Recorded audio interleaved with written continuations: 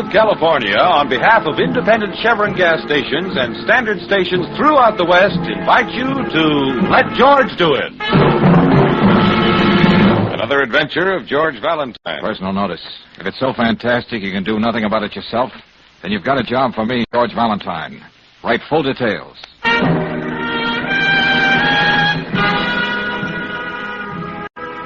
Dear Mr. Valentine, the writing and rewriting of this letter has proved one thing to me, that I can't find the words to convey my desperation. Somehow, in a way I can't explain, my life has been touched by evil. Pure, undiluted evil. There is something here too strange for me to comprehend. Something unworldly. Unworldly, almost. It is not only for my sake that I ask for your assistance, but for the continued sanity of my fiancé. Accept the enclosed check as a retainer, Mr. Valentine, and please call on me at once. And it's signed, Gilbert Dressler. Oh, this doesn't make sense, George. Well, it makes enough sense to show that Gilbert Dressler is pretty panicky. I know, George, but there's something too strange to comprehend. Unworldly. Sounds like he's having trouble with banshees. Well, whatever his source of trouble, it's our source of income, Brooksy. But how do people let themselves get into this kind of situation? This kind of situation pays the rent. So let's go find out what's on Gilbert Dressler's unhappy mind.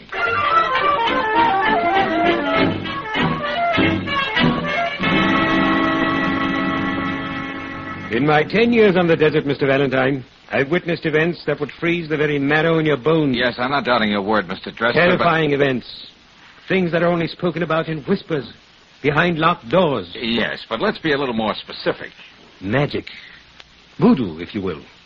An evil beyond evil. They're right here in your own city. But why are you hiring us? Yes, Mr. Dressler. You mentioned something about a fiancée in your letter. What about her? Yes, Gabrielle. I love her. Oh, we're sure of that, Mr. Dressler, but you also wrote something about fearing for her continued sanity. What makes you think her sanity won't continue? Margot. Margot? What's that supposed to mean to me? Oh, forgive me. I was referring to Madame Margot. She claims she's a medium. I claim she's a purveyor of black magic. Well, now we're getting somewhere. You're trying to tell us Gabrielle, your fiancée, is somehow being influenced by this Madame Margot. Yes. How? Why, she's taking all her money away from her. Oh, how long has this been going on? Since Gabrielle's mother, Mrs. Turner, died. Oh, what happened? Maddie Turner was cleaning her hunting rifle, and it went off. Very unfortunate. The sporting world lost a great devotee because of Miss Turner's accident. All right, what do you want us to do? Expose Madame Margot. That's what I want you to do. Expose her? Certainly. I've arranged for you to visit Madame Margot this very afternoon. Here, this is her card. And tonight, you shall attend a séance at the Turner Mansion. A séance? Oh, George, there's nothing I like better than an evening cavorting with the spirit world. Okay, Brooksy, we'll give it a whirl. I never saw a ghost yet who didn't scream when it was pinched.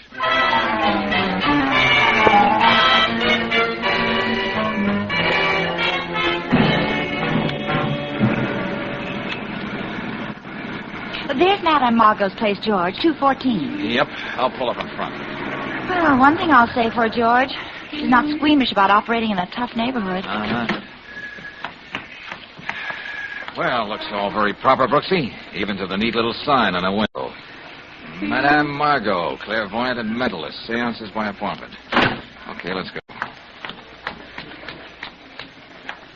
Well, ring the bell, George. Oh, that's a very good idea. Oh, great. Listen to that local color, will you? In a joint like this, I'll settle for nothing less than a swami. Yeah. You have been expected. Please enter, Sahib. Sahib? This way, if you please. Madame Margot offers herself to meditation. However, she will receive you shortly. Straighten your turban, George. Do you mind if we sit down, Mr. Hasim. Upon this level, that is the name by which I am known. Please be seated. Yes, thanks. And now Hasim will leave you. Seek to attune yourself to the vibration of the sphere. Oh, sure, we'll do just that, Hasim. Well, there's your Swami, George. Wonder what bottle he floated out of. I'll bet when that towel around his head is unwrapped, it reads Oasis Motel. Hey, this Madame Margot must do all right. Look at the jade vases, carved teak. Look at this rug. Oh, Brooksy, for a candy bar in North Africa during the war, I could have filled a barracks bag with this junk. Junk? Why, some of these things are priceless, Bargain George. basement gadgets, Brooksy, part of a pitch. Well, I don't want to argue with you, but Look, Claire, I haven't heard of a setup like this yet that wasn't phony. A shrewd operator in a bathrobe and a crystal ball can make a fortune feeding customers the things they want to hear. Yes, but this Madame Margot is supposed to be uncanny. Yeah. Anyway, that's what Mr. Dressler seems to think. Well, I don't know what her act is, Brooksy, but I'm making book that Margot's got a huge investment in trapdoors and mirrors. And one of these days, she's going to trip over her own ectoplasm. George. Huh? I know, of course, that Mr. Gilbert Dressler sent you to me. He gave no reason for the arrangement except that you were his friend. Oh, well, Mr. Dressler just likes to be mysterious. I understand that 10 years on the desert can do that to a person. He is obsessed with the idea that I bring harm to Gabrielle Turner. He is a stupid man. Yeah. Well, what about this crystal ball here? What can it tell you about me? Very well. Seek yourself in the past and the future. Margot will seek with you. Believe Margot, and the dimness in the crystal will be swept away and will become as a sudden burst of light, revealing all. See? Even now the shadow's clear. The image asserts itself. There has been violence and terror in your life, Well, I can't see you wrong about that. as if many men had come together to do you harm, in a vastness too great for the eye to scan. A vastness? In a desert, perhaps. Many men and many machines. Yes, it is a desert. And you are wearing a uniform. George, that's amazing. Can you tell me where this desert is? In what country? Oh, it is plain. Should it startle you that I know? To Margot, the crystal has no secrets. It is the Sahara. North Africa, huh? Of course, Mr. Valentine. What made you ask that? Oh, come off it, kiddo. How gullible do you expect one man to be? What are you talking about, Mr. Valentine? Madame Margot, if you get paid for this sort of thing, I'm going out and rent a sarong and a Turkish towel. That's all I need for an easy life. That and a detective phone with a hidden mic. Get out of here. Now, wait a minute. I've got a couple of other things that I would... Get out of here. Hasim! Why don't you let that poor guy alone, Margot? Making him stand behind those drapes all this time? Perhaps one day you will laugh yourself to death on your poor humor, Mr. Valentine. George, he's got a gun. Don't worry, Brooksy. Madame Margot can't afford to get rough. This kind of melodrama sometimes leads to scandal. That wouldn't be good business for her. He wearies me with his glibness, Hasim. You should have kept looking in your crystal ball, Margot. Then you could have warned your number one boy. Always keep that gun close to his side. You fool. Let's get out of here, Brooksy. Okay, George. You will regret this. Oh, look, honey, don't go dramatic on me. Save those pear-shaped tones for Gabrielle Turner. I don't understand, George. How did she know you were in North Africa? Because she had us tuned in with her little detective phone before she came into the room. Oh. Brooksy, when I was telling you about it, I lied to you purposely. I saw North Africa once from an airplane 10,000 feet up at nighttime. Well, now that we know that Margot reads past, presents, and futures by direct wire, what are we going to do? Have dinner, Brooksy. Oh, fine. And we've got a date with a few assorted ghosts. Oh, fine.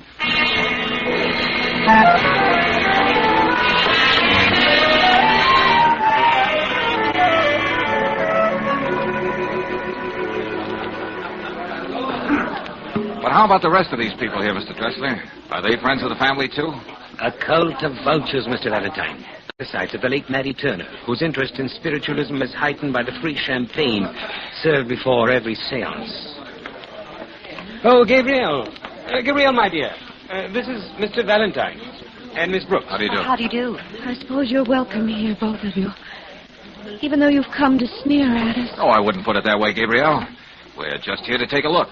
There have been scoffers before. Please understand that you've been invited only because Gilbert insisted upon it. Gabrielle?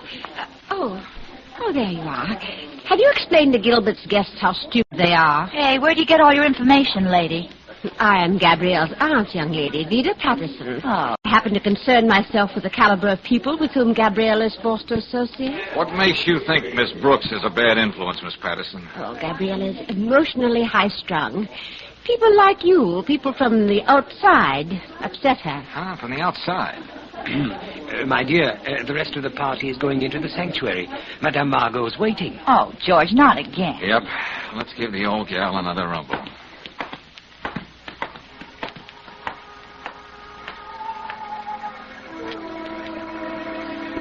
Oh. Hey, George. The hair on the back of my neck is going to look funny with my permanent. This thing is scary. Yeah, with all the trimmings. This sanctuary is a great backdrop for Dracula. Candlelight and polka music for a vampire. Have the courtesy to be quiet. Nothing must disturb Madame Margot while she reaches her control. Control? What's that? A voice, Miss Brooks. Margot's link with the spirit world.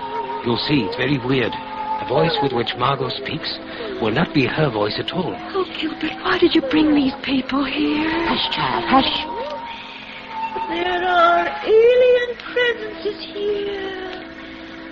Contact has been difficult, but there is a message to one who has traveled from a far place to be here. George. Listen. Listen. So many years. So much time. Gilbert. Listen to me, Gilbert.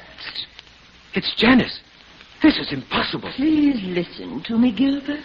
Janice, what are you doing here? I thought you ran off to Cairo with Cecil. Rid yourself of those who would bring harm to Margot. They are evil. Remember, Gilbert, I've always known what's best for you, my dear. You haven't changed a bit, have you, Janice? Always showing up the wrong time and knowing what's best. Janice, go away. Get rid of them. Get rid of those who do us harm. You never told me about her, Gilbert. You never mentioned a girl named Janice. She was always interfering. Always. I hardly expected her to pop up again, my dear. There is another message here from one who has newly passed over. She is suffering greatly. Oh, no. She has been murdered, shot. She suffers from the anguish of knowing her murder. Oh, no. I couldn't help it. I couldn't. Gabriel, what is it, child? Her murderer has not been avenged. There is blood on the hands of one who has shed it. Listen. She is trying... Stop it! Leave me alone. I killed her. Of course I killed her. Leave me alone, all of you. Oh, George. I've never seen anything like this in my life. Yeah, this time, Brooksy, the spirits had the right word for it. Murder.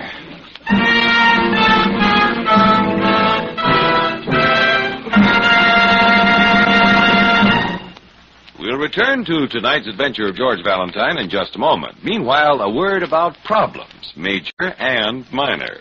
You know, a ring that refuses to come off a finger may seem like a major problem, but usually a bit of soap and water does the trick. Stuck rings in an automobile engine would be something else again, and could be very costly, in fact. But today, compounded RPM motor oil keeps the danger of stuck piston rings at just about zero. Even more important, the added compounds in RPM put a stop to the biggest bugaboo of engine wear, internal rust. They also prevent crankcase foaming and stop the formation of gum and lacquer in your car's engine. And a cleaner engine system means extra life for your car.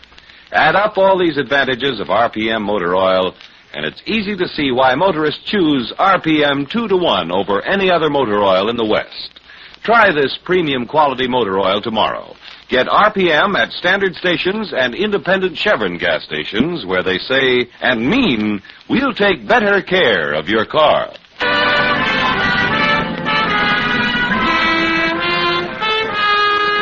And now back to tonight's adventure of George Valentine. Well, there's an old saying that murder will out, but when it comes pointing its finger from the spirit world, then George finds himself tangled in one of the strangest cases he's ever come across. And at the precinct house, the day after the seance, Lieutenant Riley puts it this way. Valentine, ever since I heard that girl confess to murder while she was talking to a ghost, I've just been breathless waiting for you to drop around. Yeah, it's a weirdy, isn't it, Lieutenant? Well, maybe your boys just didn't feel like being clever the day Mrs. Turner was murdered. Is that why you called it a hunting accident? Now, look, Miss Brooks, I'm not perfect like your boyfriend Valentine. And I'd be the first one to admit that. But as a matter of fact, I personally contribute to the support of you guys, a little thing called taxes. I'm just perfect enough to want a little action for my money. Valentine, 3 months ago, we were called in by Vida Patterson to investigate the death of her sister, Mattie Turner. We called it an accident because that's the way the setup looked. Because there wasn't any reason to call it murder. Well, whatever happened to that suspicious nature of yours, Lieutenant? Yeah. A prominent society woman is found dead, shot. A woman who surrounds herself with a house full of sponging friends. Don't you remember what your correspondence course says about a situation like that? Look. When a person is found dead with her finger on the trigger, we consider the reports of ballistics, medical examiner, and a dozen other experts. Then we fumbling police arrive at certain conclusions. In the death of Mrs. Turner, that conclusion was accidental death. Hear, hear. Bravo, Lieutenant. But how could so many people fumble about the same thing? Yeah. Does that confession mean that Gabrielle is going to stand trial for murder, Lieutenant? Well, I doubt it. In that household of crazy people, she's the squirreliest of the lot. Unless her Aunt Mrs. Patterson isn't just a little bit ahead of her. Then Gabrielle will be committed to an institution. Yep. She's home now under the care of a physician and under police guard. She can't even remember confessing, much less how or why she killed anybody. Uh-huh. You wouldn't mind if Claire and I dropped in on the Turner family, would you, Lieutenant? Sure, go ahead. You'll be in good company. But take my advice and hide when the wagon comes. Those young interns sometimes have trouble figuring who fits the straitjacket. Lieutenant, I secretly love all men who say nice things like that.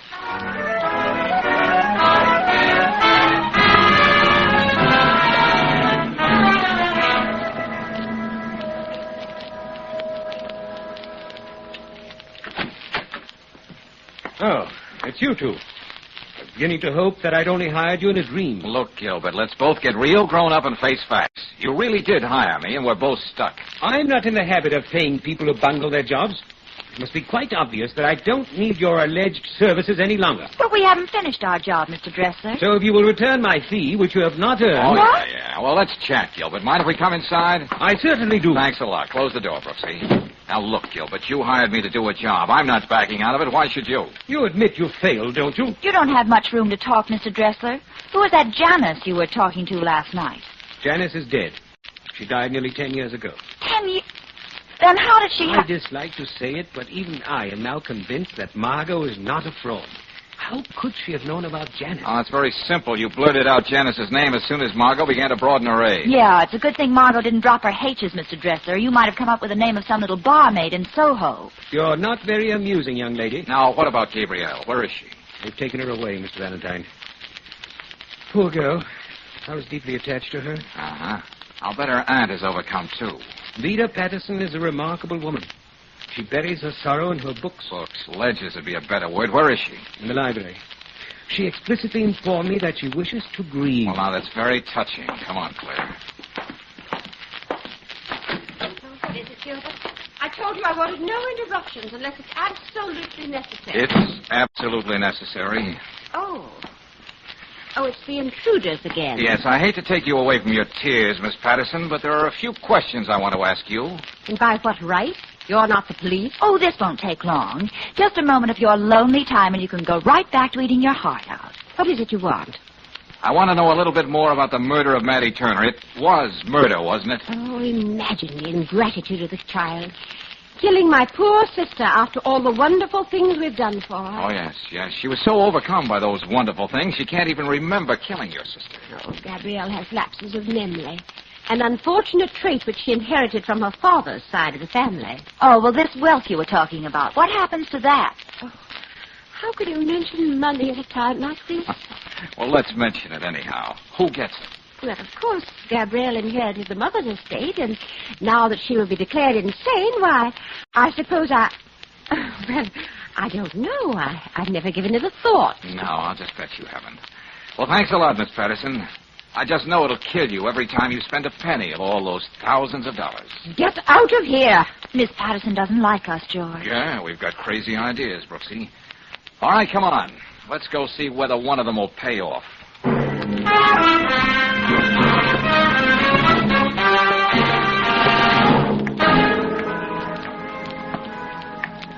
What makes people like that, George? If you're talking about the zanies who wander in and out of the Turner mansion, the answer is money. From here, that's the only way the rag makes sense. Well, I don't want to crowd you with funnies, George, but there's Hassim again. Huh? Yeah, he's planted up ahead there. The corner of the house this How time. do you like that? See him in the shadow? Yeah. Let's find out what he's got in his mind. Still looks sinister, even in a pinstripe suit.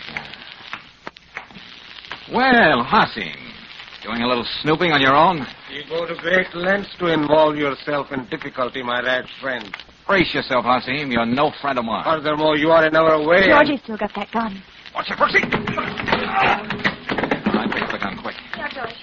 Here you are. Yeah, you shouldn't carry such things around after dark, Hassim. And so it doesn't accidentally go off and hurt somebody, I'll just take out the clip. And the extra bullet in the chamber. You will be sorry you did this. There you are. Take your plaything. I'll keep the bullets.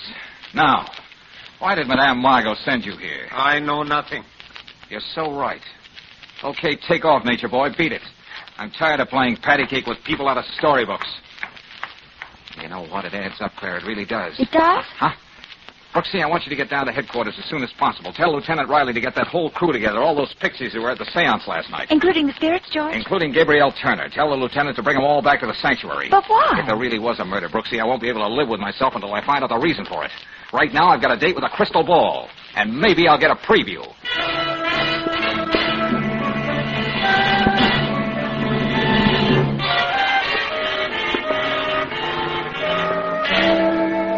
Margot, in the jargon of the street, your chances aren't worth a dime. Stop speaking in riddles, Mr. Valentine. What's on your mind? You are, Margot. Madam, accessory after the fact, Margot. The fact being murder. If I were acquainted with your brand of humor, perhaps I would be amused. I doubt it.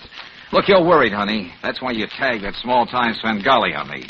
You could be sent to jail for years and years, and that's really something to worry about. What are you trying to say? Well, I hate to sully those shell-like ears of yours with nasty words, Margot, but just take my advice and be my buddy for the next few hours. Why do you speak to me like this, as if I'm As if you're a phony, and you are. You can throw your voice pretty well, but last night you threw it a little too far. What do you want me to do? I want you to finish that seance you started. It never did get done. But for what reason? So you can turn state's evidence. Now, a clever girl like you can appreciate a good twist. I think I understand. Yes, I think you do. So let's not keep the cult waiting, Margot. Besides, Lieutenant Riley is a very impatient man.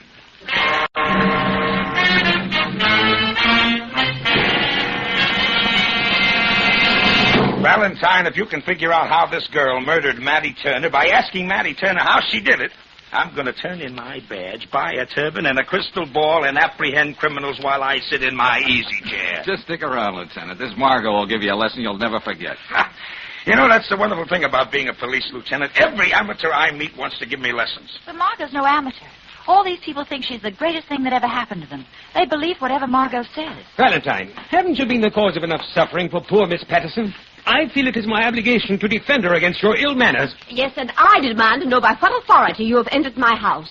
Why have you brought Gabrielle here? I'll have the law. You already have it. Lieutenant, this is Miss Patterson. She lives here. You got troubles, Miss Patterson? Oh, why, no, it's just that it's Gabrielle. Gabrielle's okay. She's in the sanctuary with the doctor. I wouldn't worry about her. Maybe we'd better go in. Margot's had plenty of time to get wound up. Okay.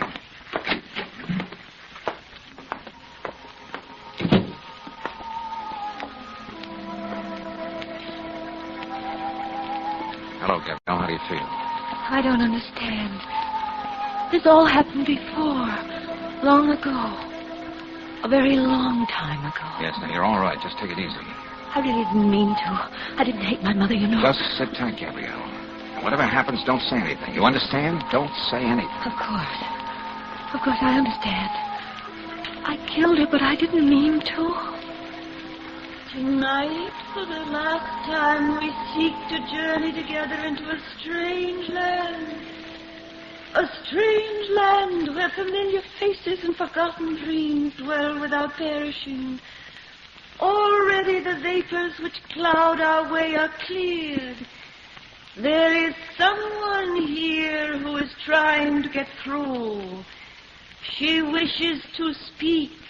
Is this why you dragged me here, Valentine? I know a ventriloquist when I hear one. You know a lot more than the rest of these people. Just get this picture. Loves has been grievously wrong. There is so much that stands in her way of happiness here. She wishes to speak to us. She says an injustice has been done. The way is clear. Peace. Stop her. Peace. Don't you see this is a fraud? You don't know what you're doing. Send her back. Listen. You're breaking up the party, Miss Patterson. Why don't you relax? Have they harmed you, Gabrielle? Maddie. And you, Vida? All that blood. Oh. Your sister's blood. Mine. Murder. Oh, stop it. Stop it, please, please. Murderous. You watch me die. Death becomes you, my sister. Oh, send her back. Oh, let's stop it. I killed her. I'll take over from here, Valentine. Well, how about that, Brooksy? A killer trapped by a ghost. Only there wasn't any ghost.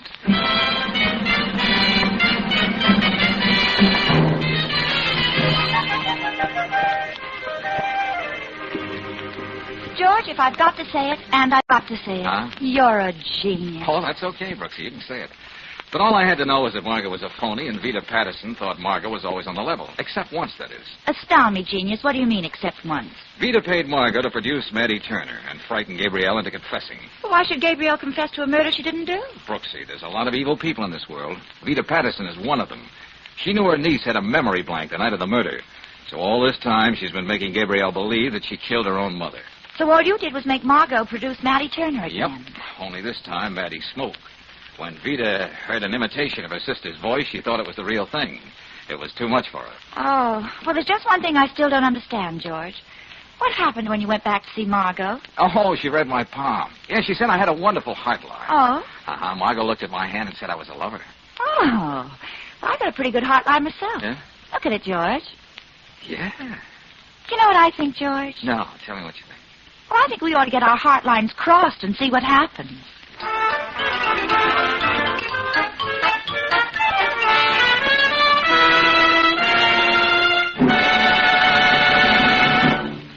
And now, a word of importance to motorists. Maybe you've run into the kind of motorist who always says, grease is grease, and it doesn't matter where you take your car for lubrication service. Well, don't you believe him.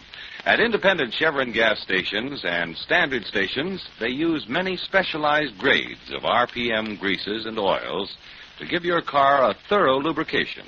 And each one is tailor-made to do a wear-saving job at some vital wear point on your car. The regular 1,000-mile grease job at these stations is done by trained experts. They follow a lube chart approved by the manufacturer of your car. And they take pride in doing a spick-and-span clean job for you. Next time your car is due for lubrication service, rely on the standard station or the independent Chevron gas station, where they say and mean, we'll take better care of your car.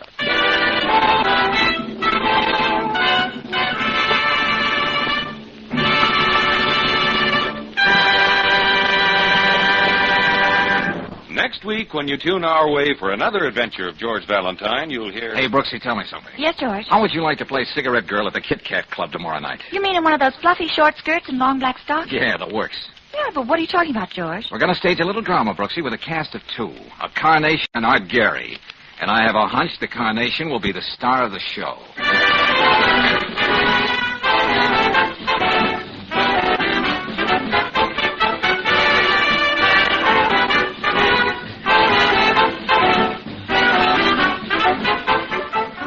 Tonight's adventure of George Valentine has been brought to you by Standard of California on behalf of independent Chevron gas stations and standard stations throughout the West. Let George Do It stars Robert Bailey as George with Frances Robinson as Claire. Wally Mayer appears as Lieutenant Riley. Tonight's story was written by Morton Fine and directed by Don Clark. Also heard in the cast were Don Morrison as Gilbert, Irene Tedrow as Margot, Sarah Selby as Vida, Jean Bates as Gabrielle, and Lalchan Mehra as Hasu. The music is composed and conducted by Eddie Dunstetter. Your announcer, John Heaston. Listen again next week, same time, same station, to Let George Do It. This is the Mutual Don Lee Broadcasting System.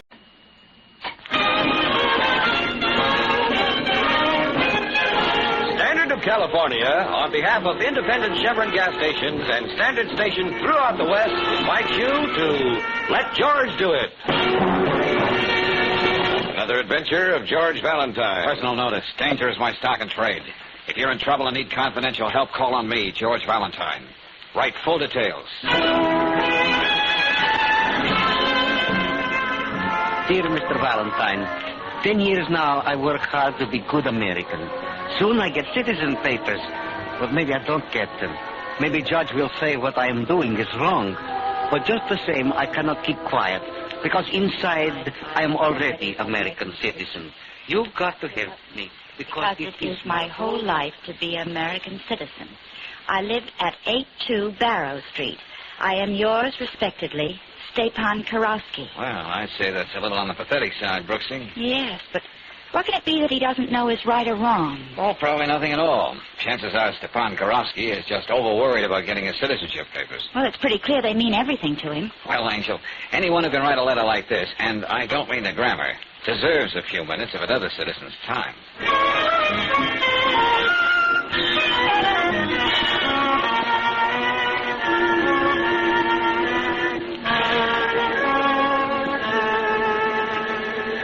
Well, Mr. Karofsky, we got your letter. I do not write so good. Well, you got across what you wanted to say, and that's all that matters. Oh, please sit down. Here, lady, sit. Take the soft chair. Oh, thank you. I'm just bachelor, but I make good cup of tea. Almost like married missus. No, thanks. Don't bother, Mr. Karofsky. In the letter, you said something was worrying you. Now, what seems to be the trouble? I saw what you put in newspaper, but maybe I don't have enough money to pay you. Well, then it's my tough luck. Come on, let's have it. All right. I tell you best I know. A couple of months ago, a man come to me say, Karofsky, you are important man in this neighborhood. Oh, I'm sure you are. Yes, I'm the janitor, young lady. A pipe leaks, Karofsky. Husband beats up wife, Karofsky. Anything that goes wrong in the house, Karofsky. Okay, so you're a big man. Just like on the other side, I was mayor in the village. So people trust me. Like this man say. Yeah? He say, my company collects money from many people in this part of town. Every month they will bring the money to you, and we will send somebody to get it from you. And you will get a few dollars, Karofsky. But money for what? The man didn't say. So I thought it was for furniture, radios, things like that. You know, people down here buy most time on stalling plan. Oh, you... Yeah. So people start coming with envelopes and the money inside. But they also look at me like they want to kill me. Some don't even talk to me on the streets no more. And that made you think something was wrong. That's why you got in touch with me, huh? No, Mr. Valentine. Something happened very bad, very bad. Mrs. Andello, I know her a long time. She said to me, this month I have no money. And she began to cry. I say, don't worry, you pay next month. Then what happened? Next day I find out Mrs. Andello, she go in kitchen and turn on the gas. Oh, how dreadful. Yeah. Well, maybe she had other troubles. No, this is why she killed herself. I know it. Maybe I'm helping break the law. Well, when this man comes around, why don't you just tell him you don't want to play anymore? They will just get somebody else to do same thing. As good American, I cannot let that happen. But that is where I'm stuck. Oh, I get it, Mr. Karofsky. If you go to the police, they'll find out you were mixed up in this. And I don't get my citizen papers. I try so hard to do everything right. So the judge is proud to make Karofsky citizen. But this is some kind of racket, George. Mr. Karofsky's on the spot, all right. Oh, it's a racket, sure enough, Brooksy. No collection agency would work this way. Say, when does this man come around the next time? The man only came first time.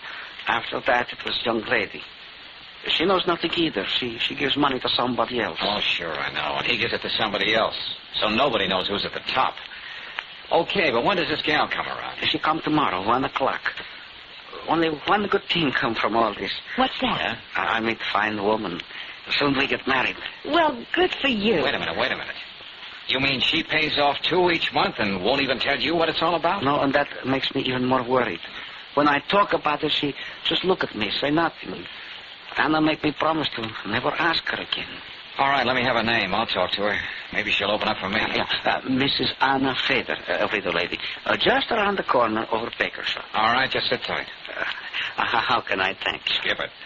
Let's just say I'm trying to be as good a citizen as you, Mr. Karowski.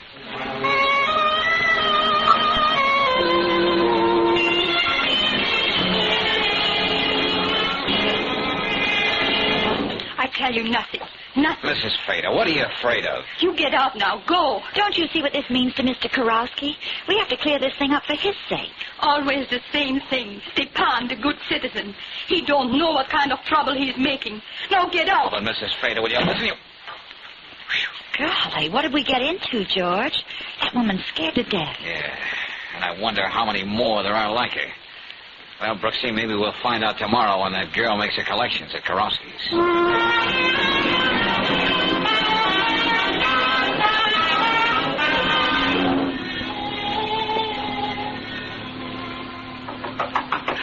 That's Miss Cover now. Always right on time. Okay, come on, Brooksy. Behind this curtain. And don't sneeze. Well, why'd you have to say that? Now I know I... Just a minute. I'm coming, please.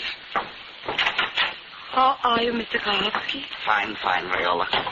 You look better today. Not so worried like always. What's the use of worrying? Have you got the envelopes? Yeah, they're right here. Good. I'll see you next month. Viola, wait, please. Yes? Don't you know even a little bit who gets this money and why? You look frightened like others. Well, Ed, frightened. Why do you keep saying things like that, Mr. Karowski? Well, How many times must I tell you? I don't know any more about this than you do. No, I don't care to know. But we might be doing something wrong. Is it wrong to make a little money when you need it? You know, I can't work much. Certainly delivering some envelopes, they can't hurt nobody. Well, I am sorry. So am I. Mr. Karowski, it would be better for all of us if you don't ask questions. Much better. Goodbye. Goodbye, Viola. Well, that certainly didn't tell us very much. She sounds as though she's in the same boat as Mrs. Feder. See what I mean, Mr. Valentine. Yeah, come on, Brooksy. Let's make sure we don't lose her.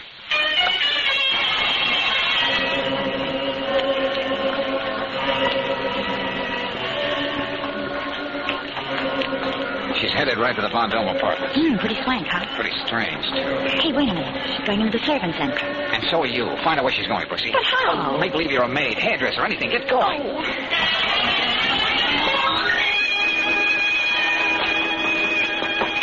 Just a minute, going up. I'll wait for you any day, sister. I'll even bring my own lunch if I have to. Oh, you're cute. Oh, hello. You work for someone in this building, too? Sometimes. This is my first day on a new job, and I'm just a bundle. You're so right. I meant a bundle of nerves. Well, as I was saying, the first day you're always nervous. That's just natural, isn't it? I suppose so. But it wears off the second day, and that's natural, too, because... What floor when you get a minute? Well, because being a personal maid, you get to know your people personal-like, if you know what I mean. Look, beautiful. We're almost to the penthouse where this lady wants to go. Well, imagine that. What could I have been doing passing my floor like that? Gabbing. You're cute.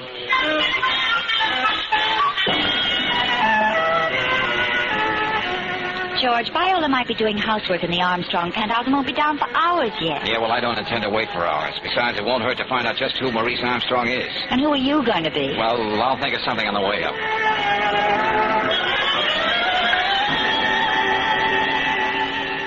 I represent Mrs. Swenson. I'd like to speak to Mr. Armstrong about one of our clients. Why, Mr. Armstrong's secretary. Is it important? He's busy at the moment. Yes, indeed. It's very important. It concerns Viola Cober and some fees, which are very much past due.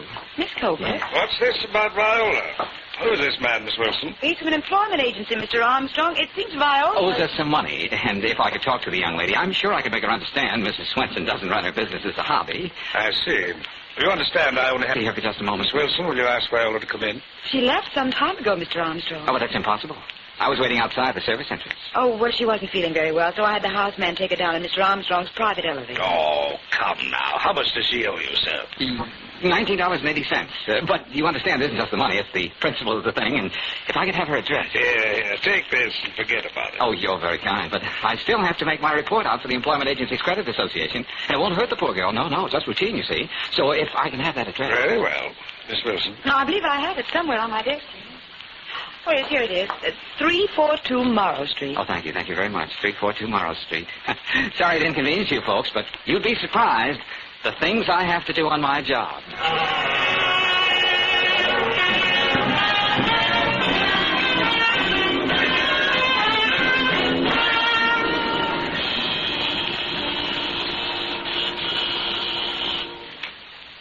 Hey, this is strange, Brooksy. You mean Viola's not being home? Yeah. If you were that sick, where would you head for? Home, if I could make it. Yeah, just what I mean, Angel. But it's no use hanging around. We'll get back here later. Oh, where are we bound for? Another blind alley? Oh, you're a pessimist, sweetheart. Blind alley? We made a lot of progress today. We found out that one Maurice Armstrong is a big tub of lard who buys and sells rare books and has his dainties laundered by hand. Oh, I know how you feel, darling. We're going to talk to Mr. Karofsky some more. I mean, let him do the talking. He might say something which seems unimportant to him, but maybe just what we need to see some light in this case.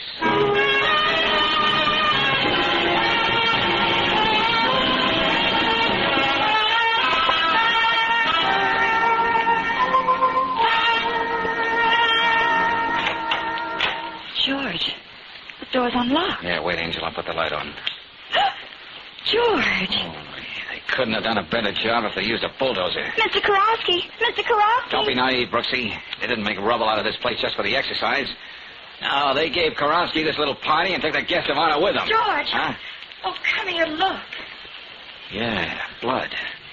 Oh, they couldn't wait, could they? They started working him over right here. Oh, but he's such a little man. We're up against a racket that thrives on little people, Brooksy. But what kind of a racket? What do they do to scare people dumb? Well, we'll keep running up those blind alleys till we find out.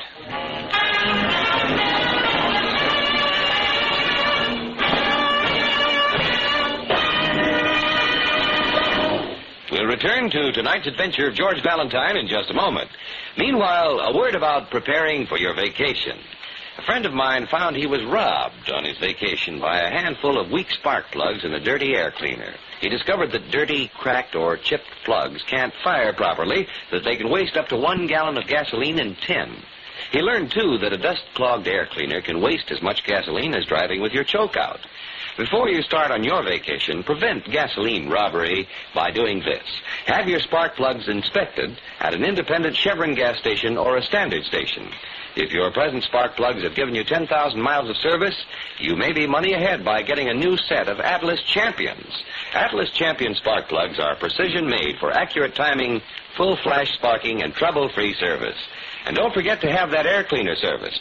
It's a quick, inexpensive job. Get these two services at a standard station or independent Chevron gas station where they say and mean, we'll take better care of your car. And now back to tonight's adventure of George Valentine. You meet a little man with one dream, to become an American citizen. You hear a fantastic story about it being innocently involved in what looks like a vicious racket. And you find your client has been beaten and kidnapped. So you start swinging in all directions, like sending Claire down to headquarters to Lieutenant Riley. And you end up talking to that strange girl, Viola Coburn. It took a long time to get home after you left Mr. Armstrong's. 'Twas my day to work for him. Why I should tell you anything? Well, Viola, let's call it a rehearsal before you talk to the police. Oh, Okay. You know the information I want. there's nothing to tell. Once a month I get that money from Mr. Karofsky. I hand it to a man who's always waiting at the entrance to Hanover Park. Now we're getting somewhere. What man? He's a different man every time. Oh, now that's pretty slick. They know what you look like, but you don't know them, huh? I'm not doing anything wrong. I need whatever money I can make. If you're not well, I can't keep a steady job. Yeah. I take it you met this Mr. X on the way home from the Vendome. Yes? Viola, I think you're holding out on me. I don't tell you anymore. I don't tell anybody. I have reasons. What's that supposed to mean? Whatever you wanted to. They're not going to do to me what they did to Mr. Karofsky. Now, please leave me alone, please. Okay, Viola, okay. But here's my card, just in case you need a sympathetic ear. Please, I just need to be left alone. I'll be hearing from you. I'm sure of it. After I find somebody who will talk.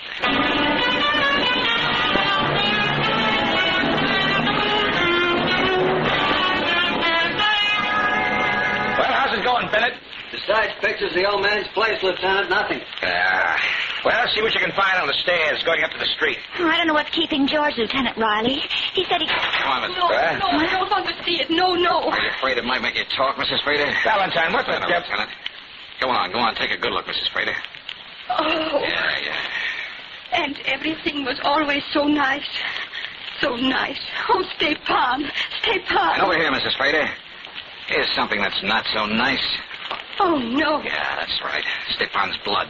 Where is he? What are they doing to him? If you want to find out, and if you love him, you'll loosen up. Now, who are you paying that money to every month, Mrs. Fader? All right.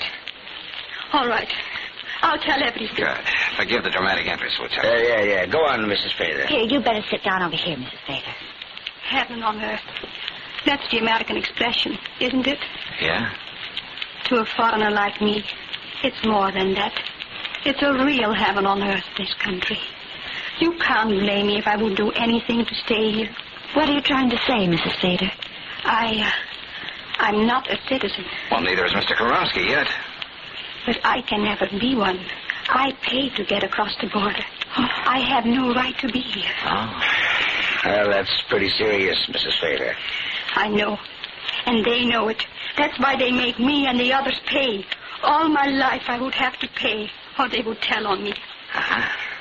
Well, there's our racket, Lieutenant. Oh, it's hard to believe. Yeah, this is getting to be bigger than us, Valentine. It calls for a trip to the Federal Building. Yeah. Please, you must find Stepan. I don't matter about me now. We'll do everything we can, madam. Well, you can carry the ball from here, Lieutenant. But I've still got a client named Stepan Karofsky.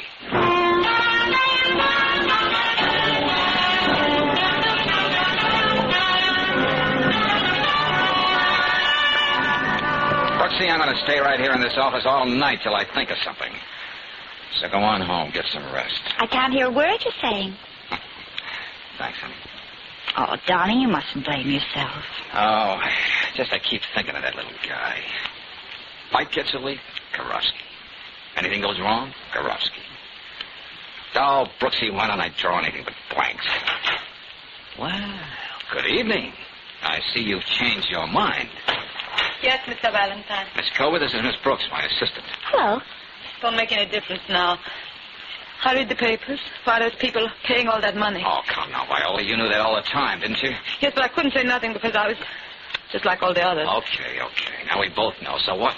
The immigration people, they get me soon enough now. May as well tell you everything. Perhaps you can still find Mr. Karofsky before... What's everything supposed to mean? I know who his man at the top. George. Go on. I lied about meeting those different men in the park. I always brought the money directly to Maurice Armstrong. Why, that fat pig. It's bigger than you think, Mr. Valentine. He takes all he can get to smuggle people in the country and then blackmails them for the rest of their lives. Anybody's guessing how many other big cities he does the same thing. Uh-huh. Shall I call Lieutenant Riley, George? No, Brooksy. We'll pick him up on the way to the Von Dome. It's his party, but I want the pleasure of making Armstrong tell me what he's done with Karofsky. Mr. Valentine, I'm afraid of what they do to me. You'll be okay, Viola. We'll drop you off at your place first. Lock yourself in and stay put till you hear from me. Now, come on, let's get going.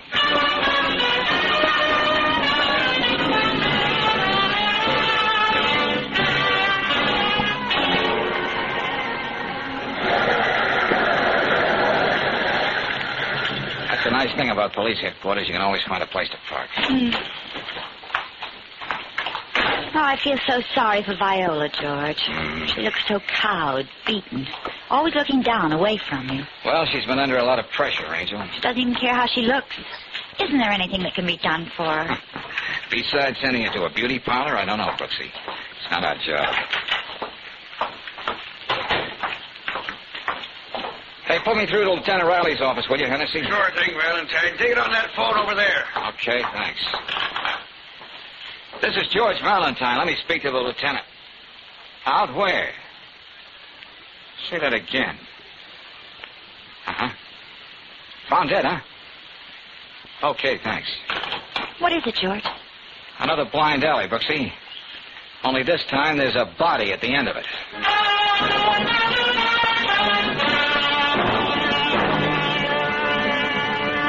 Well, Valentine, there he is, sprawled over his desk, the gun still in his hand. No doubt about it, Armstrong killed himself. Yeah.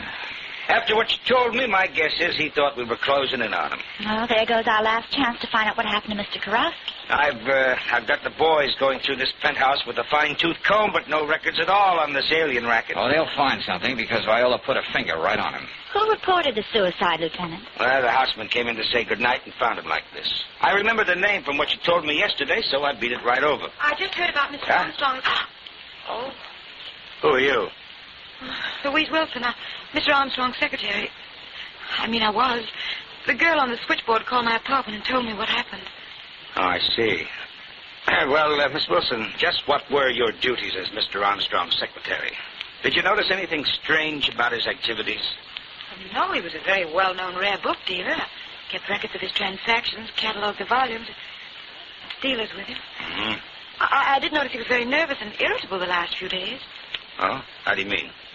I don't know. He acted as though he were afraid of something. Was there anything, Miss Wilson, to make you suspect that he might have been interested in something else besides old books? Well, to tell you the truth, Mr. Valentine, I've sometimes wondered about some of the people who came to see him, Huh? Oh, yeah? They were practically all foreign-born. Of course, so many book dealers are. Well, okay. Now we'd better get a hold of that girl, Viola, so she can identify Armstrong before we take him down to the morgue. Oh, I'll pick her up, Lieutenant. Oh, I just thought of something else. Well, let's have it, Miss Wilson. About a week ago, Mr. Armstrong gave me a package to keep in my place.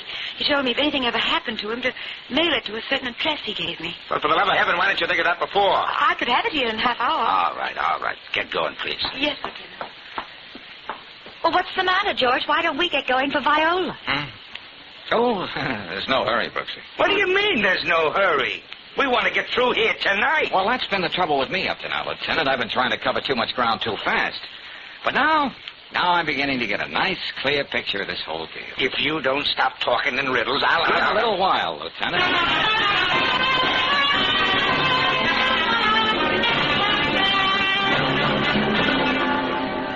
And so, Miss Cobra, you absolutely identified this man as the one you delivered the money to.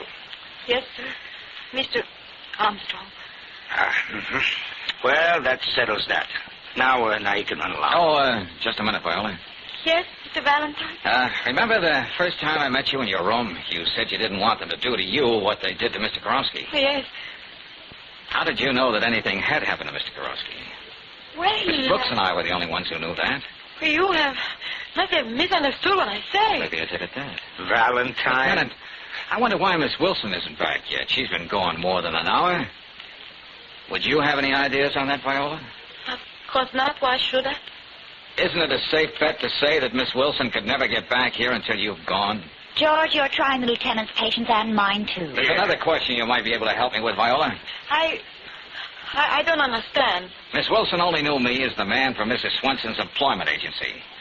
Now, why wasn't she surprised when she saw me here tonight? And why did she call me Mr. Valentine? Lieutenant, what did you say? I don't know. Remember, Brooksy, you remarked about Viola's hair? What a pity it was that such a beautiful blonde locks were beginning to look like a wig. Well, that's what it is. No! What the devil? She's a brunette. And if you took a handkerchief and rubbed some of this theatrical makeup Oh, off like this, George, take your hands underneath you'll find Miss Wilson. You're right. No. Oh, yes. And not Mr. Armstrong's secretary, his boss. Well, Valentine, this tops them all. And she's all yours, Riley, after she tells me where she's got Karofsky.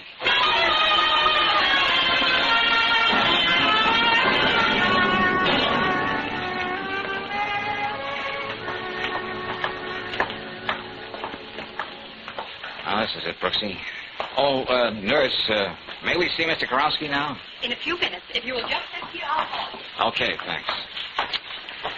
Oh, still hard to believe. What's that, Angel? The whole elaborate plan. Miss Wilson, killing Armstrong and making it look like suicide. Well, think of what she had at stake. A nationwide racket, smuggling in aliens, then bleeding them for the rest of their lives.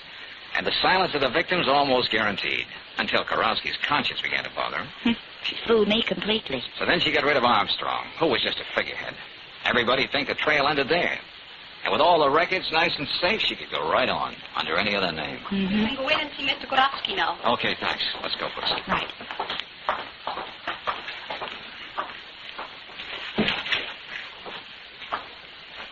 How do you feel, Mr. Karofsky? Outside, not so good, Miss Brooks, but inside, beautiful. Thank you, Mr. Valentine. Oh, thank me. Coming from a guy who took the beating you took? That's a laugh. We spoke to Lieutenant Riley, and you don't have a thing to worry about, Mr. Karowski. You've practically got your citizenship papers now. I am very happy. Oh, yeah, there's another thing. Yes? There are a lot of things a new American citizen can do. For instance, if it's all right with the judge, the moment he gets his papers, he can be married. Huh? And if the lady isn't a citizen, she becomes one, too. That is, after she spends a little time, say, in Canada, Mexico. You mean Anna and me? Let me be the first to congratulate you, Mr. Karowski. Oh, my, this is a wonderful country.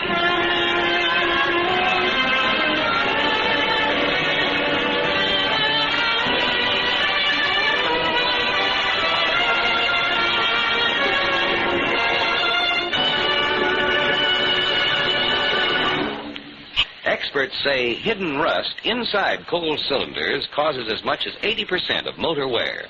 Here's the way to beat that number one enemy hidden in your car's engine. Just make sure you use compounded RPM motor oil. The compounds in this premium quality oil act to prevent rusting of your engine parts. Where ordinary oils run off finely polished parts, RPM clings to the job, fights off rust when your car is standing cold and when it's running hot, too. No wonder RPM is the choice of Western motorists 2-to-1 over any other motor oil. Get this rust fighter tomorrow. Ask for RPM motor oil at any standard station or independent Chevron gas station where they say and mean, we'll take better care of your car.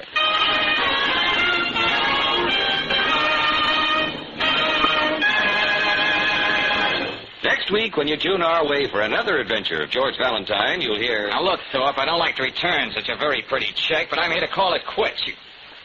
Oh, now, listen, you're not that busy. You can at least turn around when I... What's the matter with him, George? Just a minute, Brooksy.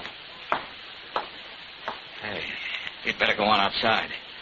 If he could turn around, it would be the neatest trick of the week. He's got a letter opener stuck in his chest.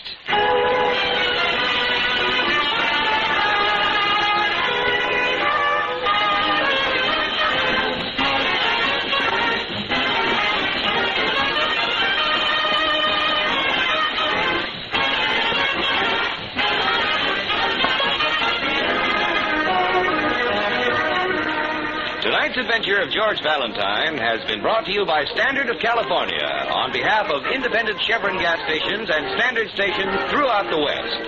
Let George Do It stars Robert Bailey as George with Frances Robinson as Claire. Wally Mayer appears as Lieutenant Riley. Tonight's story was written by David Victor and Herbert Little Jr. and directed by Don Clark. Also heard in the cast were Betty Lou Gerson as Viola, Louis Van Ruten as Karowski, Yana DeLos as Mrs. Fader, Alan Reed as Armstrong, and Harry Bartell as the elevator boy. The music is composed and conducted by Eddie Dunstetter. Your announcer, John Heaston. Listen again next week, same time, same station, to Let George Do It.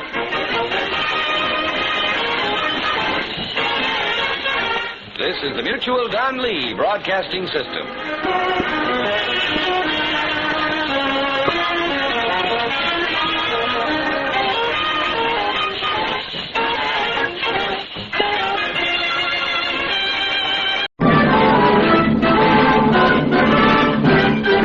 Standard of California, on behalf of independent Chevron gas stations and Standard stations throughout the West, invite you to Let George Do It. Another adventure of George Valentine. Personal notice. Danger is my stock and trade. If you feel that you're one against the world and the help you need must be discreet and confidential, call on me, George Valentine. Write full details. Dear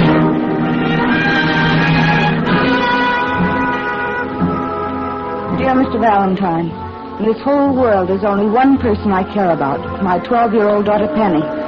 This Friday, I lose her, unless I can make her change her mind about me. You may be the one person who believe my side of the story instead of the juicy tabloid version everyone else chooses to believe. If this appeals to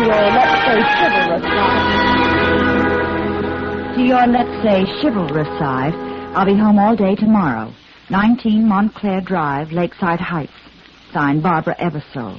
Barbara Eversall. What do you know? What do you know? Barbara Lawson Eversall. All right, so she has a maiden name. Hey, you know, I flunked medieval history in college because of this gal. You mean she wouldn't let you copy from her paper? Nothing as intimate as that, Angel. You see, she was in a musical comedy and had stayed in town for 6 weeks. Uh-huh. Matinees Tuesday and Thursday, 2:30. Same time as my class in medieval history. Yeah, I know. You had a conflict. On my history exam, they asked me who sank the Spanish Armada. And the only name I could think of was Barbara Lawson, the most beautiful girl in the world. To quote the posters. And I thought you worked your way through college. Yeah, except on those Tuesdays and Thursdays. Brooksy, we're going to drop in on Barbara Eversall, if just for All Lang Syne.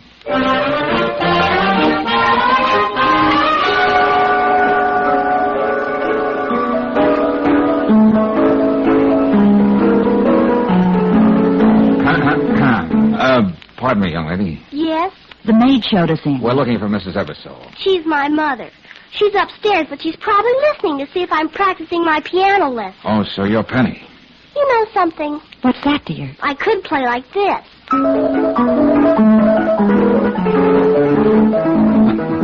Well, that's a great improvement on what we heard when we came in. That's the way she'd like to hear me play. But when she's in the house, I play like this.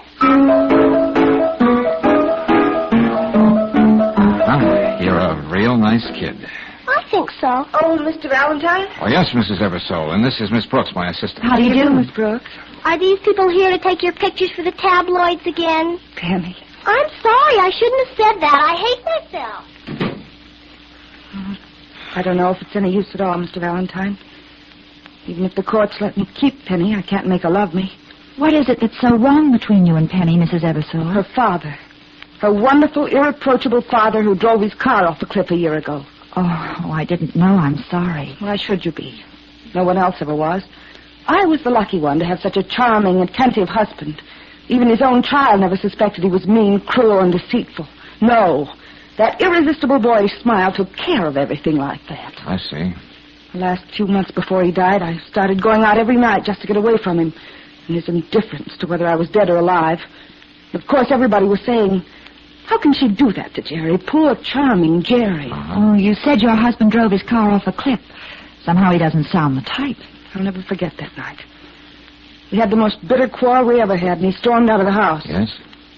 Penny overheard us. Ever since, she's blamed me for what happened. Well, what's this about losing her on Friday? When Jerry died, his mother was determined to take Penny away from me. She almost did because Penny said she wanted to leave me. But the judge decided to put me on a sort of parole. One misstep, and I lose my child because I'm an unfit mother. Uh-huh. Now I think I get it. That business about tabloids, that was the picture of you in the papers when you were brought up on a traffic charge. You don't have to be so charitable, Mr. Valentine. They called it drunk driving. But I tell you, I was framed. Framed? I had dinner with Dan Edwards. I swear I had nothing stronger than coffee. Next thing I knew, I was alone in my car on the side of the road, and there was the policeman. Oh, who is this Dan Edwards? I met him a short time ago. It was fun. We went out a few times, and then, well, this thing happened. Well, certainly this Mr. Edwards can explain you weren't drinking, that you were ill or something. Seems the little gentleman can't tell a lie. His version is that I had a little too much, created a scene in the parking lot at Club 44 and drove off without him. And you want me to prove it was a frame, is that right? I don't know how you're going to do it, but you must. Before Friday. Penny's all I got. I can't lose her. She'd go on thinking of me as a... Oh, Mr. Valentine. Oh, now, Mrs. Eversall, darling. 2 days isn't an awful lot of time, Mrs. Eversall, but I'll do my best.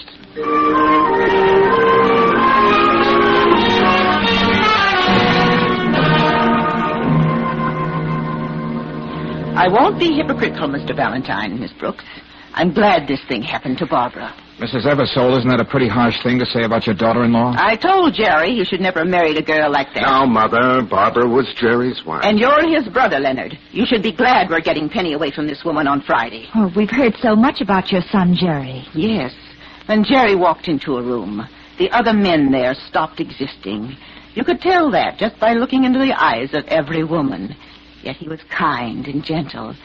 And when he smiled... Yes, we've heard all about that smile. I can understand your skepticism, Miss Brooks, but Mother's quite right. My younger brother was admittedly perfect. Mrs. Eversole, I just dropped in to tell you I'm playing on Barbara's team. Young man, you're wasting your time. There's no other explanation for what happened to Barbara that night, except the obvious one you'll find on the police blotter. I'm afraid, Mr. Valentine, my sister-in-law hired you to make her story sound a little more plausible. Could be. I'm going to have that child if it's the last thing I do. And I'm going to see that Barbara gets an even break if it's the last thing I do. Come on, Brooksy. Yes, George. Hey, look, Brooksy. How would you like to go to Club 44 tonight? I can recommend the food, and the music's not too bad. Oh, I'd love it, darling. What time will you pick me up? You're going to be there alone. Alone? Well, not exactly. If I've got the right slant on this thing, you'll be with Dan Edwards most of the evening. Dan Edwards? I'll be waiting at Barbara's for your call. Well, what am I supposed to do? Mostly be your beautiful self, Brooksy. But to be more specific, here's the deal.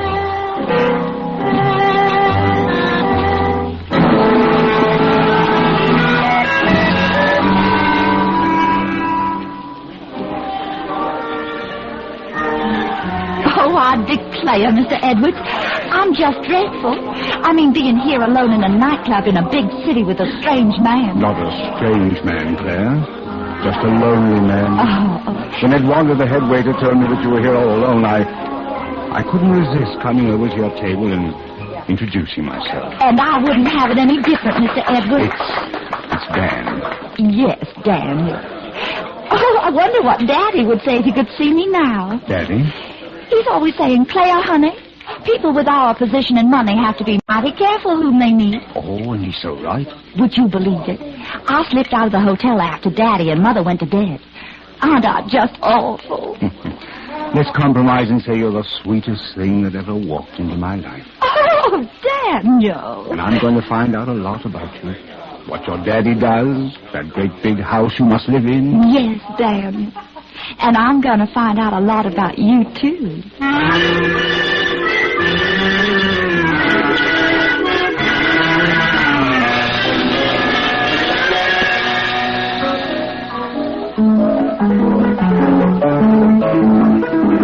Not just practicing tonight, eh, Penny?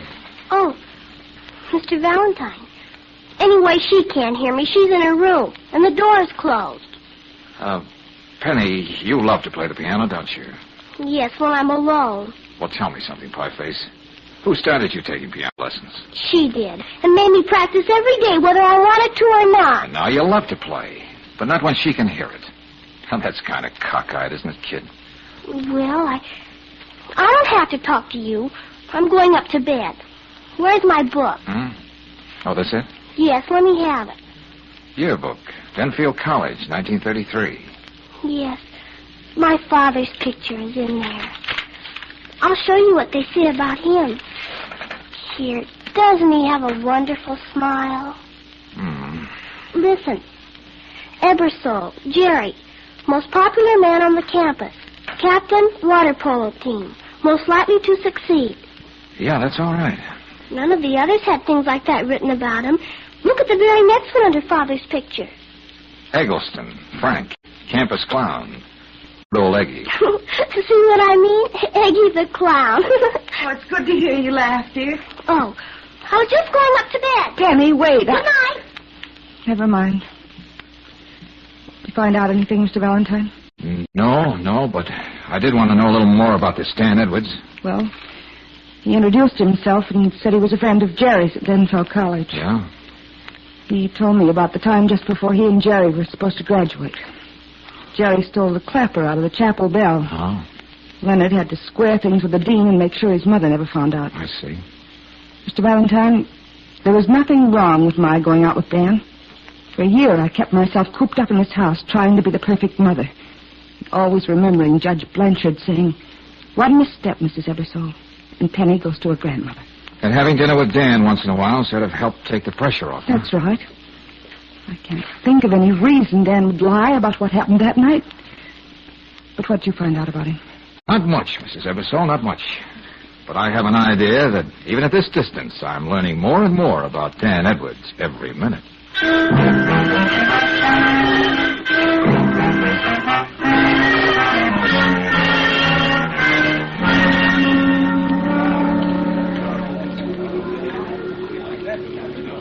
tell me, Claire, what would it take to impress your daddy? Well, like I keep saying, Daniel, he judges everybody by the substantial people they know. Well, I know some pretty important people in this town. You do? Yes.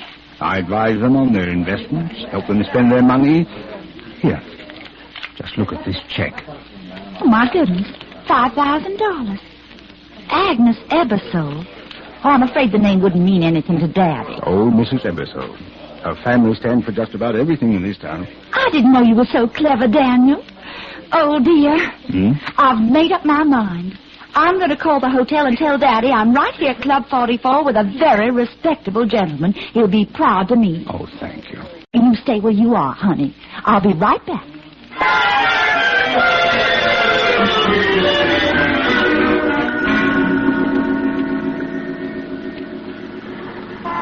I got here as soon as I could, Brooksy. Edwards inside? Yes, Daddy. And I just bet Mr. Daniels get awful fidgety in there. All right. Are you sure about that check? Yeah, I saw the signature. Agnes Ebersole. Oh, good. That's a break I didn't even hope for. Now go on back inside. Well, what are you going to do, George? Oh, that's the surprise, Angel. The question is, who is it going to surprise most? Dan Edwards, Mrs. Ebersole, or Barbara?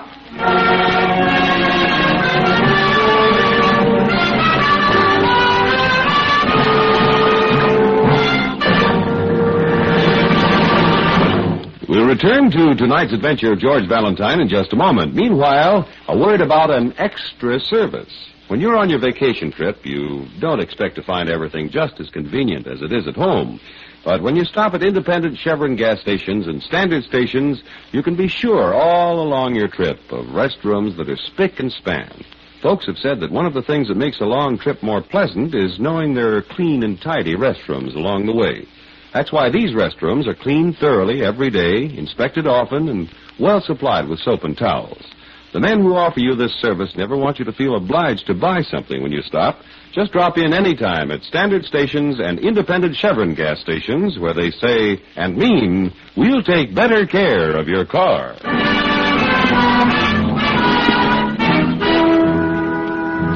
And now back to tonight's adventure of George Valentine. Under what circumstances would you say a mother deserves to lose custody of her child? Well, Barbara Eversole, ex-chorus girl, is almost certain to be declared an unfit mother, unless George proves that Barbara's recent front-page escapade was a frame-up. At Club 44 now, George makes his way toward the table where Claire is sitting with Dan Edwards, the man who seems to be the key to the whole problem.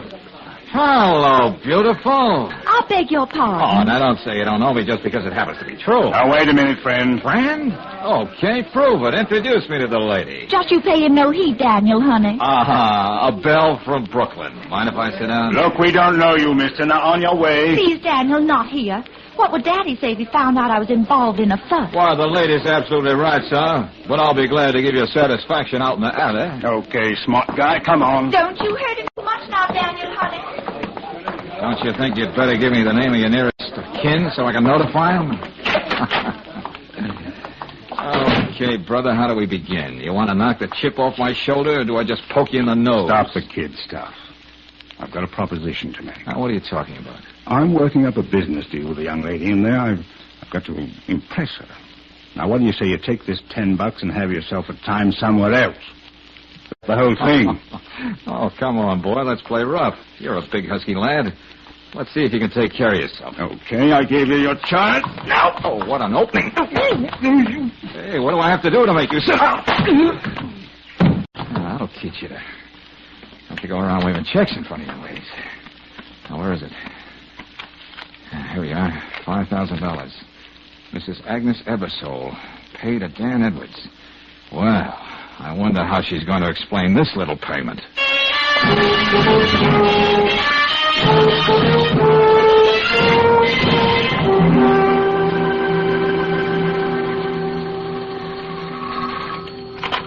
Yeah, hello?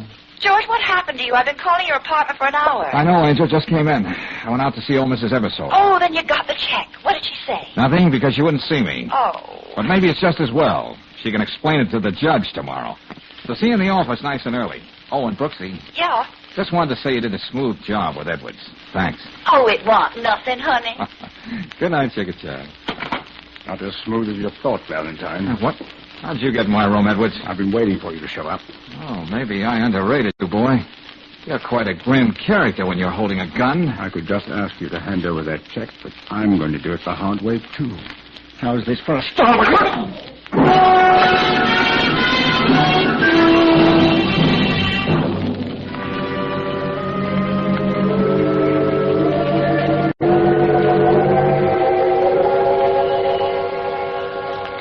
George, you said nice and early in the office this morning, and I... George! Now, no comments on my appearance, Brooksy. Let's just say I overslept with somebody's help. What? The important thing is I don't have that check anymore. Huh? Hey, wait a minute. Hello, Valentine. Yeah, Barbara? What's that? Well, when'd you miss her? Well, look, getting hysterical isn't going to help. Penny? Just a minute, Brooksy. Yeah, I have an idea where to find her. So stay where you are. I'll get in touch with you.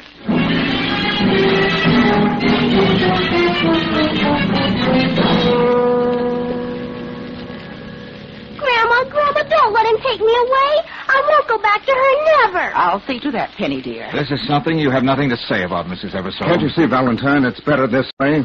You can call Barbara and tell her to meet us at Judge Blanchard's this afternoon. It's a foregone conclusion. He's going to award Penny to us anyway, Leonard. I hate her. I thought this might be the kind of stunt you'd pull, Penny. Now, here, look at me. I mean, straight in the eye. You knew if you came to the judge with your grandmother, your mother wouldn't stand a chance at keeping you. Now, didn't you? What about it? Just this. You're coming home with me. Grandma! Take your hands off her, Valentine. Young man, you're not the police, you know. And it's a good thing, Mrs. Eversole. You could be charged with abduction, trying to keep Penny here. And another thing. What have you got to say about a $5,000 check you gave Dan Edwards? What?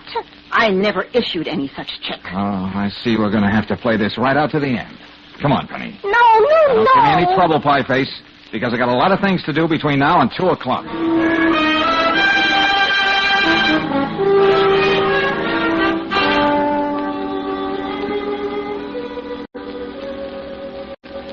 Dean Bronson, young Jerry Eversole was quite a big man here at Denfield College, wasn't he? Well, Mr. Valentine, he had one of those rare personalities that ingratiated him to everyone he met. Yeah, I know, that charming smile. That's right. Wouldn't you say that the way he died, suicide, was way out of character? Well, since you say this information is important to his wife, the whole Eversole family... You can take my word for that, Dean. I guess it's my duty to tell you there was a regrettable weak streak in Jerry's character. Oh, what do you mean?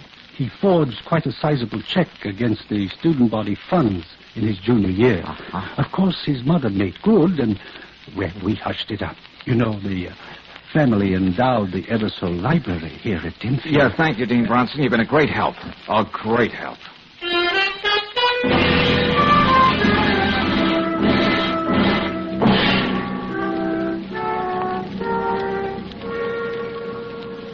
Mr. Dunlap, Jerry Eversole was working for your brokerage firm when he committed suicide, wasn't he? Why, yes. He was one of our best contact men, Mr. Valentine. He made that Eversole personality go a long way. Well, I've heard enough about that. Let me ask you a simple, direct question. Yes? How much did Jerry Eversole steal from your firm? What are you saying? I don't understand. There are 2 big reasons people commit suicide. One's love, the other's money. Everybody loved Eversole, the personality boy. Now, how much money did he steal from you? I don't know how you ever found this out, Mr. Valentine. His mother made good. Oh, Grandma to the rescue. We never prosecuted, and I do hope there won't be any publicity at this late date. The firm of Dunlap and Willett is very conservative. How much was it? A shortage of $20,000 in his accounts. I see. I've always thought poor Jerry began to loathe himself so much he just couldn't go on anymore. That was the real reason for his suicide. You're a good psychologist, Mr. Dunlap. Thanks a lot.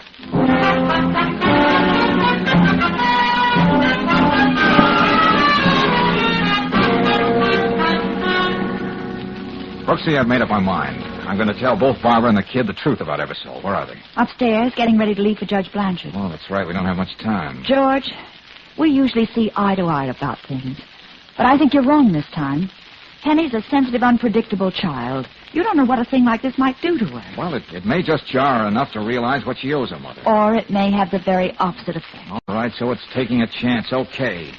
But look, Brooksy, Peggy is young, with a whole life ahead of her to get over any kind of shock. What does Barbara have left if they take a daughter away from her? Well... Oh, no, Brooksy. I'm going to tell them both what the score is before we meet the judge. And I'll need your help.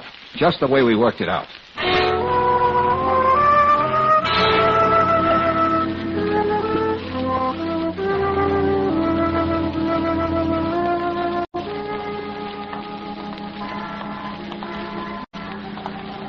Barbara, we still have a few minutes, and the courthouse is only across the street. Yes? Well, there's something I must tell you. What's that, Mr. Valentine? Suppose we go into this little park and sit down.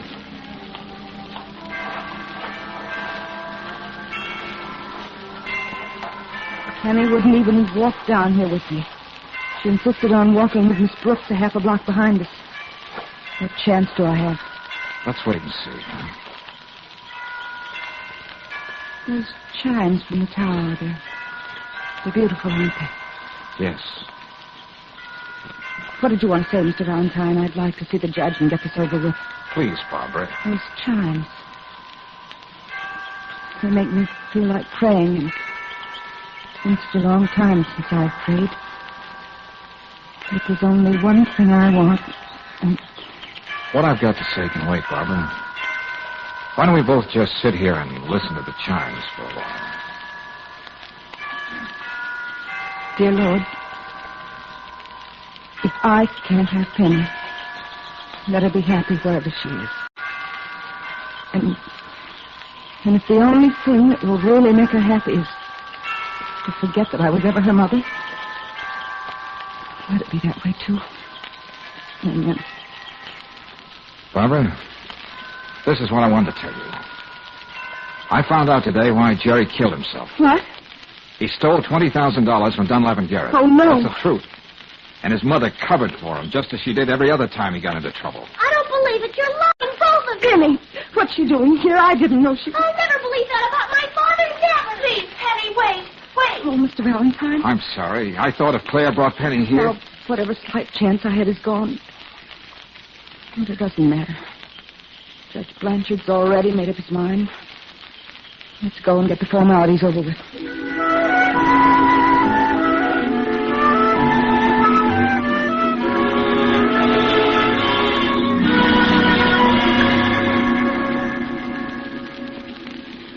Penny, come here, dear. Yes, Judge Blanchard? The last time we were together, about a year ago, I had to make the decision about you and your mother. Now it's up to you. I know. Don't be frightened, Penny. Tell the judge how you feel. Yes, Grandma. There's something I'd like to say, Judge Blanchard. Please, Mr. Valentine, what else is there to say? You can see the nervous state of this child. It'll be a crime to let her stay with her mother. Let Penny go on, Mr. Valentine. Okay, but I'm not through. Take it easy, darling. Penny, you're a sensible little girl, and you're old enough to know whom you'd like to live with. Well? Well, I... Don't be afraid to talk to the judge, Penny. I would like to... Go on. I want to go home and live with my mother. Oh, Mother. Penny, my baby. I heard what you said when you were over there in the park. That it would be better if I forgot all about you. It would make me happy. Oh, now, hush, darling. That doesn't matter now. I kept thinking about it, and somehow I know what Mr. Valentine said about Father is true. Oh, Mother. Mother. It's a whole year since you called me that. Judge Blanchard, I don't know what came over Penny, but certainly we can't forgive this woman's scandalous behavior. Don't you dare talk about my mother that way. Penny, what are you saying? Couldn't we go home now? Together, Mommy? Judge? I think you can decide the way your heart's telling you to, Judge Blanchard. And if we can have a few minutes alone, I think we'll even be able to satisfy the law.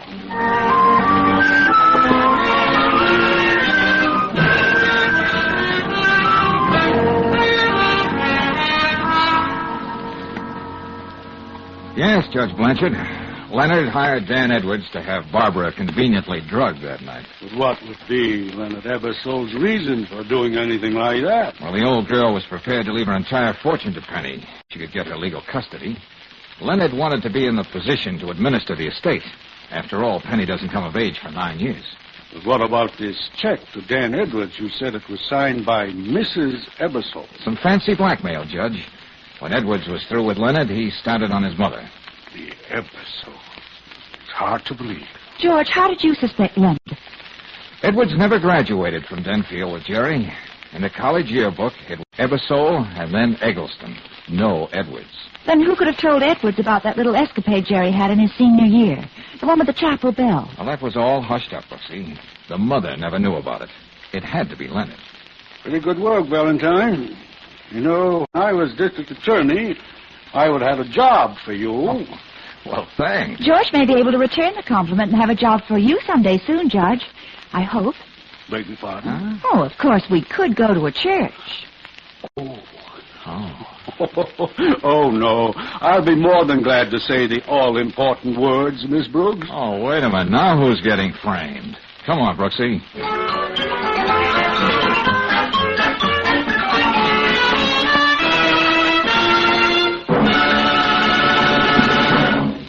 I'd be willing to bet there's not one car owner in 1,000 who could lubricate his car thoroughly.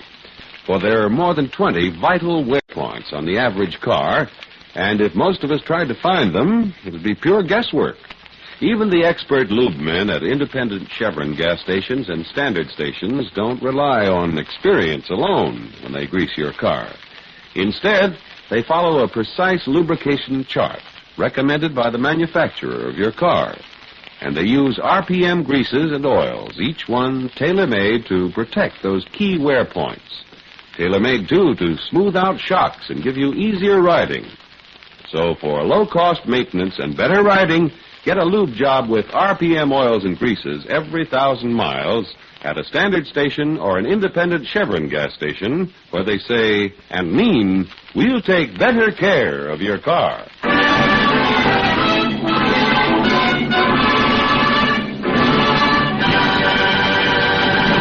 Next week, when you tune our way for another adventure of George Valentine, you'll hear... George, the door isn't locked. Yeah, wait a minute, Angel. Put the light on. George! Well, they couldn't have done a better job in this room if they used a bulldozer. Mr. Karofsky! Mr. Karofsky! Hey, don't be naive, Brooksy. They didn't make rubble out of this place just for exercise. Yeah, they gave Karofsky this little party and took the guest of honor away with him. George. Oh, come here, look. Huh? Oh, yeah. Blood. They couldn't wait, could they? Oh, but he's such a little man. You're up against a racket that thrives on little people, Brooksy. And we're going to keep at it until we find out what it is.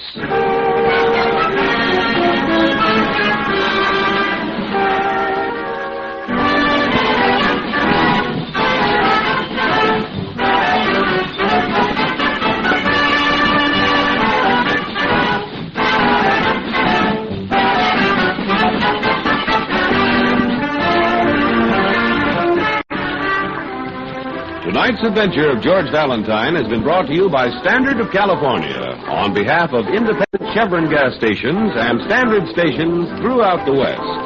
Let George Do It stars Robert Bailey as George with Frances Robinson as Claire. Tonight's story was written by David Victor and Herbert Little, Jr. and directed by Don Clark. Also heard in the cast were Virginia Gregg as Barbara, Dawn Bender as Penny, Noreen Gamil as Mrs. Eversole, Stan Waxman as Leonard, Jay Novello as Edwards, and Herb Butterfield as Judge Blanchard. The music is composed and conducted by Eddie Dunstetter. Your announcer, John Heaston. Listen again next week, same time, same station, to Let George Do It. This is the Mutual Don Lee Broadcasting System.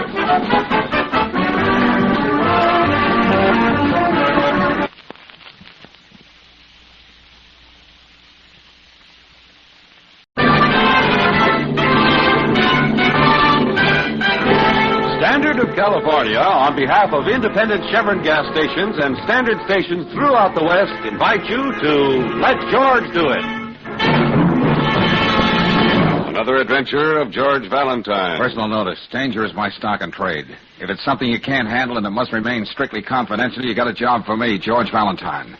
Write full details.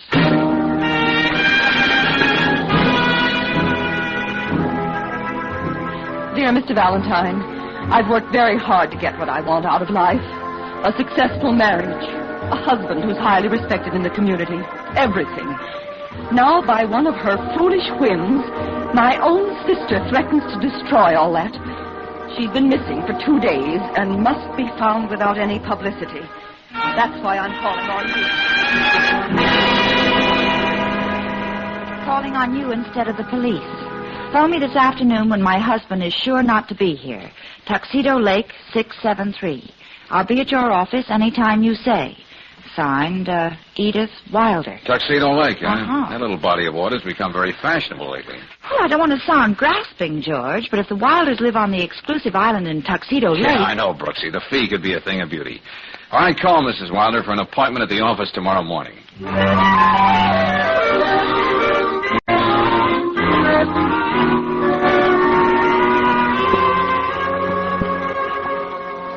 After thinking it over, Mr. Valentine, I decided to bring Angela's husband with me. Oh, Edith, you shouldn't have hired this man's services. Angela is free to do anything she chooses now. Leave this to me, Walter. This is my sister's husband, Mr. Philliston. Philliston? How do you do? My assistant, Miss Brooks. How do you do? How do you do? Do you mind if she takes some notes? So far, I'm in the dark about this whole thing. Anytime you're ready. It'll take just a few not very pleasant words. Angela's disappeared again. This time, there's every reason to believe it'll cause a scandal none of us will ever live down. Oh, Edith. Mrs. Wilder, just how old is your sister? Well, she's 2 years younger than I am, 42. You'll get all the information you need, and I'm sure you'll know just how to proceed. You may as well tell him the whole truth, Edith, as long as you've gone this far. Walter. Do you want me to put all this down, George? No, Brooksy. I think we'll get to the point right now. Look, Mrs. Wilder, what about the whole truth? Oh, I wanted to avoid that. You see, Mr. Valentine, I'm Angela's third husband. Take it down from here, Brooksy. Right, George. The third man she's married through a matrimonial agency. And now corresponding with another man before she's even divorced from Walter. Oh, I see. No matter what happens, it must never come out. You don't know how people are out at Tuxedo Lake. Even if my own husband found this out... When I put the word confidential in my ad, Mrs. Wilder, I meant it. Now, Mr. Philliston, are you sure your wife was corresponding with another man? Yes, I found a letter from him and his picture in a bureau drawer. I tore it up right in front of her face and threw it in the fire. Well, that wasn't very smart. It might have helped you get a divorce without paying through the nose. Oh, I realize that now.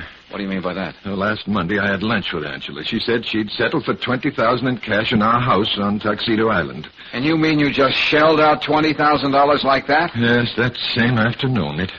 It seemed the easiest way. She threatened to sue me for desertion if I left her and take all the money I have if she took me to court and tied up my contracts. I'm a builder, you know, and it would cost me much more than that. I just want you to bring Angela back here before she causes a scandal that will wreck all our lives. Mr. Philliston, would you recognize the man in that picture if you ever saw him? I can't be sure. I suppose so. I was so upset I don't even remember the name if there was one. George, don't you think we ought to get the name of that marriage club? I ought to know that. That's the way I met her. It's the Selby Friendship Club. Meet your companion for life. The important thing is this, Mr. Valentine. Walter is staying with me and my husband on the island. So far, we only told Richard that Angela is off visiting some friends. It must remain that way. Okay, I'll do my best. You'd better give me the keys to your place, Philliston. Maybe I can pick up a lead there. Here you are. Yeah, that's that. When a woman is just over 40, well over 60... This is no time for you to feel sorry for yourself, Walter. Yeah, Brooksy, take these keys. I'll meet you on the landing at Tuxedo Lake in a couple of hours. Then we'll go over to Mr. Philliston's house. Okay, George. Well, what are you going to do, Mr. Valentine? Pay a visit to the Selby Friendship Club. See what I can find out about Angela's unknown suitor.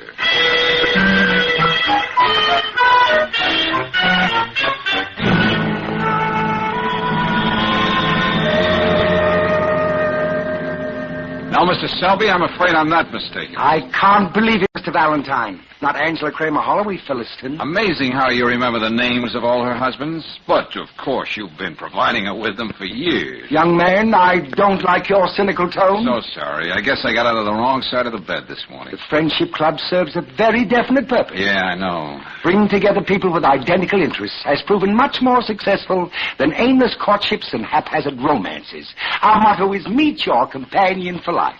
Such as Mrs. Angela Kramer Holloway Philliston. Of course, there are exceptions. All right, but... let's skip the spiel, Cupid. It stands to reason that if Angela got the romantic urge again, she'd patronize the Friendship Club. which gave us such excellent service in the past. Well, I'm sorry to disappoint you, sir. I know of no correspondence between Mrs. Philliston and any of my clients. You sure about that? In fact, Mr. Valentine, I tore up Angela's card in our files. After a year, I assumed she was blissfully united with that nice elderly Mr. Philliston. Well, don't get a nervous breakdown, friend. You can always type another card. Now, look. You put out a bulletin, don't you, listing the different eager beavers bent on matrimony? Yes, indeed, once every month. Well, if I could get a hold of your latest bulletin, maybe Mr. Philliston could spot the man he saw in that letter. Unfortunately, the new bulletin won't be off the press at the Bixby printers for another week. Then I shall be glad to let you see one. Thanks a lot. Oh, don't mention it. But if you think I'm just one of those fly-by-night marriage bureaus, you're sadly mistaken.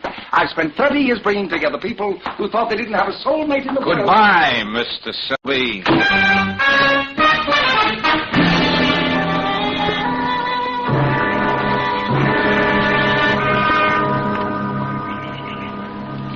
Well, George, looks as though this trip to Philliston's house wasn't worth the boat ride across the lake. Yeah, Angel. Everything neat as a pin inside there. Not a sign of violence anywhere. Well, we don't have much to work on, do we? Well, I thought I could get something out of Selby. That was a complete washout.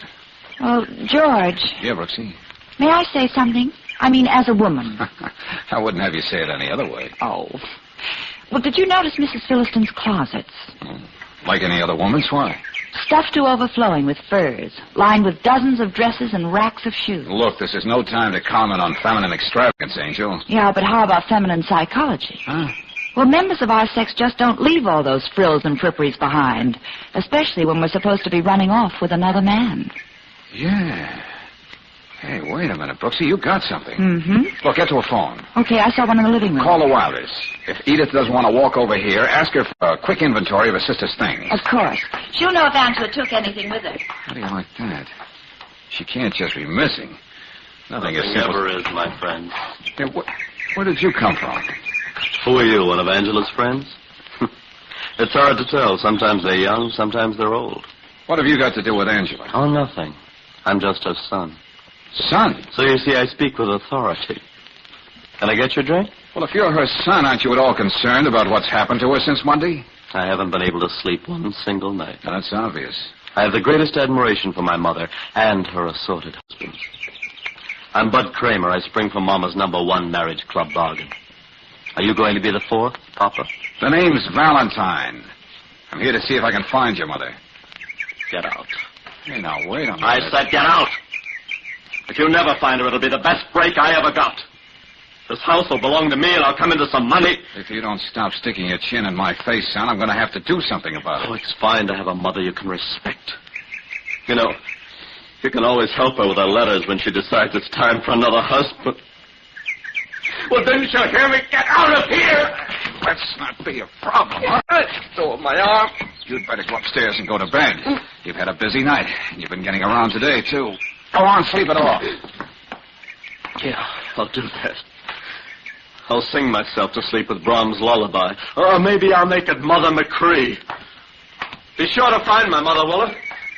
Tell her how much a little boy needs her. George, who was that? What does he mean? We'll get to him later. What did he say? Well, it's the strangest thing, darling. Yeah, what is? Edith says apparently Angela didn't take a stitch of clothing with her. And you know that blue plaid dress hanging over the chair in her bedroom? Yeah, I saw it. Well, Walter said that was the one she wore the day he gave her the $20,000 and she disappeared. With a towel around her or a bathing suit? Oh, no, Brooksy, this doesn't whack up at all. Yeah, I know. It's beginning to look more like something for homicide, not missing persons. Well, Lieutenant Riley is just going to love us when we present him with this case. Well, of course, we're not sure yet. Brooksy, I'm going to take one more stab at keeping this confidential. Meaning? A visit to Bixby Printers. I'd like to get a preview of next month's bulletin of the Friendship Club.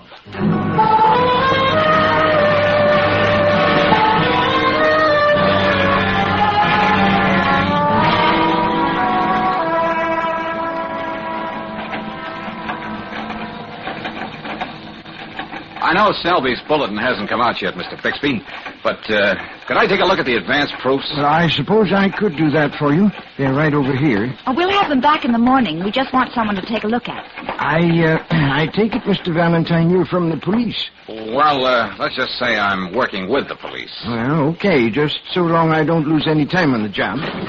Yeah, they're right here in this file. I just had them out a couple hours ago.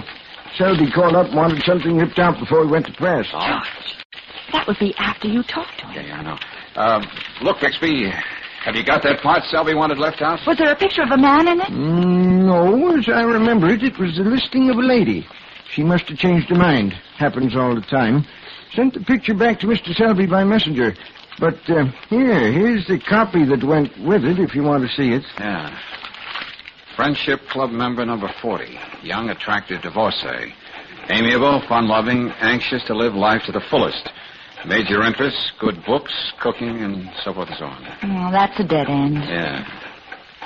All right, Mr. Bixby, we'll have these back to you in the morning first thing. Get back, Brooksy. You know, I'm beginning to feel like a Tuxedo Lake commuter.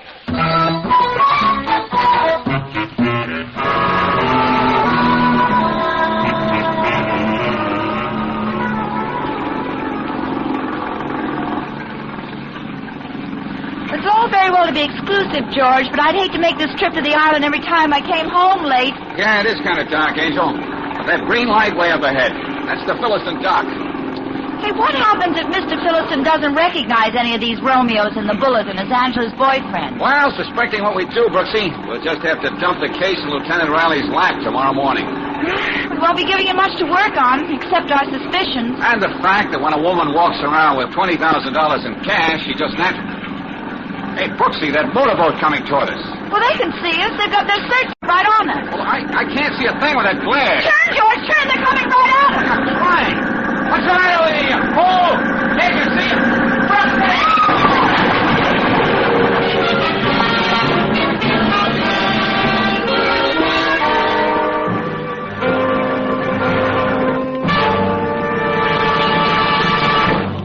We'll return to tonight's adventure of George Valentine in just a moment. Meanwhile, a word about preparedness and that summer holiday. If you're planning a vacation trip with the family car, here's a suggestion from a whole group of service folks, the men at standard stations and at independent Chevron gas stations. As soon as you can, stop in. They'll be glad to give your car a troubleshooting vacation check. It's no fun to be way out in the middle of nowhere with a broken fan belt or sparkless spark plugs or a radiator that wants to be a geyser. To guard against that kind of mishap on your vacation, get a bumper-to-bumper inspection before you leave. Comes the day you're ready to start out, make sure your car has its two best highway friends, Chevron Supreme gasoline and RPM motor oil. Wherever your vacation takes you in the West, just keep in mind that the men at independent Chevron gas stations and standard stations say and mean, we'll take better care of your car.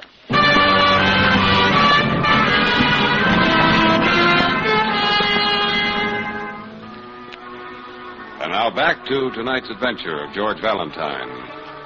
A small outboard motorboat heading toward the island in Tuxedo Lake. Suddenly, out of the darkness roars a powerful motorboat, its searchlight blinding George and Claire. A sudden, terrifying crash as the boat upsets, leaving its shaken occupants to struggle ashore. And now, a few minutes later, in front of the fireplace in the Philistine home, George and Claire are trying to puzzle out just what they might have stumbled on in this strange case of Angela Philistine.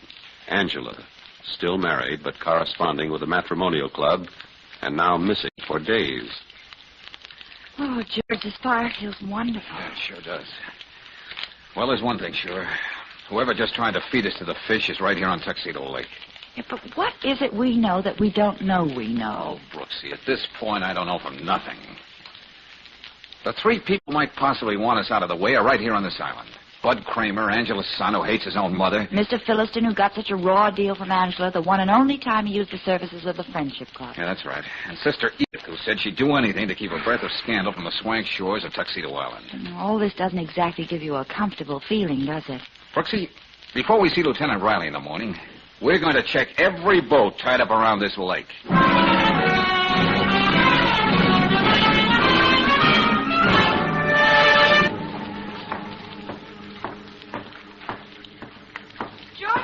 Hey, come here, Brooksy. George, the Philistine boat. Yeah, the Angela. Tied up right here in front of the house. As innocent as you please. And look at this big dent right here on her nose. All the paint scraped off. Well, it looks more and more like it has to be one of those three. Hey, what the... there's somebody out there in the lake, George. Oh, what a night. Just hope whoever was using this boat tonight left the keys in it.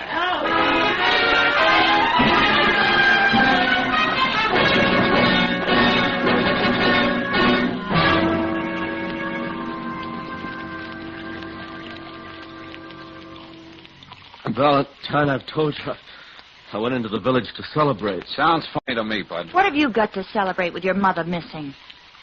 Well, that's what I was celebrating. Let's skip that routine. I was feeling pretty good, so I thought I'd swim across the lake. Clothes and all? Seemed like a good idea at the time. Suddenly I had to prove to myself that I was a reasonable facsimile of a man. Yeah. Guess I'm not in very good shape. How about this version, Bud? You tied up the Angela after you plowed into us, and you were swimming away from the island toward the shore. Then you'd be in the clear. I don't know what you two are talking about. We'll see about that later. Now, you go upstairs to your room and stay there. Look, you can't order me around. I can't go to your room. Yeah, go to your room, buddy. When I was a kid, whenever I was in the way, Angela would say, go to your room, buddy. My adoring mother. Fun-loving. Anxious to live life to the fullest. Well, where's my wondering mother tonight? I can't help feeling sorry for that boy, George. To tell you the truth, I wasn't listening to him very hard. What? These red flagstones in front of the fireplace. Yeah, what about them? Red stains on red flagstones wouldn't show up very clearly ordinarily, but the light of the fire brings them out. Huh? Look at them, Brooksy. Is that blood? Could be. This might be the sign of violence we didn't find when we went over this place before. Well, if you're right, Lieutenant Riley will certainly have something to work on when we come back here in the morning. And if I'm right, Brooksy, it means Angela Philliston was murdered.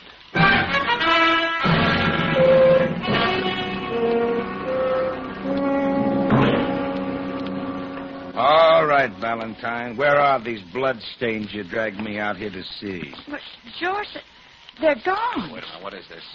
Someone scrubbed these flagstones clean during the night. You don't say. Oh, what a metal midget I turned out to be. I should have stayed right here while you went back to town, Brooksy. But how could anybody know what we found? Oh, well, at least I'm bright enough to know the answer to that.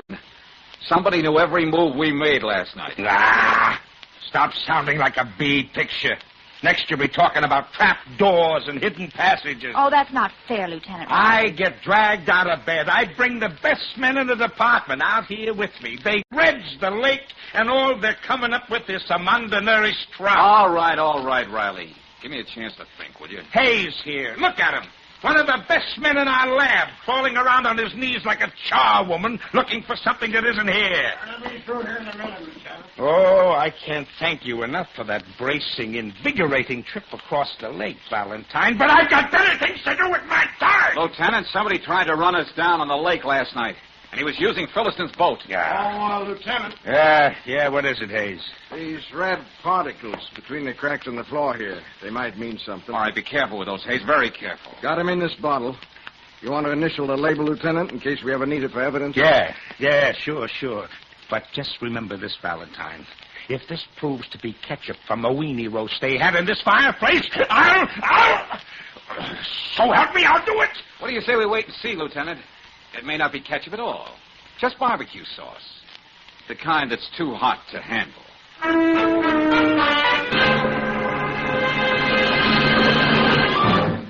Well, Valentine was right. It was blood, all right. Human blood. Angela? I don't understand. Who'd want to kill her? Oh, I can't believe it. We found it's the same blood type as your sister's, Mrs. Wilder. Oh, no. No. Now, that's not going to help at all, Mrs. Wilder. I know I may have sounded selfish and petty. Just thinking of the scandal Angela might cause, but now that it looks as though my sister was murdered, none of that matters. All right, folks, all right. Let's settle down and do some straight talking, huh? Mr. Philliston. Yes, Lieutenant. Well, this is the way it shapes up. Your wife never left the island. If she did, she was carried out after she was murdered in front of that fireplace. And we'll find the body if we have to dig up every inch around Tuxedo Lake. Lieutenant, I admit I wanted to hate Angela when I found out what she was doing. But I'll give everything I own to find the man who killed her. Mr. Valentine, you were trying to track down the man Angela was corresponding with. What did you find out at that friendship club? I did have some pictures for Mr. Philliston to identify. But they're all at the bottom of the lake now. Yes, very convenient. About the $20,000, Mr. Philliston, that you were supposed to have given your wife. No, what about it? We checked into all of your accounts. There's no record of any withdrawal like that. Well, I took that money out of a safe deposit box. Well, that's not where most people keep that much money, is it, Mr. Philliston? Oh, no, but being in the building game, it pays to be able to put your hands on ready cash. All right, that's your story. Oh, I know what you're thinking, but you're wrong. Maybe it was foolish to resort to a marriage club, but I was lonely. She never brought me any happiness, but I never heard Angela. Well, we're going to stay right here at headquarters because we got a lot of things to talk about. I'm still checking on Bud Kramer's story. All he does is prattle about his amiable, fun-loving mother. Oh, he's still at it, huh? Look, Brooksy. Yes, George. You stick right here. Lieutenant, you don't mind if I duck out for a few minutes, do you? Oh, I won't waste time asking you why. Oh, but I'll tell you. There's a little angle to this case I overlooked. But I'm going to take care of it right now.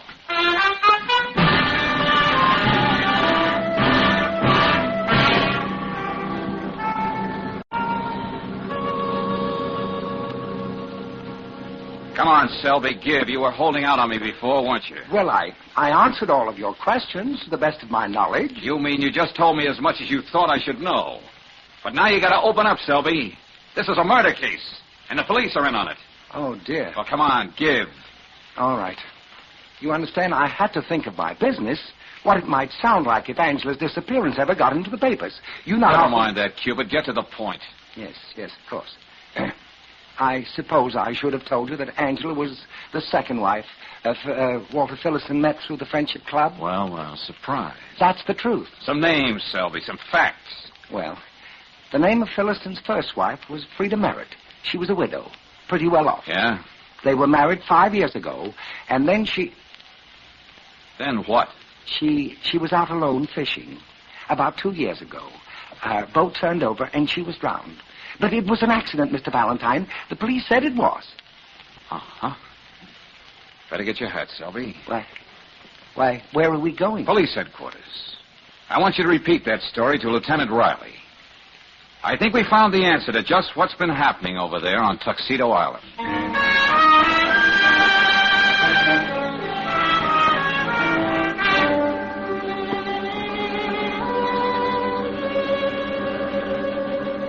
Well, thanks, Mr. Selby.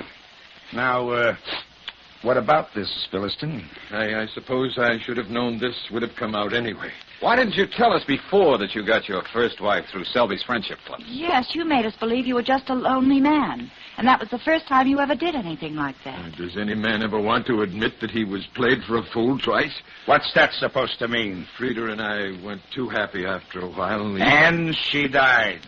Well, believe me, we're going to check into that accident, and much more thoroughly this time, now that we know what we're looking for. That was an accident. And what about Angela? Oh, I don't know what happened to Angela after I gave her the $20,000. Of which we find no record. I'm sorry, Mr. Philliston, but I had to tell them what I knew. Oh, leave me alone. Oh, I do hope there'll be as little mention of the Friendship Club as possible in this affair. Is that all you've got to worry about, Mr. Selby? Of course, Miss Brooks. I've spent years and years building up a big... Okay, Selby, okay. You can beat it now. We'll call you when we need you. Yes, Lieutenant. Of course. Just a minute, Lieutenant. Is it your usual practice to let a murderer walk out of your office? What are you talking about? You mean Selby? What kind of a joke is this supposed to be? I told you all I knew. Let me in on this, Valentine. Me, too. I'd certainly like to know what you're talking about. You had me on the hook for a long time, Selby, until I started remembering a few things. Lieutenant, he doesn't know what he's saying. Well, suppose we listen anyway. And stop squirming, Mr. Lonely Hearts. You can't talk your way out of this. It's there in black and white. Please, Mr. Valentine, tell us what you know. When I first walked into your office, Selby, you said you thought Mrs. Philliston was happily married. Well, yes. You said you even took a card out of the file and tore it up. That's right. But then why did you have her name listed in your new bulletin as a likely marriage prospect? That's a lie. Friendship Club member number 40, young, attractive divorcee, amiable, fun-loving, anxious to live life to the fullest. Of course. That was a description of Angela. We never thought of it because we were looking for a man. Those are the same words her son keeps repeating like a drunken parrot. Words he could never forget, because they were the ones Angela always used when she was looking for a new husband. That's the same way she described herself in the ad I answered. Lieutenant, you don't Save it, Cupid. You just ran your business too well. And that's what's going to hang you.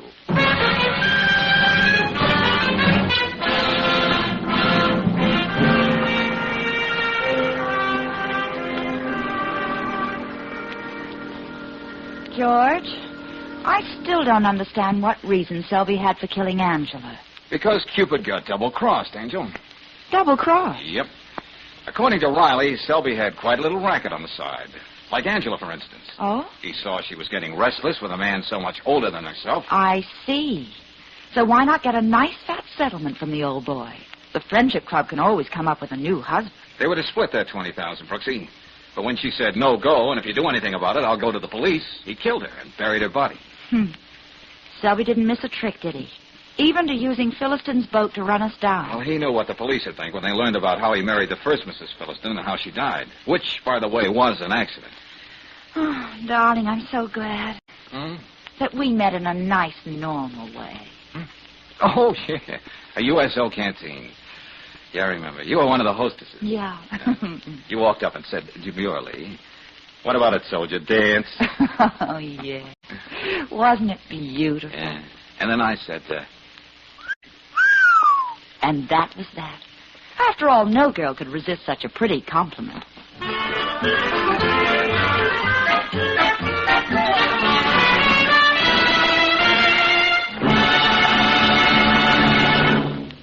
It's after 8 o'clock, and every minute counts. Mary's going to lead the promenade at the senior ball, if she ever gets there. Right now, she's with Roger in his car, and there's a big silence. Roger choked the engine and flooded the carburetor. Too bad. He should have used Chevron Supreme gasoline in his car. Special blending agents in this premium quality gasoline assure instant starts, speedy warm-up, powerful getaway in heavy traffic driving, fast starts, and all the power your car can handle wherever you're driving in the West. That's because Chevron Supreme is scientifically tailored to each different climate and altitude zone. Whether you're driving a new car or one that's many years old, you'll like the new get-up-and-go that Chevron Supreme gives your car. Ask for it tomorrow at any standard station or independent Chevron gas station where they say and mean, we'll take better care of your car.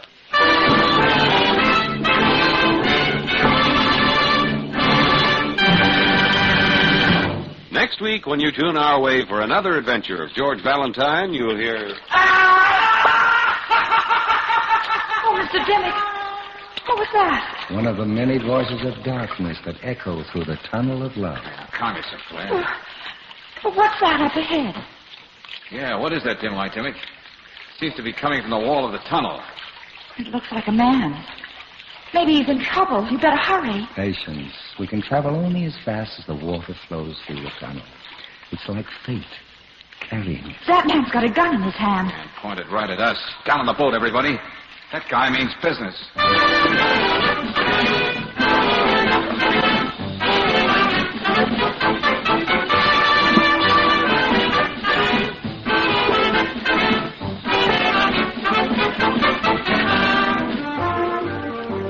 Tonight's adventure of George Valentine has been brought to you by Standard of California on behalf of independent Chevron gas stations and standard stations throughout the West.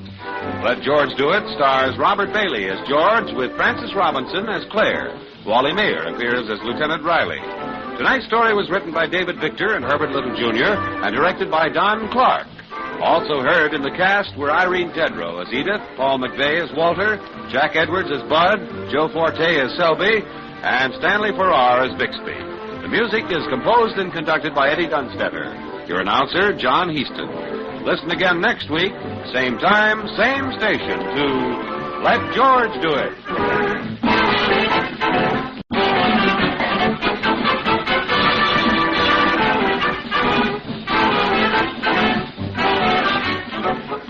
This is the Mutual Don Lee Broadcasting System.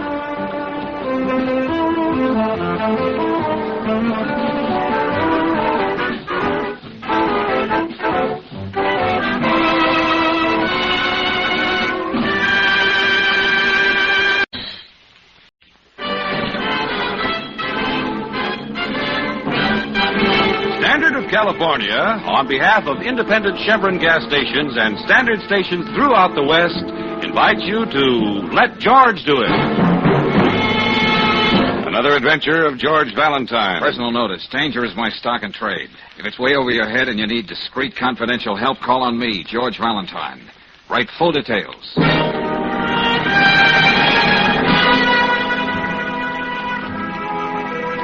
My dear Valentine, as a newspaperman and dramatic critic, I've seldom been wrong. When I have been, the public has preferred my polished, civilized verdict on a play to the clumsy mouthings of my colleagues. But be that as it may, I've discovered a man of the theater who's carrying on a fabulous masquerade and must be exposed. I need facts, and you can get them for me. I suggest you get in touch with me at my office so we can arrange an appointment. Signed, Jonathan Thorpe. Jonathan Thorpe, huh? Yeah. Just a minute, Brooksy. Where's this morning's paper? Where it always is after you read the sports page, in the wastebasket. Huh? Well, here's the great man's column. Today's Theater by Jonathan Thorpe. Oh, the last time he had a kind word for a play or an actor, he used the rest of the column to apologize. Yeah, well, burn the incense, Angel. I'm about to read some of Thorpe's deathless prose. I quote. Since its opening 2 weeks ago, I have been repeatedly warning the unsuspecting public against that dramatic abomination now holding forth the Majestic Theater. A Wind from the Prairie by Luke Eberhardt could be more aptly titled A Breeze from the Stockyard. Them's harsh words, partner. What this play lacks in dramatic construction, it makes up for in sheer illiteracy. Out of sweet charity's sake, I say nothing about the inane high school performance of Mark Guilford, the alleged leading man. In more than 20 years, I've seen some pretty bad plays. Oh, all right. I get the general idea. You know, Brooksy, it might be very interesting to meet this poor man's George Bernard Shaw, so how about making that appointment?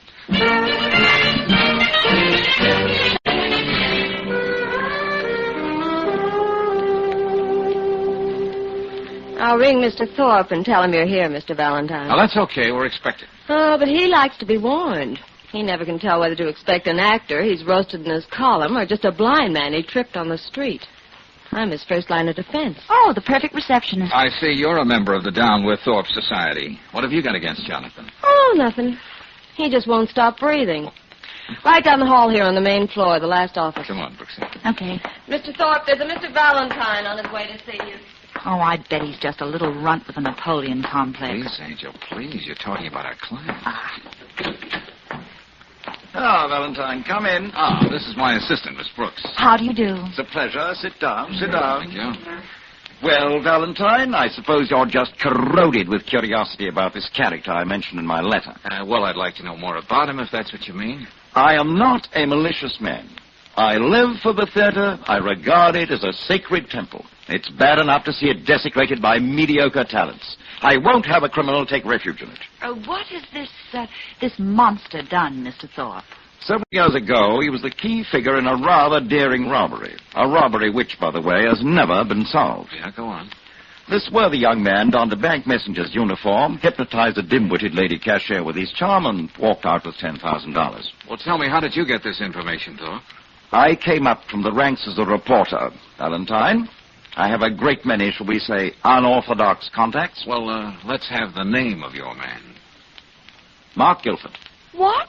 You mean the star of Luke Eberhardt's play? The one you've been panning for the last 2 weeks? That wasn't the reason that I panned it, Valentine. But that is the man. When he decided to take this fling at crime, he was just another unemployed actor. Mark Guilford? Oh, that's hard to believe. Oh, Miss Brooks, you're just like my wife, Evelyn. Hmm? Here, look at the picture. Very young and beautiful, but equally naive. You see, things like this do happen. Excuse me. Yes, Peggy? Who? Oh, tell him I want to talk to you, Thorpe. Never mind, Peggy. The wind from the prairie just blew in. What can I do for you, Eberhardt? I don't remember you're making an appointment. Why don't you lay off me, Thorpe? You got something else to write about besides my play. What do you got against me? Nothing personal, my dear fellow, except that I find your brainchild particularly offensive. Now, please, I have business with Mr. Valentine here. Oh, don't mind that. The other critics didn't think it was so bad. You're deliberately murdering it. If I am, it's a mercy killing. I don't know why you're doing this, but I'm warning you. Lay off. If you don't... Bravo! You should be playing Mark Guilford's part. It would be an improvement. Good day, Mr. Eberhardt. Why, you... His first play. One is tempted to be kind, but that would only encourage him to write another one. Now, where were we, Valentine? Tell me, Mr. Thorpe, this business about Mark Guilford. Why don't you go to the police with it? maybe that's so simple you didn't think of. I'm a newspaper man, Miss Brooks. When I'm sure of the story, all the facts, I'll write it up. Then the police can take it from there. Now, Valentine? Yeah? This list. Unsavory individuals, to be sure, but they'll give you the information you'll need about Guilford. And, this check. It'll do as a retainer, I'm sure. Okay, thanks. Now, how about a couple of passes for the Majestic tonight? I wasn't wrong when I called you in, Valentine. You're a brave man. I just want to see if a wind from the prairie could possibly be as bad as you say it is. Besides, I'd like very much to get a load of Mark Guilford in action.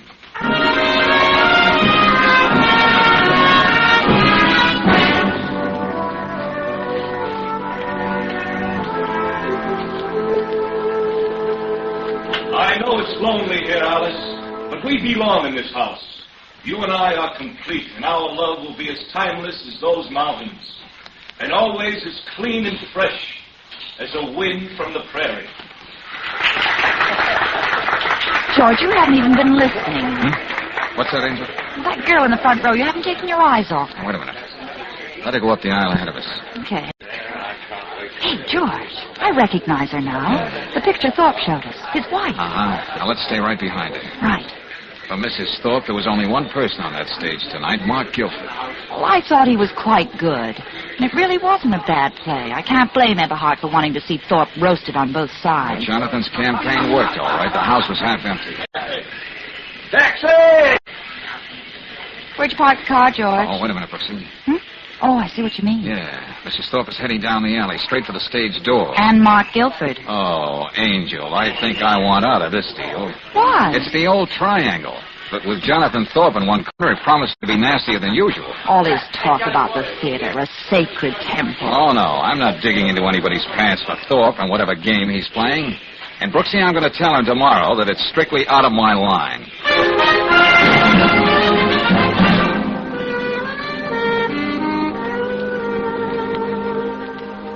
Oh, it's you again. I'll ring Mr. Thorpe. It's okay, Peggy. I found a message at my apartment last night. His Highness wants to see me at 11 o'clock, and I sure want to see him. Is he free, Peggy? If he left a message for you, he knows you'll be here. He usually gets what he wants. From everybody.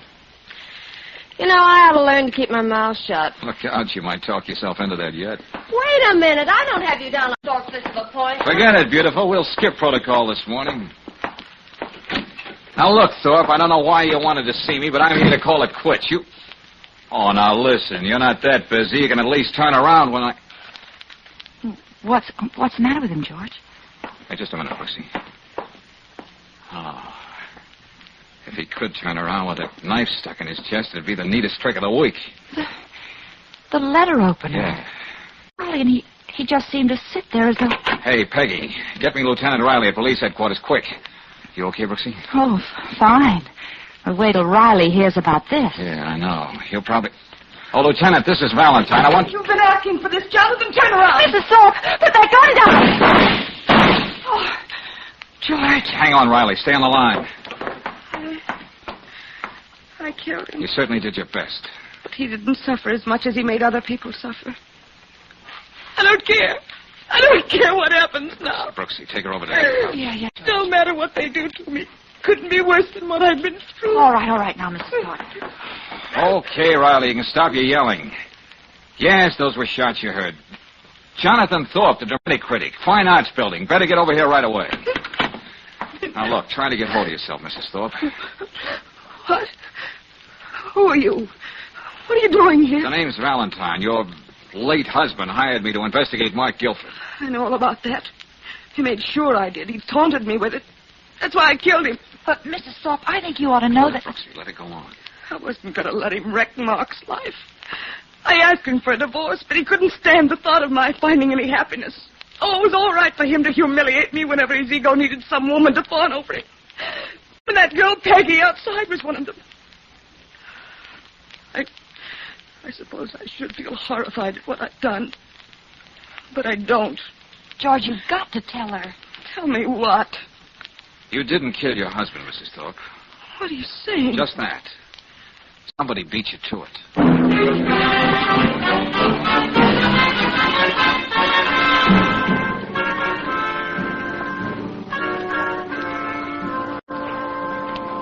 Valentine, you never come up with a nice, simple murder. Oh, no. The guy's got to be killed twice, just to make things twice as complicated for me.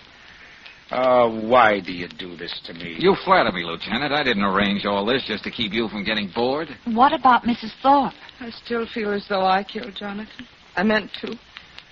I had murder in my heart. Well, you'll have to work that out with your own conscience, Mrs. Thorpe. The simple legal fact is that he was already dead when you shot him. Well, then there can't be any charges against Mrs. Thorpe. Oh, Lieutenant.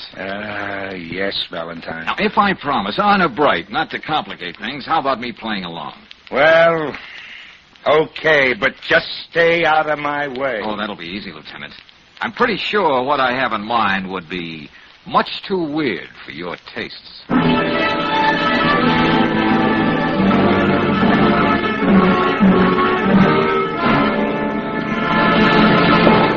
We'll return to tonight's adventure of George Valentine in just a moment. Meanwhile, a word about your vacation inventory. When there's a family vacation coming up, usually it's the lady of the house who keeps a checklist of things to get ready. But there's a man in your neighborhood who keeps a checklist for your vacation, too. You'll find him at an independent Chevron gas station and at a standard station. His checklist is designed to get your car in shape for the toughest trip. So before you start out, better ask him to inspect your car's battery, headlights, tires, spark plugs, and oil. He'll see that everything's in order, that your car is ready to take on all the carefree vacation miles you want to cover. And by the way, while you're at his service station, ask about Polaroid sunglasses. They'll spare you a lot of eye strain in glaring sunlight. Out on the highways and byways, keep your vacation carefree by stopping in at standard stations and independent Chevron gas stations where they say and mean, we'll take better care of your car.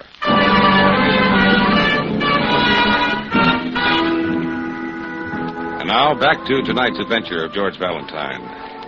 Well, if you were in George's shoes, here's the situation in which you'd find yourself. A caustic, well-hated dramatic critic hires you to clear up an unsolved crime. But before you can even get started, you find said critic with a letter opener in his chest.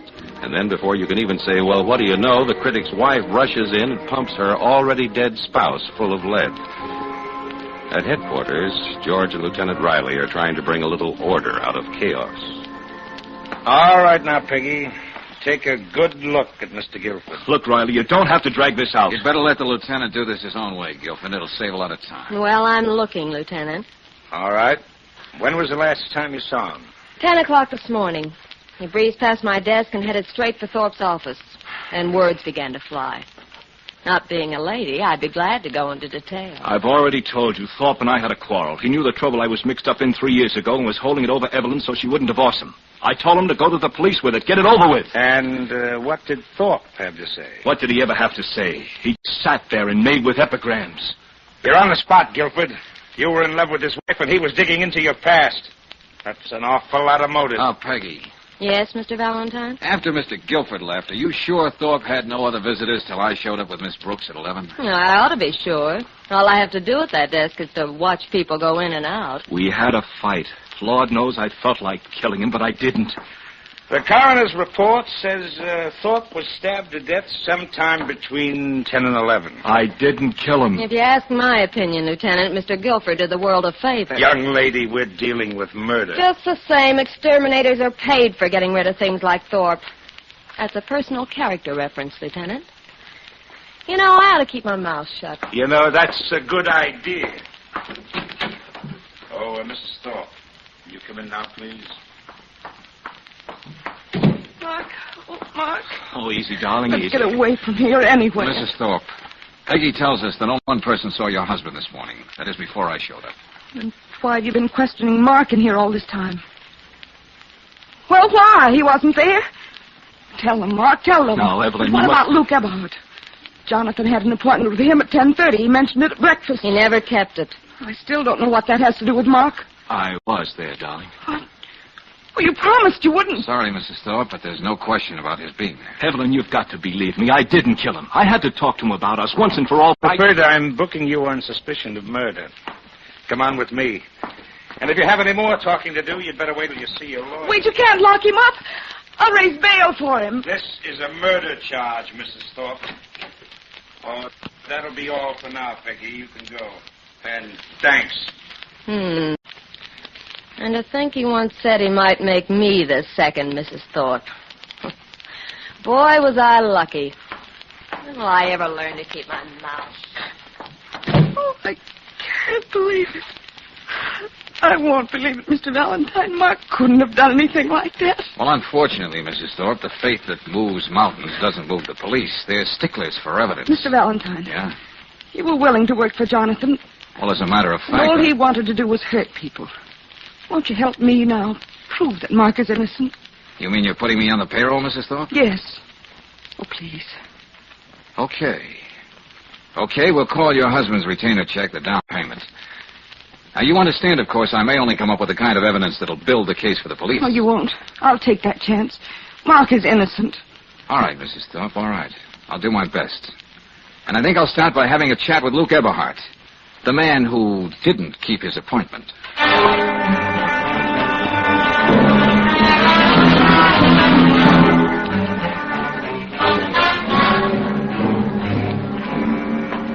I thought you'd be dropping around, Valentine. Hi, Eberhardt. This is my assistant, Miss Brooks. How do you do? She was rather charmed with the way you blew your top at Thorpe's office yesterday. You know, if I wanted to read things into it, I might even say you were threatening, Mr. Thorpe. I should have pushed that guy face to the back of his head. Now, get out of here, both of you. Oh, now, look, friend. Put a lid on that temper of yours. Here, have a cigarette. I roll my own. Sure, George, like they do on the rolling prairies. But I don't understand how with all that wind you can... Does she stooge for you like this all the time? Anyway, the routine leaves me cold. Go on, get out, Valentine. Wait a minute. Don't crowd me, Prairie Boy. I'm here on business. Now, what about that appointment you had with Thorpe this morning at 10:30? Who made you a cop? Show him your Dick Tracy badge, darling. Come on, answer the question, or you will be telling it to the cops. I don't know anything about an appointment. Get going. Thorpe was a prissy, methodical man. He kept an appointment book, and he also gave a list of expected visitors to Peggy, the receptionist. You were on that list, Eberhardt. Okay. I didn't keep the appointment. I was afraid I'd lose my temper and kill him. Can you prove you weren't there? Can anybody prove I was? Look, I read the papers. They got Gilbert, and they don't want me. Now, out you go. Wait a minute. You're going to straight arm me once too often. Look out, George. Not do more than that. Out. And stay out. Well, I'd say Shakespeare Jr. has a tough guy complex. Yeah, well, next time, Brooksy, remind me it needs psychiatric treatment. Yeah, something therapeutic, like a haymaker. Oh. Well, now where? Thorpe's office. There must be something there we've overlooked. Anyway, that's the way I've got to play it.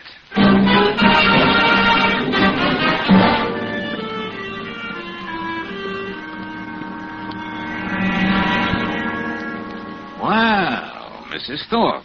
I see you're doing a little private snooping. I was just going through Jonathan's correspondence. So many people hated him enough to kill him, I thought I might find a letter or a note that would help us. The thought of Mark in jail... Tell me, Mrs. Thorpe, how did you get into your husband's office? They've got a police sergeant stationed outside at Peggy's desk. I know. I came in by the fire exit on the second floor and down the stairs on the rear. Well, you don't say. You know, it might be a good idea for you to stay on the sidelines and let me take care of this. Now, Brooksy, let's be just as methodical about this as the late Jonathan Thorpe would be. First, Mr. Valentine. Well? In this ashtray. Well, cigarette butts. 5 ordinary cigarette butts. So what? This one. It isn't like the ones Jonathan has specially made for him. I roll my own. Remember, George? Hey, Eberhardt. When he was here yesterday, he wasn't smoking. So he must have been here this morning. I'll take this, Mrs. Thorpe. He could have known about that fire exit on the second floor, and that's why Peggy didn't see him. Brooksy, take Mrs. Thorpe over to Lieutenant Riley's. Right. Looks like I may have to use that psychiatric treatment on Eberhardt sooner than I thought.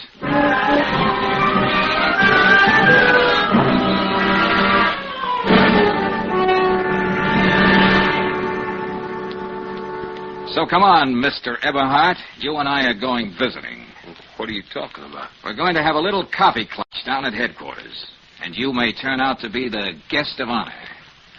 See, I'm going to have to throw you out again. Oh, brother, if you do, I'll bounce right back in your face. Let's see how you bounce. You're wide open, sucker. No. Chin up. Out. Now, you were lying through your teeth before, Eberhardt. You were in Thorpe's office this morning. We found a butt of one of your hand-rolled cigarettes. Oh, you're out of your mind. That's right, that's right. Come on now, get up and be sociable. Now, you made a natural mistake. Most times people pinch out a cigarette and don't even realize they're doing it. You're not pinning anything on me. what do I have to do to soften you up there? Now, come on.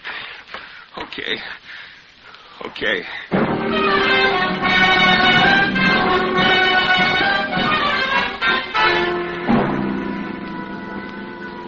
Yes, Lieutenant Riley.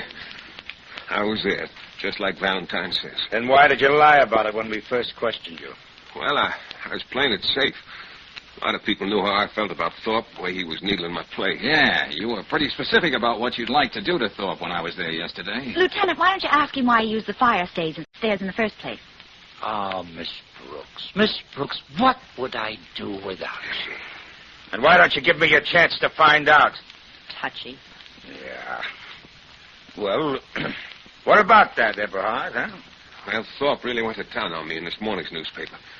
I didn't want that receptionist to come barging in, not before I was through taking him apart. With the help of a letter opener? No, he was alive when I left him. In fact, I didn't even touch him. Why the change of heart? I suppose he begged your pardon. Pretty please, huh? He said he was going to stop writing about my play. Didn't fit into his plans anymore, whatever he meant by that. I think we know what he meant by that, Lieutenant. All Thorpe was ever interested in was giving Mark Guilford the works. With me on the job, he thought that was in the bag. Eberhard, you know what your story's done for you, don't you? What? How do you mean? If Thorpe was alive when you left, that lets Mark Guilford out. Peggy saw him leave the building at 10:15. Oh, wait a minute. Now you're the last known person to be in Thorpe's office before Valentine got there, and just a few minutes before that at that. I don't care how it sounds. I told you the truth. I'm afraid I'm going to have to hold you. Well, do what you want, but it won't get you anywhere. Would it be all right if I went outside and told Miss Thorpe you're releasing Mark Guilford? Hold it, Brooksy. Lieutenant. Yes? How about keeping the status quo for about a half hour, huh? Well, forgive my curiosity, but why? And would you mind getting Peggy, the receptionist, over here? I still say why. And would you call the boys in the photo lab and ask them to extend me the courtesy of the profession? I won't ask why. One of these days, I'm going to say no to you, even if I have to eat crow for it. Thanks, Lieutenant. The truth is, when I told you I had something in mind that was on the weird side, well, that was understatement.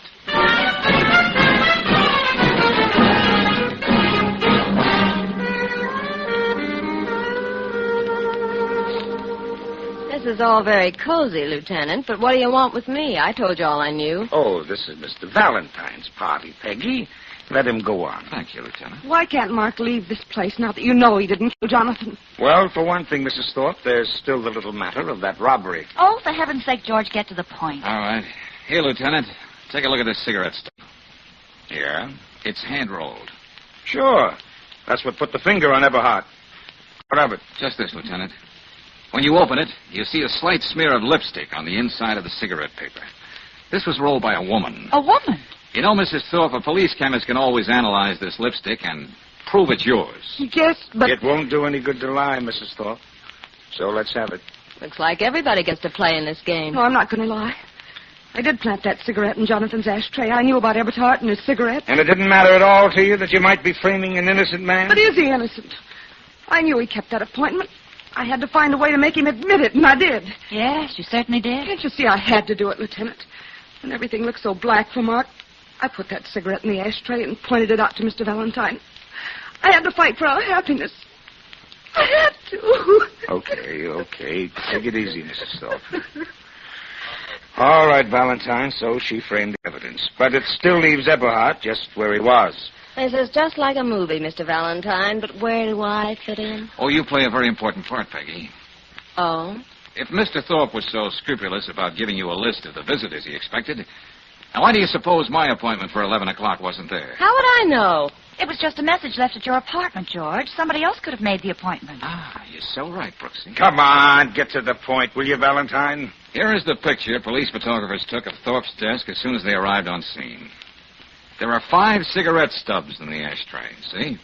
Yeah, that's right. 5 stubs, huh? Mrs. Thorpe, you couldn't have planted another one at the time you said you did.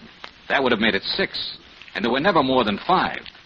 In fact, here it is right in the picture. Gee, that's right, George. It happened just the way I told you. Oh, no. You left it when you stabbed your husband after Eberhard left. No! It was the added touch to make sure Eberhard was connected with the crime. Yes, and you made that appointment for me. You needed a witness to say that you shot Thorpe after he was already dead, almost automatically eliminating you as a suspect. Now, wait, Valentine. The second time doesn't count, Mrs. Thorpe. but the first time calls for the works.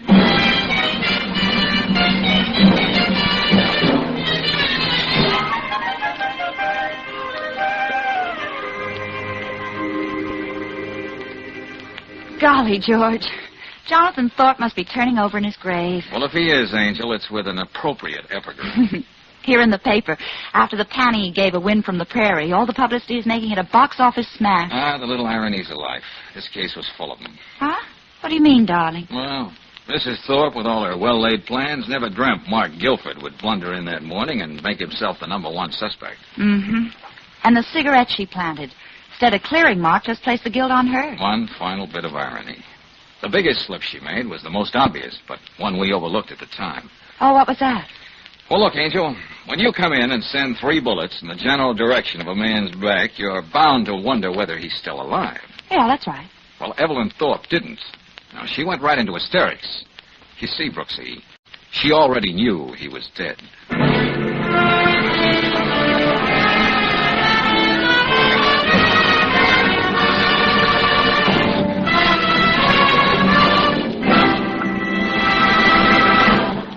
Some folks claim that one motor oil is just like another until a mechanic tells them they need a new set of piston rings. But folks who use RPM motor oil find piston ring troubles are few and far between. This premium quality motor oil is compounded to keep a cooling lubricant on upper cylinder walls at all times. Whether your car is standing cold for hours at a time or running hot, RPM clings to vertical engine parts left bare, exposed to wear by ordinary oils. And because RPM is always on the job, your chances of engine trouble caused by rust are reduced to about 0. That's mighty important when you remember that hidden rust causes as much as 80% of engine wear in the average car. No wonder RPM motor oil is the choice of Western motorists 2-to-1 over any other motor oil. For trouble-free operation and longer car life, get RPM tomorrow at independent Chevron gas stations and standard stations where they say and mean, we'll take better care of your car.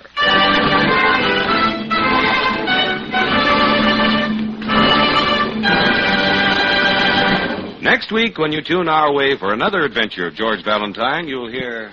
I am cornered, and this is a desperate plea. Could you be at my apartment tomorrow morning? It's signed Joyce Dunning. Husband, wife, best friend. The time-worn triangle, Brooksy. Yeah, but something new's been added, darling. The third member of the triangle doesn't usually get such consideration from the rival female in the case. Yeah, but Brooksy, I wonder if Miss Dunning's reference to death could be a refined way of hinting at murder.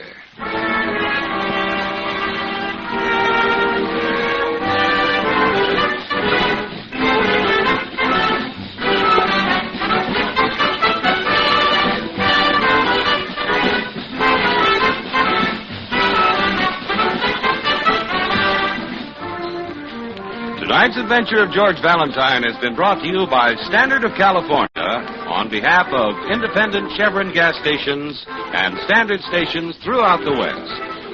Let George Do It stars Robert Bailey as George with Frances Robinson as Claire. Wally Mayer appears as Lieutenant Riley. Tonight's story was written by David Victor and Herbert Little, Jr. and directed by Don Clark. Also heard in the cast were Ramsey Hill as Jonathan Thorpe, Virginia Gregg as Evelyn Thorpe, Betty Moran as Peggy, Peter Leeds as Mark Guilford, and Jeff Chandler as Eberhard. The music is composed and conducted by Eddie Dunstetter. Your announcer, John Heaston. Listen again next week, same time, same station, to Let George Do It.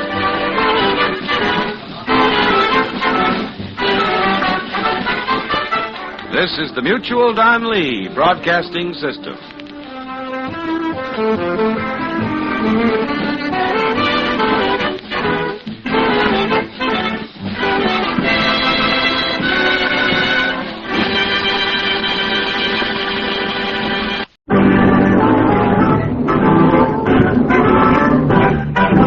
Standard of California, on behalf of independent Chevron gas stations and standard stations throughout the West, invite you to Let George Do It.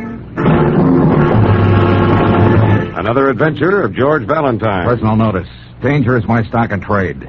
If you're up against something over your head and need help that's strictly confidential, you got a job for me, George Valentine. Write full details.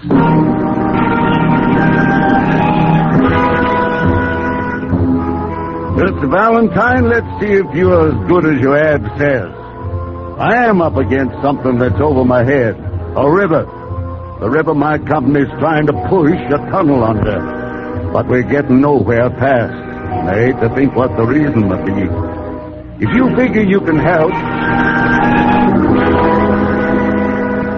If you figure you can be of help, I assure you we won't haggle about price. It's signed, William Kane, President. Kane and Bowers Tunnel Construction, huh? Now, I wonder where I could find a diving suit with the new look. Now, seriously, Brooksy, you must mean the West End Tunnel, the one they're having all the trouble with breakthroughs and cave-ins. I could drop in at the Globe department store. Okay, Angel, okay. But this seems like a job for an engineer, not for me. Well, there's still no harm in talking to the nice man who insists he's not going to haggle about price. As long as you insist on being mercenary, let's get going.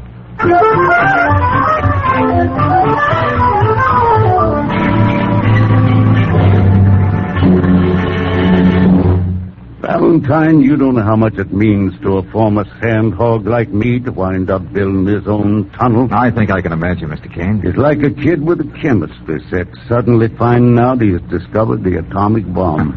I realize this tunnel project's a pretty big thing, and you've had more than your share of hard luck. Yeah, way more than my share. What did you mean in your letter that you hate to think what the reason for these accidents might be?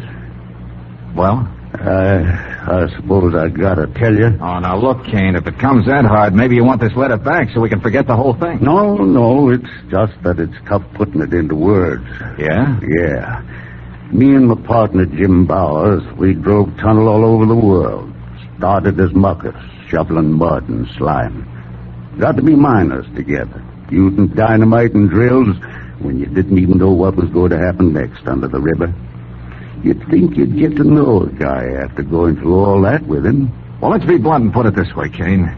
You suspect your partner, Bowers, is holding up the works here, is that it? Yeah, but I gotta be sure. What makes you suspect him at all? I found out that the company we outbid to get this job made Jim a big offer to come with them. But if he's a partner here, what's the percentage for him in a deal like that? Well, Jim's always resented that I'm better suited to run the front office up here while he has to work with the men. Oh, I get it. So if he could bunch up this job, we lost it to the Cameron Construction Company, they'd take him in there as a big shot.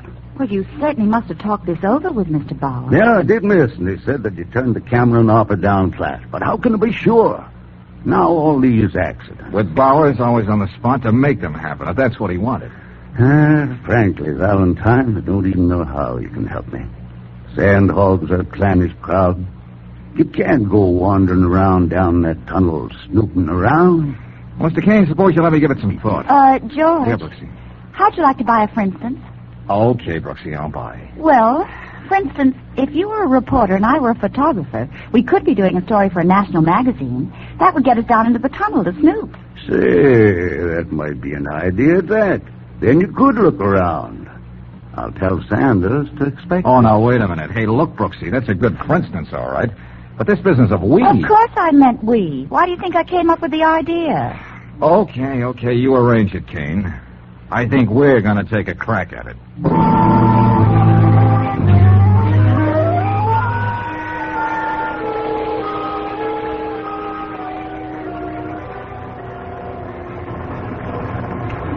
Just how far down does this elevator go, Mr. Sanders? About 30 feet, miss. Oh, well, that's not too bad, is it, George? No, that part of it's all right. I'm thinking of what happens later. What are you so smug about? What do you know that I don't know? Hey, you want to tell the lady what happens next, mister? Well, miss, it's getting into the tunnel that you've got to worry about. Oh? There'll be about 40 pounds of pressure per square inch on you down there. That's why if we get to the bottom, you still got to sit a half hour in the manlock. Manlock? What's that? It's kind of a sealed-up room, miss. We keep shooting pressure into that while you just sit. That so it ain't so bad for you when you get into the tunnel. Get it? I got it. To put it more concisely, my sweet, unless they're very, very careful, the pressure of the river would come down on you and flatten you out like a jellyfish. Oh, lovely thought. Well, here we are. Whew. Hey, Charlie, come here. We got visitors. A reporter and a young lady to take pictures. Oh, visitors, huh? Yeah, it's okay. Mr. Kane knows about it. In that case, I'd better shoot in the lock with them. Yeah, you better warn the boys. Put their shirts on, Charlie. Ladies' Day. Right here, folks. Okay. All right, step in. Thank you. Hey, looks like a bank vault. Yeah, almost. Important thing is to seal it airtight. You'll see what I mean when I close this door. George, what's that? Huh? That's the air from the tunnel coming in through this valve, lady. When the pressure in here is the same as it is out there, that big door opens by itself. Then you're ready to go under the river. Won't you sit down, Miss Brooks? Yeah, it usually takes about a half hour. Oh.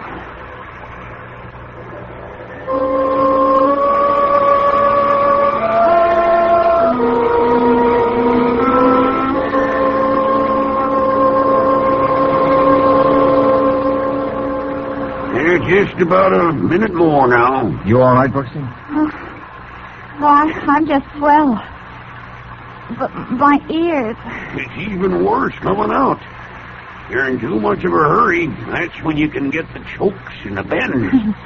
Nothing like having things to look forward to. You'll have to put these little metal tags around your neck. Huh? What are these, Charlie? All sandhogs wear them. It's in case you're found staggering around. Tells the cops not to throw you in with the drunks, but to rush you back here to this decompression chamber. They don't waste much time, you'll probably live. Oh, goody. Hey, you sound like an old sandhog yourself, Charlie. You can't stay away from tunnels, huh? Old Mr. Valentine? I'm just like Jack Benny. I'm still 38. I was the same age when I helped build the Holland Tunnel back east. Just got out here a few months ago. Yeah, that's that. There goes the door.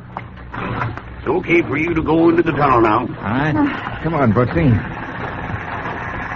Oh, it's like the inside of a furnace in here. But there's all this nice water to slush through. God. That ought to help keep cool things off. George? Hey, you can still put your back in there with salt. Oh, no. I was just thinking of my nylon. Let's go. Okay, everybody clear. We're blasting. Blasting, George. All right, Hagen. All right, let us go.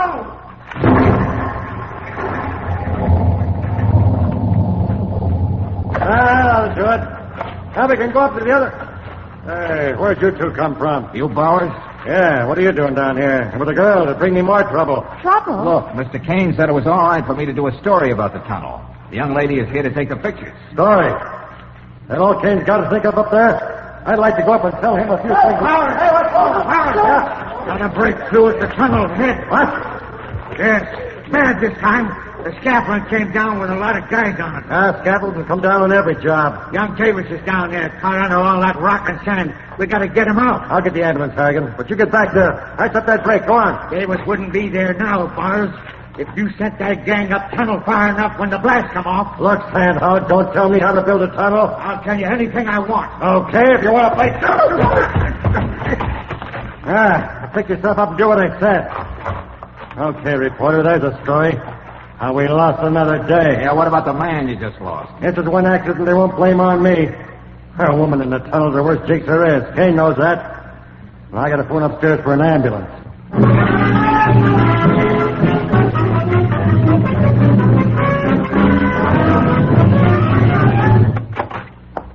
Well, I see the two partners are working late tonight. That's good. Oh, Valentine. You get a good story out of that accident today? Now, look, let's stop kidding each other. You know I'm not a reporter, Bowers. I wasn't born yesterday. I know Kane had you checking on me. Why shouldn't I? You know we can't go on much longer this way, and you're in charge. A little bribe from the Cameron Company, and you... Another crack like that, and I'll fix you. Okay, break it up, boys. Break it up. Let me do some talking. What I have to say will be short and to the point. Yeah? Yeah. I did some checking today. Bowers isn't the only one who might profit by these accidents. You could too, Kane. Huh? What are you talking about?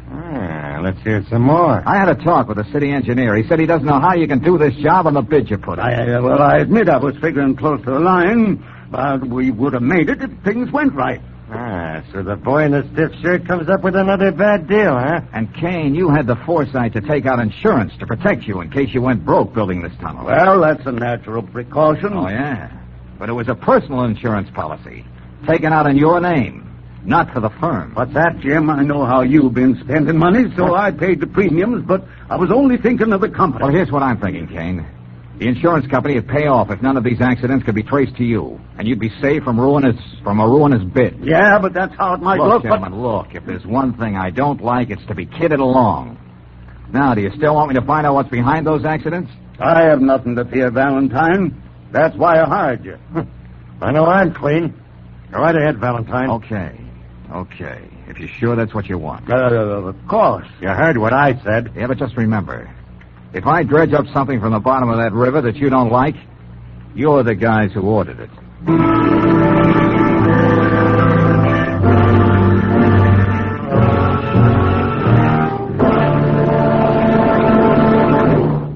We'll return to tonight's adventure of George Valentine in just a moment. Meanwhile, a word about parlor pastimes. Remember this game a few years ago? Somebody would say, knock, knock, and you'd say, who's there? Many a good gag and many a laugh came out of this game. But at the same time, there was another kind of knock, knock that was no laughing matter. For it was in your car's engine. And engine knocking often caused overstress of parts, severe temperatures, waste of power and gasoline. Today, motor fuel engineers have this problem under control. At Standard of California, they blended several different gasolines into one great motor fuel, Chevron Supreme gasoline. Laboratory tests and road tests prove that premium quality Chevron Supreme burns smoothly, has high anti-knock value. In your new car or an older one, try Chevron Supreme yourself. Besides anti-knock value, you'll find it has all the qualities your car needs for good going. You can get Chevron Supreme gasoline at standard stations and independent Chevron gas stations where they say and mean, we'll take better care of your car.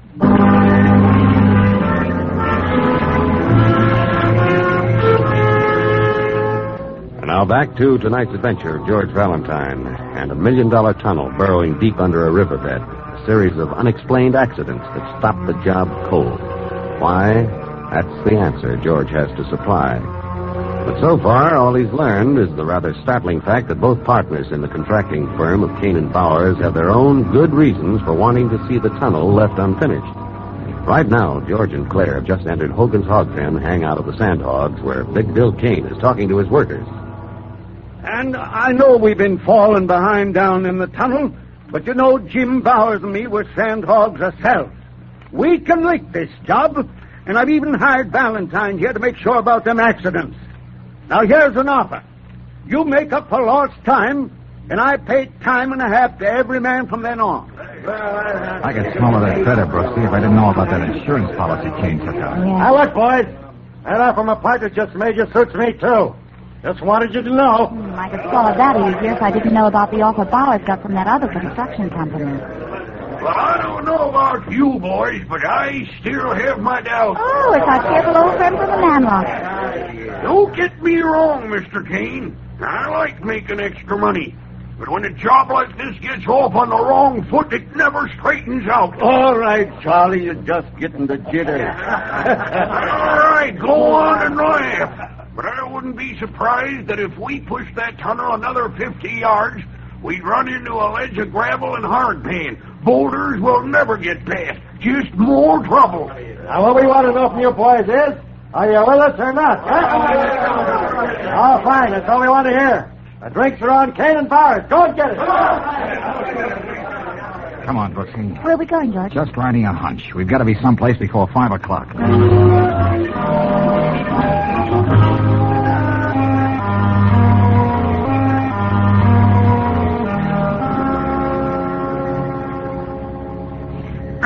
I wish you'd hurry, Mr. Valentine. You know the Bureau of Harbors and Waterways closes at 5 o'clock. Yeah, sure. Be through in a minute.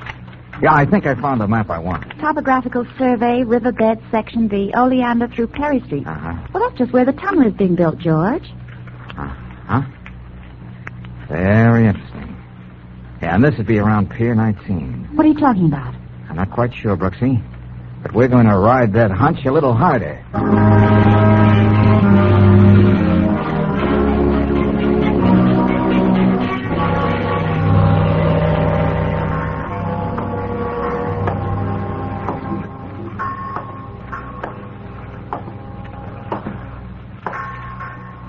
Hey, you the watchman on this pier, Pop? Yep, been here for the last 15 years. Huh? Hey, would you tell me something? Yeah? Those white bubbles coming up there in the river. Yeah, that's why they're working on a new tunnel, son. That's as far as they got in all these months. Yes, we read they're having a lot of trouble. Yeah, they keep working day and night, too. Can always tell by the position of that trawler out there just where they're working. You don't say. Yep, she's there every night, too. Sort of keeps right ahead of the tunnel. I can tell that by the bubbles that come up out of the water. I wonder what the trawler has to do with the tunnel. Yeah, I don't know. Man goes over the side in a diving suit every night. Suppose that's got something to do with the tunneling job, though. Probably he's kind of a traffic cop down there. Clears out the fish so that they can go ahead. Traffic cop, huh? Hey, Pop, you've been a great help. Thanks a lot. Yeah, you're welcome. Now where, George? Angel, what do you say I hire a motorboat and we take a nice romantic ride on the river?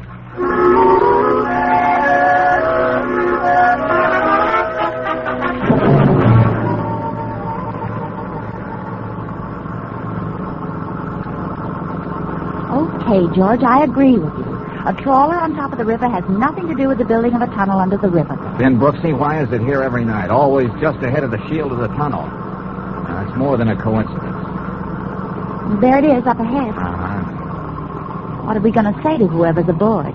May we drop off for a cup of old-fashioned clam chowder? If you don't mind, young lady, I'll do the talking. As always. Hey, up there. Hey, can we come aboard? Anybody home? No, and get away from here. Well, the truth is we ran out of gas. Did you hear me? I said get on your way. Well, surely you can spare enough gasoline just... I say you didn't understand what I said. George! Hey, what are you trying to do? Next time I won't miss. Now get away from here and stay away. George, what's going on around here? Look, Brooksy, I caught the name on that trawler. It's the Martha M. Tomorrow morning, first thing, check on the registry. See who owns it. Then pick me up at the tunnel.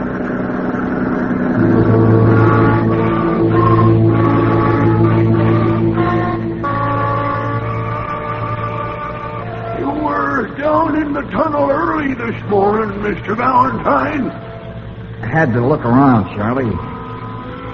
How long have I been sitting here in the man lock? Oh, just about 15 minutes. Seems like I just got in here. And Charlie, I don't feel so good. You'll be okay. You're an old hand at this now. You've been up and down here a couple of times. But it seems like I got hammers in my head, beating away. And you look like 6 guys lined up 6 miles away. You'll be okay when you get some fresh air.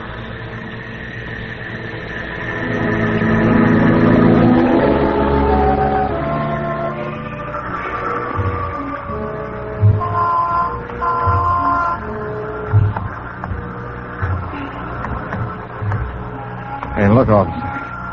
I know where I want to go. Help me, will you? Yeah, you need a lot of help, mister. I've been watching you weaving down the block. I'm very sick. I feel rotten. I wonder why. I think I got the bends.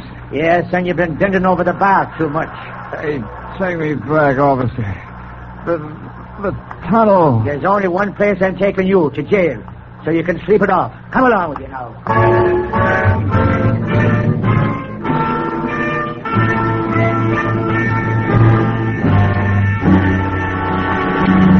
Look, Mr. Kane. Mr. Bowers, I know Mr. Valentine was here at the tunnel this morning. Okay, but what you so excited about, Miss Brooks? He was supposed to meet me at the shaft, and he never would have gone without leaving some kind of message. I wouldn't worry about Valentine. I found out what he wanted to know, and he was waiting for that information. Information about the tunnel? What kind of information? I'll let Mr. Valentine tell you. Do you mind if I use your phone? No, right ahead. Hello? Police headquarters? Let me talk to Lieutenant Riley. Okay, I'll wait. Look, we hired your boss so we could keep this thing confidential. Yeah, that's right. Let's forget about ethics, boys. The man who's among the missing is someone I happen to care a lot about. Hello? Oh, Lieutenant Riley, this is Brooksy. Oh, I need your help. I can't find George. Oh, look, Lieutenant, will you check the jails and the hospitals and see what you can come up with? Oh, believe me, Lieutenant, I know what I'm talking about.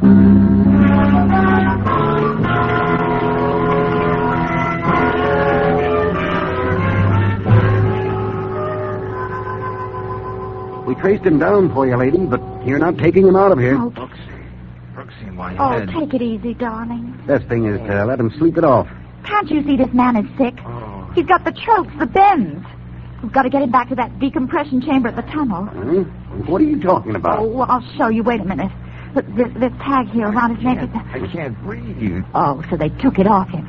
Well, here, they gave me one, too. Here, read it. Huh? This man is a sand hog. Decompression chamber. Rush. Yeah. Okay, lady, you win. And I hope we make it.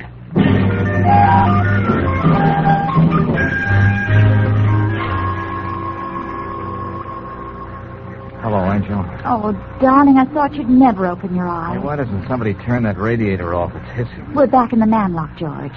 That's why you're feeling so much better. Oh. Hey, but what happened?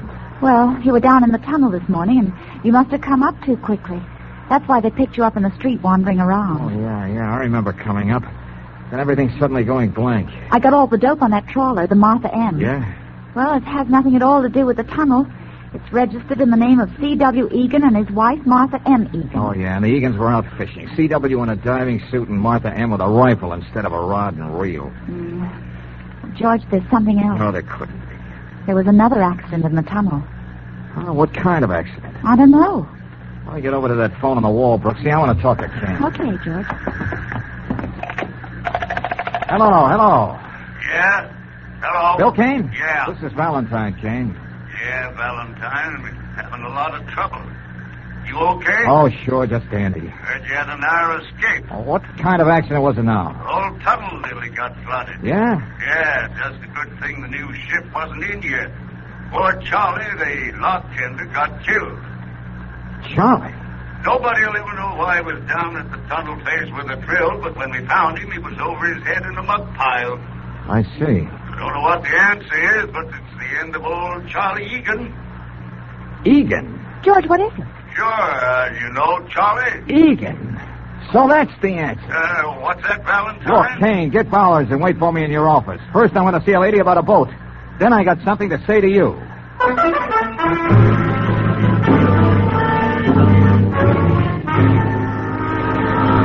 Valentine, you don't know what you're saying. Just the same, gentlemen, it was Charlie Egan who was responsible for all the trouble here at the tunnel. That doesn't make sense. He was just a lock tender. He gave him the job more out of pity than anything else. Okay, then listen to this. Do you remember what Charlie said at the hog pen? Not particularly. He said if the tunnel went another 50 yards, it would run into a ledge of gravel, hardpan, and boulders. Well? Well, the map of the Bureau of Harbors and Waterways didn't show it. But Charlie knew exactly what he was talking about. How would he know that? That's funny. I asked myself those same questions.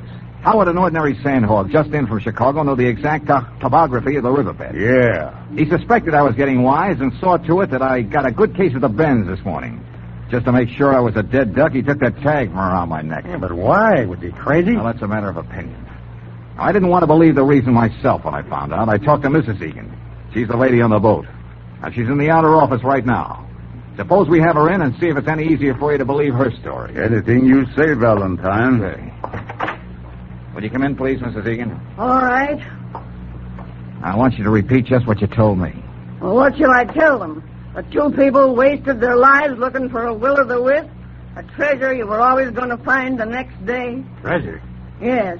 Sensible people don't believe in buried treasure and sunken ships bulging with gold, but Charlie did. Now, wait a minute. He was the eccentric C.W. Egan, who spent a fortune and 20 years of his life looking for ships that had sunk with treasure aboard. And fantastic as it may seem, gentlemen, he found one. Didn't he, Mrs. Egan? Just a couple of months ago. He went down into the river every night. He kept prowling around the hull of that boat. He knew that there was gold there somewhere. He kept saying he'd find it any day now, his treasure. And then Kane and Bowers started to drive a tunnel. Yeah. Charlie knew it was going to meet head-on with the Granada, the old Spanish galleon he knew was there. It became a race against time. That's why he got a job here. Did all he could to keep the tunnel from getting any farther. Yeah. And at night, Every night he'd go down to look some more, and I'd help him. And today was his last desperate attempt to flood us out. Yes, he wasn't going to see anybody get to his treasure as long as he lived. And he kept his word.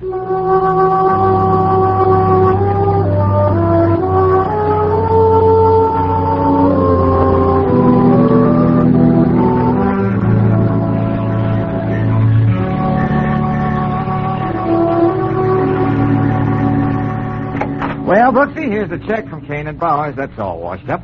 So what do you say we go out stepping tonight? Oh, well, darling. Hey, did you see the paper this morning? No, why? Well, they raised the Granada out of the river last night. They did? And there was a treasure chest, just as Charlie knew all along. Oh, so old Charlie was right after all. Yep, a chest packed to the brim with old Spanish coins. George, how romantic. Oh, yeah, but old Charlie wouldn't have been too happy about it. No, why? No.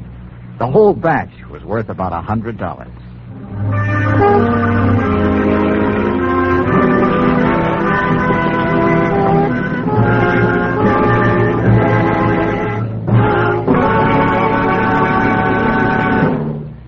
And now, a message of importance to motorists. Maybe you've got your vacation trip all mapped out, but how about the family car? Before you start out, better make sure it gets a thorough vacation check at your standard station or independent Chevron gas station. They'll inspect your tires, battery, spark plugs, and oil filter. They can tell whether there's any risk of your fan belt getting out of kilter, and they'll make sure that each vital lubrication spot is okay. Besides helping you get off to a good start on your vacation, there's another thing about independent Chevron gas stations and standard stations. Wherever you motor in the West, you're never far from their quality products and superior services.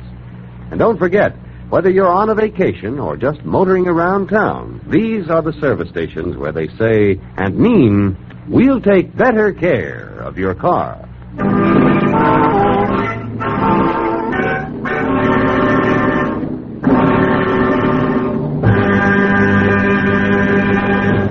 Next week, when you tune our way for another adventure of George Valentine, you'll hear... Brooksy, I want you to get down to headquarters as soon as possible. Have them get that whole crew together, all those pixies that were at the seance last night. Including the spirits, George? Including Miss Turner. Have them all brought back to the sanctuary. But why? If there really was a murder, Brooksy, I won't be able to live with myself until I find a reason for it. Right now, I got a date with a crystal ball, and maybe I'll get a preview.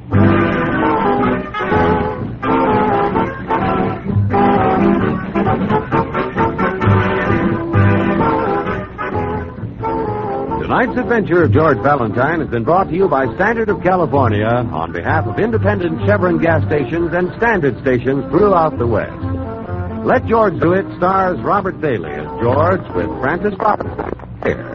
Tonight's story was written by David Victor and Herbert Little Jr. and directed by Don Clark. Also heard in the cast were Francis X. Bushman as Kane, Herbert Litton as Bowers, Ruth Parrott as Mrs. Egan, Joe Duvall as Charlie, Franklin Pinky Parker as Sanders, and Leo Cleary as Harrigan. The music is composed and conducted by Eddie Dunstetter. Your announcer, John Heaston. Listen again next week, same time, same station, to Let George Do It. This is the Mutual Don Lee Broadcasting System.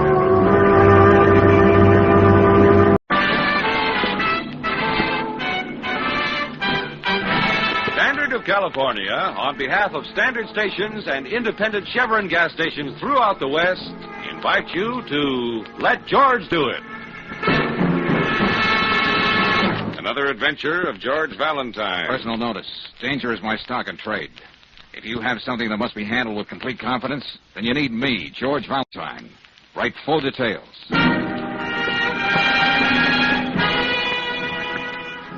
Dear Mr. Valentine, hatred between brothers is an old and tragic story. More tragic in my case because in all the years we haven't seen each other, my brother Phil hasn't been exactly a model of virtue. I feel I'm at least partially responsible, and I'd like to make it up to him somehow. I think I finally succeeded in locating him, but at this point I need your help. You can reach me at Hotel Stapleton. It's signed Sincerely Yours, Martin Zettner. Gosh, I think in a way this is, well, touching. One brother realizing his error and trying to... Brooksy, you're a dyed-in-the-wool sentimentalist. I bet you still have your first doll and your first dance program stashed away somewhere. Yes, along with some other sentimental relics I've collected since I met you. Oh? A blackjack, an old and faded poison pen letter, one sawed-off shotgun. Touche, Angel, touche. Now, what do you say we call this Mr. Bettner at the Stapleton and see just what he has on his mind?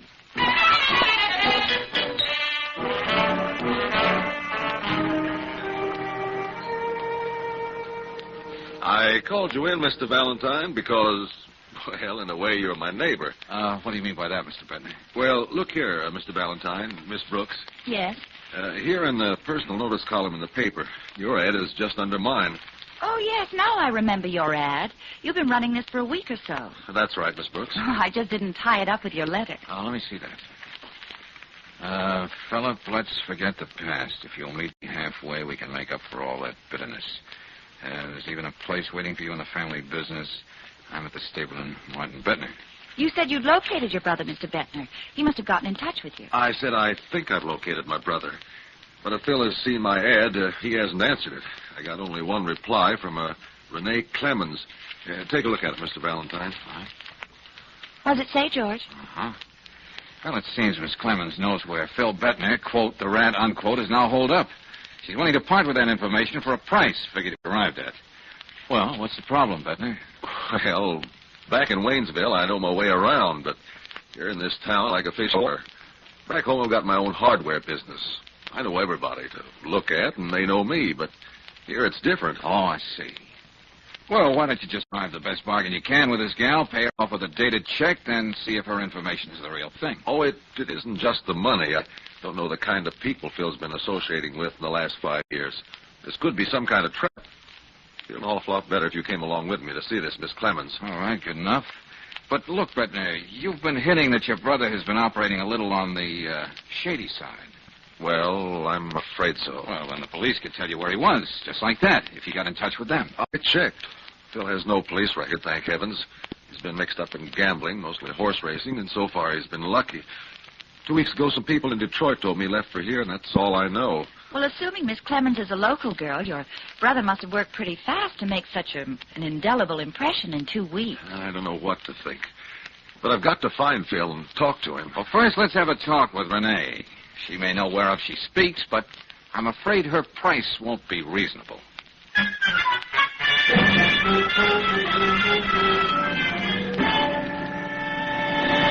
It'll cost you $500. Now, wait a minute, sister. The name is Miss Clemens. And I should up the price, seeing that all of a sudden I'm dealing with 3 people. Please, Miss Clemens, I asked Miss Brooks, Mr. Valentine, to come along with me. $500. But Mr. Bettner only wants his brother's address. He doesn't want to make a down payment on the house. Oh, I see we've got a Vassar girl here. All right, ladies, enough of this banter. The price is too high, Miss Clemens. Sorry. Come on, Bettner. Yes, let's get going. Wait a minute. Well? What kind of a deal would you go for? Well, I'll tell you. I'll be lavish with Mr. Bettner's money. $250 cash. I have that much right here with me. What do you say? Well, Miss Brooks still doesn't seem to approve of the price. All I can say is you're lucky you're dealing with men. Yeah, some girls are lucky to have what it takes to get what they want. All you've got is an address, and it's not even your own. Listen here, you Pretty little... clean, girls. $250, Miss Clemens. All right. Let's have it. Certainly. Here you are. Now, where can I find my brother? It's 356 Moreno Street. A grimy, broken-down rooming house. It's so dark you need a seeing-eyed dog to get up the stairs. I got you. Just a cottage small by a waterfall. Thanks. We'll find our way. Just be sure you tell him Renee sent you. I wish I could be there to see the look on his face. Well, if you know Philip is so dead set against getting in touch with me, why are you doing this? Let's be charitable and say I wouldn't mind if he dropped dead. And it'd be a pleasure to spend the $250 on flowers for his funeral. Oh, I knew she had a kind heart. Well, we may as well be going, Valentine. I know if I can just speak to Phil, everything will be all right. Yeah, 356 Moreno Street, eh, Miss Clemens? You heard me. That better be Phil Bettner's place, or you'll find his brother is just an Indian giver. Get what I mean?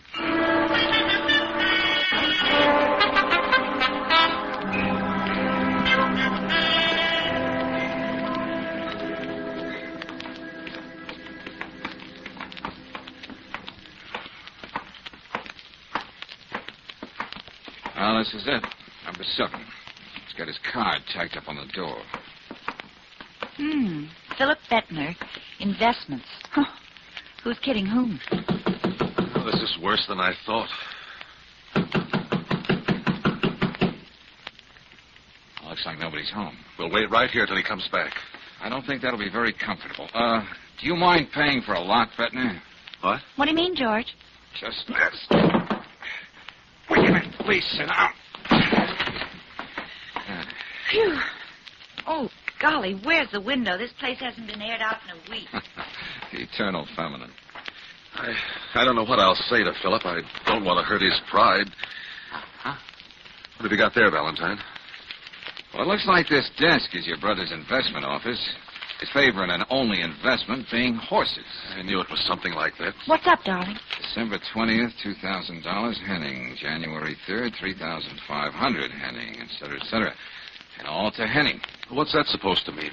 No wonder your brother Phil is living in a dump like this. From the way this stacks up, he owes about $25,000 to Lou Henning. Oh, George. Wait a minute, Angel.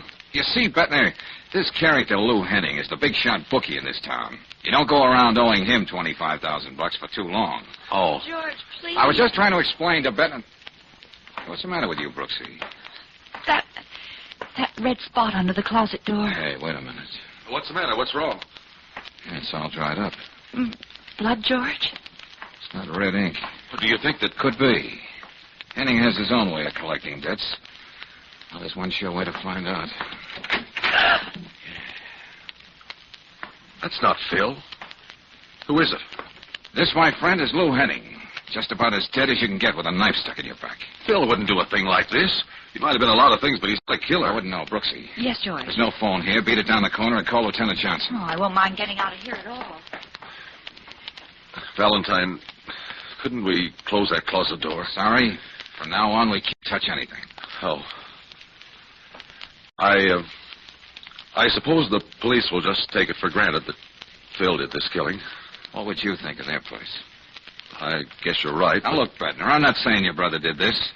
But as soon as Henning's mob finds out what's happened, they're going to jump to their own conclusions. What I'm trying to say is, let's hope the police find him first. I see. Valentine. Yeah? You're still working for me, aren't you? I was, but things are a little different now. No, they aren't. You still have to find my brother. Hold on, wait a minute. Find him before he's shot down in cold blood. With the police, at least he'll have a chance to explain all this, if there is an explanation. You're putting me on a tight rope, Bettner. The police on one side, Henning's boys on the other. If it's a question of money, whatever you say... Look, Henning's been in that closet a couple of days. It's not going to be easy picking up your brother's trail. I'm not asking you to promise me anything, but try, will you? Okay, it's a deal. But if Henning's mob gets to Phil first, that Clemens dame will be spending that $250 on flowers for your brother's funeral.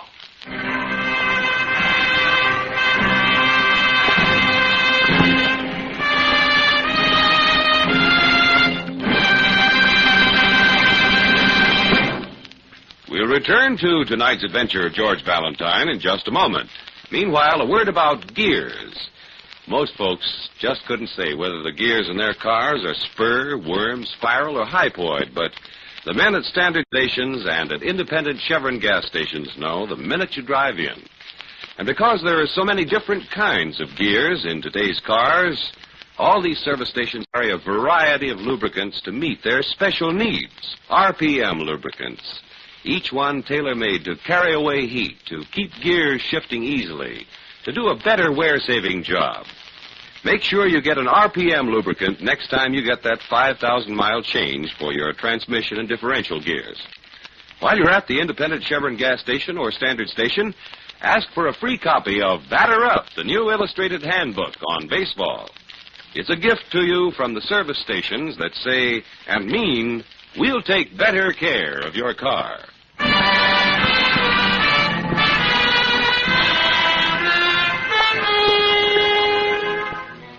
And now back to tonight's adventure of George Valentine. Am I my brother's keeper? Martin Bettner thought so, and hired George to help him locate his black sheep brother, Philip. But when they arrived in Phil Bettner's room, they found a body in the closet. The body of Lou Henning, a big shot bookie. George has just sent Claire to the corner drugstore to call Lieutenant Johnson. Be reasonable, Bettner. I promised you I'd look for your brother, but I can't leave until Lieutenant Johnson gets here. He's going to have an awful lot of questions to ask. But Phil won't have a chance if Lou Henning's men get to him first. You said so yourself. I know. All right, there's one thing I will do, though. Make a phone call. I think I know just the character who might be able to give me a lead on Phil. I'll be back in a few minutes. Say, I just remembered. I think I saw a phone down in the hall when we came in. You could have thought of that before.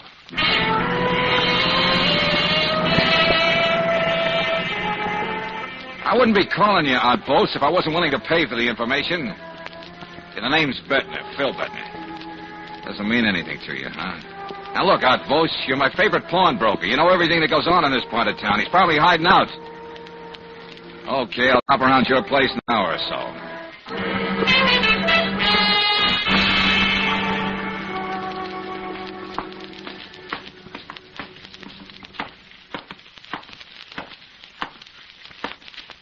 Yeah, that's funny. That hall light's out.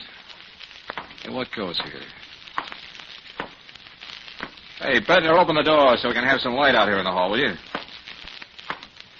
Come on, before I break my neck. Hold it. Wait a minute. Oh!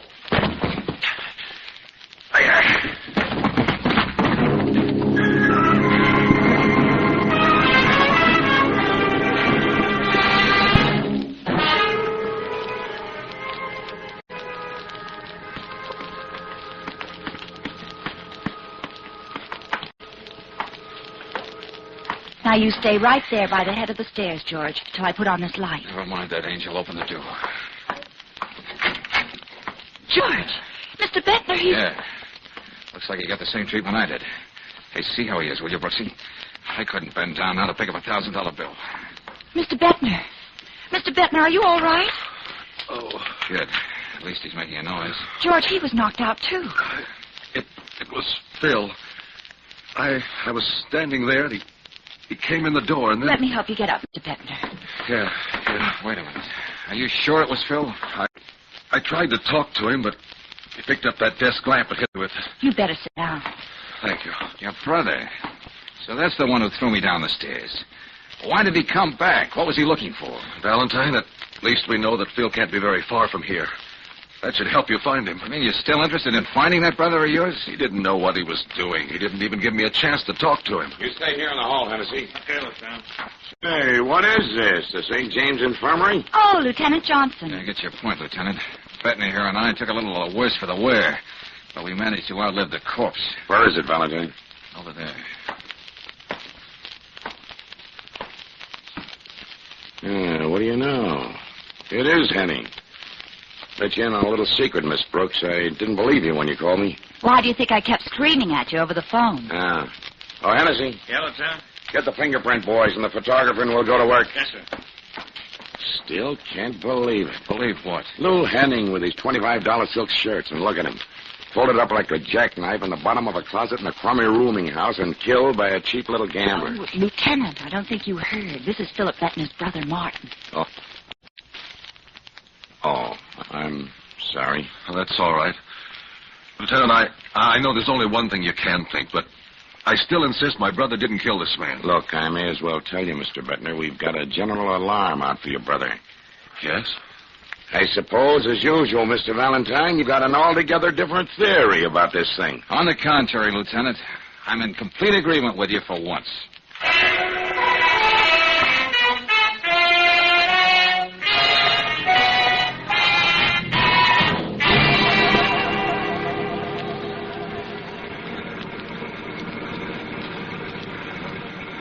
Well, we dropped Bettner off safely at the stable, and I bought you a nice, juicy hamburger. So now, out you go, Brooksy. You know what you're supposed to do. Yes, George. But you don't know what you're asking of me. Renee brings out the fishwife in me. The Black Maria will be taking us both away. Go on, now, Angel. That gal in there didn't tell us half what she really knows. Maybe because you do rub her the wrong way, we can find out some more. Well, okay. And when you're through, wait for me in the lobby of the stable. Mm-hmm. If I don't get there, I'll give you a call. Mm-hmm.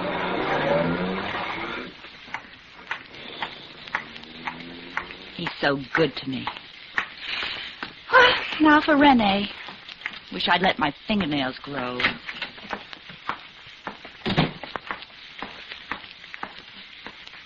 Yes, miss. What? Well. Now all you have to do is whistle. Yeah? And I'll send you my grandfather's OU Kid button. Huh? Oh, never mind, Bogart. Get on your switchboard and call Miss Clemens. Tell her I'm coming up to see her. Sorry, miss. She just left. I'll be leaving in an hour myself. Does that mean anything to you? Listen, Junior. Did Miss Clemens say where she was going, and was there anybody with her? Sorry, I don't know a thing about the affairs of our tenants. Oh, I get it. Oh, now a bright, good-looking boy like you must notice everything. I could tell that the way you looked at me as soon as I came in. Well, knowing yourself as you do, can you blame me? Oh, if you keep saying those things, you're going to spoil me, sure thing. The name's Tommy. Yes, Thomas. Now, about Miss Clemens. She left about 5 minutes before you came in. She had a couple of bags with her. She was with a big, tall guy. Yes, Tommy? He had kind of wavy hair, and I think she called him Phil. Huh? Oh, that's fine, Tommy. That's just what I wanted to know. How can I ever thank you? Well, I told you I'll be off in an hour. Wait. What was your name again? I'll mail it to you on your 21st birthday. And that's a promise, Tommy.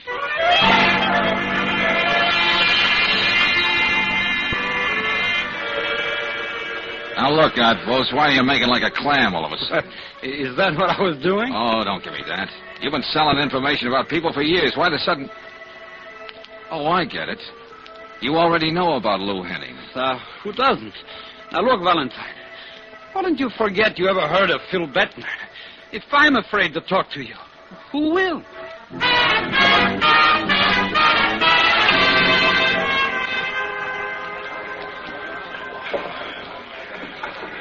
Side pocket, 3-ball. Sorry to interrupt your pool game, friend, but Whitey Sanderson said you might know where I might find Phil. Look, brother, you're a stranger to me. Let's keep it that way.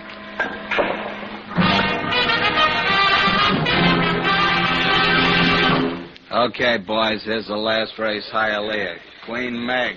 Win, 880, place 660, 340 for show. Say, mister, you tell me you're looking for information. Who tells you? Oh, word gets around. It's about PB, ain't it? Yeah, that's right. You got anything I can use? If you're willing to pay for it. What do you say to step up out here? All right, come on, Gib. You know, you took the words right out of my mouth, mister. Okay, mister. Here's 5 tens. And don't try chiseling for more because it won't work. I wouldn't do this to my best friend, except I had a bad day at the track. Never mind that. Now, where do I find Phil Bettner? 22.5 Jackson Place.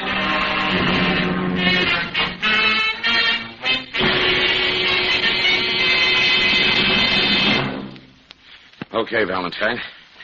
I got your call. Where's Phil Bettner? Yeah, Lieutenant, that's your boy. What's left of him. So Henning's mob did catch up with him first. That's about as neat a job as I've ever seen. Yeah. It's been right cozy sitting here waiting for you. I know. You lead an awful tough life, Valentine. Look, we're going to get him down to the morgue. You get his brother down there to identify him. Yeah, I'll do that. You don't mind if I make a telephone call first? What for? I promised Brooksy faithfully I wouldn't leave her sitting in that lobby all night.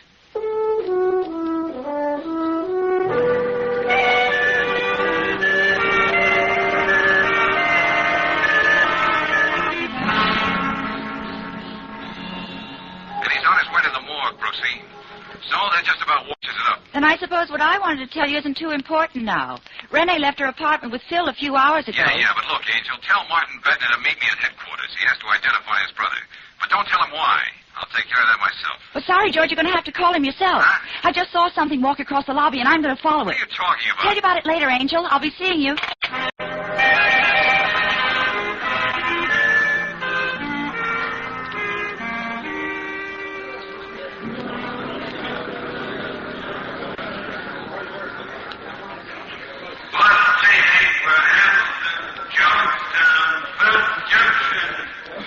Going somewhere, Miss Clemens?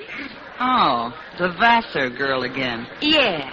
Now, look, dearie, how about you and me going to the morgue together? What are you talking about? Oh, they'll probably want to ask you some questions about Phil. And I'd hate to see you take this bus and have to come all the way back. I'm taking this bus. You're just making things very difficult. And what are you going to do about it? Oh, Oh, I'm just going to tear your hair out and scream all over the place. Then they'll slap us both in jail for disorderly conduct. And the jail is right next door to the morgue. You wouldn't dare. Oh, no? Ah! Stop it. Okay, you win. I knew you'd be reasonable.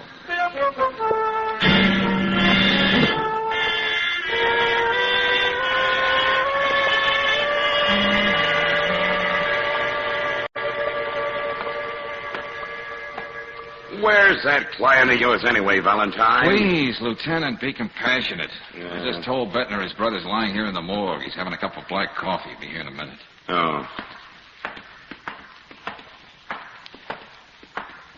Swanson. Yes, Lieutenant? Got the tag on Bettner all filled out? Just got through making it out. Bettner, Philip, age 36, Caucasian, height 6'2", weight 190, identifying marks, if any. Right arm withered, appendicitis scar, port wine mark of the left knee. Okay, I'll take your word for it. Where have you got him? Down the aisle there, number 302. When you get through identifying him, let me know and I'll put him away. Come on, Valentine. Oh, sure, Lieutenant. Now, don't tell me this place is getting you down. A tough-minded character like you. Oh, no, I was just thinking. Let's see, 302. Right down there, sir. I think they're waiting for you now.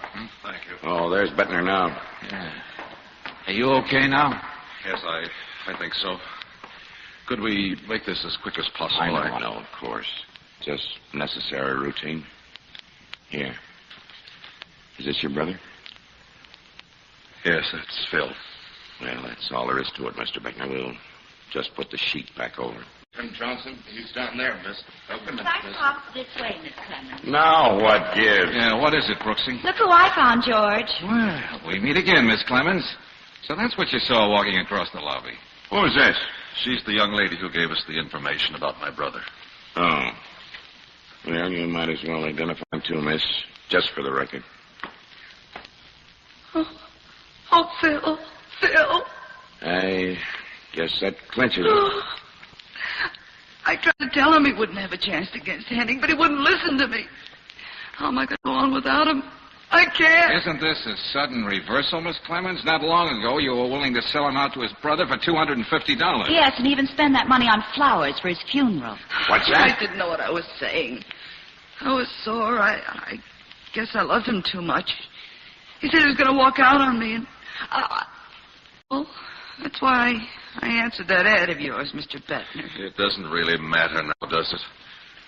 Lieutenant Johnson, I suppose I can call down here and make all the necessary arrangements about the body. Just talk to Swanson, that's all.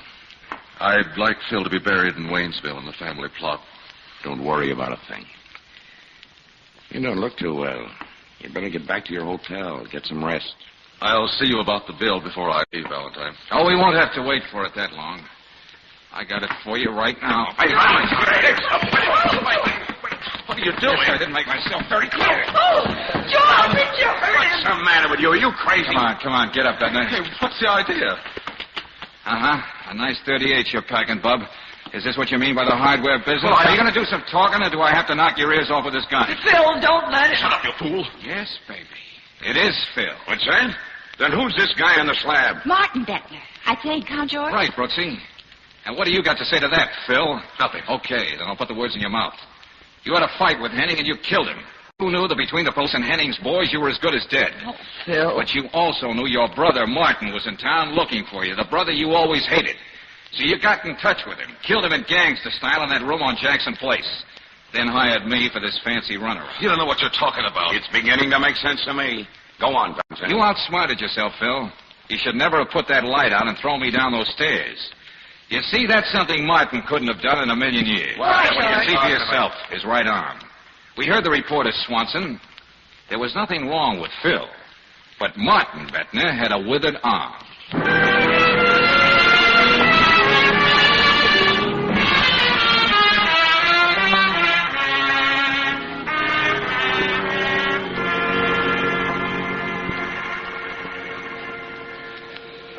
Now, I wonder, Brooksy, Why is it that when brothers hate each other, it's worse than all the Hatfields and the McCoys locked in one closet? Didn't you suspect anything about Phil before Swanson read that tag at the morgue? Well, when that character in the book he joined sidled up, volunteering information, it was a little too good to be true. You mean Phil planted him there? Uh-huh. But, Sweetface, blood is thicker than water. Brothers should love each other. Well, I thought it was pretty unfeminine for Renee to rat on Phil one moment, then leave with him the way Tommy told me she did. You didn't even listen to me, did you, when I was telling you about that on the phone? Well, maybe with one ear. Then when I saw her in the lobby of the same hotel where Martin was staying, well, I had a hunch, too. Oh, of course, it wasn't one of those scientific hunches you get. Yeah. But about brothers, Brooksy, do you think it's familiarity that sometimes breeds such mayhem? Oh, not necessarily. Now, look at husbands and wives. Huh? They go on for years and years living together. Well, they never think of murdering each other. Oh, Brooksy, you just haven't lived.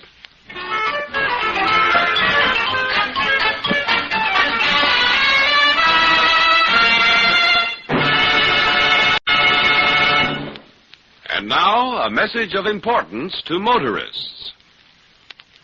Can you imagine our friend George Valentine driving into a station and saying his car needed oil? You wouldn't catch George that way. He'd be sure to specify RPM motor oil, the great modern lubricant that's tailor-made to keep cars young. And if you consider your car an important investment, be sure you say RPM motor oil. RPM contains special compounds, and each added ingredient does a specific wear-saving job for your engine. It's a premium motor oil that stops rust, foaming, and corrosion, keeps your entire engine system cleaner. No wonder RPM motor oil is the 2-to-1 choice over any other motor oil in the West. Get it tomorrow at a standard station or an independent Chevron gas station where they say and mean, we'll take better care of your car.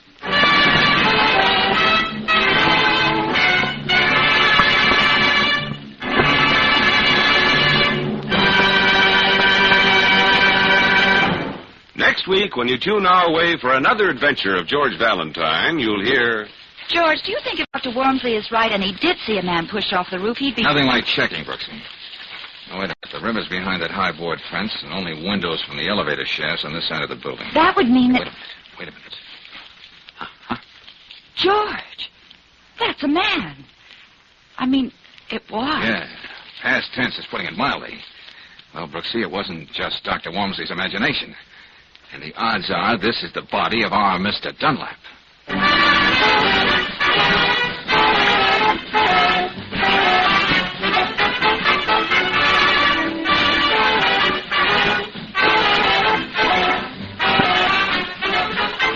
Tonight's adventure of George Valentine has been brought to you by Standard of California on behalf of independent Chevron gas stations and standard stations throughout the West.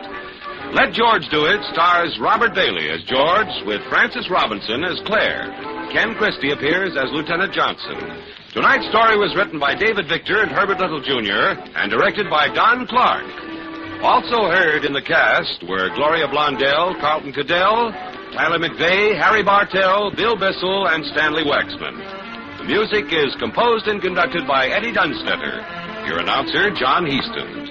Listen again next week, same time, same station, to Let George Do It. This is the Mutual Don Lee Broadcasting System.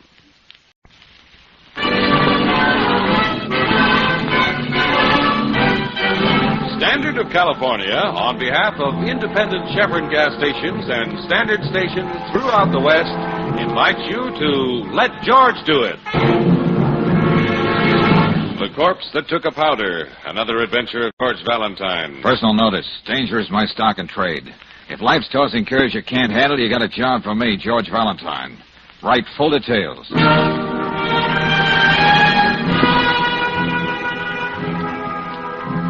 Dear Mr. Valentine, they say that if you think about suicide twice, you won't go through with it. Well, I thought of suicide over and over again. Tomorrow evening, I'm going through with it. Unless by then you can find some way of freeing me from this horror and the fear that's driving me to this. Hurry. Please hurry, Mr. Valentine. I need somebody's help so badly. I need somebody's help so badly. I'm desperate. And it's signed Marcia Palmer, Afton Apartments 4A. All right, Brooksy, we'd better get on our bicycle. Wait a minute, George. Huh? Well, don't you think this note sounds, well, a little hysterical? Offbeat? Yeah, that's what I meant. Come to think of it, let's change that to motorcycle. Well, I meant something else. Why don't we telephone the Afton Apartments? Tell the young lady just to stay put till we get over there. Angel, too much of a chance. Suppose we aren't persuasive enough. It might rush things along. Well, still, It may not be easy to explain a great horror of fear in so many words on the phone. Yeah, well, maybe you're right. So come on, Brooksy. There's only one way to tell.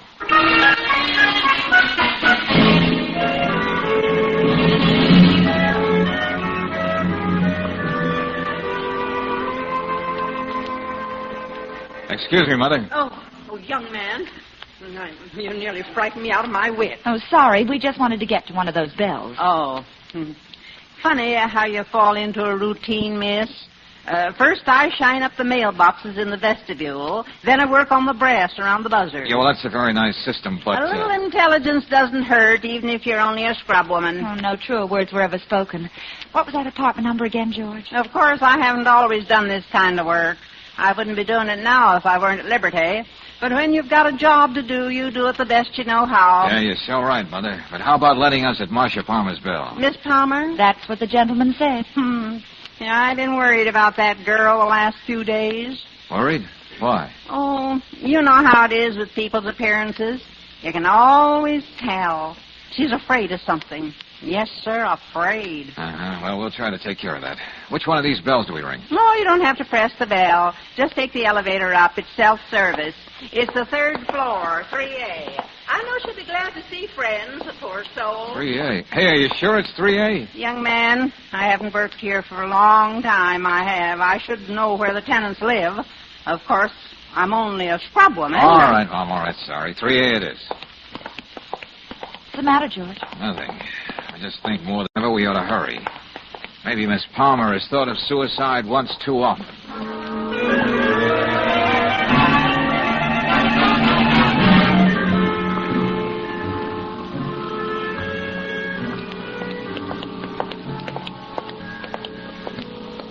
Here we are, George. 3A. Yeah. She's just got to be in, Brooksy. Well, that's a good sign. I heard somebody moving inside. Good. Hello. Oh. Miss Palmer at home? I haven't the slightest idea. What? Well, I've been trying to work up enough nerve to find out that very thing for myself. Well, you certainly should be in a position to know. This is her apartment, isn't it? Huh? Look, did I meet you people somewhere with Marcia? Here at my place at a party, perhaps? Hey, now, wait a minute. Is this your place? Well, that's what the lease says. The name is Glenn Stratton. I'm a commercial artist when I work. Well, where does Marcia Palmer live? Right over my head, just like an angel. Apartment 4A. Sorry. It seems we got the wrong information. Hey, there's nothing wrong, is there? I've been worried about Marcia lately. She hasn't seemed herself. Yeah, I know. Afraid of something. That's exactly it. Come on, let's get upstairs, Brooksy. Oh, if you see her, old man, would you tell her that her persistent suitor would love to have dinner with her? The charge will be $1 for 10 words, Mr. Stratton. All right. Come on, honey. No use waiting for the elevator. Mr. Stratton is quite a boy. Any minute you expect him to step back into Esquire. Yeah, that's right. I wonder why Mother down in the vestibule gave us a bum steer about the apartment number. If anybody, she should know where people live in this place. Well, let's be charitable and say she's slightly pixelated. This must be it. Here, Angel. I better try it again.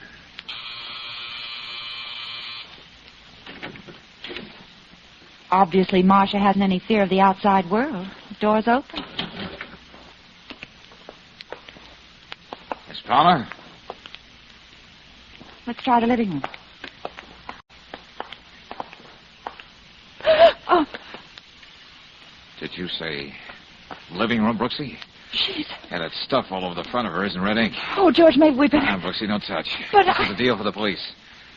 Anyway, she was considerate enough to leave a note right here by the gun. Oh. What does it say? Please forgive me. I hope this doesn't hurt anybody too much. But I really can't go on any longer. Marcia.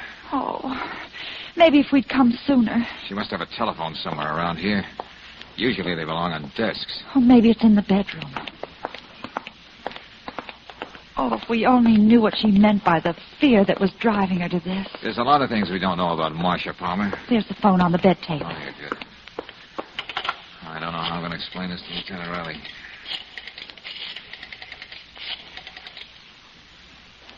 Hello, Riley's office, please. This is Valentine. It seems simple enough to explain, but when you're all through, somehow you don't believe it. Oh, hello, Riley.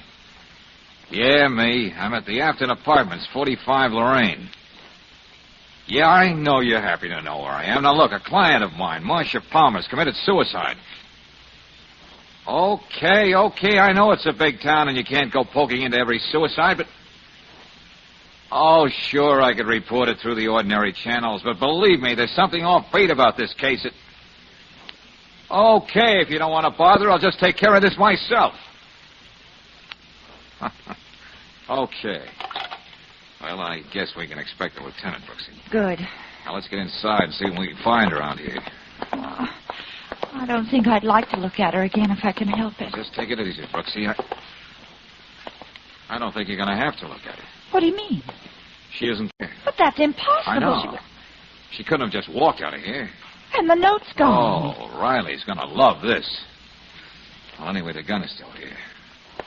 There's something I'd like to know right now, Brooksy. What do you mean, George? Do I or don't I have a client? Well... And if I do, where is she? Dead or alive?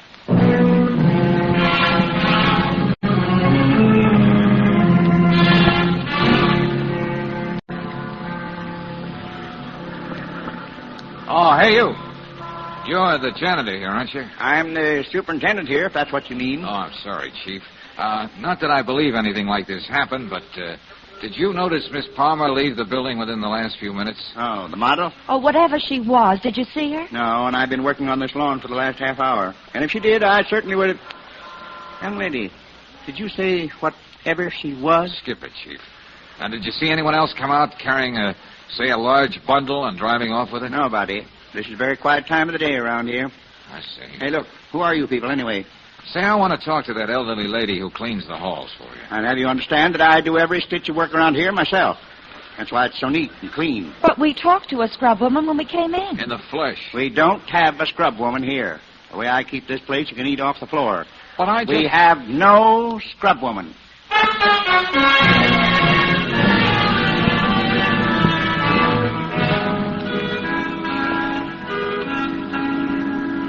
Valentine, aside from being a cop, I'm trying to be a logical, understanding man.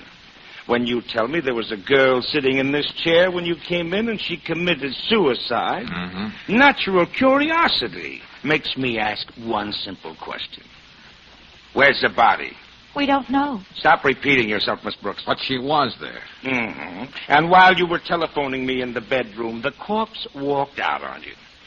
Well, I don't know why I should let that upset me. That sort of thing happens every day. Well, it happened today. Well, what about this letter she sent me, Lieutenant? And there's the gun, still on the desk. Valentine, half the people who write you should be rounded up with a butterfly net. The gun, Lieutenant? Yes, we'll look at that right now. Careful, like, so we won't destroy the all-important fingerprints in this amazing case.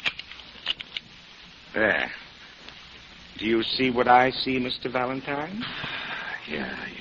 Not one shot's been fired. And from the looks and smell of this murderous instrument, I'd say it hadn't been used in weeks. All right. I admit I'm stumped.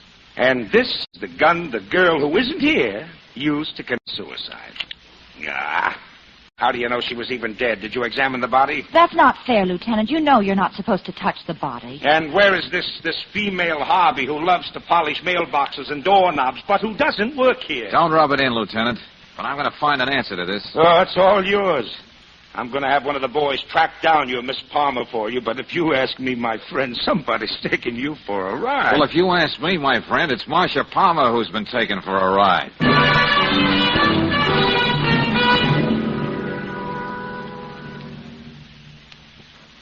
We'll return to tonight's adventure of George Valentine in just a moment. Meanwhile, a word about conservation in your car. If you're not getting full gasoline mileage from your car, better have the spark plug serviced for dirty, chipped, or cracked plugs. Often waste as much as 1 gallon out of every 10 gallons of gasoline. That's throwing away quite a bit of money. even if you buy only 10 gallons of gas a week. To help your spark plugs do their job, and they do have to fire 1,000,000 times in every 1,000 miles, get them cleaned and reset. For this money-saving service, depend on the men who have a reputation for expert car care at standard stations and independent Chevron gas stations.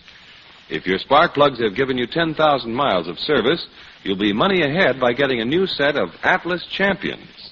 These spark plugs are precision-made for accurate timing, full flash sparking, trouble-free service without fuel waste. And you can get Atlas Champion spark plugs at independent Chevron gas stations and at standard stations where they say and mean, we'll take better care of your car.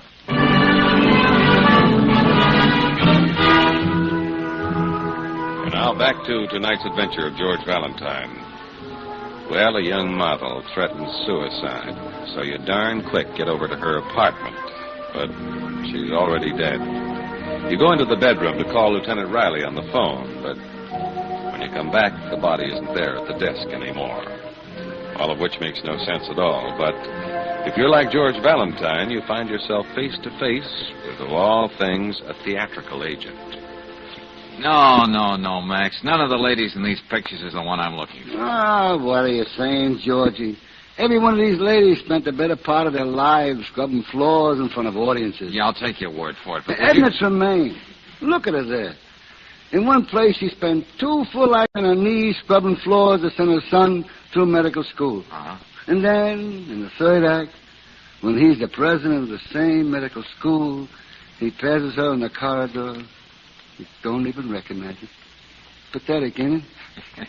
Yeah, I'm all choked up, Max. But will you listen to me? Wasn't I all the time? No, I told you I feel pretty sure that someone hired a woman and a darn good actress to play the part of a phony scrub woman at the Afton Apartments. How can you be so sure? She was an actress, Georgie. The phrase she used, Max. She said she only worked there because she was at liberty. Now, that's a theatrical term. You know that. At liberty. Oh, I hate those words. The more I hear them, the more money I don't make. Come on. Think hard, Max. I described her to you. She has a thin, hatchet-like face with eyes that tried to smile at you, but you couldn't quite believe it. Wait a minute, Georgie. I got a few more pictures. People I ain't used for years. I'll let you see them. Hold it till I call my secretary. Who am I kidding? I ain't got a secretary. Oh, same old Max. Hey, there's room for $10 on the expense account if you can be of help. Must be down here in this drawer. Here, take a look, Georgie. Okay, all right. No. That one it wouldn't be. Very versatile. Well, it's strictly burlesque. Hey, wait a minute. Who's this? You recognize her? She's the one, all right. What's her name? Where does she live?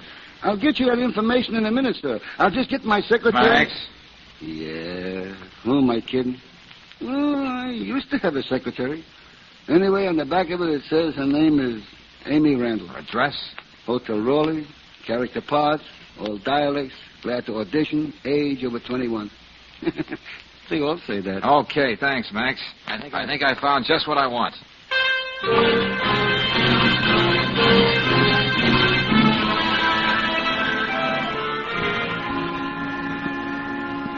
I don't know how you found out where I live, Mr. Valentine. And I don't know what you want from an old scrub woman. Do you mind if I hold your hand a minute, Mom? Now, young Such man, soft, well-kept hands. Not the hands of a scrub woman. Huh? Come on, Amy. Give it to me straight. I know all about you. You're an actress. Oh. And I thought I played my part so perfectly. Oh, that you did. You did that. You deserved 3 curtain calls. But come on now. Who hired you to be there just when we arrived? When you've been out of work as long as I have, Mr. Valentine, you don't ask any questions. $50 for an hour's work is a lot of money. Who was the man? He never said. He gave you a check, didn't he? No, it was all cash. What did he look like? Well, he was rather short and stout. Uh-huh. And he had just a kind of fringe of gray hair on his head. Yeah? Told me he saw me on the stage once and looked me up. He said he was playing a practical joke on somebody. I just had to say I was worried about Miss Palmer and put on an act. Uh-huh. For a moment there, didn't you really believe I was a scrub woman, didn't you? I told you before, Mom, you were slightly terrific. You don't know what it means for me to hear you say that. And you don't know just what kind of part you played in a little drama today. What? But then again, that makes us even, Mom. I don't know that either.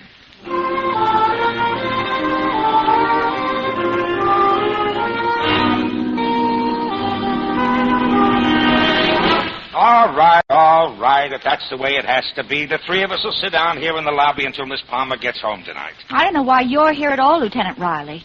I thought you were convinced that this was all a weird joke and somebody was taking George for a ride. Well, practically your own words, Lieutenant. Valentine, I can handle you alone. And Miss Brooks, I don't have too much trouble with you either. But when both of you gang up on me like this, I... Yes? Well, the truth is we haven't been able to find the Palmer dame all afternoon. And I just didn't put one man on the job, but 6. Covered all the places she usually hangs around, too, and nobody's seen her. If you just stop blustering and pouting, Lieutenant, I'd like to say thanks for coming back. Yeah? Well, I'm not doing you any favors. Every time you get a case like this, I get a headache. Let's say I'm here just because I can't afford to buy any more aspirin. Well, how do you figure it, Lieutenant? Somebody went to a lot of trouble to hire an actress so she could create an appropriate atmosphere for so-called suicide. I know, Miss Brooks, I know. Lieutenant Riley. Stratton, I told you the first word I got about her, I'd let you know. Oh, thank heaven you're still here. What's the matter with you? What happened? She's up there. Miss Palmer? Up where? In her apartment. She's sitting there at the desk. I thought for a moment she'd speak to me, but she didn't. Okay, don't fall apart. Let's have it in clear, simple language. Huh? In words of small syllables. She's dead. She killed herself.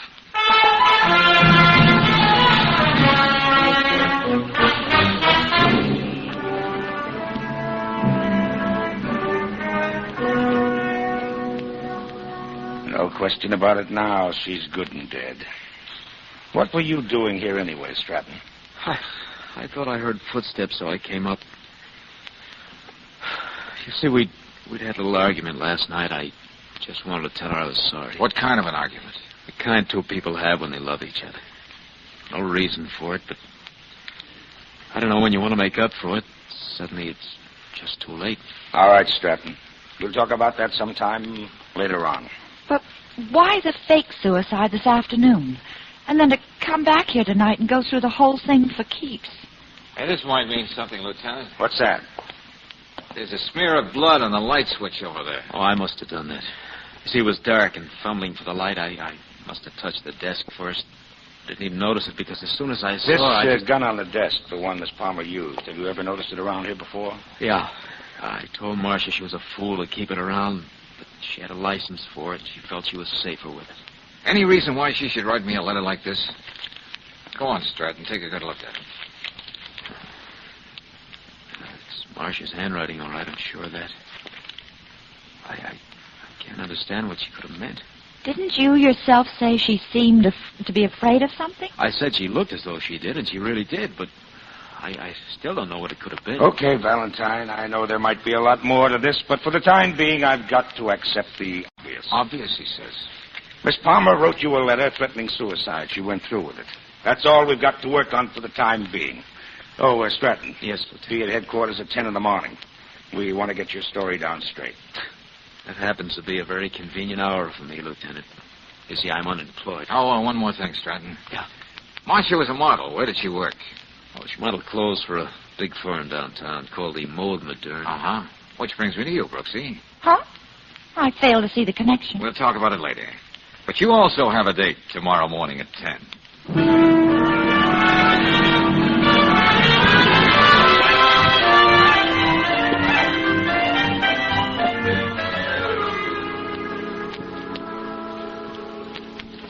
Yes, Miss Brooks. I'm Miss Gavin, the head model here. Well, I know you're going to think I'm just perfectly mercenary. Aren't we all? I mean, to be here at the Mode Moderne the first thing in the morning after reading about what happened to that poor Marcia Palmer. Wasn't it perfectly awful? Yes.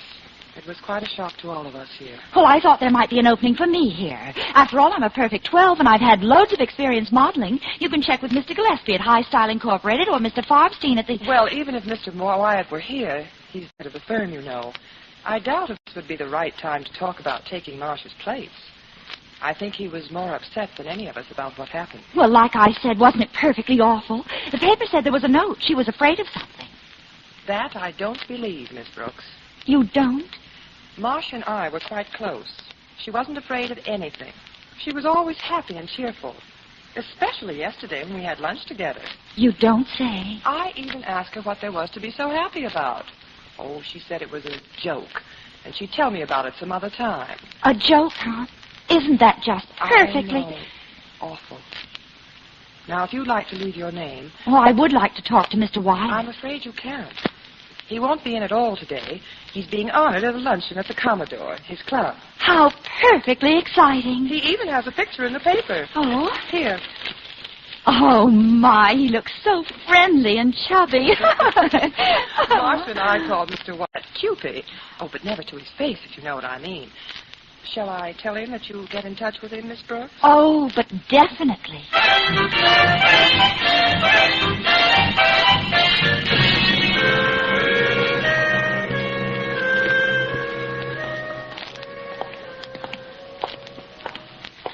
Well, your little interview at Mode Moderne, Angel, only makes this case screwier than ever. Well, as soon as I heard about Mr. Wyatt and saw his angelic countenance in the paper, I thought he might fit in somewhere. Yeah, a short, chubby little man hired our actress friend to play scrubwoman. Oh, he fits in all right, but not with the facts. What do you mean, George? Just a minute, Brucey. Let's go and see Riley, see what he's got out of Stratton. Oh, Valentine, I've been expecting him. Good morning, Lieutenant. Oh, yeah, Lieutenant. Oh, so. Well, here's the way it stacks up this morning. The medical examiner goes along with the suicide theory. Gun, fingerprints, everything. Stratton here tells a straight story. Thank you, Lieutenant. So that's about it for now, Valentine. Just one thing's been puzzling me. Yeah? Stratton, apartment 4A where Marcia lived has exactly the same layout as yours in 3A, hasn't it? I suppose so. You know, these apartment houses, not much imagination. But you said you fumbled for the light switch and got blood on it because you were over at the desk first. That's exactly what you said, Stratton. Well, I suppose so. I don't remember. 3 of us were there when you said it. Now, why did you have to fumble for the light switch? It's exactly in the same place in Marcia's apartment as in yours, right next to the door. Well, maybe I didn't explain myself just right. You were planning Marcia's body at the desk where it was, and the gun, too. No, you're That wrong. you wanted to do in darkness. Then you put on the light and went running downstairs. That's why Hold you... it, Valentine, hold it. I'll take it from here. Look, Lieutenant, you got to listen to me. That smear of blood on the light switch puts you square on the spot, fella. Now, the less you say now without a lawyer, the better. I'm holding you on suspicion of murder. Well, you'll have to pardon us. Brooksy and I have a luncheon date at the Commodore. Huh? Have we? Oh, yes. Oh, wait a minute, Valentine. I want to talk to you Maybe about... you're happy about this way this case washed out, Lieutenant, but I'm not.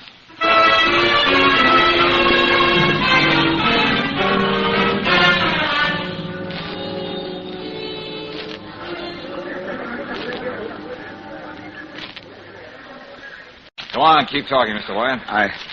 I don't know what to say. I should be inside in the ballroom, Mr. Valentine, talking to the fellows. How can you even think of your silly club now, after everything that's happened? All in all, it was a pretty elaborate job. Even hiring a character actress to build suspense. Yes, I tried to think of everything. You did? Oh, it was a clever stunt, all right, getting Miss Palmer to write that letter to me. It amounted to a suicide. I knew I couldn't afford to overlook a thing. I'm sorry. Sorry I ever got involved in the whole mess. Okay, Mr. Wyatt, don't take it so hard. You better get back to your luncheon. And, oh, yeah, go easy on the cream chicken.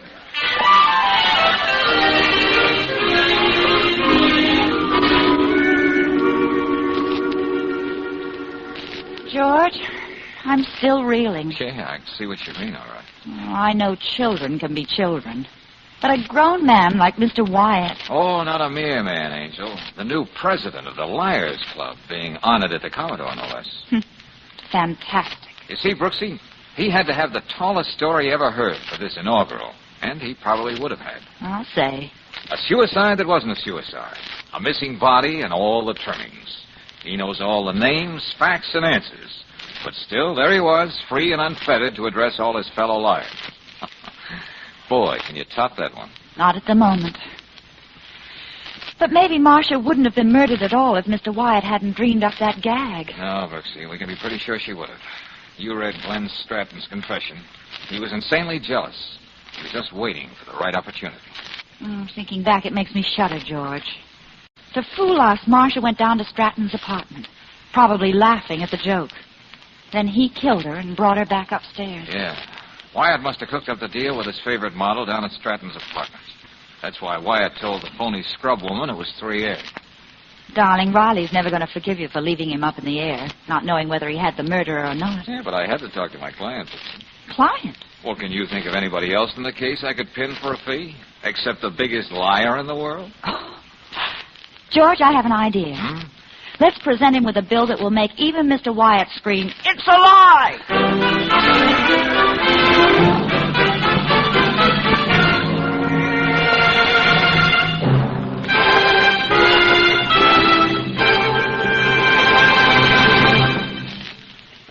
It's often the little things that make your day a good one or a rough one.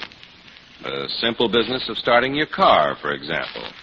If it's obstinate and gives you a bad time when you want to get going, it can add up to a lot of irritation. For fast starts every time and wherever you're driving, just try Chevron Supreme gasoline in your car. This premium quality gasoline is climate-tailored, specially adapted to each different climate and altitude zone in the West. Day or night, summer or winter, you can depend upon it for fast starts. And that's a saving, too, of the power in your battery. What's more, Chevron Supreme gives your car smooth acceleration and extra power for rugged hills. Get a tank full tomorrow at any standard station or independent Chevron gas station where they say and mean, we'll take better care of your car.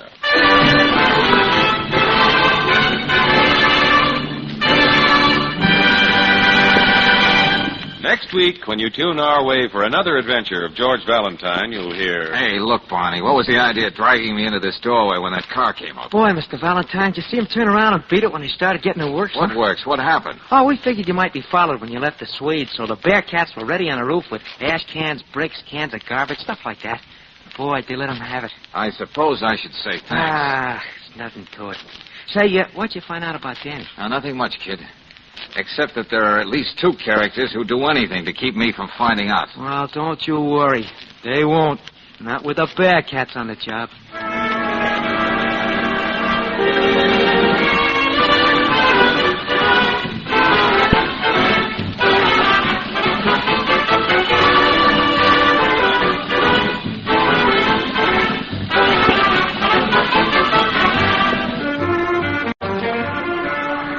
Tonight's adventure, George Valentine, has been brought to you by Standard of California on behalf of independent Chevron gas stations and standard stations throughout the West.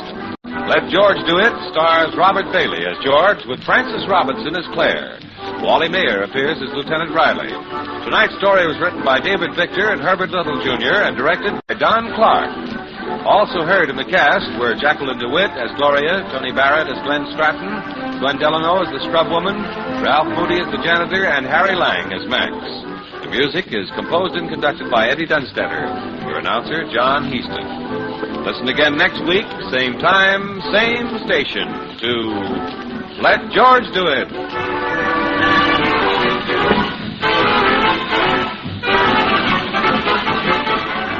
This is the Mutual Don Lee Broadcasting System.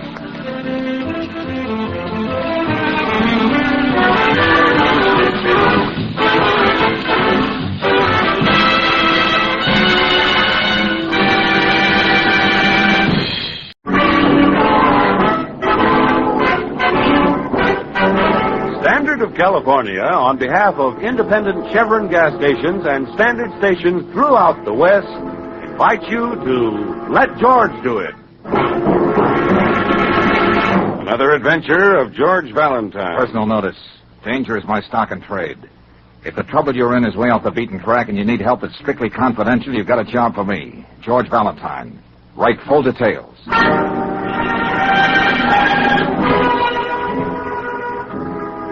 Dear sir, you employed the word confidential in your advertisement. Well, I need confidential help. My enthusiasm for birds has led me into a predicament. I was watching starlings, but I saw something that was never meant to be seen, and it keeps haunting me, if I really saw it. Unless my eyes deceive me. My eyes deceive me. I was the witness, the only witness, to an outrageous crime. There's nothing more I can say in a letter. Please contact me at once. And it's signed Elliot Wormsley. Wormsley. That sounds like a name on a Dickens. Elliot Wormsley, MS, PhD, Statistical Services, Baxter Building. Birdwatcher, huh? Mm-hmm. What kind of canaries is this statistician interested in anyway? Oh, stop kidding, George. That's a pretty grim phrase. I was the only witness to an outrageous crime. Yeah, and he's in a predicament. That's a twist. What was it he could have seen? I don't know, Brooksy, but let's see what we can see. Let's drop in on Dr. Wormsley.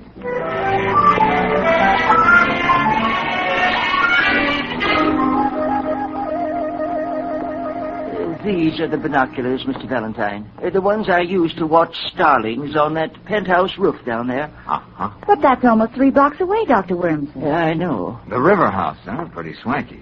Golly, George. You can see halfway around the world with these binoculars. All right, Angel, stop playing. Back to you, Dr. Wormsley. So you looked for starlings and saw a killer hawk. Something like that, Mr. Valentine. Okay. Now, just what was this outrageous crime? What did you see that you shouldn't have seen? Murder. Oh, I guess I dropped your binoculars, Doctor. Did you say murder? I can't be sure. But I just trained my eyes down there, as I've been doing for weeks. And in that instant, I'm almost certain I saw a man push another man off the roof. Of course, he had his back to me. What do you mean, almost certain, Dr. Wormsley? Well, it was over in a second. And I didn't expect to see what I think I saw.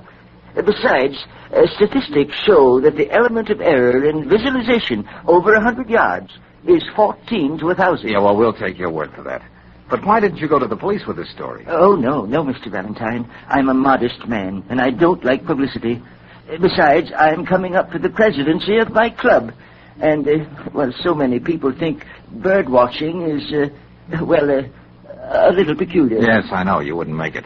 But murder is a very serious business. Mr. Valentine, if I'd seen any mention of what I suspected in the newspapers, I would have volunteered this information to the police. But as it is, no crime has been reported. Well, that's right, George. I didn't see anything about it. Still, the picture of those 2 men keeps haunting me. I'm thinking of my reputation, but I do have some public spirit, and I have to make sure. My conscience wouldn't let me rest if I didn't. Oh, I see. And you want me to check at the river house and soothe your conscience? That's it, young man, precisely. It shouldn't take you more than a day, and I'm willing to pay your usual fee. Okay, it's a deal, Wormsley. Oh, Brooksy. Yes, George? Just on a hunch, get down to the Bureau of Missing Persons. See Finley. Okay. Find out if anybody's been reported missing from the river house. You will keep my name out of this, won't you? Oh, yes, we'll do our best, Professor. I'll meet you back here later, Brooksy. Okay, George. I'm going over to the river house.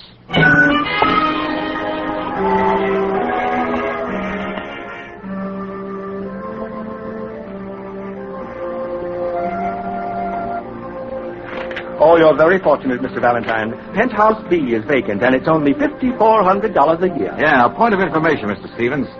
As I get it, the sun deck of this wing facing the river is for the exclusive use of Penthouse A and B. Oh, it's very private. And Penthouse A is occupied by the Dunlaps, Philip Dunlap, the broker. So that would put you in very good company, and only $5,400 a year. Well, I was thinking of something a little better, but I'll let you know.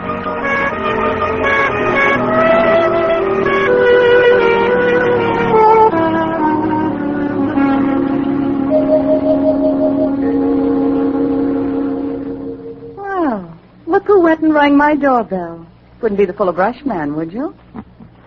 Not unless my samples are showing. Oh, come on in anyway. I hope you'll pardon the sunsuit. I wasn't expecting company. No, it's nothing at all. I mean, practically.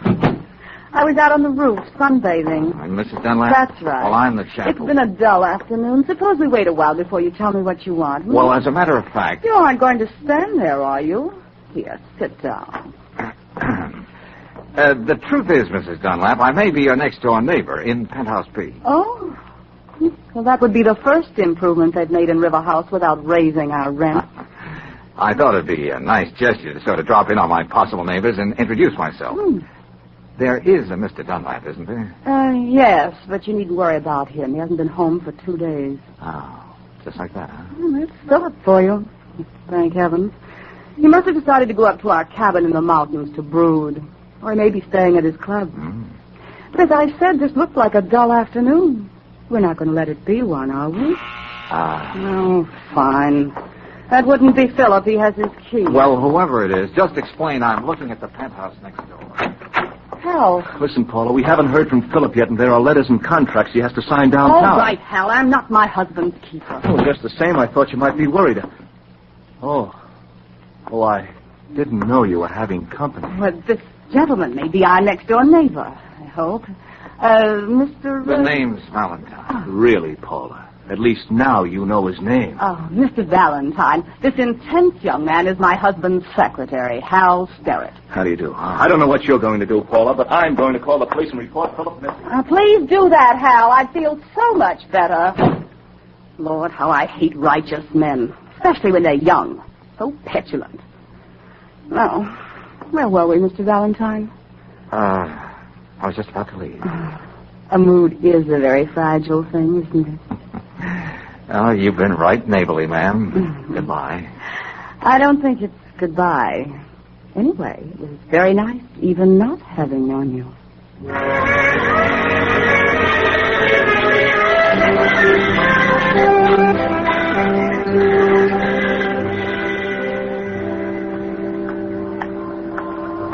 Oh, Mr. Valentine.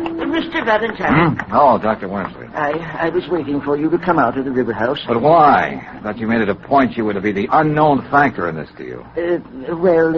After you left, I did some calculating. Yeah, good for you, good for you. There must be a way of getting into this empty lot without climbing over that fence. And in my calculations, I discovered that the odds against anything as extraordinary as this happening to an ordinary man like me would be about 14,000 to 1. You don't say. So if you don't mind, Mr. Valentine, I'd sort of like to tag along with you and see if I'm really that 1 in 14,000. Uh-huh. Looks as though there's a gate in this fence. If we can get these cans out of the way. George! Hey, Brooksy, you should have brought a friend. We'd have a fourth for bridge. Hello, Miss Brooks. Oh, George, there's been no report of anyone missing in this district. Oh, thanks. I was on my way to your office, Dr. Wormsley, when I saw you heading for the river house. So here I am. Well, kids, let's see what we shall see.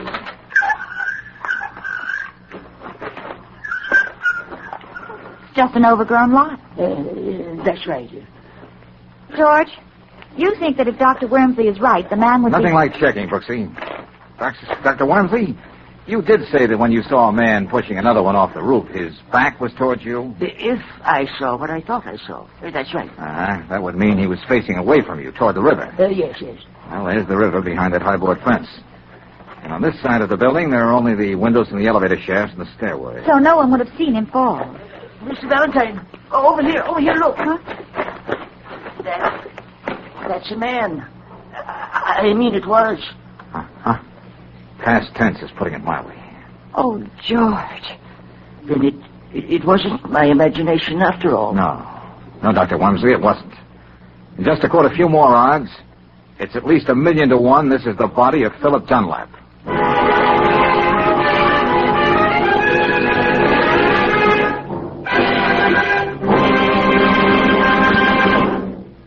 We'll return to tonight's adventure of George Valentine in just a moment.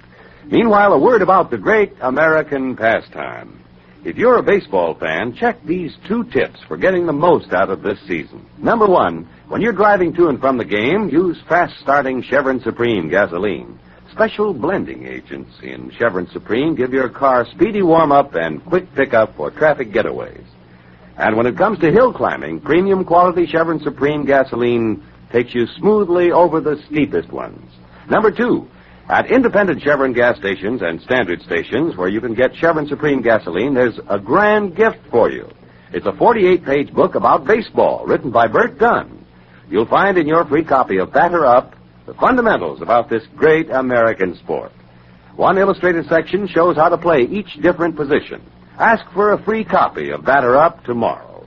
It's yours at standard stations and independent Chevron gas stations where they say and mean, we'll take better care of your car.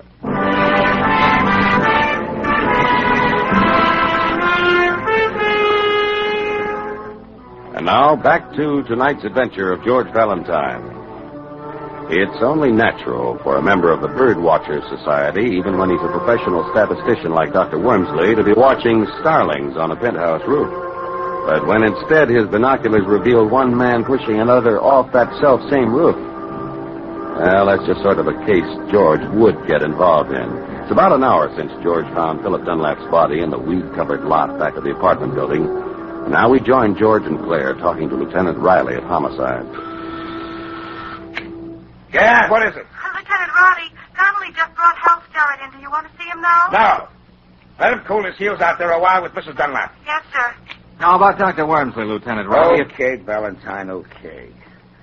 When Lieutenant Johnson turned the case over to me, I didn't know what I was getting in for, but I'll do my best to keep your client's name out of the case. Ah, you're a pal. Well, as a matter of fact, Lieutenant, you owe our little bird watcher a debt. He did uncover a murder. Miss Brooks, I don't want to appear ungrateful. Oh, no. I can always use a new murder. Oh? I'm overjoyed that when you and Valentine stumbled over this homicide, you were thoughtful enough to let me know about it. Oh, well, it's nothing at all. If you hadn't, I'd lock both of you up and throw the key away. Well, now that you're back to your own sweet self, would you mind telling us what you found out from Mrs. Dunlap? Well, she said she was out shopping all that afternoon, and the doorman is alibying her. When she got back, this kid, Starrett, was still there, waiting to see his boss, Mr. Dunlap. He hung around a little longer and then beat it. Did Mrs. Dunlap suggest that there might have been any bad blood between Starrett and her husband? Well, she wasn't too anxious to admit it, but it seems young Starrett was being fired. Yeah, but what was the reason? Bad spelling or making Google eyes at the boss's wife? I wouldn't know, not yet. Mrs. Dunlap was too broken up to go into every little detail. Broken up, huh? I could just see her tears flowing like wine. What do you mean by that? Well, just thinking out loud. Yes, Lieutenant? You can send Starrett in here now. Yes, sir. Well, it looks to me as though Mr. Starrett has some explaining to do, or else. Well, we know that he was there that afternoon, and your Dr. Wormsley saw a man push Dunlap off the roof. Come in, son. Come in. Lieutenant, I don't understand any of this. Oh, you. Hello, Starrett. What are you doing here? Just a neighborly interest in the fate of your late employer. Say, what is this? Yes, George, I didn't know you two had met. Well, never mind. Now, what's this about Dunlap deciding to fire you, Starrett? Well, Why? He didn't like my work, I guess. That's the usual reason, isn't it? You'll save a lot of time if you tell us the truth. You asked me a question, and I gave you the only answer you're going to get. You had a fight with your boss, didn't you? No. In the struggle, you pushed him off the roof. No. A man saw you from an office building. He couldn't have. Oh, Lieutenant. Yes, Donnelly. Can I see you a minute? Yeah, okay. I'll be right back. Hey, tell me something, Starrett. Yes? If you were already fired, why were you so worried about Dunlap? Even going to the Bureau of Missing Persons yourself? Because he was the best friend I ever had. It hardly jives with the story Lieutenant Riley is building up. Hey, Starrett. Yes? You're a college man, aren't you? Oh, what of it? Syracuse, 1942. What? Oh, yes, but how did you know? This, Phi Beta Kappa, too, aren't you? That's right. But what are you driving at, Lieutenant? Well, this Phi Beta Kappa key. The medical examiner found it clenched in Dunlap's fist. It's yours. I don't know how it could have gotten there. He must have ripped the key off your chain as he fell off the roof. Okay, Starrett, I'm arresting you on suspicion of murder.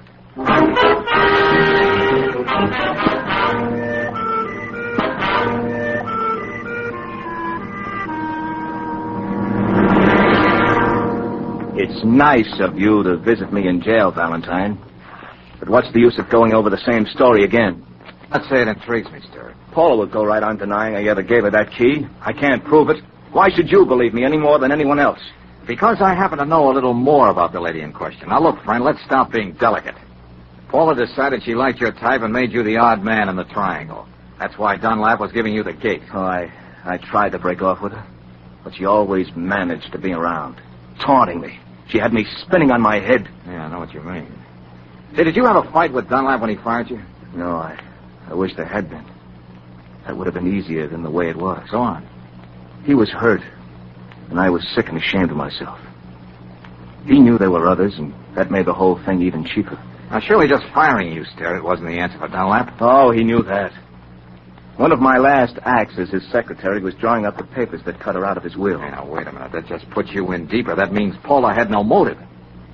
Hey, how about insurance? Well, there was a big policy Philip took out recently with Paula's beneficiary. He didn't change that. Oh, wasn't that kind of strange? Oh, it wasn't something he overlooked. There was a funny smile on his face when he told me he was leaving that as is. That's very interesting. Oh, look, Valentine, I didn't kill Philip.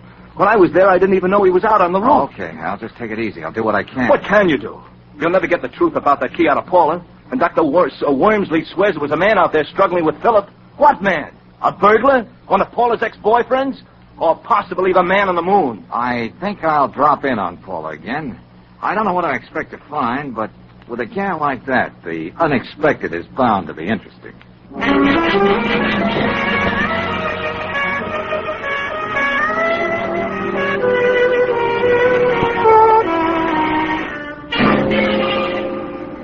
Well, it isn't my next-door neighbor. What now? Cup of sugar?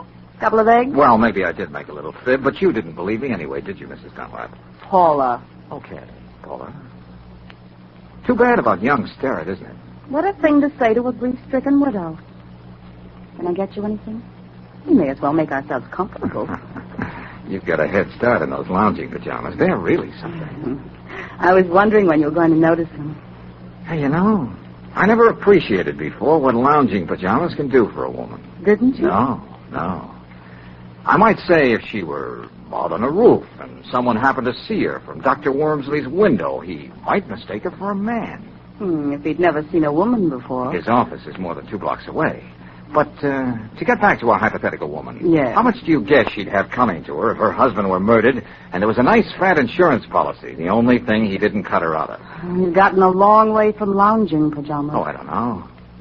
And I can't help wondering what the lady in question would do if she had a perfect patsy and a difficult young man who was suffering pangs of conscience. She might even do something brash if she happened to remember the Phi Beta Kappa key he gave her in a tender moment. Tell me, have you confided these flights of fancy to anyone else? Oh, no, my sweet. I wanted you to be the first to know. And you, my sweet, will ruin your eyes reading all those pulp magazines. There's another angle to this lady of the rooftop. Oh, what's that? With all the insurance money she's sure to get, with an admiring eye for a certain broad-shouldered character who seems to know what it's all about, she might make life very pleasant for him. Very. You couldn't say he knew what it was all about if he fell for a pitch like that, now, could you? Oh. I'd better get my cigarette before we go on with this little game. Well, you can quit playing any time you want to. My dear old father used to play a lot of poker. He used to say the game was never over till the last bluff was called. Huh? Didn't your old man tell you that even one of those effeminate-looking automatics make a loud noise and leave holes when they go off? I have a permit for this gun. Uh-oh. Come on now, Paula. Let's see if you can answer that phone with one hand. You know, Georgie, that could be your next to the last glib remark. When that phone stops ringing, you don't worry yourself into a tizzy trying to guess who it was. We've been supposing a lot of things here tonight. Now let me top it off. Suppose they found you draped on the floor there with a bullet in your head. Okay, what then? I was in bed when I heard sounds in the living room. I opened the door. There was a figure in the darkness. After everything I'd been through, I didn't stop to think. I shot the prowler. I gotta hand it to you, Paula. Skip it. Just sit there on the couch a few minutes till I get my story straight. When I shoot you, I may have to tell the story 12 times tonight, so it's got to be perfect.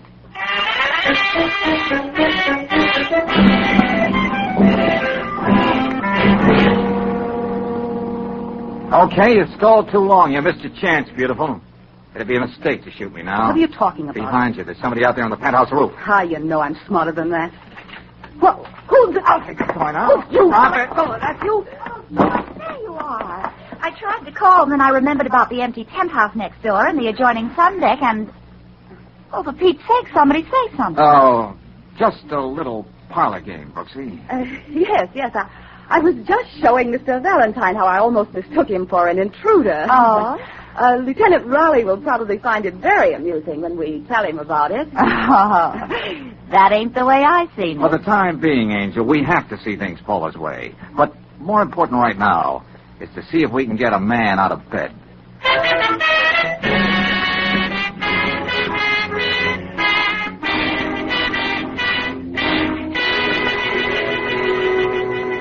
No trouble at all, Valentine. Don't mind selling a little insurance any time of the night. Are these all representative policies, Bennett? Yes, sir. Anything you want, we've got it. Life, accident, comprehensive liability, tornado insurance, plate glass. Any insurance against fatality during parlor games? What's that, Miss Brooks? Just a private joke. This life insurance policy. Oh, any amount you want. Just a simple physical Well, these examination. clauses at the beginning, they're pretty standard in all life insurance policies, aren't they? Yes, indeed. Each one of them meant to protect policyholder and the company. What's up, George? Well, thanks a lot, Bennett. You've been a great help. Yeah, but look, old man. Sorry, shopping around, but I'll keep you in mind. Let's go, Brooksy. Now, Brooksy, first thing in the morning, I want you to check with all the druggists in this section of town around River House, Dr. Wormsley's office, 20 or 30 blocks in each direction. Oh, my aching I'm going to be feet. with Lieutenant Riley. I hate to think of his blood pressure when I mention one little word.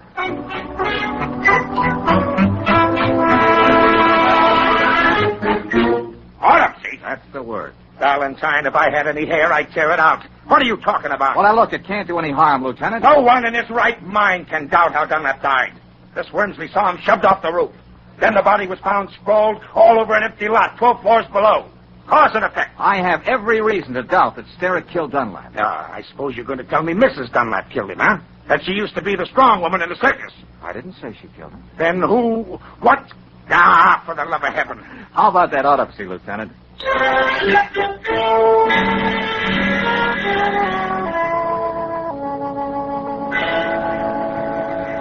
All right, Doctor. Will you tell Valentine here that he's just been wasting our time? I wouldn't say that, Lieutenant. Huh? What'd you find? Enough poison in Dunlap to stop an army dead in its tracks. All right.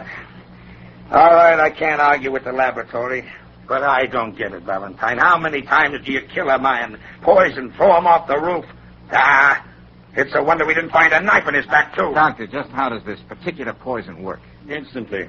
Every muscle in the body becomes rigid all at once and stays that way. Uh-huh. Then it's possible that after a couple of days, the effects of the poison could be mistaken for rigor mortis. Not only possible, Mr. Valentine. It seems just what happened.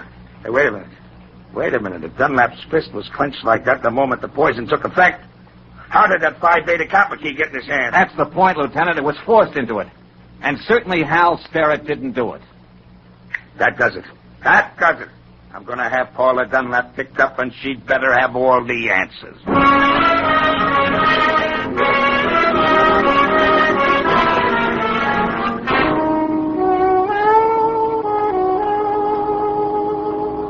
Oh, no. No, Mrs. Dunlap, you're going to have to do better than that. I know how it looks, Lieutenant Riley, but you're wrong, believe me. Paula, you had to be the one who put that key in your husband's hand. Sterrett wouldn't sign his own death warrant. I know, but... Here are the facts the jury will hear. You were the man Wormsley saw wearing lounging pajamas. You had the motive, the insurance money, so you poisoned Mr. Dunlap, then pushed him off the roof to implicate an innocent man. All right. All right, I'll tell you just what happened. Remember, Mrs. Dunlap, you're doing this of your own free will. Hal Sterrett left that afternoon. I went out on the roof for a moment. Philip was there, an empty highball glass next to him. He was dead. Oh, don't look at me that way. He was already dead. He'd committed suicide. How do you know that? There was a note, cruel note, saying that I was the cause of all the unhappiness in his life. He was leaving me without a cent. Okay. I suppose you have the note. No, I destroyed it. Oh, no, that wasn't very smart. Don't you see? I had to. So no one would ever find out it was suicide. Now, wait a minute. There was a clause in his policy. It's in most policies, saying that if he killed himself within the first year, the beneficiary wouldn't get a cent. That much is true. What I did was wrong, but I wasn't going to let Philip leave me without a cent. I'll stand up in court, won't it? Even though I did destroy the note, they'll believe me, won't they? Since you asked my opinion, the answer's no. But my job is finished now. Oh, no. George. Hey, how goes it, Brooksy? What luck? You were right. I found out what you wanted to know at the Gotham Pharmacy on Morton Boulevard. Now what? What am I going to do? I've got to find a way to prove I'm innocent. This isn't fair. Remembering that gun you held in my face and Hal Sterrett, I'm tempted to keep my mouth shut and let you stew in your own juice. What do you mean? Me and you both. I don't know what charge you're going to hold her on, Lieutenant, but it won't be murder. What? Did you hear what he said, Lieutenant? What are you talking about, Valentine? Brooksy just found out that Philip Dunlap bought that poison himself at the Gotham Pharmacy. On a doctor's prescription he forged. Oh, George. Oh, how can I ever thank you? Oh, that's easy. The next time you're up on that roof alone, see if you can prove the law of gravity really works.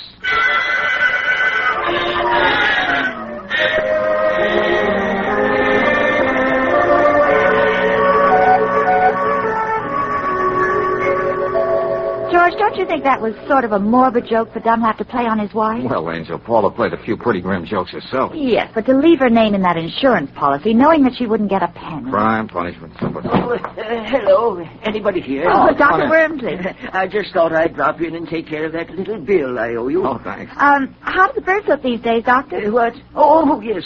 That reminds me. I must thank you, Valentine, for keeping my name out of the Dunlap case. After all, I was the key witness, and I... Oh, dear. Well, that's all washed up now. Thank goodness.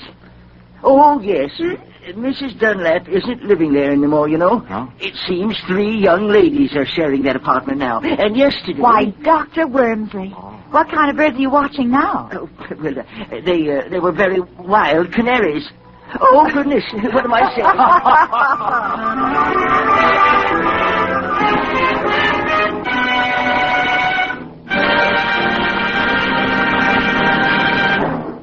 And now, a message of importance to motorists.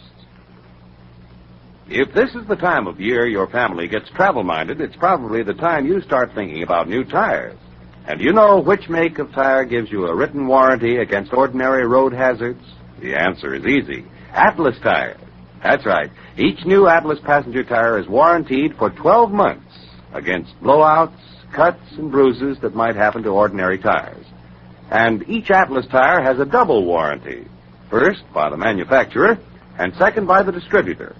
Another thing to keep in mind when you're buying tires is a 2 or 4 wear better than an uneven number. Give you softer riding and easier car handling. For that extra margin of safety, get Atlas tires at standard stations and independent Chevron gas stations where they say and mean, we'll take better care of your car.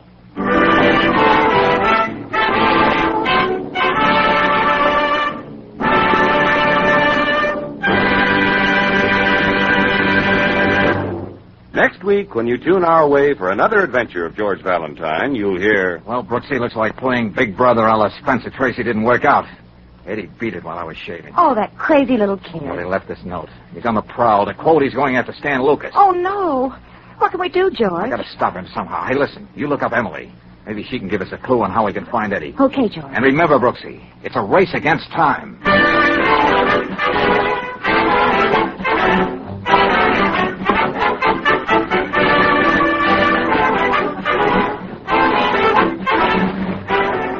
Tonight's adventure of George Valentine has been brought to you by Standard of California on behalf of independent Chevron gas stations and standard stations throughout the West. Let George Do It stars Robert Bailey as George, with Frances Robinson as Claire. Wally Amer appeared as Lieutenant Riley. Tonight's story was written by David Victor and Herbert Little, Jr. and directed by Don Clark. Also heard in the cast were Louise Arthur, Fred Howard, Peter Leeds, Charles Steele, and Charles Lund. The music is composed and conducted by Eddie Dunstetter. Your announcer, John Heaston. Don't forget to listen again next week, 1 hour earlier, over the same station, to Let George Do It. This is the Mutual Don Lee Broadcasting System.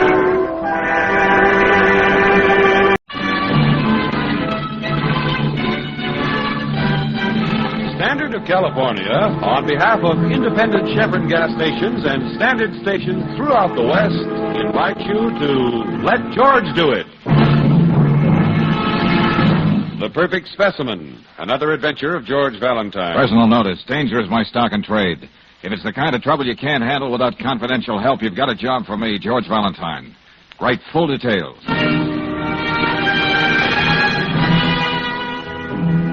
Dear Mr. Valentine, as a doctor, I've had to tell many people that they were doomed to die. Well, today, I was told the same thing myself. I was even informed of the time and the method. All the facts were there, except who is going to kill me and why. I suppose I should go to the police, but they would only scare the killer off. Next time, he may not be thoughtful enough to warn me. I don't know what to charge for a service like this. Don't know what you charge for a service like this, but whatever it is, I'm willing and able to pay. My executioner hasn't allowed me much time, so you can understand I'm anxious that you meet me at my office as quickly as possible. It's signed Dr. Norman Penford. Here, Brooksy, is something that makes no sense at all. Well, how can you say that, George? A man expects to be murdered, and the notion doesn't fill him with too much enthusiasm. I think that makes a lot of sense. It's the note within the note I'm talking about, Angel. Yeah, why did the so-called executioner announce the date of the event and apparently supply a blueprint of his intentions? Is he some kind of a newborn fool? Well, maybe he's so sure of himself he thinks he can't get caught. Now, that's the kind of self-confidence I like to see in people, Brooksy. Except in murderers. What was the address of Dr. Penford's office again?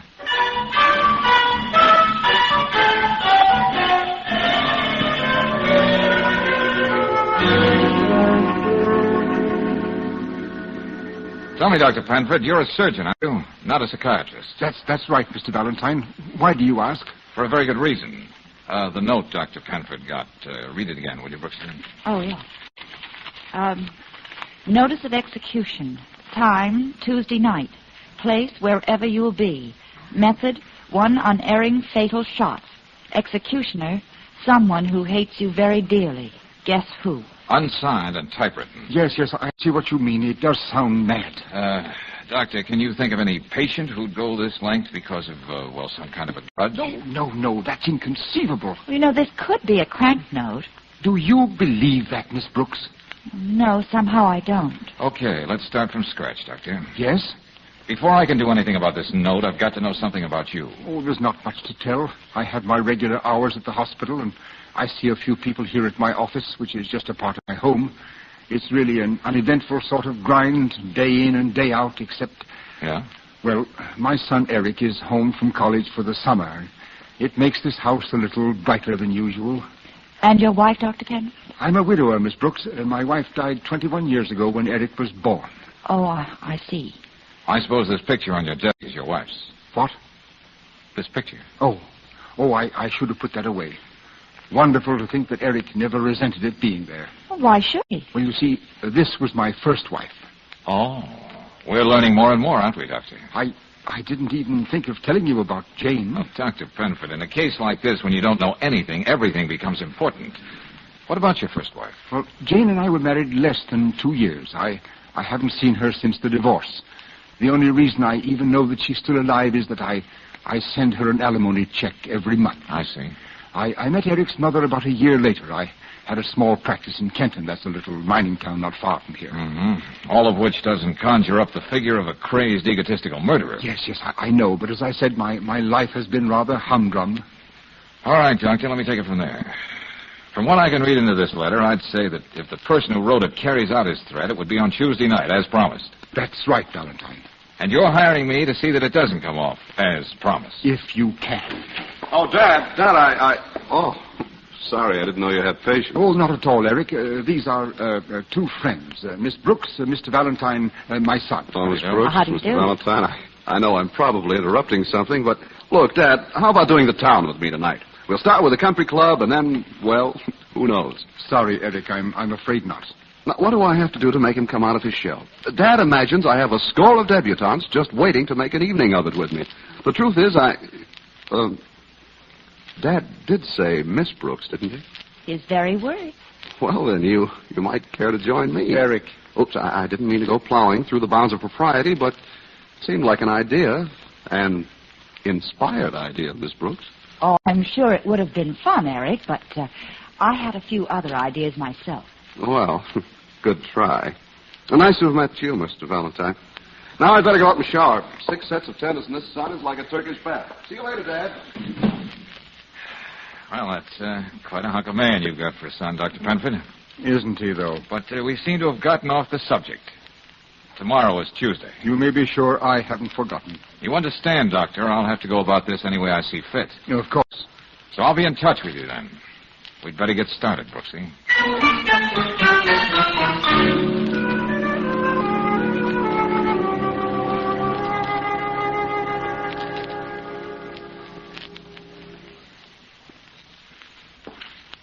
I can't imagine why you're here, Mr. Valentine. I have only one interest in Norman Penford.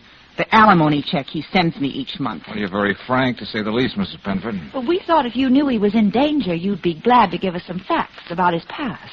And it might help us. Oh, I can give you a beautiful fact that will help you to understand Norman perfectly. Yeah? Just after our son was born, Norman left us, and we haven't seen him since. But But we just met Dr. Penford's son. He told us Eric was a child by his second marriage. Oh? He didn't mention anything about another son. It might have slipped his mind. Now, wait a minute. I want to get this straight. I don't... Please, Mr. Valentine, don't raise your voice. My son Wesley is working in the next room. He doesn't like to be disturbed while he's writing his book. Mother? Mother, who's there? Oh, no one, Wesley. Just some people. Friends of your father, as a matter of fact. Mr. Valentine, don't go in that room. My father? What are you talking about? Certainly you should be interested in your father if he happens to be in danger. Wesley, I tried to keep these people from disturbing you. My name is Valentine. This is Miss Brooks. How do you do? Forgive me if I don't get up. Now, about my father. Go on. I don't feel I have one. As for his being in danger, Miss Brooks, you can understand my lack of concern. Yes, but... Now, get out, both of you. See? Now you've upset him. Never mind the pen, Wesley. I'll pick it up. Sorry. My father isn't really worth any such display of emotion on my part. Now, I would appreciate it if you left. Okay. That's the way you want it. I think you can find your own way out. I'm sure we can.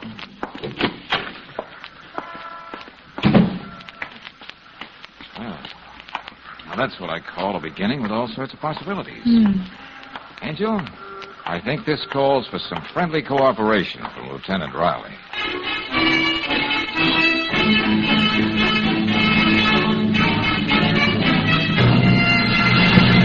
Valentine, I'm a public servant. I have a deep aversion to notes that threaten murder, but why in the name of everything that's holy didn't this doctor come straight to me? Oh, now you're not going to pout, Lieutenant. George explained all that. I can't take care of this thing myself, Lieutenant. It's a big brownstone house with plenty of ways of getting in and out. And I only have 2 eyes. Oh, okay. Oh, for the love of... Yeah, Riley speaking. Yeah, let me have it. For how long has this been going on? What? 9 months. $1,250 in cash every month? Yeah, I see. Okay, thanks a lot. Well, your hunch was right, Valentine. Dr. Penford's been drawing out $1,250 a month regularly for the last 9 months, and in cash. Uh-huh. Wouldn't you say that smells slightly like blackmail? And to high heaven? You'll have those men, Valentine. 5 of my best men. And once Dr. Penford comes home from dinner tomorrow night, no one will get in or out of that place without us knowing. Thank you, Lieutenant. Shut up. George, you mean all we're going to do now is wait till tomorrow? Oh, no, Brooksy, no. You've got a date tonight. Have I? Oh, how nice. With Eric Penford.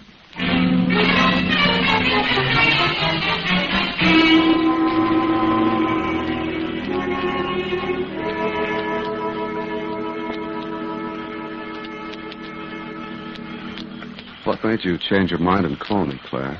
Well, shall we call it a whim, Eric? No. Well, shall we say I just wanted to see the country club? No. Shall we say a girl can't always admit how she feels with other people present? Then you wanted to be alone with me tonight, didn't you, Claire? Eric, let's go back inside and dine. No. Please, my wrist. Nothing like this has ever happened to me before. You must know how beautiful you look now. Not unless someone tells me. You probably think I'm just another college kid home for the summer. Maybe you don't take me seriously. Oh, I didn't say that, Eric. And what do you have to say? Eric. Now, don't be afraid to fall in love with me. I can take care of you, Claire. There won't be any question of money. There won't? I don't even have to go back to college. I get $1,250 a month come rain or shine. Well, that's a lot of money. Where does it come from? No, that's not important, darling, but it'll always be there. I've taken care of that. What do you say, Claire? I don't know what to say. You've got to give me a few minutes to think it over. No, not with you around. That wouldn't be fair. Oh, Claire, darling. It won't be long.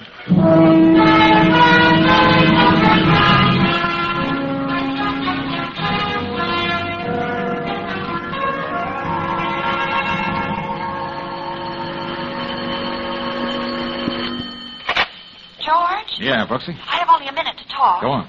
Eric just told me he gets $1,250 every month. The exact amount Dr. Penford takes out in cash from the bank. Yes. Well, that's a new one for the book, Angel. A son blackmailing his own father.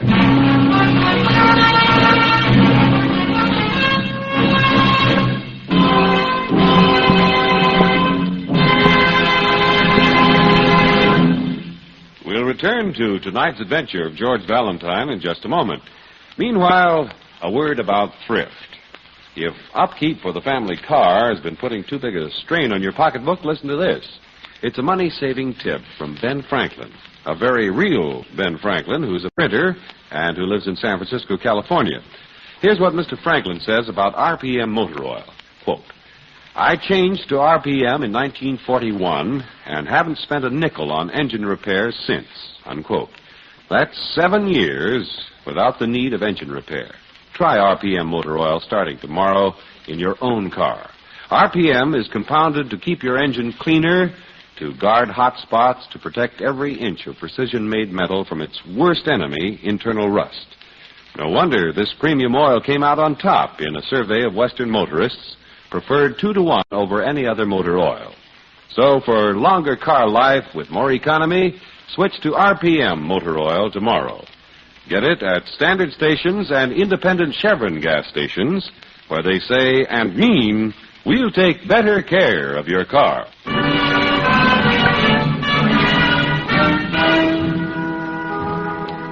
And now back to tonight's adventure of George Valentine. Well, when a respectable doctor hires you to protect him against a threatened murder summed up in a typewritten note, you'd think after that your client wouldn't be likely to lie to you.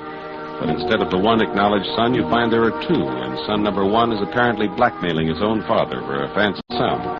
So with time growing short, you make your way to the little mining town of Kenton. Mrs. Wisniewski, you've lived here in Kenton a long time. You remember Dr. Penford, don't you? Oh, good doctor. A very good man. Too bad he not stay here. Well, maybe you remember his wife. Was he happily married? Married? Plenty girls wanted to marry doctor, but he was no married man when he lived here. Wait a minute, what's that? Are you sure? Oh, yes, very sure.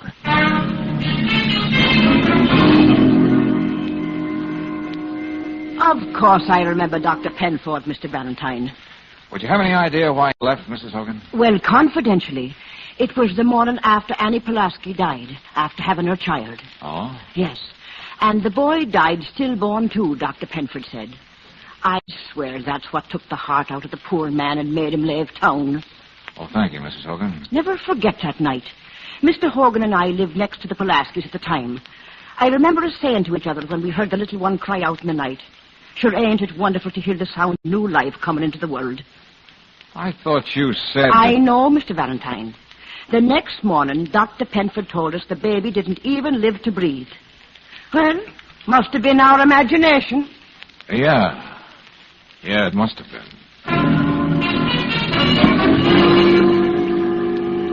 No, I assure you, Mr. Valentine, no marriage license has ever been issued to Dr. Norman Penford. Not here in Kenton. Our records are very complete. I see. And you're also sure there's never been a birth certificate for an Eric Penford? Well, if there were, we'd have it here. Yes, indeed. Any other information? Yeah. When's the next train back to town?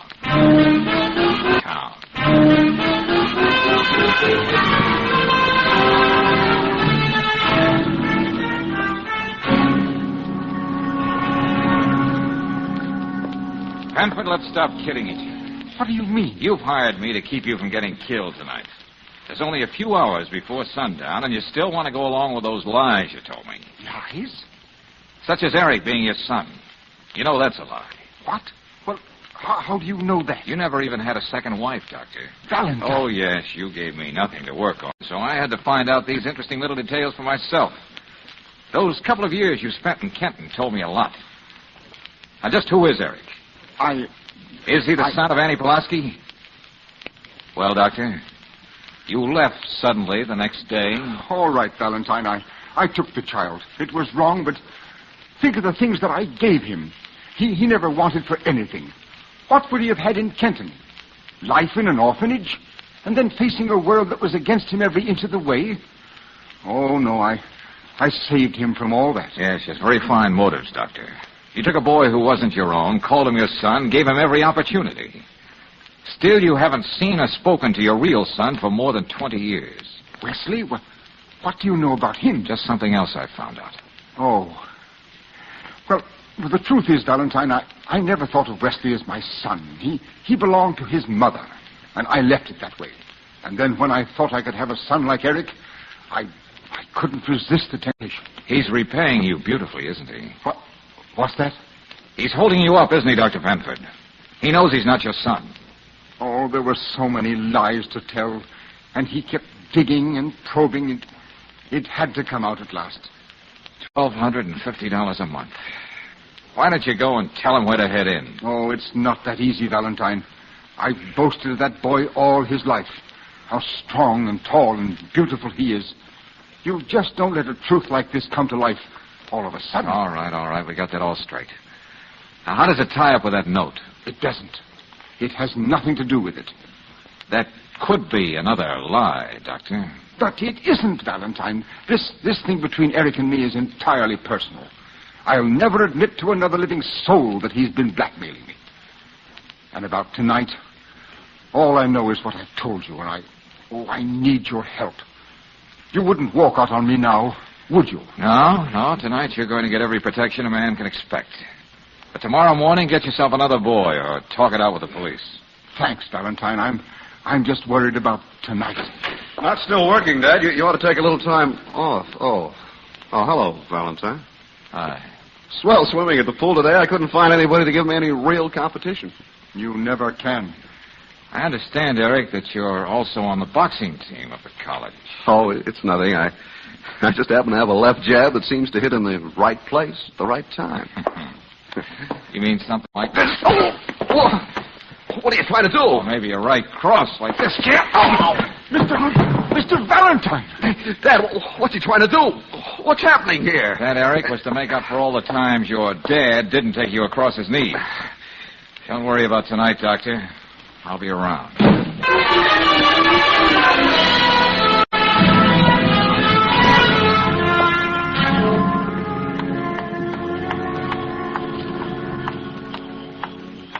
Well, how you doing, Valentine? The good Lieutenant Riley. Your presence makes this quite an occasion. Oh, I just wanted to make sure you were happy with our service. If you were displeased, you might decide not to put your confidence in the police department again. The subtlety of your sarcasm, Lieutenant, is a beautiful thing. But kidding aside, the way you've got your men planted, I can't see how anybody can get in that house without being seen. Oh, it's nothing. It's just a little trick I learned after more than 20 years on the force. I even have Hennessy trailing Penford to his restaurant. Oh, I didn't miss that either, thanks. I told the doctor to accept no calls and hold it for the night. Once he's inside, he's as good as sealed up. Nobody will be able to get at him. Well, if you want me, I'll be hanging around for a while in the patrol car down the street.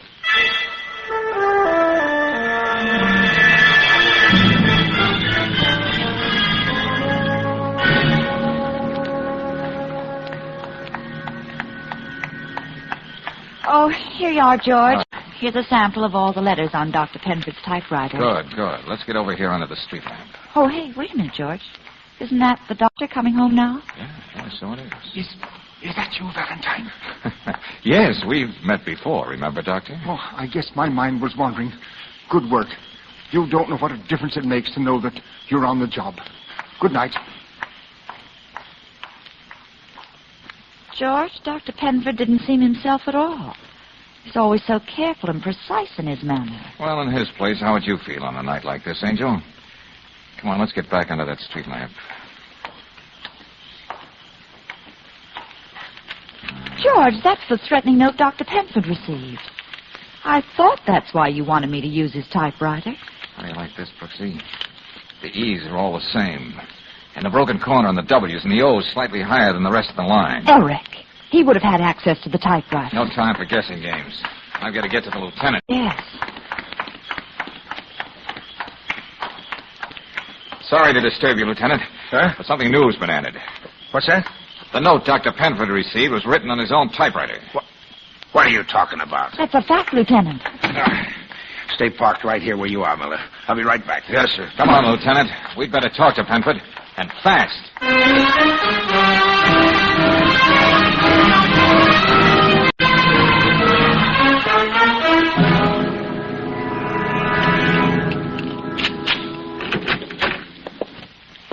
Dr. Penford? Dr. Penford? The light in his office. Georgie. Yeah. Let's have a look at him. Why don't... Yeah, you can still feel his pulse. Miss Brooks, get on the phone. Call an ambulance. Okay. I don't see any gun around, Lieutenant, but he was shot. Oh, that's impossible, Valentine. Nobody could have come in this house without us seeing him. And I know he was all right a few minutes ago when we talked to him. I don't like repeating myself, but this is impossible. Still, it happened.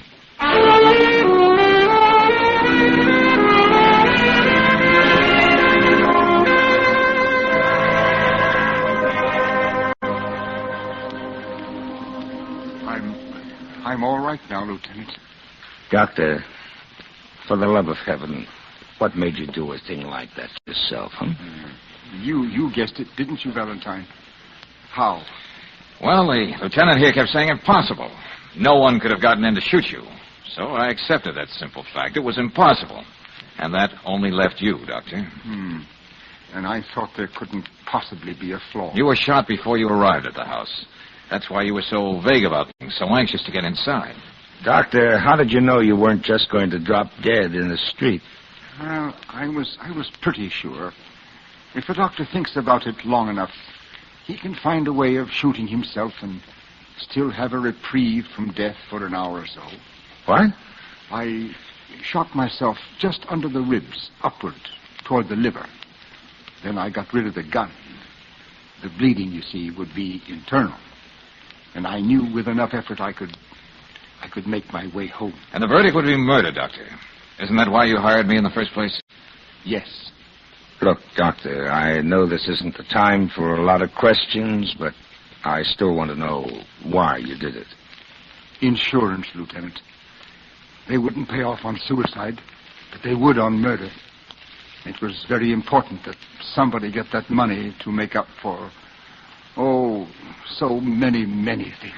It may have seemed as simple as that to you, Dr. Penford, but it was all wrong. The only way you could have made it up to your son was to be alive. My son, he probably wishes me dead. You can't blame him. I don't think any of us can understand what really is going on in Wesley's mind. I'm just a simple cop, Doctor, but if you loved your son so much, why did you ever leave him? Why all this business with Eric, who isn't even your own flesh and blood? Let's just say it's the way a man thinks sometimes when he doesn't know any better. Oh, George, we're here. Is it all right to come in? Yeah, come on in, Brooksy. Maybe now you can understand how your son feels, Dr. Penford. Wesley. Yes, Father. You cared enough to come. I wanted you to know I'm glad it didn't work out the way you planned. I left you and your mother when you needed me most. How can you forgive me? How can you ever understand that? It isn't as difficult as you think, Father. It's just like when I sit down to write, I want things I say to come out beautiful. When they don't, I feel ashamed and want to run away. You must have felt like that when I was born. What is it, Wesley? Would it be all right if I could be alone with my father? Huh? Well, of course, young man, sure. Thank you. Mr. Valentine, would you wheel me over to his bed?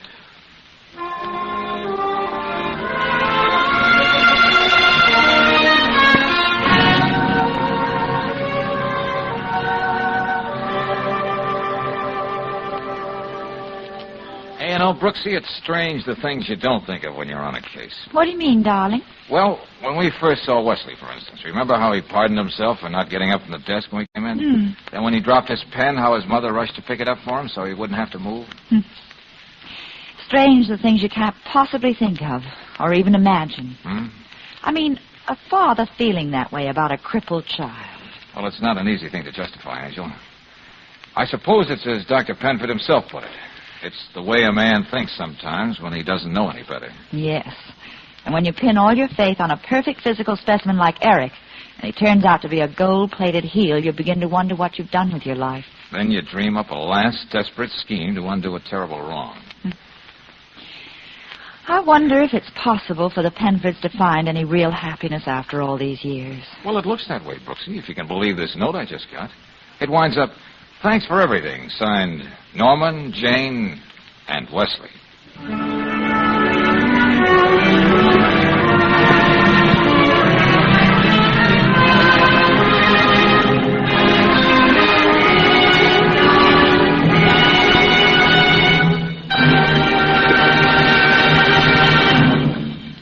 It's the second day of your vacation trip, and you're all set for some more happy motoring miles. But your car isn't.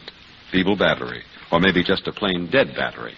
To avoid such a bleak moment, better get preventive service before you start out at your independent Chevron gas station or standard station. They'll be glad to test the battery's water level, terminal, cables. If it's a new battery you need, to assure instant starts wherever you motor, they have a quality Atlas that's made exactly for your make and model of car. On Atlas batteries, you'll find certified power capacity embossed where you can read it. Certified power that exceeds the requirements of the Society of Automotive Engineers. Atlas batteries for passenger cars are warranted for 21 months or more. So don't wait for your car's battery to let you down flat and unexpectedly. Get superior battery service tomorrow at a standard station or independent Chevron gas station where they say and mean, we'll take better care of your car.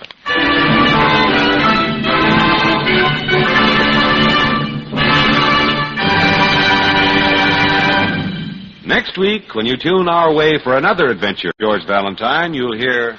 We're up against a remarkably agile ghost, Brooksy. I got tapped on the head twice before I could even turn on a light. But where did this thing go? It couldn't get out. Oh, all I know is somebody tried to give me the same kind of scalp massage the late Mr. Mitchell got. Oh, what goes on here? I don't know, Brooksy, I don't know. But we're not leaving this haunted Victorian nest until we find the answer to that very pertinent question.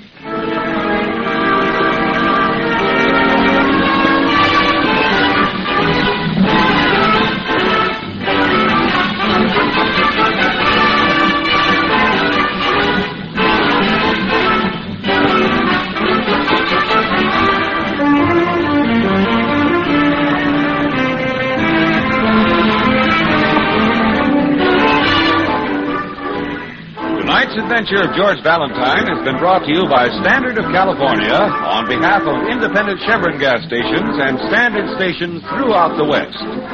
Let George Do It stars Robert Bailey as George with Frances Robinson as Claire.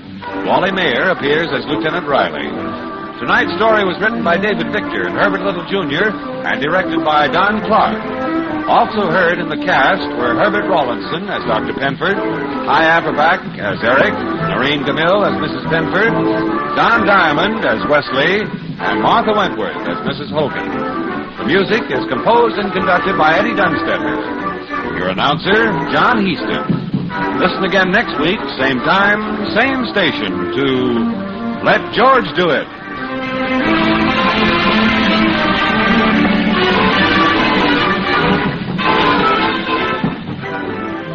This is the Mutual Don Lee Broadcasting System.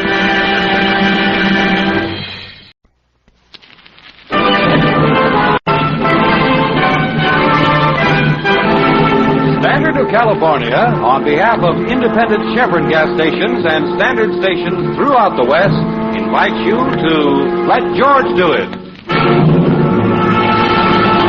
The Little Man Who Was Everywhere. Another adventure of George Valentine. Personal notice, danger's my stock and trade. If you can't handle it alone without getting hurt, you got a job for me, George Valentine. Write full details.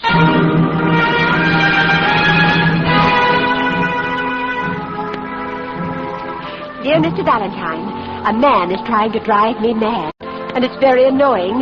He's a little man with big glasses. I see him everywhere I go. What would you do if you kept seeing the same little man staring at you, sending you threatening notes?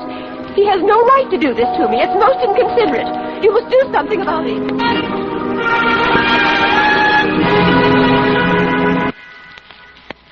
Something about it. I shall be at my home, 940 Walton Drive, all day waiting for your call. It's fine because you're Newcomb. Oh, now, wait a minute. Oh, that's what the lady said, George. She sounds black. Oh, maybe she's just at the age ladies are apt to see men everywhere. Yeah, but not little men with big glasses.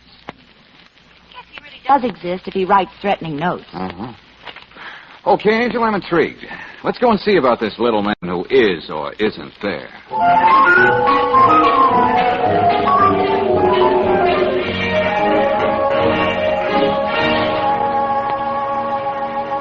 I'm the executor of the Carnuke estate.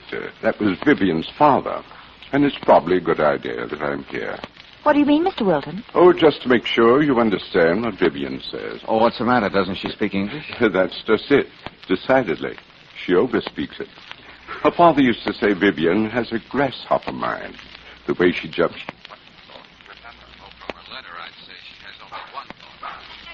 Fix them up, Pierre. It's about the only time I feel really Oh, safe. Vivian. What? Oh, I didn't know you brought company with you, David. My dear, this is the gentleman. Oh, of course. How do you do? This is Miss Brooks, my sister. How do you do? Do you know anything about French Smugglers, Miss Valentine? Well, Pierre hasn't been himself the last few days. I believe he's feverish. Well, not to change the subject, Miss Newcomer, but wasn't there something about a little man with big glasses? Oh, I don't know where to turn. Whenever I leave the house, I know it. It just stands there, stares at me. That man, Harry Sterner, is deliberately trying to drive me out of my mind. Harry Sterner? You mean you know who this man is? Oh, yes. Davis, show Mr. Valentine those notes. They used to come every day. Just a few words scribbled on them. Let's see. Vengeance shall be mine. You mean just that, George? Here's another one. You shall perish in the flames of your own conscience. Did the thought of her keep you awake last night, too? And more in the same groove. Say, who is this Sterner? You see, Mr. Valentine, the Newcomer estate consists almost entirely of a number of apartment houses down in the old river flat section. Apartment houses? Isn't that giving those eyesores a rather fancy name, Mr. Wilton? Well, I admit they were built quite a few years ago, but many people are satisfied to live in them. About Mr. Sterner. Some months ago, there was a regrettable fire in our place at 39 Morton Street. Unfortunately, Mrs. Sterner was lost in it. Oh, how dreadful. Oh, now I'm beginning to see what this is all about. And, of course, I'm terribly sorry for this poor man, Mr. Valentine. But why does it blame me? I had nothing to do with it. Miss Newcomer, did you ever show these notes to the police? Oh, yes, and they spoke to him. He stopped sending the notes, but he goes right on popping up everywhere and just looking at me in that frightening way. Say, come to think about it, haven't there been several fires recently down in that section? That's the other side of this problem.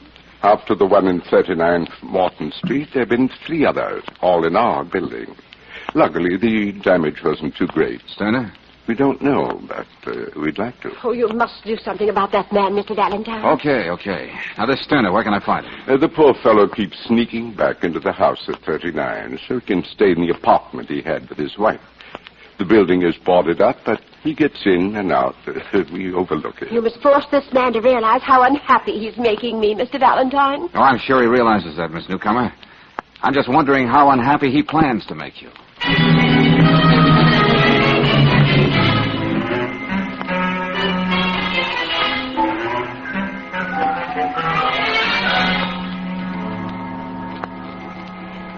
I don't care who you are. How did you get in here? Look, what I want to know, Sterner, is how do you live in this place? No lights, the windows all boarded up? And the stench of burnt wood. And that's what I like most. It doesn't let me forget what happened. Not for a moment. Why do you torture yourself like this, friend? It can't do any good. I look around this burned-out tenement and I think of my wife. And when I think of Irene, I think of Miss Newcomer. Okay, I'll take it. And then I find out where she is and I go there. And I stand just looking at her. She's beginning to crack under it, isn't she? Why don't you face it, Sterner? Miss Newcomer isn't going to let this go on. Oh, what can she do? The streets are free. That's one thing her money can't change. Look, if you carry this thing too far, a couple of guys in white jackets are going to suggest a padded cell for you. Is it insane to want to teach a woman some respect for human life? All her buildings are fire traps. She knows that. But still, she doesn't do anything about it. Now, look, I can understand how you Irene. feel, but... Irene, she didn't have to die. That fire didn't have to sweep through here like it did. It was plain murder. You don't let a known murderer get away with it, do you? Those other fires in the Newcomer buildings, is that part of your little campaign, The too? police weren't able to prove anything. Oh, yes. Since the last one, they've been following me. Oh, yes, I know. Now, you listen to me, go sir. back to Miss Newcomer and tell her she can go on wondering what I'm going to do next. And there's nothing you can do about it, Mr. Valentine.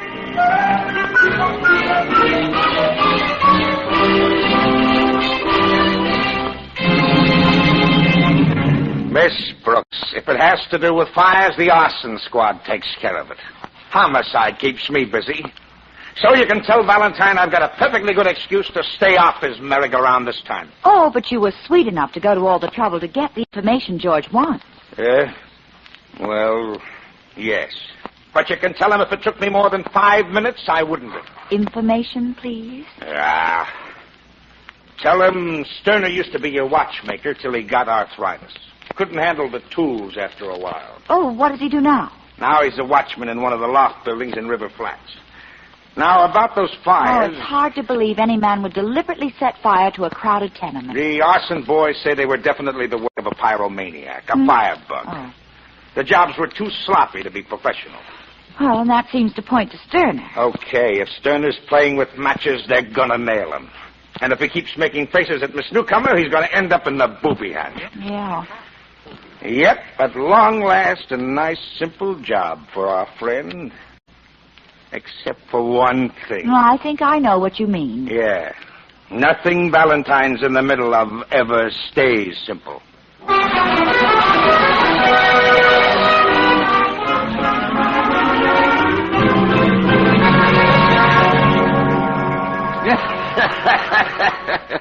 Yes, sir, Mr. Valentine. Yours truly, Edward Beasley, selling insurance for almost every company in the world, covering any risk except your chances of surviving an atom bomb. That's a very cheerful. We haven't got our statistics ready on that yet. Yeah. To come to the point, Beasley. Yes? I understand you wrote the fire insurance on the newcomer properties. Yeah, that's right. Now tell me, would the amount of the insurance tempt someone to put the torch to them one by one? Well, as a matter of fact, it's quite a sizable amount. Hey, wait a minute. Are you implying that Miss Newcomer... Oh, I just have an inquisitive nature, that's all. But that's exactly what you are implying. If those fires weren't started by some crazy firebug, as everybody knows they were, it would have to be done by someone who stands to profit. Just a thought. There are times when all of us can use some ready cash. Now, look, young man, you're barking up the wrong tree. If you ask me, this Sterner fella's at the bottom of all this. I don't happen to believe that. What? Oh, I'll admit he has a screw loose because of what happened to his wife. But that's the very reason he's not a firebug. Well, that's the darndest reasoning I've ever heard. Sterner's had too much tragedy in his life. He wouldn't risk letting the same thing happen to a lot of innocent people. Well, there may be something to that. Have you told your clients about the way you feel, Valentine? Seems to me that would be only ethical. I'm going to do that little thing right now, Beasley. Then I'm going to see Sterner again.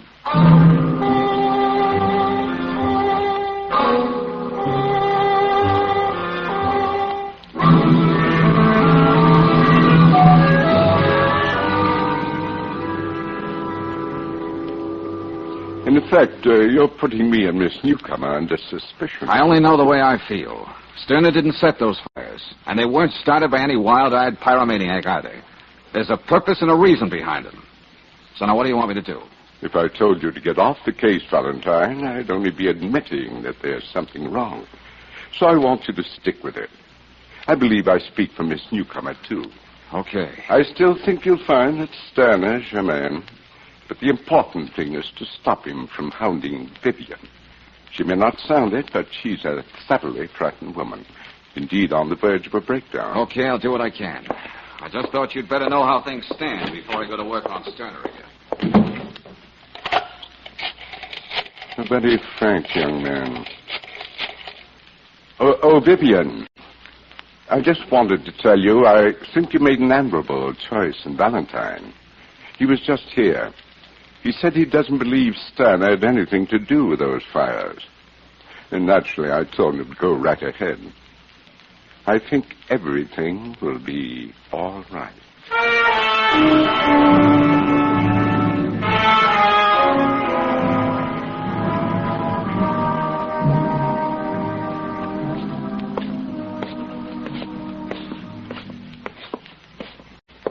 There are probably darker places than this, but I can't think of any, George. Yeah, Brooksy. I should have remembered to bring a flash. Wait a minute, I'll light another match. Yeah, we're almost up to the top floor now. You know, George, I could have sworn I heard someone downstairs in the hall. Oh, probably just plaster falling off the ceiling. Can't imagine anyone living here. You can imagine Sterner doing it. Ouch! Where? Time out for another match, Angel. By all means, let there be light. Well, that's the door just ahead. You know, it's very interesting what Riley had to say about Sterner. I thought it was strange that a man as well-spoken as he should be living down in this section. Hey, Sterner, this is Valentine. Look, I got a few things to tell you. Come on, open up. Might be he isn't home, if you can call this home. Yeah, guess you're right. Well, we'll just have to wait for him. Oh, no, not up here we won't. I have a sudden desire to fill my lungs with good fresh air. All right. I think we can find our way down without this match. Now, you stay right behind me, Angel. You don't have to worry about that. George, Huh? can cats really see in the dark? Oh, you better stay away from this newcomer. You're beginning to sound like her. Oh, I don't know. Cats and dark... George!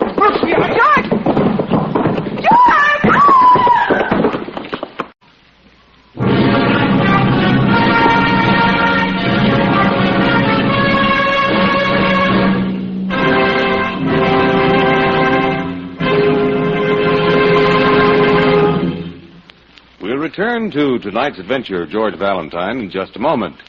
Meanwhile, a word about playing it safe. When you shop for meat, you're confident of quality because you know you're protected by health department regulations. But how can you be sure of quality when you're buying a battery for your car? The National Society of Automotive Engineers established protection for you when it established 3 rigid battery tests. Atlas batteries excel in all 3 of these tests required by the Society. Next time you look at an Atlas battery, notice the certified capacities embossed on the back panel, which also shows the number of plates in it. So for a sure starting battery with greater capacity through a longer service period, make sure it's an Atlas battery. You can get one at any standard station or independent Chevron gas station. Certified Atlas batteries and expert battery service are 2 reasons why independent Chevron gas stations and standard stations say and mean, we'll take better care of your car.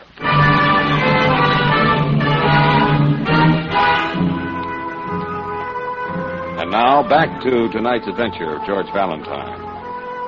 Well, a slightly pixelated lady complains that a man has been deliberately driving her out of her mind. The man? You find a pathetic, grief-stricken husband who's lost his wife in a tenement fire. Like George Valentine, you can't believe he's also a half-demented firebug, as everyone else suspects. So along with Brooksy, you find yourself on the darkened stairs of a boarded-up tenement. Suddenly, something sends both of you hurtling down to the landing below. And then... Are you sure you're all right, George? Oh, yeah, just great. What about you? I'm still all in one piece, I think. Oh, I landed right on top of you, poor darling. Oh, good for something anyway. Hey, what the devil was that on the stairs anyway? Oh, never mind that now. You just stay where you are. I'll go get some help. Angel. We came into this Some help. Angel. We came into this place together. We're going out the same way. Here, give me your hand.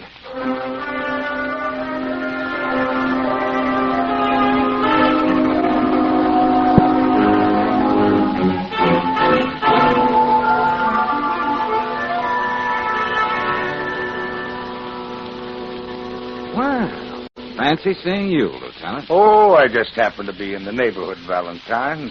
Couldn't resist dropping by at the office and seeing how quickly you heal. I thought you were going to stay off the merry-go-round this time, Lieutenant. Huh? Oh, well, this is just a duty call on a sick friend. Thank you very much. The abrasions are numerous but superficial. I warn you, Lieutenant, he's in a very sour mood. Yeah? Well, maybe this will cheer you up. Why, thank you, Lieutenant. You know, I've always wanted to have a piece of wire of my very own. Now, what is this? This is what was stretched across the stairs. Let me see. After you called me, Miss Brooks, I went down to Morton Street and had a look-see. Of course, George. There was somebody in the hall. And whoever it was put the wire there while we were fussing outside Sterner's door. And I can tell you who it was. Sterner. Huh? All right, now make me believe it.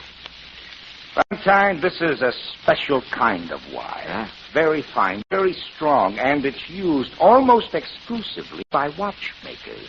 I checked. And Sterner used to be a watchmaker, George. All right, yeah, I know. And I can tell you why he wanted you out of the way. Go on, Lieutenant. This is strictly your party now. Well, here's something we all overlooked. All 4 of the fires down in River Flats happened on the 8th of the month, beginning with the one that got Mrs. Sterner. Lieutenant, are you trying to say that these fires are a sort of anniversary present from Sterner to the newcomer estate? Well, that's the way a firebug's mind would reason. Hey, wait a minute. Today is the 8th of the month, too. Well, don't you see? He wants you off the scene. I take it you've questioned Sterner, Lieutenant. Yeah, and he denies everything, and we don't have enough to pin it on him. But now we'll detail an extra man to follow him. Just a minute, Lieutenant. Okay. Yeah, hello? What? Now, wait a minute. Who is this? Oh, yes, Miss Newcomer. One thing at a time. What does your French poodle have to do with it? What's that? Oh, I see. Yeah, okay, I'll be right there. Now what does she want? Yeah, come on, let's have it. It seems my word-happy client has had a change of heart. Now she wants me off the case.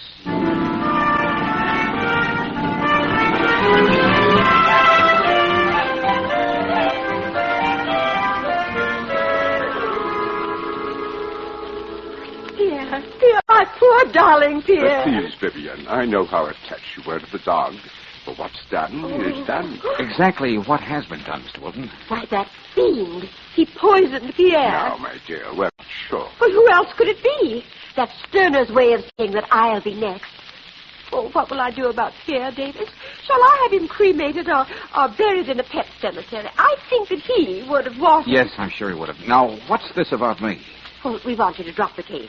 Give him his check, Davis. Here you are, Valentine. I'm sorry. Oh, I see. Had it all ready, huh? Well, don't you see, Mr. Valentine? Sterner knows that I hired you. That's why he killed Pierre. If I don't dismiss you, I'm sure he'll do away with me. Thanks for the check, but I'm still on the case. Oh, really, young man? From here on in, I'm working for Sterner. Well, how can you work for a man who goes around killing dogs? Mrs. Sterner died in a fire that could have been prevented. Now, hold on. You think I'm stretching a point to say that the person responsible is worse than a man who killed a dog?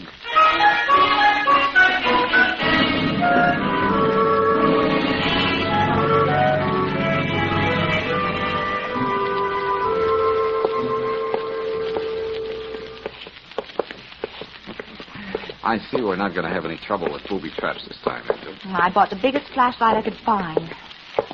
George, Yeah? have you any real reason to believe Sterner didn't poison that dog?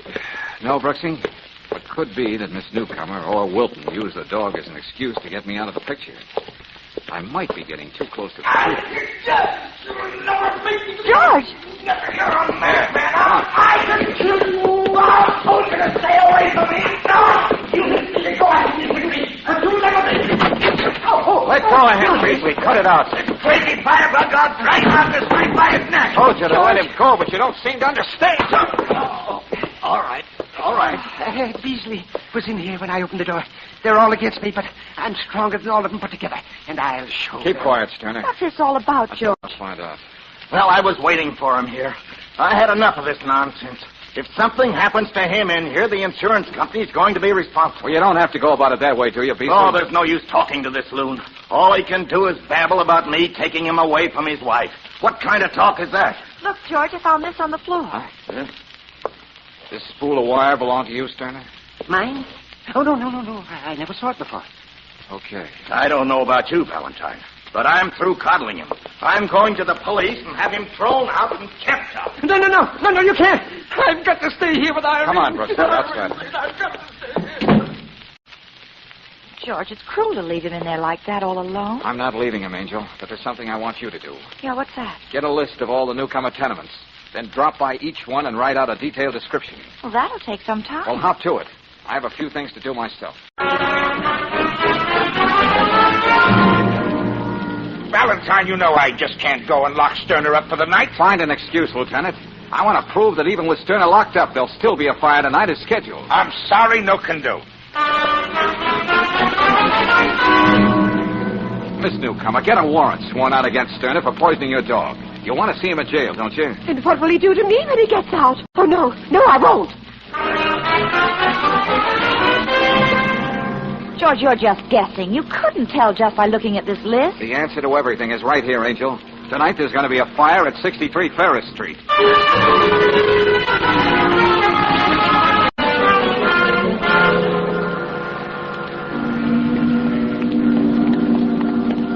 See anybody we know going to 63? No, it's all quiet, George. Oh, well, it's a cinch nobody can get in or out of that place without us seeing him. There's only the front entrance. And if no one shows? Someone will, Brooksy. And I'm betting it won't be Sterner. Well, I see all the lights are out in the warehouse next door. Mm-hmm. The last truck went out a few minutes ago. Empire Fabrics Corporation must be working overtime. Yeah. George. Huh? Down the street, just turning the corner. Hey, let's get back to the doorway.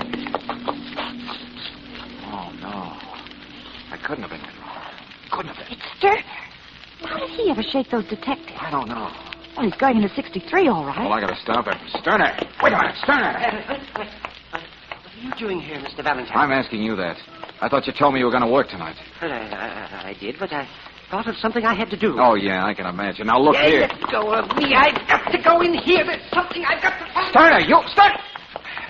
What did he say, Stay George? here, Brooksy. I have to go in and drag him out. Oh, he wouldn't dare start a fire now that he knows we've seen it. In his frame of mind, I don't know what he'll do. I'll go with you. Be quiet about it, Brooksy. Yeah, looks like he's headed for the top. Come on. Get out of here, Brooksy. Would you? Get over to the corner. Put in an alarm. Be careful, George.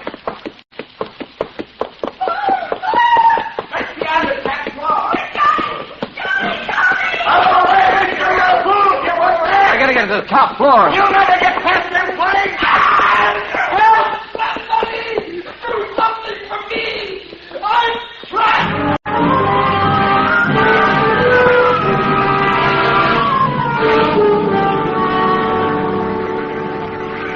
Now listen carefully, Sterner. We're trapped here on the top floor, but there's a window just below this one.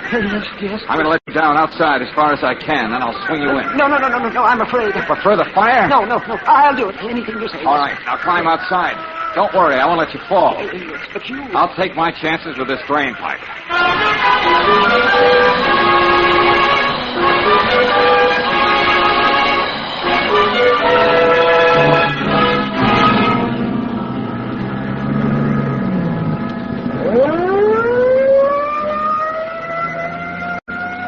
He'll be all right, won't he, George? Yeah, it's mostly shock, Brooksy. Once they get Sterner to the hospital, he'll be okay. Oh, the way he kept mumbling about his wife. Finding an answer here tonight. Just one more errand for you, Angel, and we can call it a day. Yeah, what's that? Get hold of Lieutenant Riley and meet me at the hospital.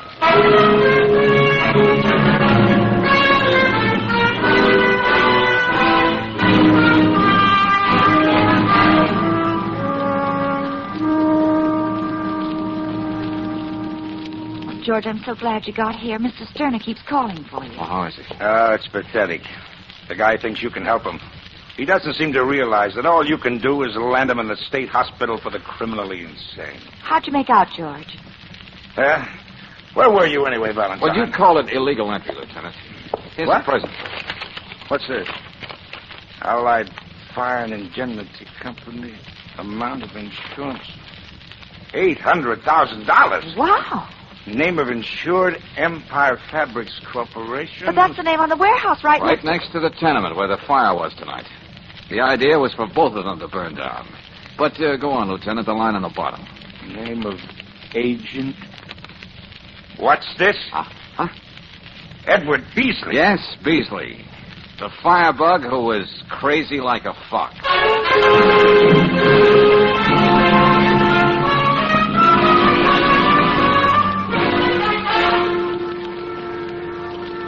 Yeah, would have done your heart good, Angel, to see Beasley. Yeah, Miss Brooks. He folded right up when I shoved that policy under his nose. Well, George, just what was the racket? I don't quite understand. Well, Beasley took advantage of a tragedy. When Sterner began to hound Miss Newcomer, Beasley saw a chance to create the myth of a firebug. He knew the Empire Fabrics people were having money trouble, so he cooked up a deal to split the insurance money with them. Well, I'd say it was pretty slick if it weren't so grim. Beasley phoned Sterner and tricked him into showing up at number 63. If Sterner died in the fire, everybody would say the pyromaniac was caught in his own trap. No doubt about it being a professional job. It was all the fire department could do to keep the flames out of the warehouse. Then all those trucks last night. They must have been removing everything that was really valuable. Oh, Beasley didn't miss a trick. From the wire on the stairway to Miss Newcomer's French poodle. Yeah, well, while on the subject of that lady, I must remember to buy a pair of glasses. Glasses? All right, I'll play straight, man. Why? Every time she turns around, she's going to find me staring at her. Until she does something about those fire traps she owns. Say, incidentally, what's the penalty for driving someone baffled? Well, in this case, Miss Brooks, the biggest bouquet of roses you can buy on a cop's pay.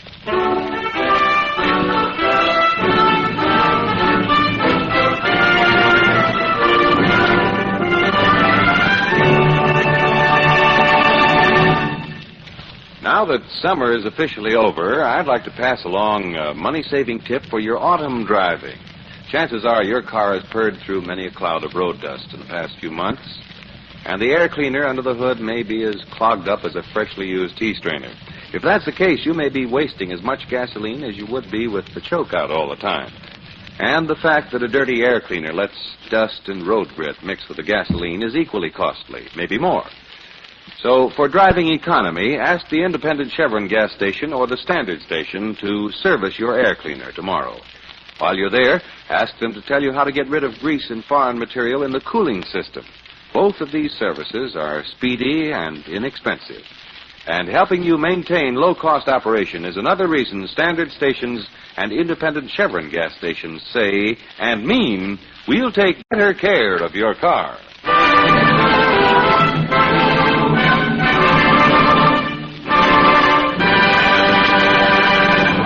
Next week, when you tune our way for another adventure of George Valentine, you'll find George faced with a new problem and a new client.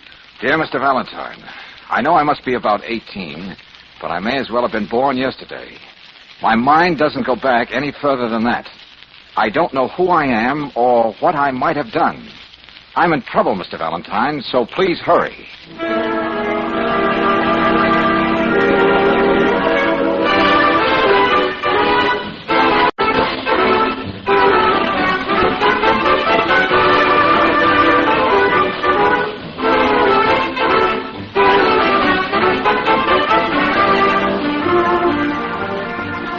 Tonight's adventure of George Valentine has been brought to you by Standard of California on behalf of independent Chevron gas stations and standard stations throughout the West.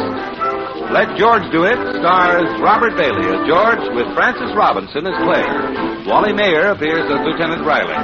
Tonight's story was written by David Victor and Herbert Little Jr. and directed by Don Clark. Also heard in the cast were Howard McNear as Sterner, Sarah Selby as Vivian, Pedro Cordoba as Wilton, and Franklin Parkler as Beasley. The music is composed and conducted by Eddie Dunstetter. Your announcer, John Heaston. Listen again next week, same time, same station, to Let George Do It.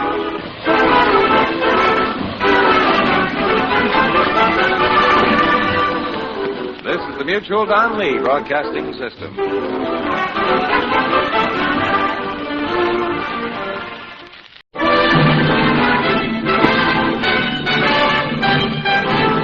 Standard of California, on behalf of independent Chevron gas stations and standard stations throughout the West, invites you to Let George Do It.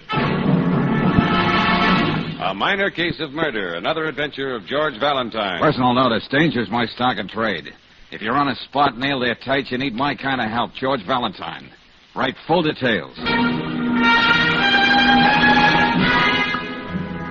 Dear Mr. Valentine, Esquire, one of the members of our Bearcat Social Club suddenly finds himself in a very embarrassing predicament. With more exactitude, he is in the can for murder. Now, knowing this fellow Bearcat as we do, we are convinced that he is innocent. Therefore, we are hiring you to prove same. As a starter, there is $100 in it for you. If that isn't enough, there's more where that The address of our headquarters is 19.5 Duane Street, and it's signed Chuck Wilson, acting captain. George, this sounds like a letter a kid wrote. But to quote from this provocative communique, a fellow Bearcat is in the can for murder. That's not kid stuff, Brooksy. That depends on just how old this fellow Bearcat is. Oh, they get old early down there around Duane Street. Well, we haven't had a social evening in a long time, darling. Would you suggest we drop in at the club? With great exactitude, I answer. Yeah. Golly, I hate to think where they dug up that money for your fee. Stop sounding like a policewoman, Angel. All the Bearcats just got together and raided their piggy banks.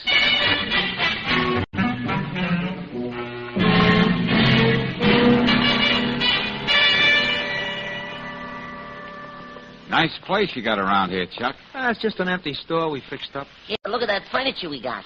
See that red plush chair? Right out of the lobby of the Piccadilly apartment. Shut up, Barney, will you? Valentine, I believe in getting right to the point. And that's the way I like to do business, too, Chuck. What's on your mind? Now, look, Dan Corey is the real captain of the Bearcats. Uh-huh. The cops got him jugged for shivving his stepfather. For what? Shivving him, lady. You know, pushing a knife in him. Oh. Yeah, but he didn't do it, Valentine, even if he said he did. Oh, he admits he did, huh? Now, just what kind of a miracle did he expect from me, fellas? Just to believe what I'm saying and find out what really happened. Well, I'm here to listen. Well, the Bearcats have our own special rules, see, and we don't go back on them. Yeah, that's right. Let me read them to you, Valentine. Yeah, okay, Barney. The guy that goes looking for trouble, unless it comes your way, is going to get their tails kicked in. Oh, there's nothing wrong with that rule. Try never to cop anything unless it's from an enemy gang. The fine for violating this rule is $1. Well, there might be some question about that rate. Well, get to the one we're talking about, will you, Barney? Oh, yeah, sure. Lead pipe, baseball bats, and other harmless things is okay. But don't carry dangerous weapons. You might be tempted to use them and give the club a bad name. Oh, yeah, nothing like trying to stay out of trouble. Violate this rule, and you get thrown right out. Yeah, now, Danny made that up himself, see? And he'd rather let you break his arm than break one of his own rules. Okay, Chuck, let's say I believe you. And Danny confessed to the police for reasons of his own. Yeah, that's right. Now, can you think of anyone in the neighborhood who'd want to kill Danny's stepfather? Just about everybody. His stepfather was nothing but a phony. Always pushing people around, even Danny's mother. Yeah, but who did the babes go for him? Look, why don't you drop dead? Don't you see we got a lady present? Huh? Oh, don't let me cramp your style. What else about Corey? Well, he was in some kind of a racket with Leo Sudan, see? They worked out at a Swedes pool room on Malone Street. Uh-huh. Well, you going to take it on, Valentine? What would you say, Brooksy? Well, George, I'd say if so many of the other guys are so sure about Danny being innocent, they may have something there. Yeah, I was thinking something like that myself. Brooksy? Yeah? You drop in and see Danny's mother. She lives just down the block, number 33. And why don't you do that, Angel? I'll get down to the jail and have a talk with Danny.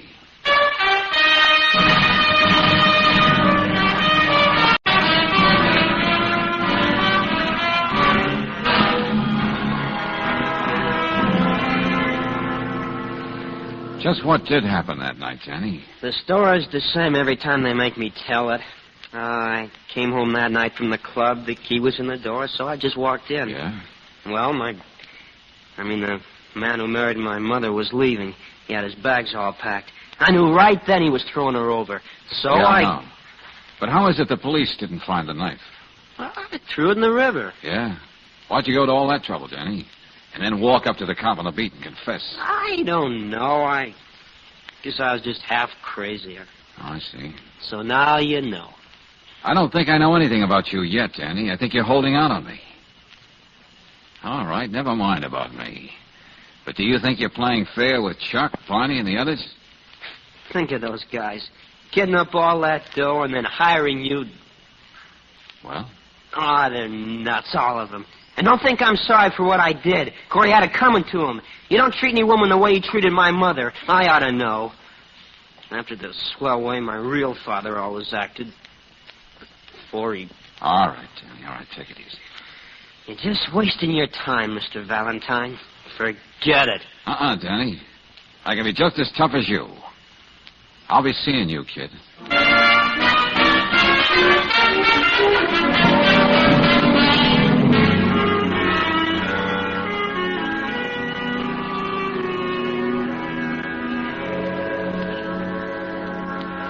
Miss Brooks, I know Danny admitted he killed Phil.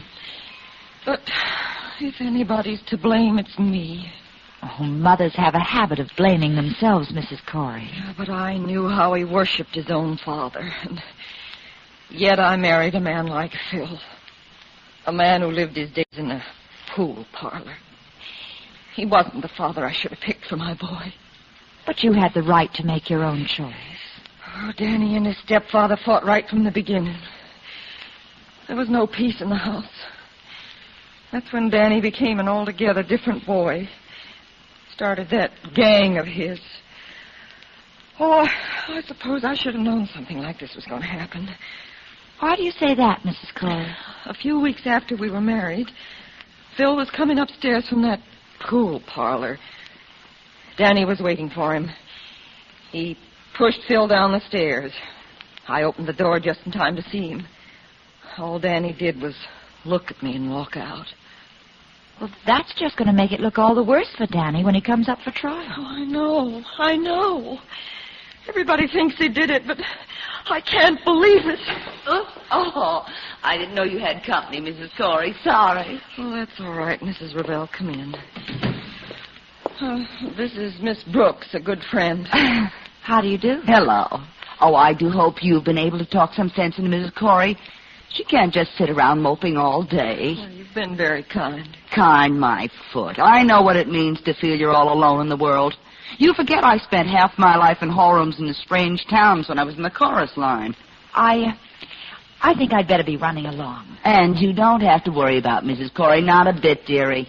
Like I told her, as long as I own this rooming house, there'll always be a place for her here, and I own it outright. Best kind of security for someone in show business.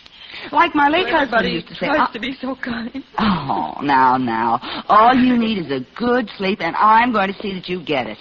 That's good advice, Mrs. Corey. You want to look your best when you see your son. See him? Well, Dan won't talk to me. He won't let me visit him in jail. Well, sometimes things change awfully fast, Mrs. Corey. So suppose we just wait and see.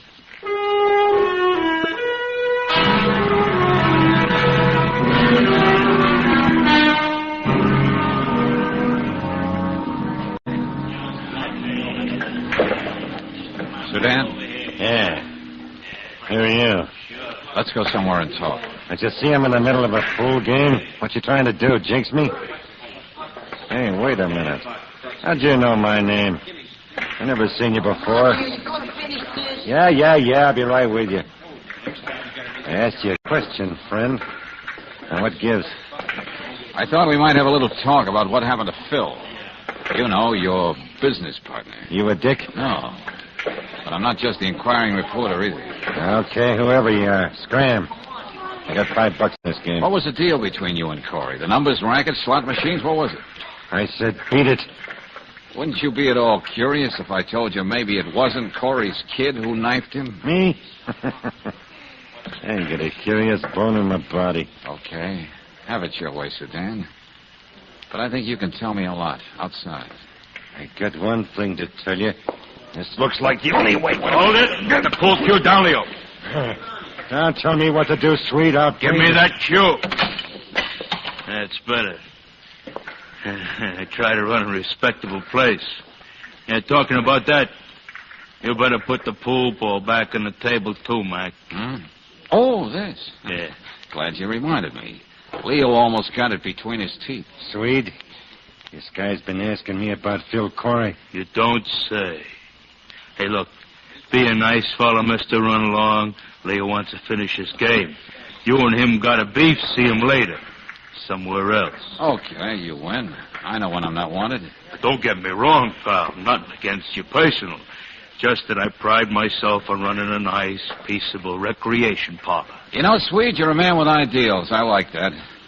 But I got a few broken-down ideals, too. What's that supposed to mean? I never get kicked out of the same place twice. I mean, and still leave it nice and peaceable.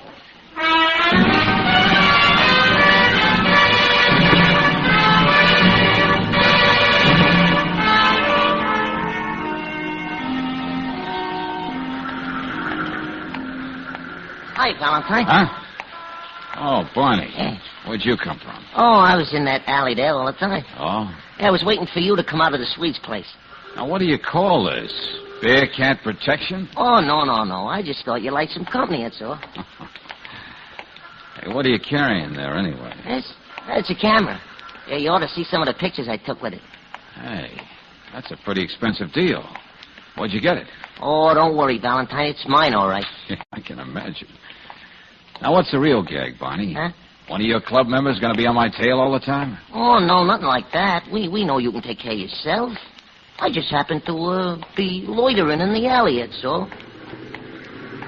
Be quick, Valentine. Get this door away. Hey, Barney, what is it? Don't ask me no questions. Come on.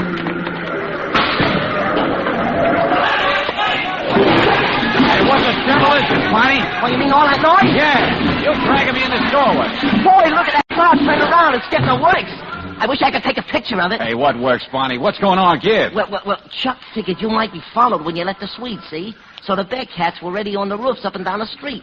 They must have seen that car was trailing you. How do you like that? But all that stuff out there on the street. Oh, the street cleaning department will clean that all up in the morning. Nothing but ash cans, bricks, cans of garbage, things like that. I suppose I should say thanks. We wasn't going to let anybody wake you over. And you notice we didn't use no guns or knives. Oh, yeah. Perfect little gentleman. Yeah, that's right. Well, what did you find out about Danny, huh? Nothing much, kid. Except now there are at least two characters who do anything to keep me from finding out what really happened to Phil Corey.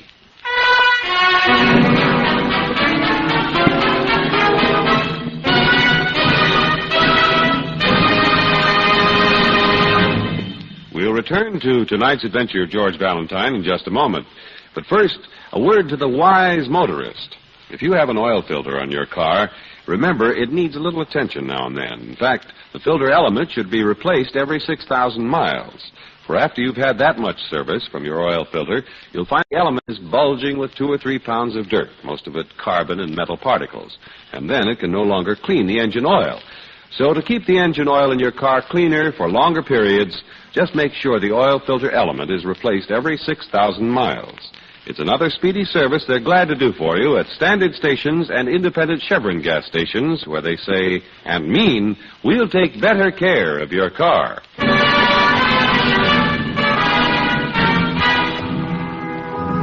And now back to tonight's adventure of George Valentine. Well, you find yourself working with a gang of rough kids called the Bearcats, just about as tough as they come. They won't believe that one of their members, Dan Corey, is guilty of murdering his stepfather. You play along because you don't believe young Danny did it either, and that's why, like George Valentine, you find yourself with Brooksy in the one-room headquarters of the Bearcats right now, addressing the membership. All right now, all you guys, clam up. Come on, stop yapping, will you? I mean, the meeting will come to order. We got some official business to discuss. Okay, Mr. Valentine, the floor is yours. Oh, yeah, thanks a lot, Chuck. Well, fellas, before I get started, what do you say about unloading some of those harmless weapons your Constitution allows you to carry? Okay, I'm waiting, fellas. Come on now, put them on the table. Well, come on, fellas. You're not afraid to walk down the streets like everybody else without all that stuff. Or are you? Well, okay, you heard what the lady said. Come on, get clean, will you? He said, come on, get clean, will you? That's good. Thank you, Angel. Hey, did you hear that? He called her Angel. All right, forget it. All right, Valentine, what about Danny? I'm coming to that right now.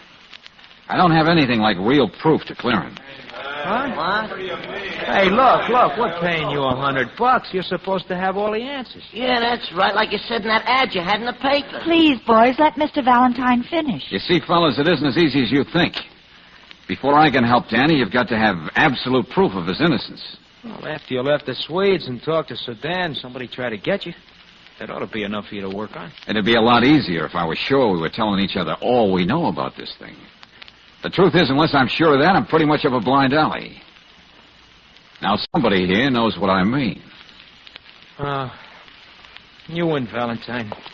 Here. No. Who's got the shit? That's an ugly-looking knife.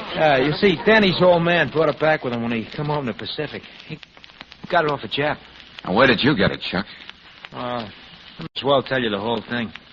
See, I was standing on the corner that night, right next to the candy store. And Danny went upstairs for something, and the next thing I know, he was giving this to me.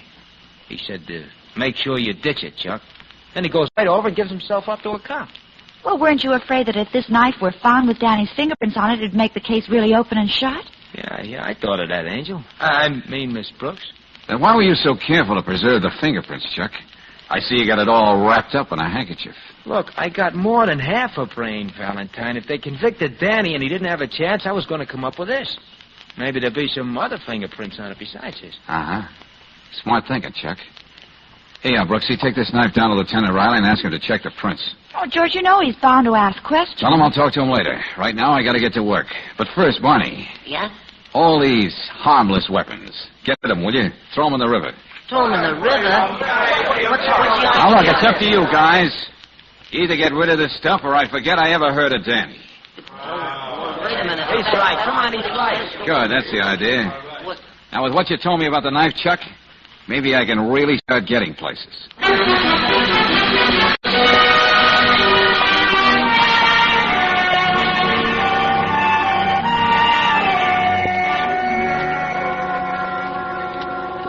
I told Chuck to get rid of that knife. What's he trying to do to me? Danny, wasn't that the knife your father brought back from the Pacific just for you? I brought back all kinds of other souvenirs, too. It was hanging over the mantelpiece in the front room. You were very proud of it, weren't you?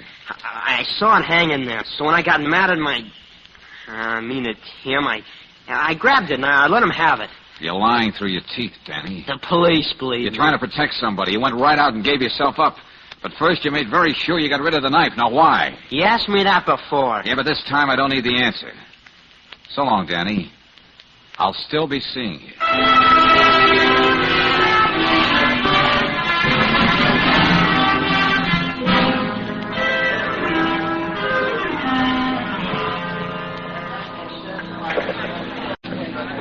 Swede, you and Sudan had me followed last night because you were afraid I might find out you were making book on the races in back of this joint. What are you talking about? I told you, Valentine, I run a peaceable pool parlor. Or on the other hand, I don't think you would have gone to all that trouble just for that.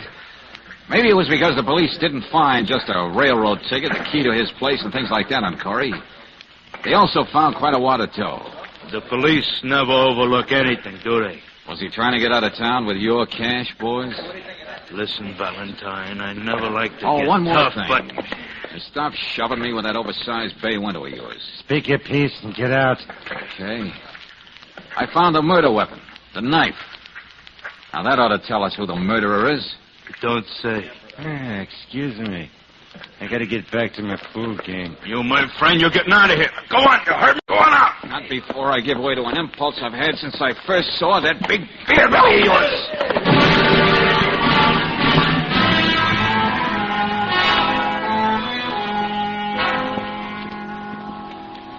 Well, Brooksy, there's nothing we can do but wait here in the hall till Danny's mother gets back. May as well sit here on the stairs and make ourselves comfortable. Uh-huh. You don't know the job I had persuading Lieutenant Riley to let me bring this knife back with me. Why'd you want it anyway, George? Oh, just a hunch, Angel. May come in handy. About Danny. When they arrested him, all they found was a key to the door and a couple of dollars in change. But those fingerprints, I don't see how... Hold it, Angel. Huh? Oh, hello, Mrs. Corey. Oh, Miss Brooks. This is Mr. Valentine. Remember, I was telling you about him. Oh, how do you do? How do you do? Mr. Valentine. Now, look, Mrs. Corey, there's no time to waste. Dan's trial begins tomorrow. Oh, I know. That's why I've been out walking, trying to think what to do next. Mrs. Corey, your son thinks you killed your husband. Are you sure, George? What are you saying, Mr. Valentine? When he came in that night, your husband was already dead on the floor. Dan saw the knife. He was sure you did it. Oh, no. He knew the police had reasoned that only two people could be inside here alone with Corey, you and he. So he took the blame. That's why it was so important to Dan to get rid of the knife.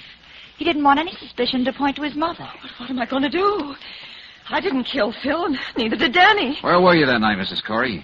A good, tight alibi would help. Oh, I don't know where I was. Just like today, I left the house and started walking. Didn't matter where. Phil told me he was going to leave me. I'd lost my son and my husband. I'll get it. Oh, sorry, Miss Corey. Seems I keep walking in when you have company. Oh, hello, Mrs. Ravel. Hello. George, this is Mrs. Corey's landlady. Oh, well, I'm glad somebody's with you. I wanted you to have this nice hot soup. Thank you. I didn't want to knock on the door and disturb you, but I didn't have my key. Now, just sit down and have some of this. Oh, Mrs. Ravel. Yes. I'd like to talk to you a minute. Could we go in the other room? Oh, I'll take that tray for Mrs. Corey. Talk to me about what, Mr. Valentine? Just a minute. Yes. Mrs. Ravel, I'm doing all I can to help Mrs. Corey and Danny. And I know you are, too. I've done my best. Well, maybe you can do me a favor. You know we found the murder weapon. Oh, you did? Well, I hope it means something. Something good. Yeah, I hope so, too. Now, here's what I'd like you to do. The knife is wrapped in a handkerchief. You'll find it in the desk at the store at 19.5 Duane Street. The Bearcat Social Club. What? I want you to go over there and get it and bring it back here. But why me, Mr. Valentine? Oh, because I can't leave here, and neither can Miss Brooks. You see, we're expecting Lieutenant Riley of the police and a couple of other people. Now, if you'll do this little thing for me, you'll be saving me an awful lot of trouble. Oh, sure. But it'll take me a few minutes to make myself presentable. Well, take your time, Mrs. Ravel.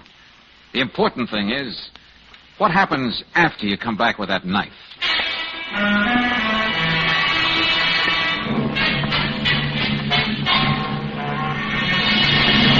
Brooksy, you know what to do. Now get on it. I got to use that hall phone here. I suppose it would be impolite if I asked what was going on. No time, Angel. I have to call Lieutenant Riley. Ask him to have a squad car pick up Sedan and the suite and bring him over here. Oh, that's all very enlightening. Now get going. Mrs. Ravel is not going to take forever to make herself presentable. Now, if I can only get Barney on the phone.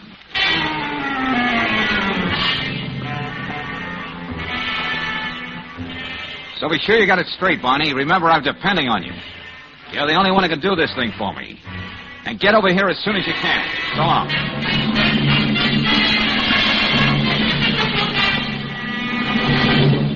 All right, sweet Sudan, you may as well sit down. Why'd the cops pick us up and bring us here? Oh, we'll get to that. Oh, Mrs. Corey, you didn't have any of that soup. She'll have it some other time, Mrs. Ravel. Valentine, nobody's got anything against us. You can't hold us here. Gentlemen, I told you about the murder weapon. Well, here it is. What are we supposed to do? Faint? Oh, Mr. Valentine, what is it? I can't stand this much longer. I hope you won't have to, Mrs. Corey, and I... Oh, there you are, Mr. Valentine. Took me a little time to get that picture developed. What picture, George? Hey, let me see that, Barney. There you are. It's the first time I took a picture from inside a closet. Turned out good, huh? Yeah, very good, very good. Picture of you, Mrs. Ravel, taking the knife out of the desk. What? Well, you told me to do that. You sent me there. I didn't tell you to wipe off the fingerprints as you're doing here in this picture. And that's what she is doing, George. You were afraid your fingerprints would be found on the knife, weren't you, Mrs. Ravel? I never saw that knife before. Sorry, but that won't explain away what you were doing in this picture. Besides, the fingerprints were already taken off the handle down at headquarters. Mrs. Ravel, I can't believe that you'd... Don't be a fool. Imagine me calling you a fool. There wasn't a good-looking woman in the whole neighborhood Phil didn't try to make time with. I thought he was going to leave you for me. Then when he told me he was going away, alone, I killed him. And if you didn't, sister, we might have. Corey was taking it on the lam with our dough. But, George, Lieutenant Riley found only one set of fingerprints. Just Danny's, I know, yeah. He wiped off what he thought were his mother's fingerprints. Then my fingerprints weren't... No. You were quite safe, Mrs. Ravel. Although I suspected you, I had to have proof. And you supplied it.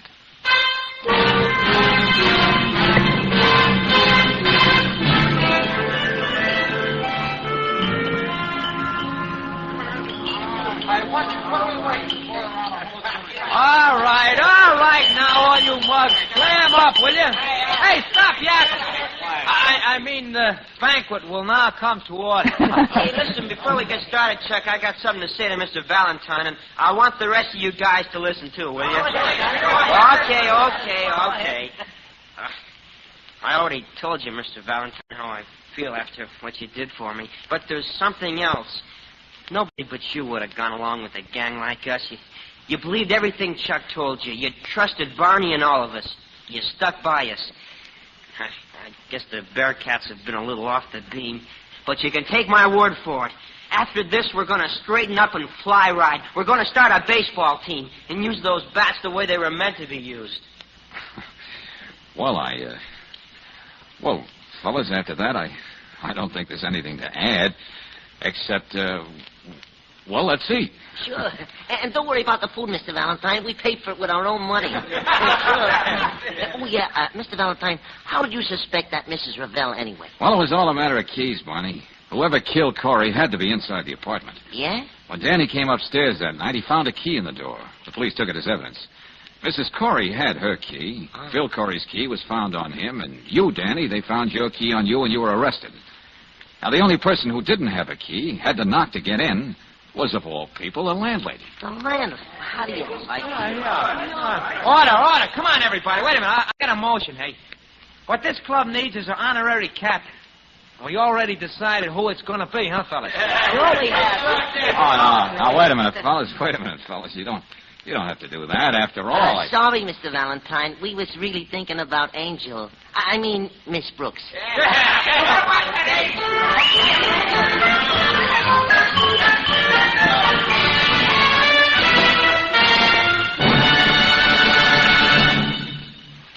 What really makes your car go?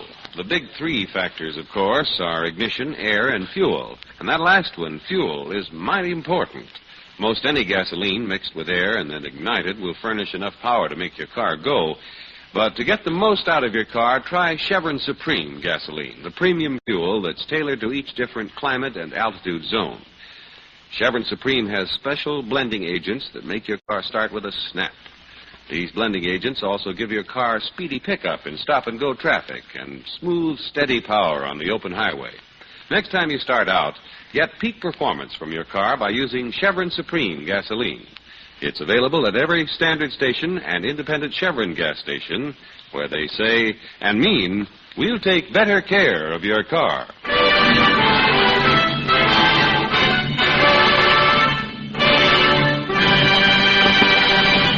Next week, when you tune our way for another adventure of George Valentine, you'll hear... George, the woman's asleep. Maybe it'd be better if we came back in the morning. Brooksy, even when people sleep, they manage to breathe. Huh? Oh. Look, George. Maybe this empty bottle on the bed table means something. I don't know. This note does. When you will find me, I am dead. I could not tell you the secret of the Montoyas and go on living in peace and honor. Forgive me, Maria.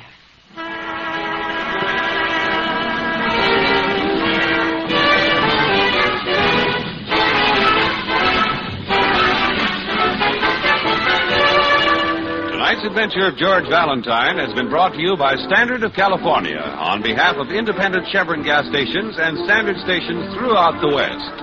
Let George Do It stars Robert Bailey as George with Frances Robinson as Claire. Tonight's story was written by David Victor and Herbert Little Jr. and directed by Don Clark. Also heard in the cast were Irene Tedrow as Mrs. Corey, Gloria Blondell as Mrs. Ravel, Tommy Cook as Danny, Tony Barrett as Chuck, Sidney Miller as Barney, Herb Litton as Sudan, and Jack Crucian as Swede. The music is composed and conducted by Eddie Dunstetter. Your announcer, John Heaston. Listen again next week, same time, same station, to Let George Do It.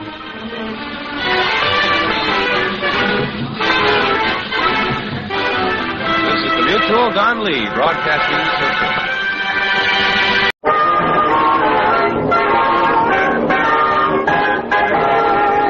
California, on behalf of standard stations and independent Chevron gas stations throughout the West, invite you to Let George Do It.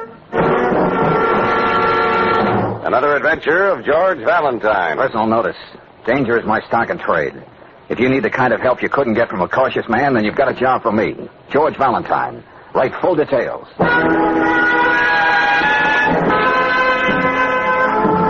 Dear Mr. Valentine, you may have forgotten the one time we met. You were the best man at my wedding. Yes, I'm Joe Burke's wife. You won't believe what's happened to him. Easygoing, happy-go-lucky Joe. He's a pitiful mental case, and they've got him in a sanitarium.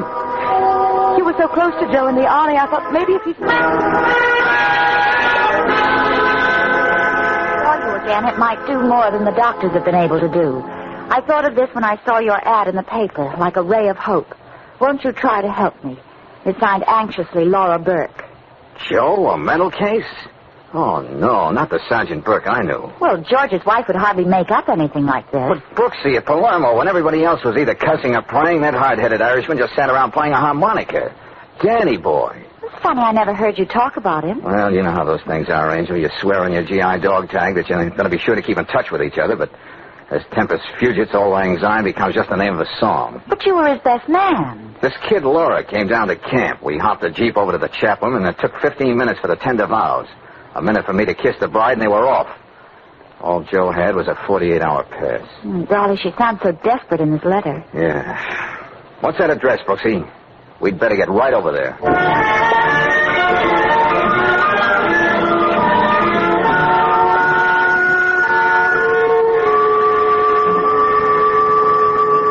Maybe it's only one chance in 1,000. I had to turn to you, Mr. Valentine. The name is George, remember?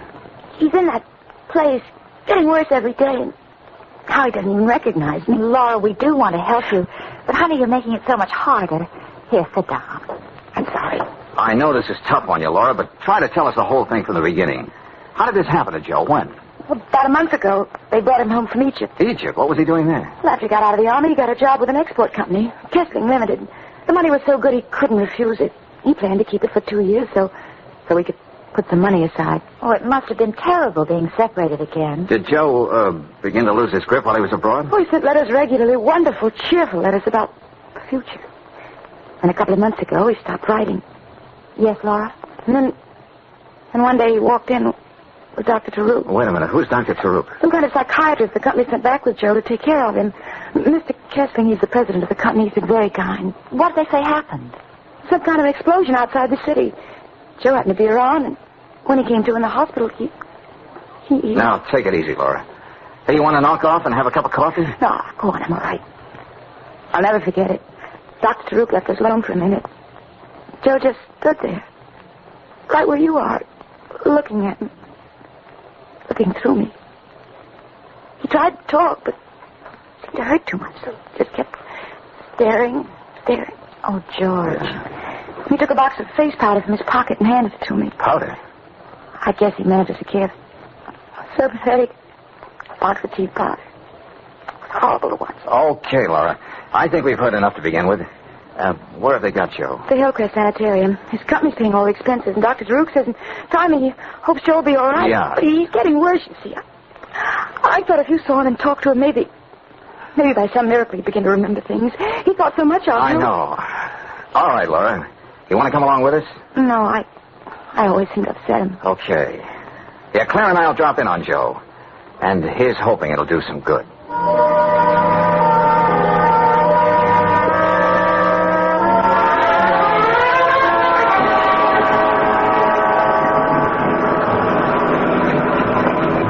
A sanitarium should have peace and quiet, but they should build it where people can find it. Yes, it is out of the way. Gosh, and every time I look down into that valley, I get dizzy. Kind of unusual, isn't it, Brooksy? What? A company going to quite so much trouble for one of their people. Sanitarium special psychiatrist who seems to stay on and on. Well, darling, maybe the milk of human kindness doesn't curdle as easily as most people think. Maybe not. Brooksy, I've been in some tough spots. But I think seeing Joe like this is going to be just about the toughest.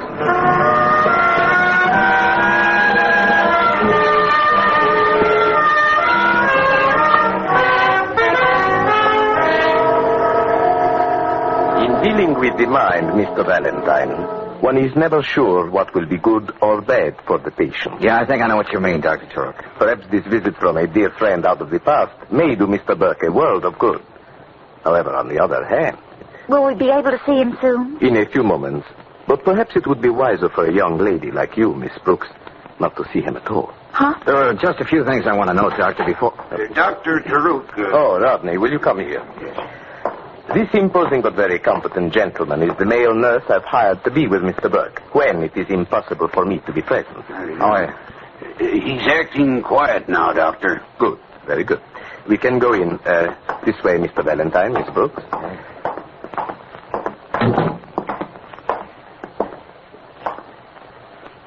There he is.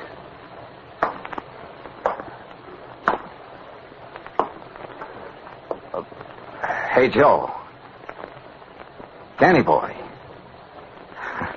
Don't you have anything to say for yourself? What did you do? Lose your harmonica? Oh, George. Yeah. Rodney, wipe Mr. Burke's forehead. Yes, Doctor. You can see, Mr. Valentine, what an effort it costs your friend to try to speak. I'm not blind, Doctor. Permit me to explain. The blow he must have received in that accident has injured the tiny wires that crisscross in the brain. His thoughts cannot get through, a form of motor or phase. Oh, that's good to know, but it doesn't help Joe. Doctor, does he know what we're talking about? I am quite sure he does not. You see, the wires of the brain that are blocked make it more difficult for him to get his thoughts through. The theory is... Okay, Doctor, but look... yes, Mr. Valentine. I'm quite sure you're a very competent psychiatrist, but I know you won't mind if I have Dr. Hunter, a friend of mine, come in and have a look at Joe. Just a consultation. Very well. If you feel that way. And it might help to look a little more into that accident. Anything to help your friend, Mr. Valentine. Rodney. Yes, Doctor? The other case downstairs I was so interested in, I think the crisis may come even before I expected. Would you mind being there to do what is necessary? Then let me know exactly what happened. I'll take care of everything, Good. Doctor. Try talking to him again, George. Hey, look, you big oaf. Stop holding out on me. You know who I am. Hey, we got a lot of old times to talk about. You know me, Valentine. Oh, I suppose it's no use.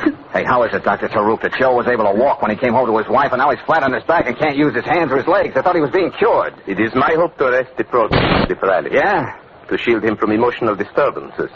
Rid his mind of fear. Fear? What fear? Joe was never afraid of anything in his life. This is a different kind of fear. The fear of becoming a mental basket case with no future and no hope. Oh, cut it out, Doctor. Mr. Valentine, I was just stating the facts.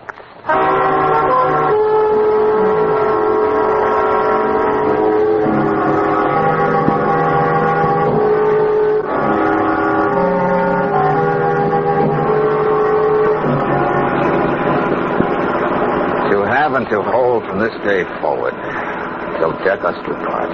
What are you trying to say, darling? I'm just the best man with a photographic memory. Oh, I know how you feel about Joe and Laura. Death, Brooksy, those two should be together. Something's got to be done about it. Look, do yourself a favor, George, and listen to me. This is something you don't know anything about. You're no psychiatrist. No, you listen to me, Angel. I know Joe looks as though his head was full of nuts and bolts, but he recognized me. What do you mean? We used to have a way of winking at each other, just to say, keep your skin on, brother. This man's war will be over someday. Well, that's what he was giving me back there. I know it. are you sure you aren't imagining something you want to believe? I don't care for that oily Dr. Brooksy, and I care less for that overgrown meatball Rodney hovering over Joe every minute of the day. I just have a feeling he's not getting the right chance. You can't let it be a question of feelings, darling. Believe me. Wow. Golly, me too. Oh, a fine place to get a blowout. A few more yards and we would have gone pitching into that valley. Hey, wait a minute, Brooksy. Don't open that door. Get down. George, what's the matter with you? Maybe that wasn't a blowout. What? Just playing safe. Well, there doesn't seem to be anyone around now. You stay where you are, Angel. I'll take a look-see.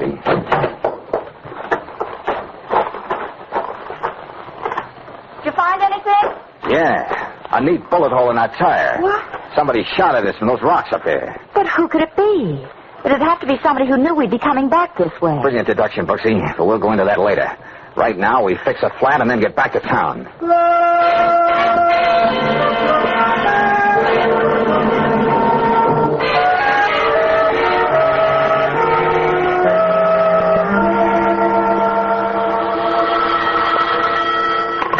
Hello?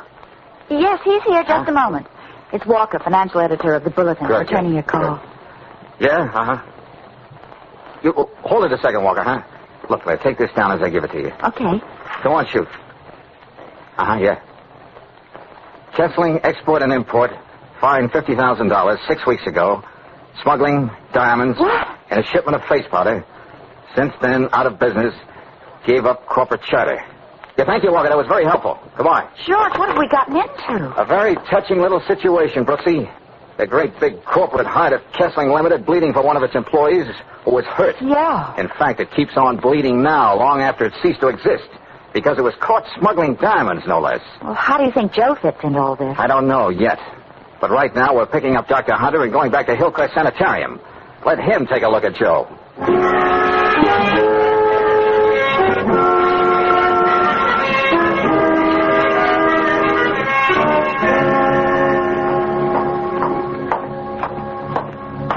Yeah, Doc? What'd you find out, Dr. Hunter? I took a good look at your friend, George, and had a long talk with Dr. Taruk. Well, Frank?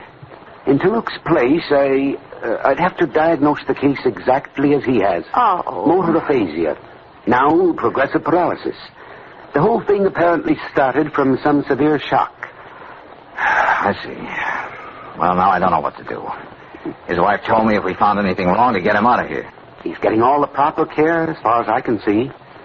Frankly, I wouldn't suggest that he be moved in his present condition. Okay, Frank, you know what you know and I know what I know. Now, maybe George. I'm wrong about Taruk as a doctor, I mean.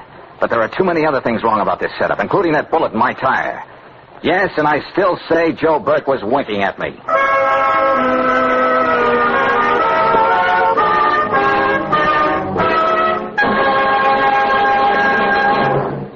We'll return to tonight's adventure of George Valentine in just a moment. Meanwhile, a word about the great American pastime.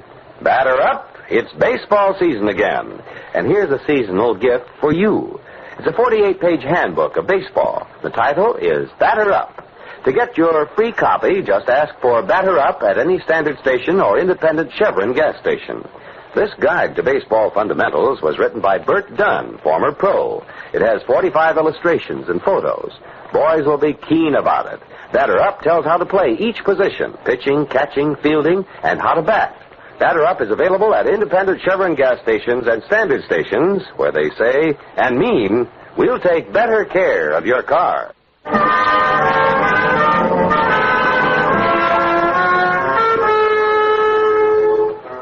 Now back to tonight's adventure of George Valentine. Well, you go through the war with a fellow who becomes your buddy. You lose sight of him, and suddenly his wife shows up saying he's in the sanitarium, the mental case. You try to see what it's all about, a bullet comes at you from nowhere. More than that, you're told your buddy is getting the best possible care. You're not convinced, so you decide to dig deeper. In George's case, that means going with Claire to the Customs Service to have a chat with one of the agents. Well, there really isn't much to it, Mr. Valentine, just what you see in this folder. Uh-huh. What does it say, George? Nothing we didn't know before, Brooksy. Kessling Limited tried to smuggle in diamonds, caught with their carrots down and so forth. Well, I don't know what you expected to find, but compared to some of the stunts we run up against, this wasn't anything too brilliant. Apparently not. The company's out of business now. Now, we've had people trying to get diamonds through in glass eyes and wads of chewing gum almost every way. Finding them in boxes of face powder, well, maybe they thought it was so obvious they'd get by. Yeah, maybe. Face powder, Brooksy. Why didn't it hit us before? Of course. Joe gave Laura a box of face powder. What's that? Yeah, it's not important, at least not yet. Say, tell me something, Craven. Yes? What happens to the rest of the cargo when you catch people smuggling? Well, we have regular customs sales like an auction. In fact, there's one tomorrow. Oh, that's very interesting. It'll be held in one of those loft buildings down on Fayette Street. There's a public notice in the papers today. Good enough. Come on, Brooksy. Thanks a lot for your trouble. Oh, don't mention it. George, I think when Joe gave Laura that box of powder, he was trying to tell her about the smuggling his company was doing. Could be, Brooksy, could be. But maybe we'll know more about that tomorrow. Young lady, you and I are going to an auction.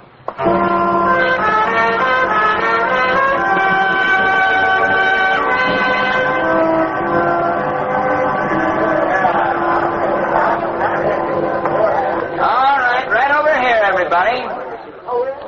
Lot 114, 3,000 boxes of face powder, quality second grade, trade name Cleopatra's Secret. Sorted shades. Now, what do I hear for? The whole lot isn't worth $100, Brooksy, but here I go, and we'll see what happens. $300, Mr. Auctioneer. How much did you say? $300. If you get stuck with all that powder, I don't know how we're going to get it out of here. Well, I don't suppose there'll be any more bids, so, 400. George. Yeah, no, Angel. I'm going to hit it again just to make sure. 500. 600. The gentleman who said 500, you got another bid, sir? Not me. Count me out. Okay, if the gentleman who bid 600... No one ever did find out Cleopatra's Secret, Brooksy. What do you say we go downstairs and see if we can't make history?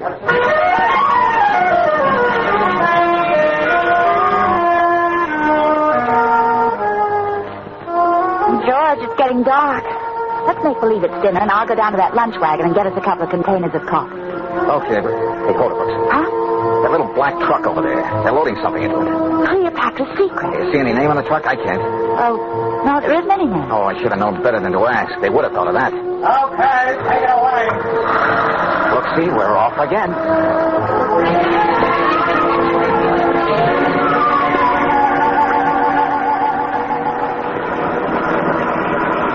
We'll keep a good half a block behind them, just like this. Darling, I never want to see another warehouse as long as I live.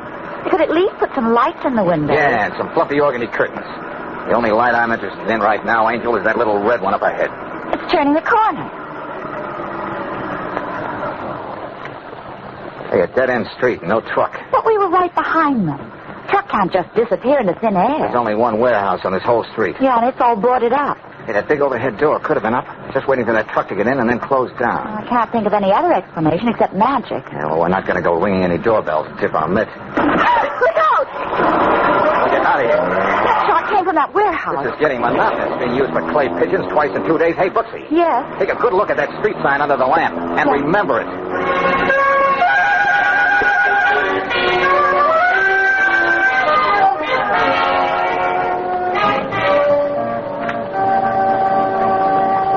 Listen to this, Brooksy. All the dope on that warehouse on Barrow Street. It's owned by the Fallon Trading Company. So? And the officers and stockholders of Fallon are the same as those of the late Kessling Limited, including the very kindly Mr. Kessling Laura told us about. George, I can't make head or tails out of this.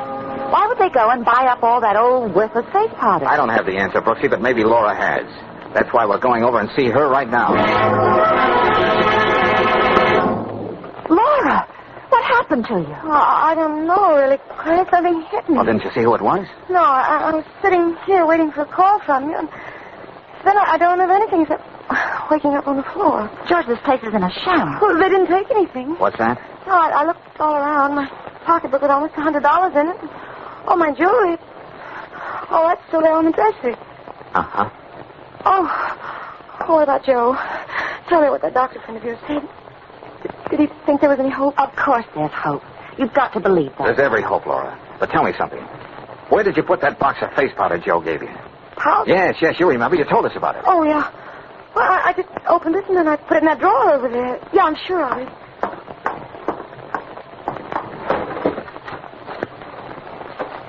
It isn't here now. Laura, listen. That firm Joe worked for was a smuggling ring. Diamonds. What are you saying? Joe'd never be mixed up in anything like I that. didn't say he was. But as far as we know, there could have been a fortune in gems in that box of powder he gave you, and the one moment Dr. Taruk left you two alone. What does all this have to do with Joe? That's all I care about. George, you don't think the sanitarium, the auction sale, the warehouse, all that was a part of a search for something that was here all the time? Oh, Claire, I'm tired of guessing. I feel like a dime being pushed around on a shuffleboard. What do you mean?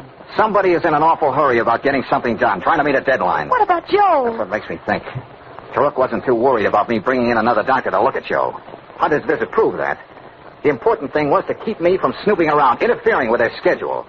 That was the reason for the double talk with Rodney and the pot shot at us. What schedule, George? What are you talking about? Something's coming off, and coming off soon. Look, stay here with Laura, Angel. I've developed a sudden interest in boats. Incoming and outgoing.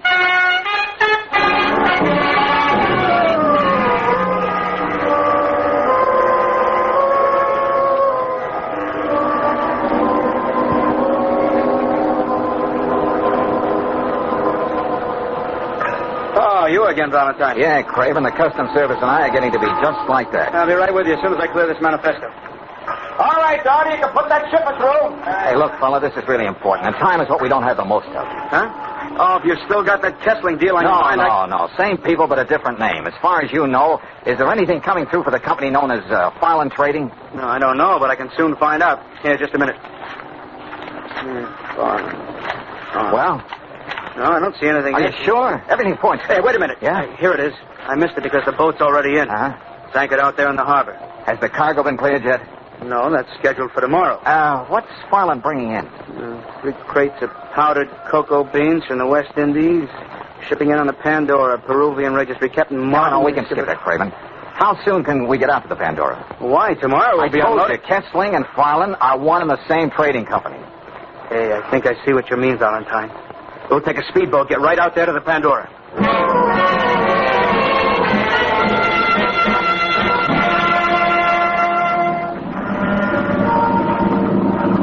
Ahoy there! Customs Service, Captain, we're coming aboard. Come on, Valentine. What can I do for you? I thought you weren't ready for us until tomorrow. Something special turned up, Skipper. Yeah, specifically powdered cocoa beans from Fallon Company. Good Lord, this trip. Those are some of their crates right here on deck. Okay, let's try this one for a start.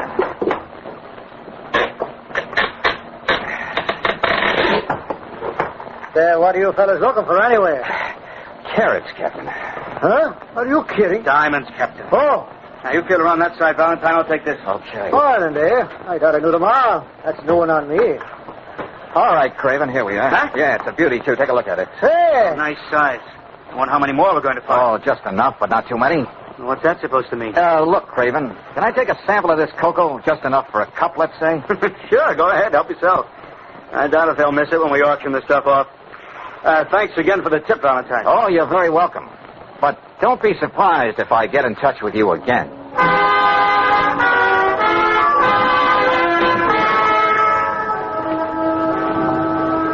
Well, Mr. Ross, what's the verdict? What does the chemical analysis show? Powdered cocoa, huh? Oh, never mind the suspense. What did you find? Oh, there is cocoa here, all right, but mixed with something that sells for roughly $7,000 a pound. Dope. $7,000 a pound. No wonder Kessling and the boys could afford to use diamonds for window dressing. What's that? Oh, it'd take too long to explain. Thanks. And remind me to submit your name for the Nobel Prize.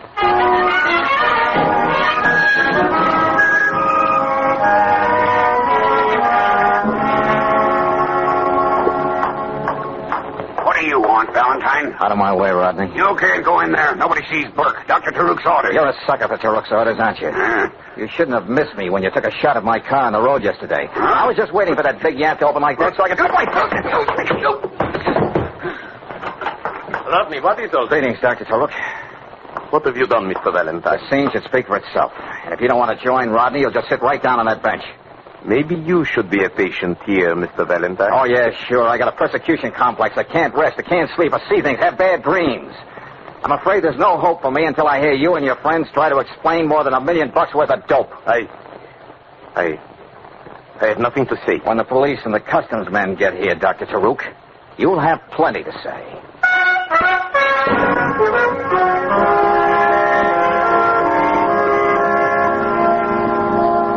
Oh, can you beat that, Valentine? Using diamonds for a smokescreen.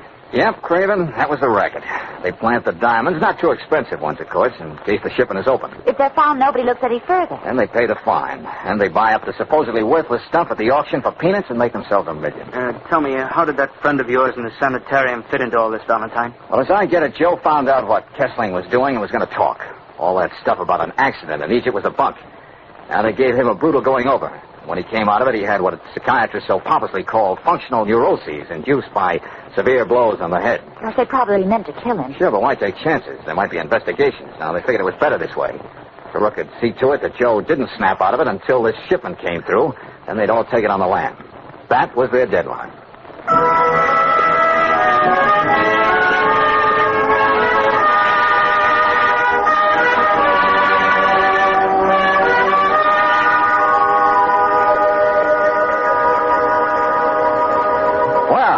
How do you like your new barracks, soldier? Oh, don't try too hard to talk, Joe. We always used to understand each other without too many words. I don't know how we'll ever be able to thank you, Claire. Dr. Honey says Joe's going to be all right. George, what about that wedding present? You know, the one the best man forgot to give? Oh, yeah, that's right, Joe. You and Laura ran out on me so fast that day in camp, I didn't get a chance to give you the usual set of doilies or a percolator or something. Well, now you can at least be the messenger of some good news that may make up for that. The customs man told us. It says right in the book, anyone instrumental in thwarting a smuggling attempt is entitled to 25% of what the Treasury gets on dutiable goods. Yeah. And those diamonds don't come cheap, you know. That's right, Joe. You're really the guy who was instrumental. At ease, soldier. Hey, you know, Brooksy, this time I'm sure he winked.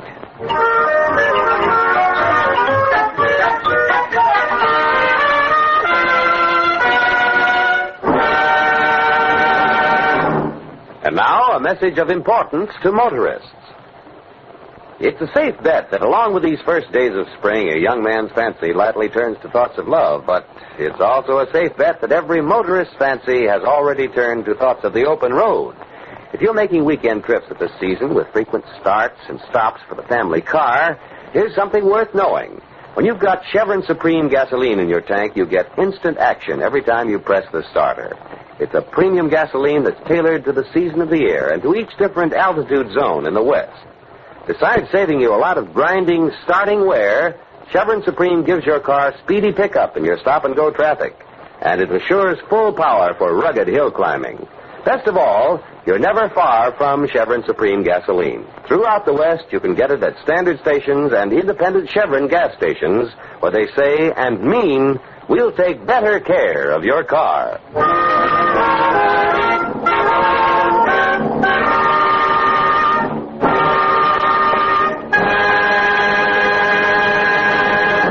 Next week, when you tune our way for another adventure of George Valentine, you'll hear... Well, here we are.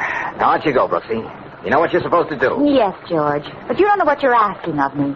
That Renee woman brings out the fishwife in me. Anything can happen. Well, go on now, Angel.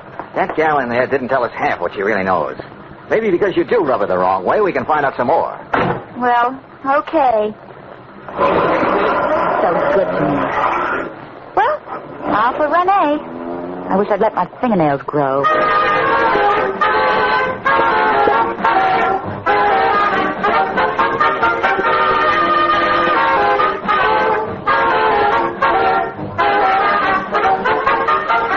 Tonight's adventure of George Valentine has been brought to you by Standard of California on behalf of independent Chevron gas stations and Standard stations throughout the West. Let George Do It stars Robert Bailey as George with Frances Robinson as Claire. Tonight's story was written by David Victor and Herbert Little, Jr. and directed by Don Clark. Also heard in the cast were Betty Lou Gerson, Paul Frees, Jack Cushion, Dick Ryan, Herb Vigran, and Joe Duvall. The music is composed and conducted by Eddie Dunstetter. Your announcer, John Heaston. Listen again next week, same time, same station, to Let George Do It.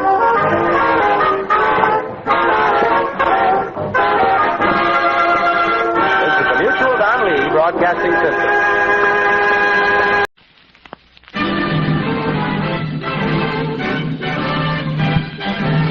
Standard of California, on behalf of independent Chevron gas stations and Standard stations throughout the West, invites you to Let George Do It.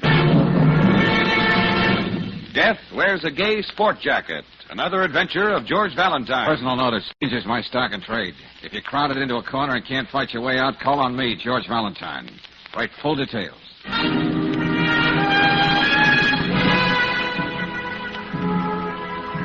Dear Mr. Valentine, in the last month, violent death has struck 4 people in the Warrington Square section. Death in a gay sport jacket. I think I know who the killer is, but I can't be sure, and I'll never have a moment's peace until he's caught. The police don't seem to believe there's any connection between these 4 murders. That's why I'm hiring you. Enclosed find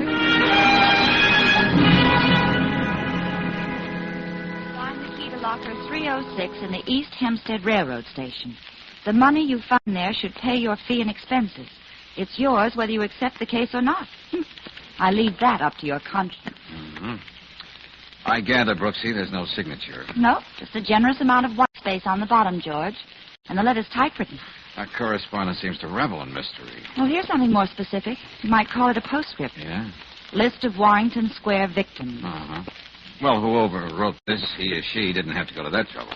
Jack Pringle on the Morning Bulletin has been repeating that list in bold type every day. September 12th, Joe Barcelona, butcher. September 17th, Mrs. Adelaide Walsh, housewife. September 29th, James O'Hara, truck driver. October 18th, Nancy Cabot, fashion designer. 4? Mm-hmm. I didn't know about Nancy Cabot, whoever she is. Hey, you know, Angel, this should be a pleasure. Multiple murder? No. A client who's willing to pay off without even identifying himself. Well, that is if there is any money in locker 306. Well, Brooksy, there doesn't have to be any mystery about that.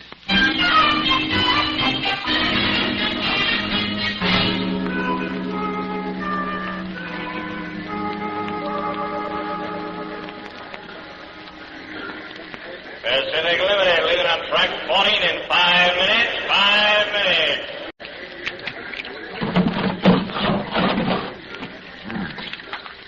See, it is real money, Brooksy. This stuff in here isn't watercress. No. I can recognize the pictures of some of our nicest presidents. How about that? There's $300 here. But how are you going to earn that lucre, George? Or don't you have a conscience? I don't know about a conscience, Angel, but I keep thinking about Nancy Cabot. Why is her name on that list? If anything has happened to her, why haven't we read about it in the papers?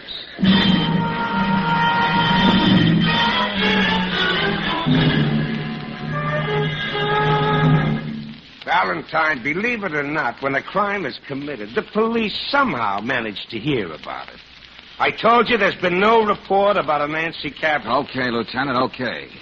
What do you make of this letter? Oh, we've been getting our share of love notes like that, too. Everybody has an idea who the man in the plaid sport jacket is. Why don't you check up on the delivery boy in our neighborhood? He likes plaid shirts. My neighbor has an uncle who isn't right in the head, and so on and so forth. Well, it's not impossible that there is a character like that floating around. It's only possible when you have a mind like Jack Pringle's. Why, even I own a plaid sport jacket. Now we're getting somewhere. Oh, you're cute, Valentine. Well, after all, Lieutenant, people Look, did Miss see... Brooks, here's all I have to say, then I want to forget. Joe Barcelona, butcher, has a brawl and ends up with a knife in his back. An old woman out walking her cat tells Pringle that she saw a guy in a plaid coat leaving the scene. Could be. Okay, so we're working on the case. And how about Mrs. Walsh? Oh, that was no murder. The woman was up on the roof and decided to end it all. But Pringle digs up a neighborhood character by the name of Mallory, who swears he saw the same fashion plate slinking away from the building. So right away, she was pushed off the roof. And that leaves James O'Hara. Yeah, I know. This time, Pringle came up with a ham actor named Emmett Carey who said the victim was shoved under a truck by the same plaid-coated individual. The medical examiner says O'Hara was plastered and didn't know where he was going. Now, can you blame me if I don't see eye to eye with Pringle? What does he care if he starts a minor crime wave as long as it builds circulation for his lousy... Lieutenant, don't mind me. Pringle, how did you get in I here? just walked in. You get steamed up like that, how do you expect to hear doors open? I don't know how you can stand it in here, Valentine, without your ears stopped. Get out of here. Now, hold on, Lieutenant. I'm just doing my job, which is to repeat the same question I asked yesterday. What's being done to track down this sadistic monster in a gay sport coat? Now, look here, What's your interest in this case, Valentine? Oh, me? Oh, I'm always interested in the fee. Oh? Who are you working for? Well, even if I knew myself, friend, I wouldn't tell you. Oh, no offense. I just get paid to find out things. Now you found out it's none of your business. You know, sweetheart, one of these days I'm going to have me a girl Friday just like you. You'd be surprised how women go for me. Women take to arsenic, too. But that's no recommendation for poison. Very good, Miss Brooks. Maybe I'm touchy, but it's as though I'm not wanted. Oh, don't leave on our account, Pringle. We're just going. In case you want to know where, Miss Brooks has to see a lady about a cat.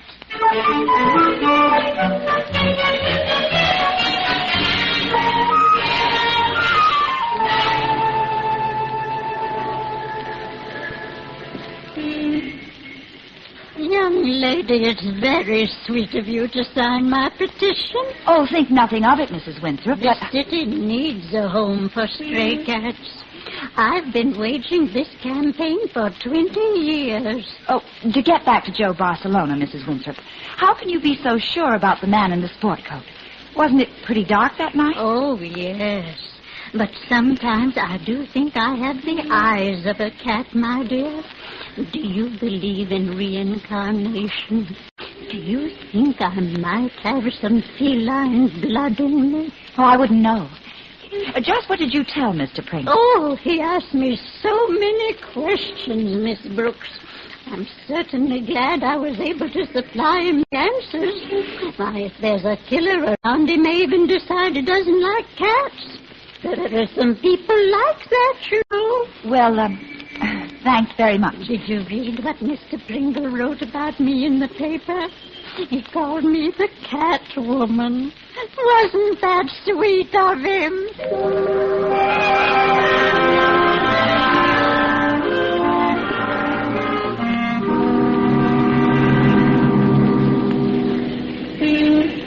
Lieutenant Riley couldn't have said I swore or saw anybody. You mean you're going back on your story, Mr. By no means. I'm just not a swearing man. Here, have one of my cards. What do you mean? If you ever feel like cussing, it's the devil in you fussing. I give out hundreds of those every day. That's swell.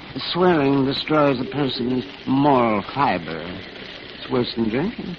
And talking about drinking, could you spare a little change for a cup of coffee? And I don't know what the answer is with this out of cover. And I'll be switched.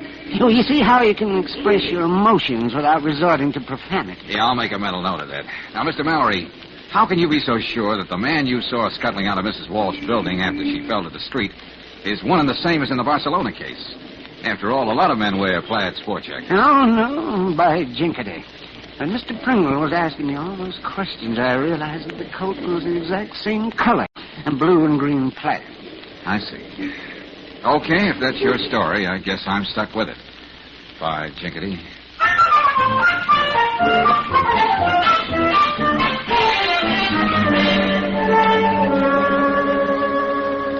Mr. Carey, I'm not a newspaper reporter. Oh, very unfortunate, Miss Brooks. I thought you might have some occasion to talk to Mr. Pringle and remind him that when he uses my name in his stories, it's spelled with 2 M's and 2 T's. Emmett Carey. Well, I'm just checking on that man you saw push Mr. O'Hara in front of the truck. Oh, I never said I actually saw this fiend do it. What I did say was that my powers of observation, developed after long years in the theater, made me spot the culprit before he could beat a hasty retreat and so lose himself in the crowd. Oh? The garment he was wearing matched exactly the coat described by Mr. Pringle in his newspaper pieces. Then there's no room for doubt. None whatsoever. Oh, it was gratifying to see my name in the papers again. I can imagine. And you shall see it again and again, my dear, when I found just the right vehicle for my talent. Yes, I'm sure of that. Now, I really must... You will remember to tell Mr. Pringle that there are 2 M's and 2 T's, now won't you?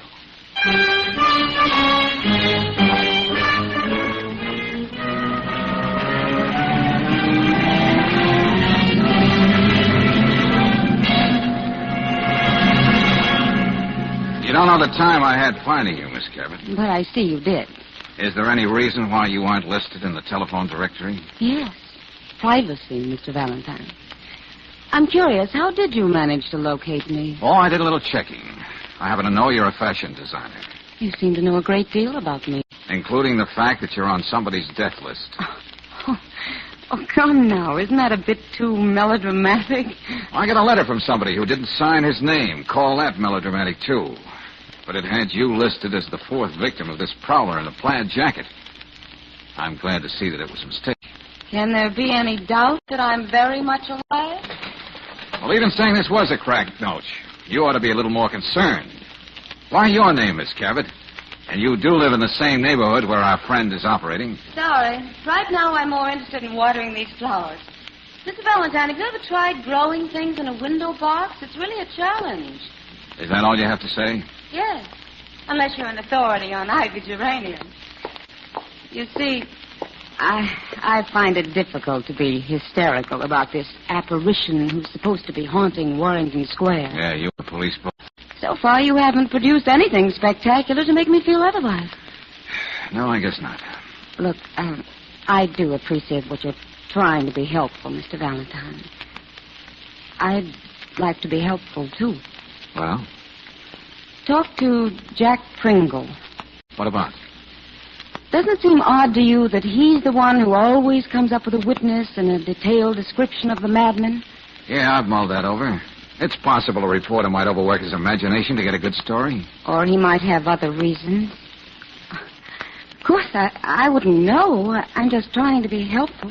Mm-hmm. Now, Mr. Valentine, it's getting late. I really must get dressed for dinner. I'd like to ask you to stay, but he happens to be something very special. My future husband, I hope. All right, good luck, Nancy. But just to make sure, you'd better find out if he owns a gay sport jacket.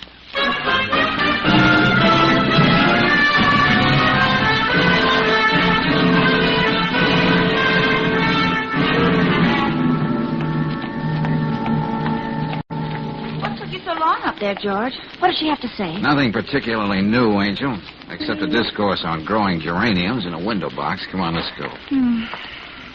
Well, aside from meeting a gallery of queer characters, we've gotten nowhere fast. George! Oh, that window box just missed us. Back up against the wall, Brooksy. The lady has more than one of those up there. I'd feel better back in the lobby. I know I'm not going to feel better until I have another talk with Nancy Cabot.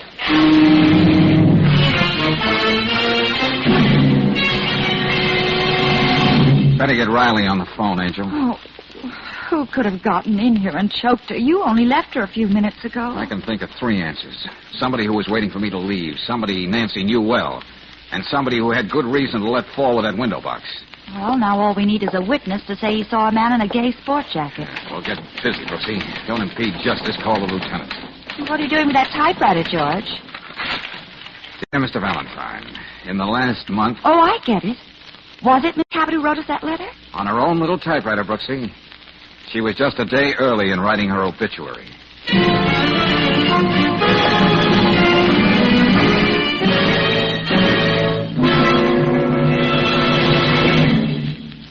return to tonight's adventure of George Valentine in just a moment. Meanwhile, a word about an important driving precaution. If you're planning a motoring trip, here's something you should do to make it a safe trip. Stop in at a standard station or independent Chevron gas station before you start out and have your tires inspected. If you find they're worn smooth, have risky cuts or bruises, don't take a chance. Play safe and get a new set of grip-safe Atlas tires. The wider, skid-resisting Atlas tread gives you greater driving protection. There's more rubber to grip the road to give you quick, safe stops and absorb road shocks.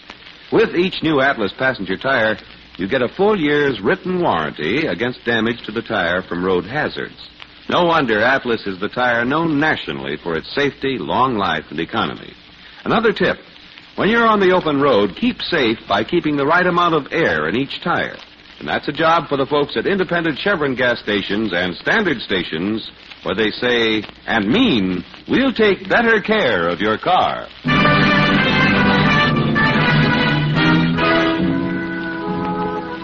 You get an unsigned letter and a list of 4 people who've met with violent death.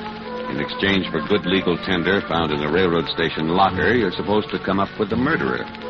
If you're anything like George Valentine, the deal doesn't faze you. But then you find one of the victims still alive. However, she doesn't disappoint you. You find the lady nicely throttled in her apartment, which is where you are now with Brooksy and Lieutenant Riley. But Valentine, if Nancy Cabot was afraid for her life, why didn't she sign her name to that letter instead of all this rigmarole? Well, don't you see, Lieutenant? She knew that if I took that job, I'd eventually get around to that 4th name on the list. Then she'd find out how I was doing without tipping her hand. Well, that's an answer, George, but it doesn't make it any simpler. Yeah.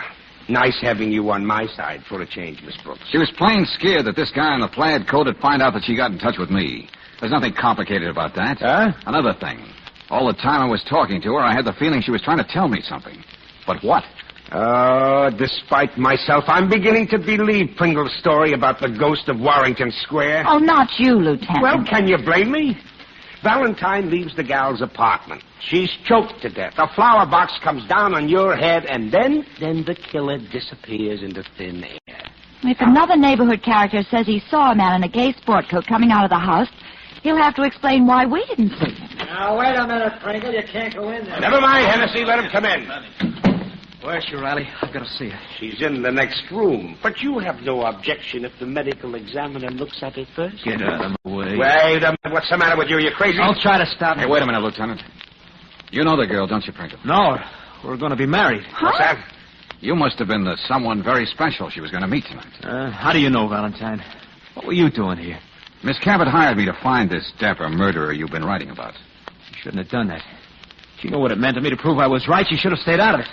Well, it's a tough break, Pringle, but don't blame yourself. You're right, I should. I should blame you. Now, wait a minute. If you'd done something, he never would have had a chance to kill Nancy. What makes you so sure it was our friend? Don't be naive, Valentine. This man is mad. This was his way of getting back at me. Oh, that's incredible. That's putting it mildly. But from here on in, Pringle, I'll accept your theory as fact and work accordingly. Oh, wait a minute. I know you're desperate, Lieutenant, but don't be rash. What's that supposed to mean? Well, as soon as I find out, I'll let you know.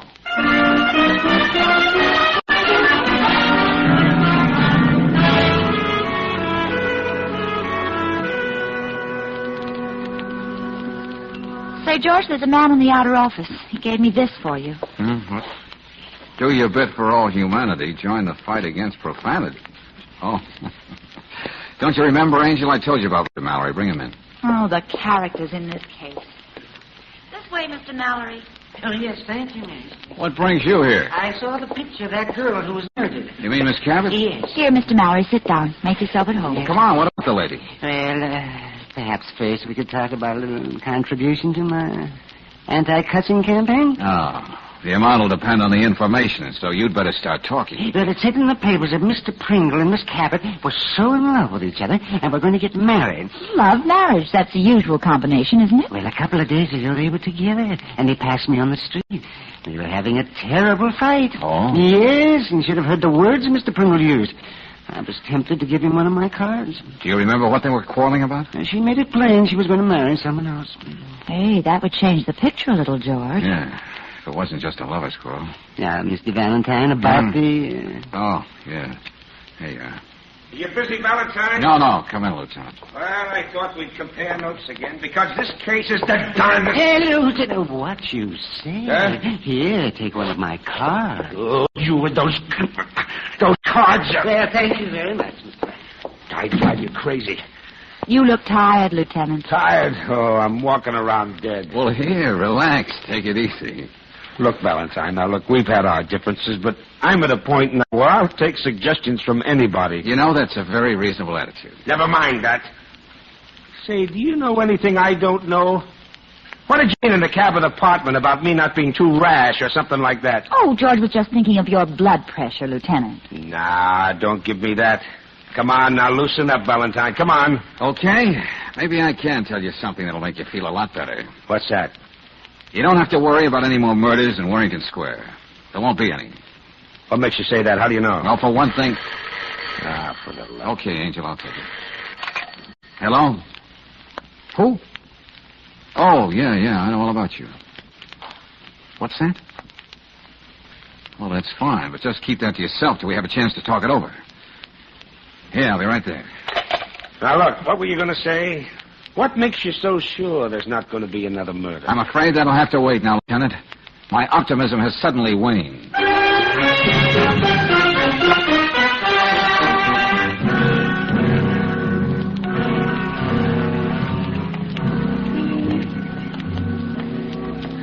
Carrie's rooming house is just on the next block, George. Hey, Brooksy, just how did this Emmett Carey impress you? You spoke to him. Oh, just an actor who probably sleeps with his scrapbook under the pillow. Seemed honest enough. Yeah, sounded like a screwball over the phone. Anyway, something must have happened to change his mind about the man in the plaid coat.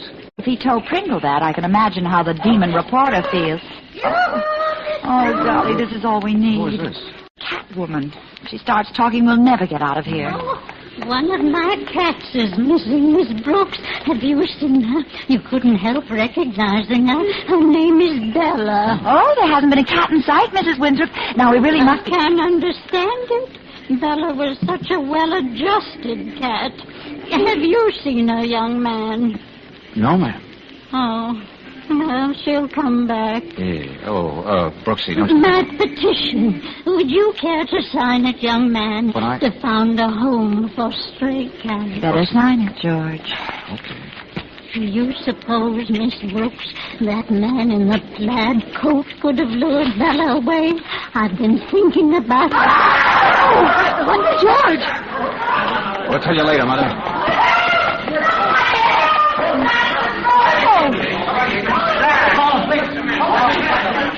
Come on, let me in here. I came out of the house and I stumbled over it. George, it's Emmett Carey. Hey, look, miss, did you notice anyone else in the street when you came out? A man was just running around the corner. That's the man in the plaid coat. Brooksy, stay here till the police come. I'll be right back.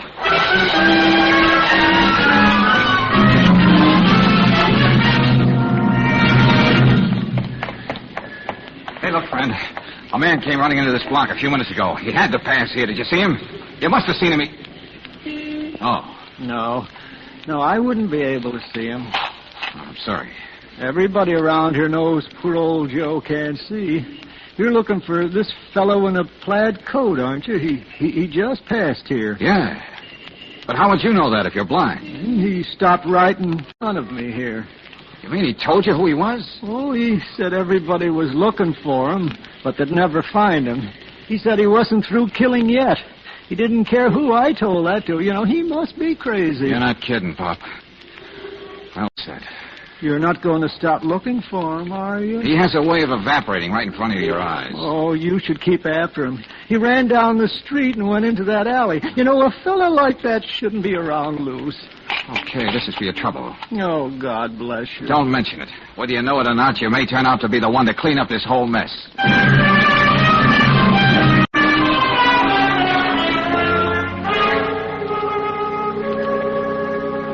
And in this, the latest of the Warrington Square murders, the police have a blind man as the principal witness.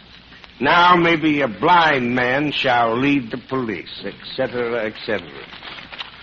Oh, that's a beautiful story you wrote, Pringle. What did you want me to do, Lieutenant? Shower you with compliments? Don't you feel out of things not being the one to find the witness this time? Not at all, sweetheart. Seems I'm right in the middle of things. Tell me, Riley, why did you ask me down here anyway? Thought I wasn't welcome in your office. If you want to know, it wasn't my idea at all. All right, I'll guess who. Valentine? Where is he? Oh, he's here. Okay, Valentine. Yeah, over here, Joe. Take this chair. Be careful now. That's all right, Mr. Valentine. You don't have to worry about poor old Joe. I can get around. So you finally decided to let the working press talk to your precious witness, huh, Lieutenant? That's right. I thought you'd like an interview.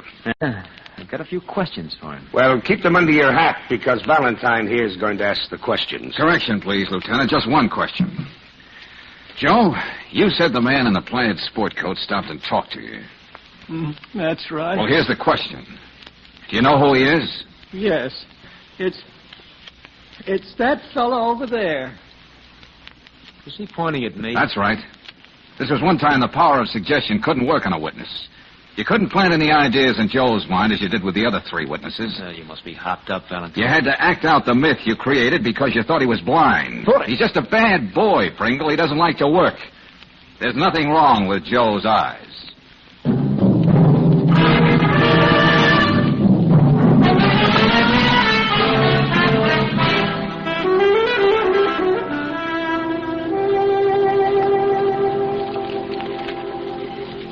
Seems strange to be reading anything about the Warrington Square murders without Jack Pringle's byline on it. Yeah, well, it'll have to carry a city jail dateline, Brooksy.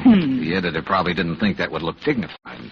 Well, I hope you're pleased to see yourself in print, darling. Valentine suspected the blind man was a phony when the latter pointed out with such accuracy the path the fleeing killer took. Yeah, only one thing wrong with that story. They don't mention my name enough. Furthermore, That's better. Valentine reasoned that Pringle could have instilled in the three earlier witnesses the conviction that they'd seen a man in the plaid coat when actually no such man existed. Yeah, but Brooksy, they forgot to add that Pringle was lucky to find three people who were so susceptible to suggestion. A catwoman, a man with a crusade, a ham actor. Pringle tried not to overlook a thing. He knew it would look too suspicious if the trail stopped abruptly after he killed Nancy Cabot. So he went on with Carey to keep alive the myth of the killer in the gay sport jacket. Oh, Angel. I think I'll take Lieutenant Riley's suggestion and give that $300 to the police welfare fund. Oh, that's fine. But shouldn't we keep some of it for all the time and work? Oh, I forgot to mention this. I sold an exclusive first-person story to the Morning Bulletin for $500.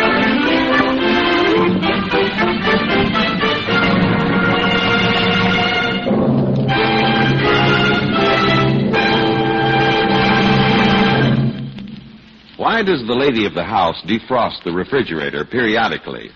Because she knows that too much ice will prevent proper cooling. If she's wise and thrifty about the family car, too, she knows it's all important to get oil drains at regular intervals. That's because any oil used too long collects too much carbon and other engine killers. So if you've driven quite a spell without having the crankcase oil drained and replaced with fresh oil, take a tip. You'll get longer engine life by getting an oil drain at a standard station or an independent Chevron gas station tomorrow. For that's where they have RPM motor oil. RPM, you know, is compounded to keep your whole engine system cleaner. And that it certainly does when you get oil drains at regular intervals. Speedy oil drain service with premium quality RPM for your fresh oil is another reason all these stations say and mean we'll take better care of your car.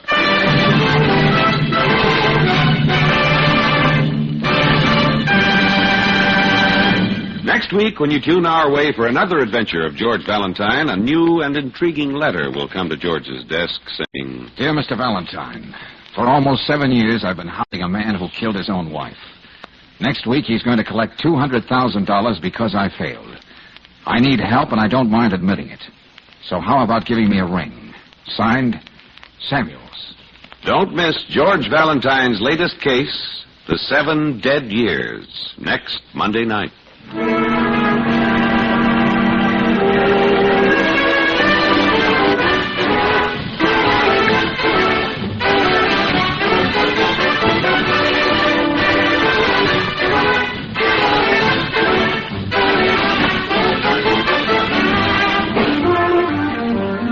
Tonight's adventure of George Valentine has been brought to you by Standard of California on behalf of the independent Chevron gas stations and Standard stations throughout the West.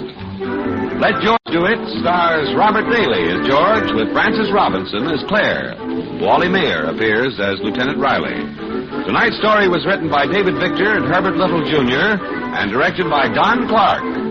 Also heard in the cast were Georgia Ellis as Nancy, Tony Barrett as Pringle, Peggy Weber as Mrs. Winthrop, Howard McNear as Mallory, Larry Dobkin as Carrie, and Dick Ryan as Joe.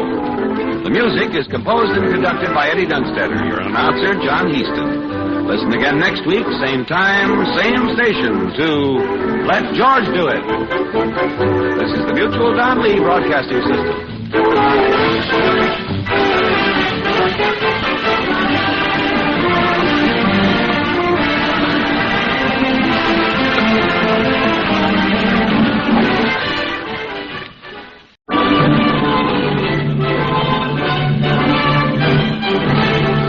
California, on behalf of independent Chevron gas stations and Standard stations throughout the West, invites you to Let George Do It. Another adventure of George Valentine. Personal notice. Danger is my stock and trade. If it's too hot for you to handle and you need confidential help, you got a job for me, George Valentine. Write full details.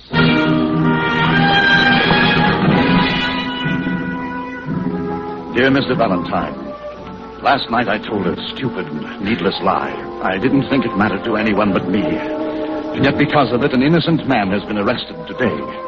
Tell the truth, you say? And if I do, I lose my wife, lose my job, and end up in jail. There's got to be a way out. Will you see me at my office as soon as you get this letter? I'm editor of the News and Review magazine, and it's signed Arnold Loomis.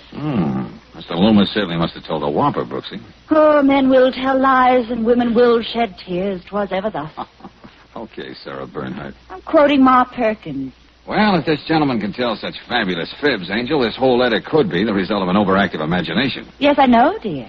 But since you have an overactive curiosity, shall we get started?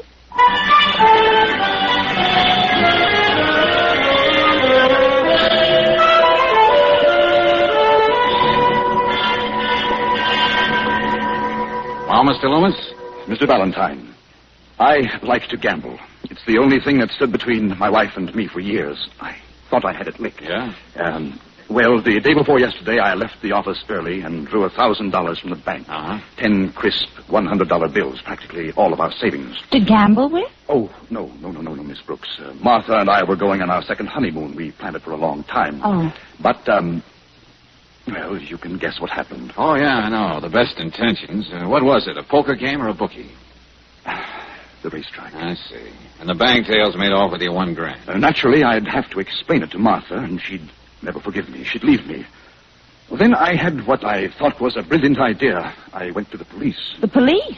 Can they arrest horses for not coming in first? I made up a story. I told them I was driving along Randall Boulevard. A man asked me for a lift, and when he got in, he stuck a gun in my ribs and took the money. Oh, hey, playing games like that with the police doesn't come under the head of innocent merriment. Go on, Mr. Loomis. Well, they questioned me. Well, I had to give them some sort of description of the man. I made it as vague as possible. 5'10", dark complexion, medium build, age mid-30s, a grayish suit, you know. But your letter, Mr. Loomis. Don't tell me they found your mythical man. Yes, I had to go down to headquarters yesterday morning to identify him. Hold it, my friend. Hold it. Fun is fun. What do you mean you identified him? I had no choice. The man confessed to holding me up. Huh? He identified me, yes. Not only that, they found 10 $100 bills in his pocket. I tell you, Mr. Valentine, it's... Yeah, I know. Absurd, incredible, etc. And was this man dark complexion, medium build, mid-30s, etc.? Yes, everything fitted. Well, I couldn't tell the police. I just dreamt up the whole thing, and, of course, there's still Martha. What do you want me to do, Loomis? I've got a conscience, man. I can't let this Neil Denquist, or whatever his name is, take the blame for a crime that never happened. There must be some mistake. But what? Was there any mention in the papers about your so-called holdup? Yes, a small paragraph on the back pages. What are you driving at, George? Well, no man in his right mind takes a rap for something he didn't do. What makes me feel even worse? The police gave me back my $1,000. I mean the $1,000 This that I... Denquist guy isn't crazy. He must have some very interesting reasons for playing the fall guy. I don't know what to think, Valentine, but you've got to find out what it's all about. Okay, I'll string along with you and try to keep this from your wife. Can you prove you were out at the racetrack and lost all that money?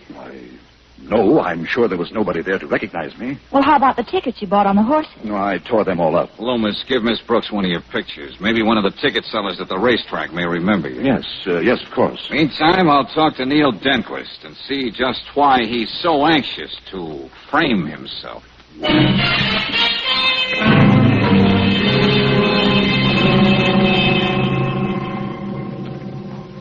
You're the lawyer they assigned to me? No, Denquist. Reporter? Yeah, that's right, a reporter. It's my job to find out what really happened. You can get that from the desk, Sergeant. Oh, I'd rather get it from you. Well, I just didn't get the breaks. That's why I'm here in this cell. I tried to get rid of the gun in Fairview Park. Some woman saw me and told the cop he picked me up and found the money in my pocket. Very interesting. They had my description from that man, Loomis, and that's all there is to it. This is your first offense, isn't it, Denquist? Yeah, you know how it is. A guy gets strapped for money, he thinks he can pick it up the easy way. He gets caught. End of story. Quite a story, too. Huh? What do you mean? Oh, nothing. Crime doesn't pay. Honest toil is its own reward. You know, you think of the others. Oh. Maybe seeing you again, Denquist. In fact, I'm sure of it.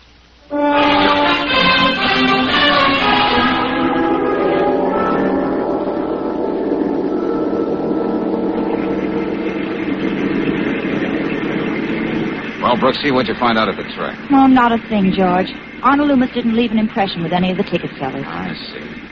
Well, I didn't get anything out of Denquist. You mean he doesn't mind sitting in jail for something he didn't do? Oh, no, he's very philosophical about the whole thing. Now, listen, Angel. Yeah? I didn't tell Denquist what Loomis told us, that he was never robbed.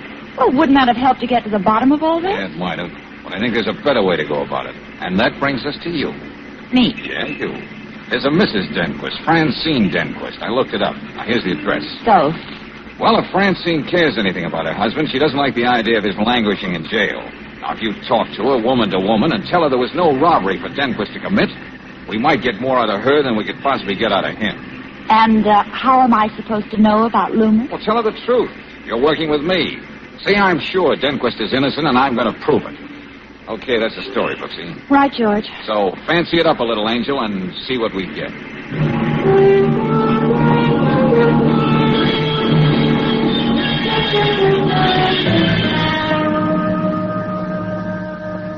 Miss Brooks, I don't know why this man Loomis told you what he did. But doesn't it make you happy, Mrs. Denquist? It might, if I could believe it. But I know what Neil has told me, and he's never lied to me. Well, there might be the first time, although I can't imagine why. He stole that money from me. We never more than scraped by with that job. He has. I told him again and again I was happy, but he kept saying I deserved better things. Oh. Neil told me he wants to take what's coming to him. Serve his sentence, get it over with. I want it that way, too. Then we can forget the whole thing and start all over again. Isn't there anything I can say to convince you? I love Neil enough to stand by him and wait. Then we can build some kind of real happiness together. But enough has been said about what he did. The best thing you and Mr. Valentine can do is leave us alone.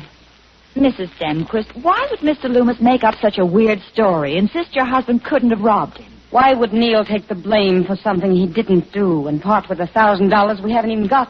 Well, I know, but... There's nothing more to say, Miss Brooks.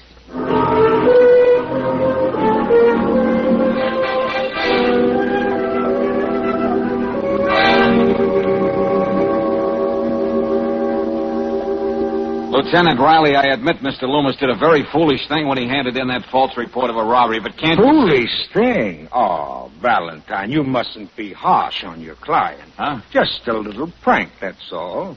We love to send out alarms. Oh.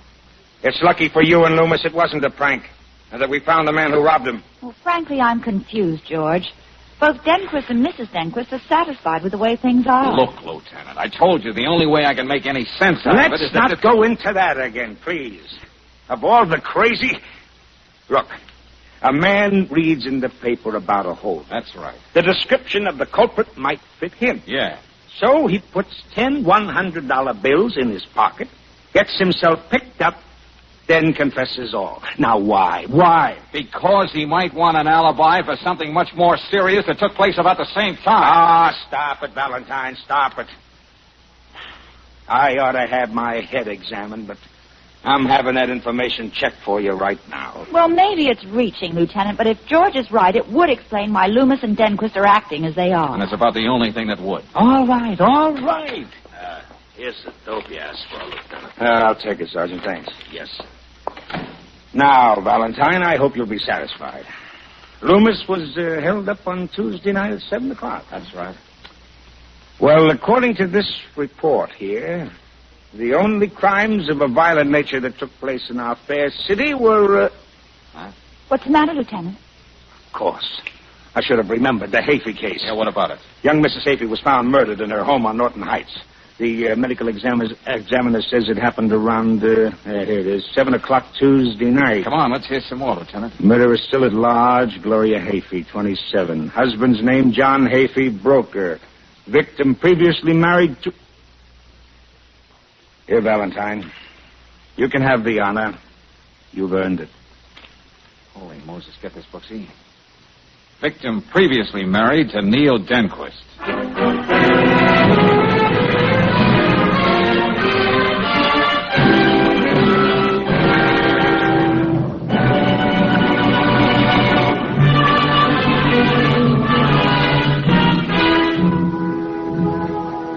And now, back to tonight's adventure of George Valentine. Well, just put yourself in George's place. Your client, Arnold Loomis, tells you he made a great big fib about being robbed. Why? So his wife wouldn't find out he lost $1,000 on the ponies. Then he tells you that a man, one Neil Denquist, has confessed to this crime that never was. You learn that a murder's been committed about the same time of the alleged holdup. So what else would you be talking about now to Lieutenant Riley? Yeah, Lieutenant, this was an alibi for the books, all right. If the police insist Denquist was committing a felony on Randall Boulevard Tuesday at 7, he couldn't possibly be at Norton Heights committing murder. Well, all I have to do now is sweat the truth out of Denquist. Oh, Lieutenant, if you can, go easy with Loomis, will you? So his wife doesn't find out that he lied. I'll do what I can. Oh, yes. You can tell your client that he owes Denquist $1,000. Yeah, that's right, isn't it? And I have an idea Denquist is going to need it for a lawyer to keep him out of the gas chamber. Okay, Lieutenant. I'll pass that on to Loomis right now.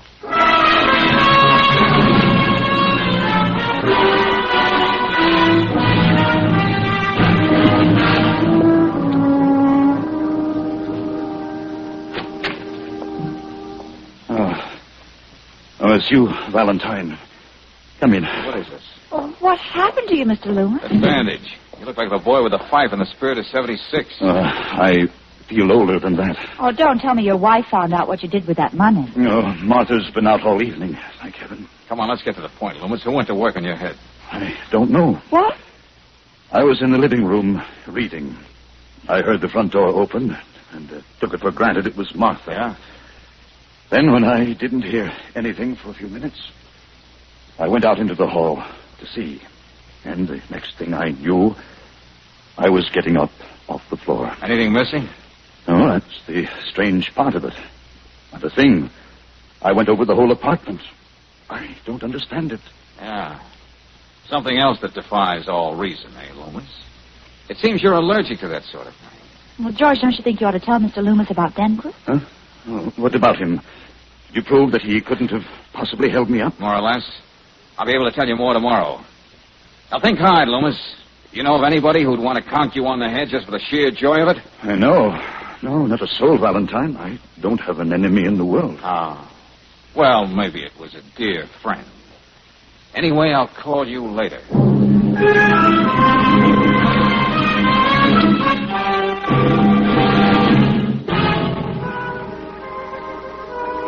When a guy gambles as heavily as Loomis did, there might be a lot of people who'd want to give him a good going over.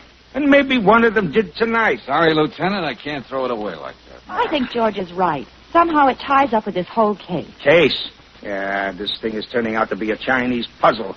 My boys have been taking turns talking to Denquist, but he just sits there and sticks to his story. Hey, wait a minute. Come to think of it, Lieutenant, very little has been said about Gloria Haffey's present husband. Well, you can rest easy about John Haffey. He was nuts about his wife. He's a respectable broker, and he has an alibi for Tuesday evening. And what kind of an alibi? Well, he was in several hotel bars before going home to dinner. There were a lot of people to prove it to. Oh? Do you happen to have any pictures of the late Mrs. Haffey? Well, just these. The one the boys took of the scene of the crime. Must have been beautiful. Yeah, and took care of herself. Looks like she'd just come back from the beauty parlor when she was killed. Hadn't even combed out her hair yet. Well, I won't take up any more of your time, Lieutenant. Miss Denquist here to see you, Lieutenant. Good. I want to see her, too. Tell her to come in. Yes, sir. Go right in, Miss. Lieutenant Riley, you're trying to frame my husband for Gloria Haffey's murder, aren't you? We're trying to get the truth out of him, Mrs. Denquist. No, you aren't. Why did this woman here come to my house and try to make me say that Neil was lying about that holdup? This woman here happens to be my assistant, Mrs. Denquist. My name is Valentine. And I didn't try to make you say anything. We were just trying to prove your husband's innocence. Yes, so the police could get him on a murder charge. Just a minute. How did you know we connected your husband with the Haffey case at all? You think I'm that stupid? I read about Gloria's murder in the papers. I knew you'd finally get around to Neil. Oh, yeah. You were bound to find out he hated her. When he was married to that Gloria, he had a good job. He was doing well. She bled him and spent every cent he made. When she divorced him, he had no spirit left, nothing. You know you're only building the motive for murder, don't you? You'd find out all those things anyway. But Neil is innocent. Lieutenant Riley, he was just where he said he was Tuesday night, and here's the proof. Huh? Money. To Arnold from Martha. Arnold Loomis. Martha's his wife's name. Where did you get this, Mrs. Denquist? Home, in Neil's bureau drawer. He took it when he stole that money. Are you sure you didn't get this somewhere else? And after going to a great deal of trouble? I don't know what you mean. Valentine, I'm beginning to feel like a weather vane. This money clip seems to support Denquist's story and call your client a screwball or worse. Yeah, well, I'm sticking with Loomis, Lieutenant.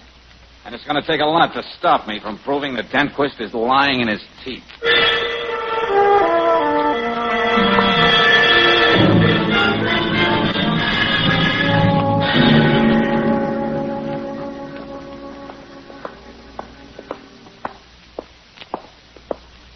Mr. Valentine? Oh, yeah.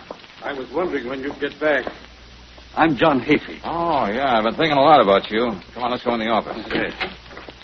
Grab a chair, Mr. Haffey. Thank you. This is my assistant, Miss Brooks. How do you do? How do you do, Miss Brooks? May I get right to the point? Wish you would. I had a talk with Lieutenant Riley. I know you're working on the Denquist case. Right. I also know your sentiments, and they're mine, exactly. What do you mean? Well, naturally, I know a great deal about Neil Denquist. I'm as sure as you are that he's lying about holding up that man on Tuesday night. Yeah? What makes you so sure? The things Gloria told me about him. He isn't a very stable character. He could never hold a decent job. It was a terrible struggle for Gloria while they were married. Oh, really? Finally, when she just couldn't stand it any longer, Go on. I won't say he threatened her, but he was very bitter.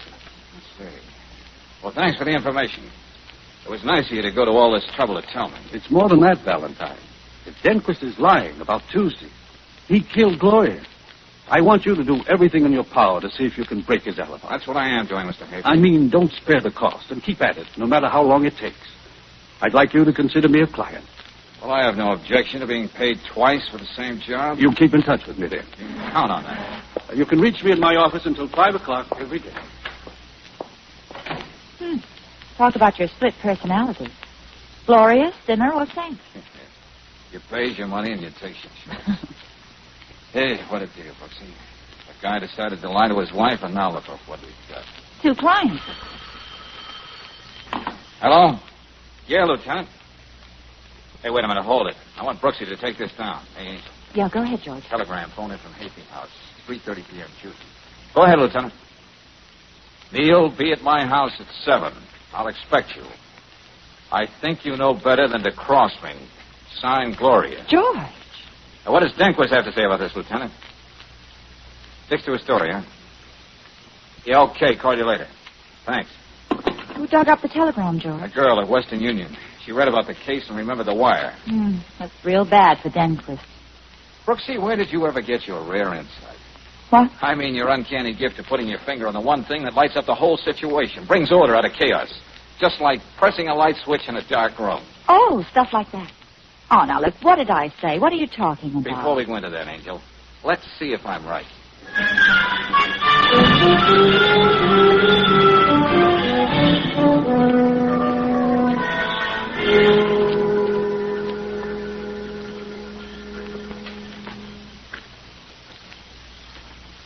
George, this could be technically called illegal entry.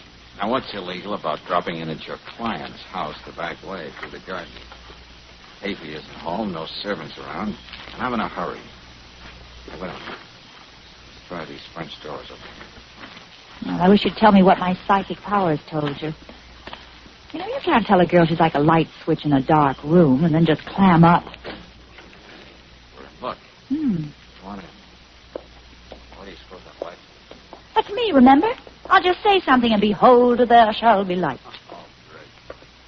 Here we are. Brooksy, I got to find the name of the beauty parlor Mrs. Haffey was in the habit of using. Oh, I see.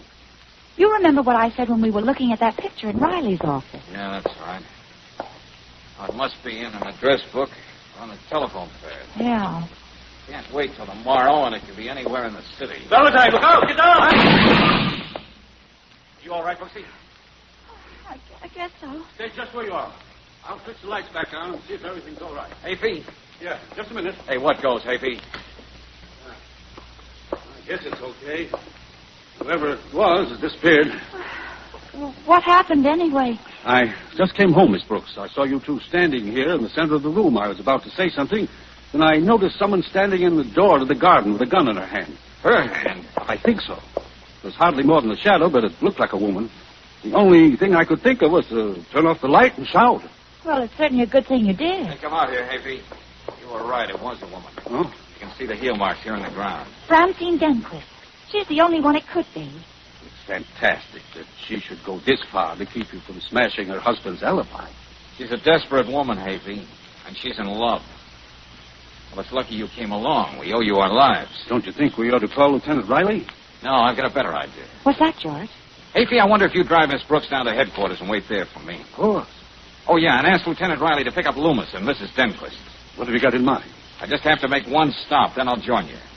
Mr. Haffey, I think I can clean this thing up for you tonight.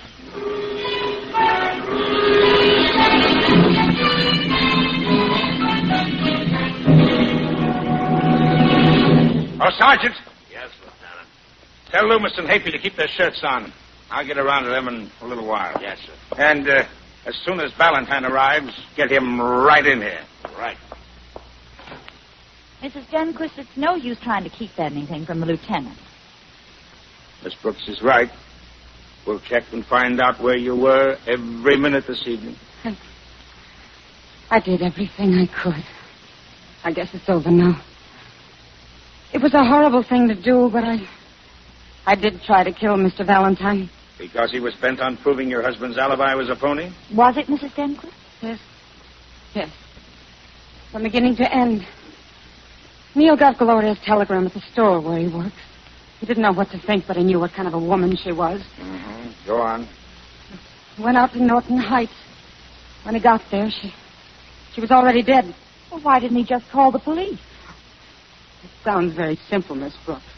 But if he were found there, he'd be the first one to be suspected. Luckily, no one saw Neil, so we came home, and the next morning, together, we thought of a wonderful, foolproof scheme. The Loomis business. We read about Mr. Loomis being held up. The description could fit Neil, and you know the rest. Funny. One time in a million, a man would lie about being robbed.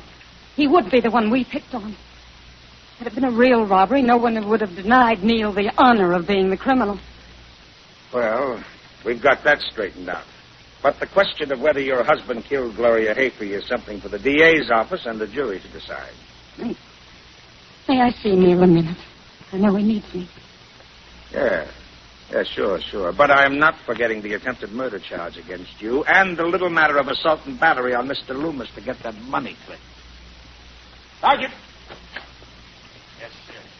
Take Mrs. Denquist down and let her talk to her husband. Yes, sir. Thank you. And tell Mr. Haffey to come in. He might as well know what happened. Yes, sir. Now, Miss Brooks. I know. Where's George? When he disappears like this, I tell you just... Oh, Mr. Haffey, come in. Yes, Lieutenant. I think we've scotched Mr. Denquist's alibi, but whether he's guilty or not remains to be seen. I see. I guess I'm too tired at this point to have any reaction to that. Oh, I'm sorry to be so long, Lieutenant. Oh, what gives, George? Well, I just had a very interesting conversation with Michelle, Miss Haffey's hairdresser. Well, how nice. Yeah, Michelle was doing her hair from 2 to 4 last Tuesday. You remember, Lieutenant. Brooksy remarked that Mrs. Haffey must have just come from the hairdresser. Say, wait a minute. Did you say from 2 to 4? That's right. But that telegram was phoned in from the Haffey house at 3:30 and signed Gloria. Which means she didn't send the telegram, Lieutenant. What? It was sent by someone else who belonged in that house. Someone who wanted Denquist to be found there with the body. What, George? What could that mean, Mr. Valentine? Who? Well, this is a shabby way to repay someone who saved my life, but it was you, Haffey, who sent that telegram. You killed your wife.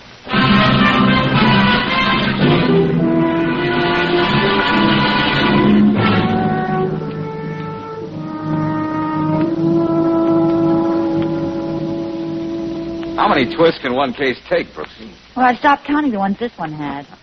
Mrs. Denquist, innocent as country butter, takes a pot shot at me. Haffey, guilty as sin, saves me because we happen to be working in the same direction. Now, well, is he still sticking to his alibi? No, that went over the side, Angel. He made a round of the bars, all right, but he had time between stops for a little homicide. Gloria was giving him the works, just as she did Neil Denquist, but on a much bigger scale. Oh, hello, Mr. Loomis. Oh, Miss Brooks, I'm in a hurry, but I want you to do yourself a favor. Well, Mr. Loomis? Now, put this money I owe you on fair weather in the 5th at Corona Park, and put it on the nose. Oh, Mr. Loomis, I'm disappointed in you. I thought you'd reform. But I have, Miss Brooks, thanks to you and Mr. Valentine. I only give tips now. I don't take them.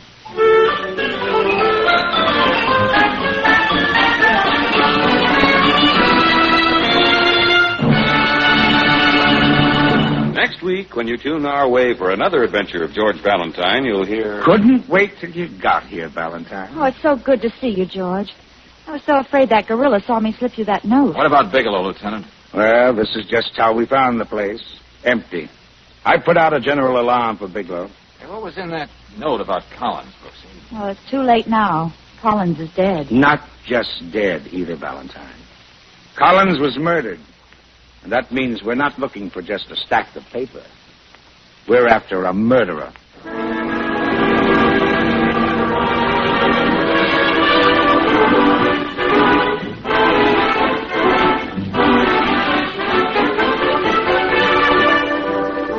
Tonight's adventure of George Valentine has been brought to you by Standard of California on behalf of independent Chevron gas stations and Standard stations throughout the West.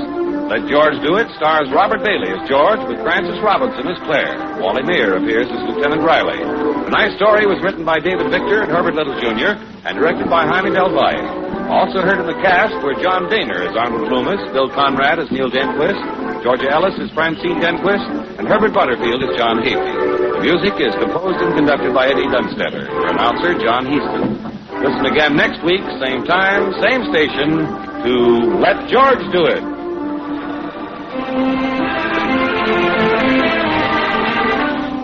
This is the Mutual Don Lee Broadcasting System.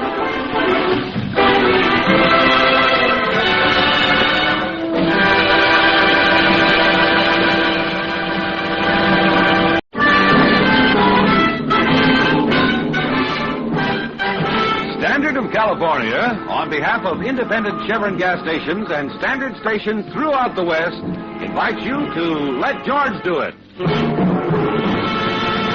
Another adventure of George Valentine. Personal notice. Danger is my stock and trade. If you need confidential help with anything you can't tackle alone, you've got a job for me, George Valentine. Write full details.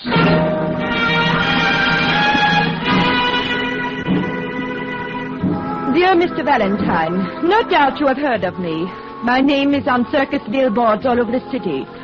Martha Devorak, the most glamorous trapeze artist in the world. My work requires nerves of steel, but instead I'm shaking like a jellyfish. I've great fear. Fear for my life and cannot go to the police. Do not trouble to answer this. I will not take no for an answer. Take no for an answer. I may even be in your office before you receive this letter. Oh? So be sure to expect me. Signed Martha Devorak. Well, the young lady on the flying trapeze has a quaint way of setting up her words. And have you seen those posters, George? I'll bet there isn't a male in the audience who doesn't sit there wishing Martha would fall into his lap. That's a very charming thought. But I wish she was more specific about this great fear for her life. Well, I'm giving odds there's a rejected suitor involved. Oh, come on, woman. Stop acting like a woman. If you read the tabloids, darling, you'd know Martha's left quite a trail of broken hearts. A femme fatale, huh? Mm-hmm. Very interesting. I am Martha Devorak. If you are Mr. Valentine, please ask this young lady to leave. We want to be alone. Oh, now look, Mr. Frank, this is Miss Brooks, my assistant. You have no objection to being alone with me? Besides, that is the only way I will discuss this business. Oh, honest, Mr. Dvorak, I'm over 21, if that's what you're worried about. Well, Mr. Valentine? I'm straight, Brooksy. Huh? See you later. Well, now, Mr. Dvorak, what can I do for you? First, you can call me Martha. Oh, how nice. Martha. Well? From now on, until the death-defying Dvoraks leave here, you must be with me at my side all the time. Oh, now, wait a minute. That's a tall order, Martha. Here. Read this note. Huh? Get $5,000 in small bills and wait for further instructions. You will either pay or meet with a bad accident. Don't take this to the police. You are being watched. Well, that's certainly to the point. So you see, I'm helpless, George. I'm like a little girl in a bad dream. Yeah. And as I get it, you want me to act as your bodyguard. Yes. You will bodyguard me every minute. Look, why don't you stick close to your family, the other death-defying Dvoraks? They wouldn't let anything happen to you. My family. They're not my family at all. Oh, well, live and learn. It just looks good on the circus posters. The three others. Sometimes I think they hate me. Oh, they're jealous. They know the people come to see me and not them. I see what you mean. I do not even stay at the same hotel with them. I've rented a little house up in the canyon. Well, look, this may turn out to be just a crank note. The words are all cut out of magazines and newspapers. Somebody wishes to see me die, crushed, defeated. You would not let that happen to me, would you, George? Oh, no, look. You will bodyguard me. I will be so grateful. Many dollars grateful. Oh, well, okay, it's a deal. You've convinced me. Oh, that is wonderful. I think I will kiss you. Huh? No, I will not even think. I will kiss you. Oh, no. Wait a minute, Marty. You're... Oh, please, Marta. I'd rather have you as a friend. Oh, you're cute, George. Always you joke. Yeah. Now, what are your plans for the day? I have a rehearsal right now at the circus. Will you meet me at the matinee? Yeah, I'll be seeing you. Come early so you can see my act. Oh, sorry. Of course, you were not listening at the door. Oh, of course I was. In fact, I was peeking through the keyhole. Really? Au revoir, George. Yes, so long. Well, Casanova? Oh, that kiss. Well, you know, Brooksy, these artists, so impulsive. Nice fight you put up. George. Oh, no, Angel, it's all business. Well, if you think I'm going to let you traipse around with that high-flying she-wolf, temper. I'll be on your heels every minute. Oh, now, Brooksy, you can't do that. Oh, can't I? From now on, I'll be known as the Shadow. Oh.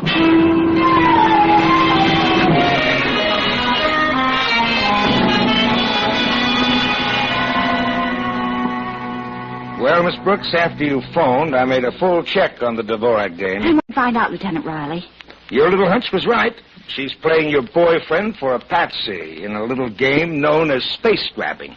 Publicity. I see. She's either pulled or tried to pull this threatening note gag in every city where the circus stopped. She was driving the police nuts till they got wise to her. Yeah. But if I know George, it won't make any difference to him. He's as stubborn as a tray of ice cubes. He keeps saying, but suppose this note is on the level. Well, cheer up. Nobody's going to take away Valentine's Dick Tracy button just for looking for a boogeyman who isn't there. Yes, but, Lieutenant, he's no more than a hired man with nothing to do. Nothing but hang around that international pin-up girl and stare at that man-wanted sign in her eyes. Oh, Lieutenant Riley.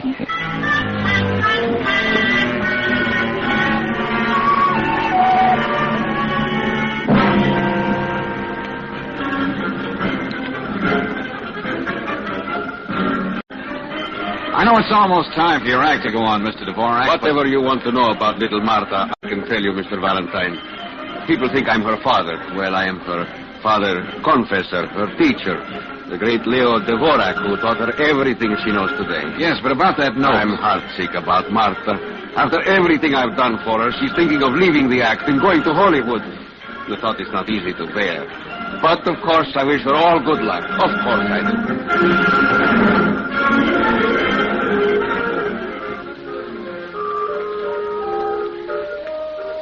I don't know anything about that note, Mr. Valentine. But I'll tell you something. Well? Everything is Martha, Martha, Martha. But does anyone know there's a girl named Risa in Act 2?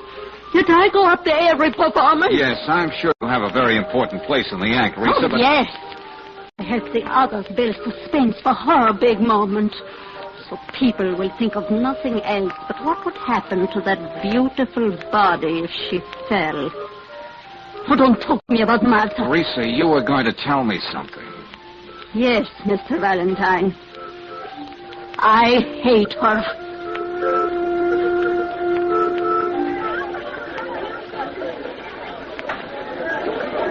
Yes, Mr. Valentine. I'm the one who catches Martha up there. Yes, Dorian, Leo told me. I have your life in my hands. One little slip, an accident, and no one would know the difference. I tell her that when she makes a fool of me, goes out with other men, she just laughs. She knows I could never hurt her. I love her too much. Well, Dorian, you still didn't tell me if you know who might have sent her that letter. Letter? Oh, I'm sorry I know nothing about it. Now, if you'll excuse me, our cue is coming up. George! George, I've been talking to Lieutenant Riley, and I was right. That woman's a phony. This is a publicity stunt. Okay, Brooksy, okay. So I'm playing the fall guy in a publicity stunt. Mm-hmm. But it would make it a lot easier if you'd stop following me around. Oh, George. Oh, all right, come on.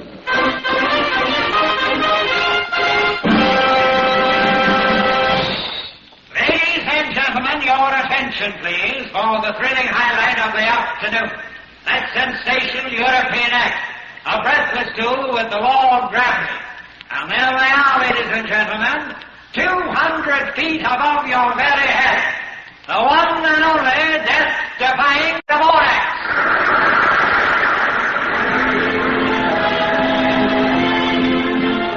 First, the beautiful Martha Devorak herself, spinning twice through the air from father to brother. And ladies and gentlemen, with no net between her and death.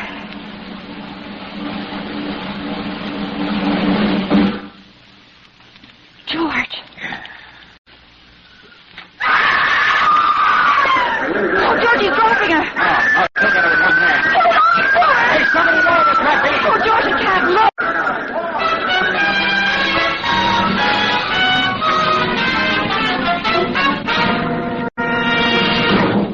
I was on the trapeze above her.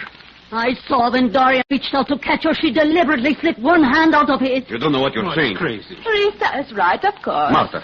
That is what I did exactly. Just one hand, Martha. I might have dropped you. No, darling. You would have let your arm come off before you let me fall. When will you learn to think of the act? The act? All those thousands of people will never stop talking about what they think nearly happened to me. And tomorrow, the newspapers, they will be beautiful.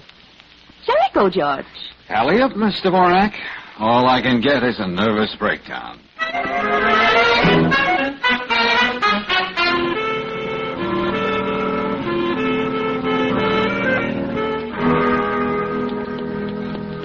I just love camping out in the lobby of your apartment house, darling. I suppose you think you're cute giving me the slip tonight.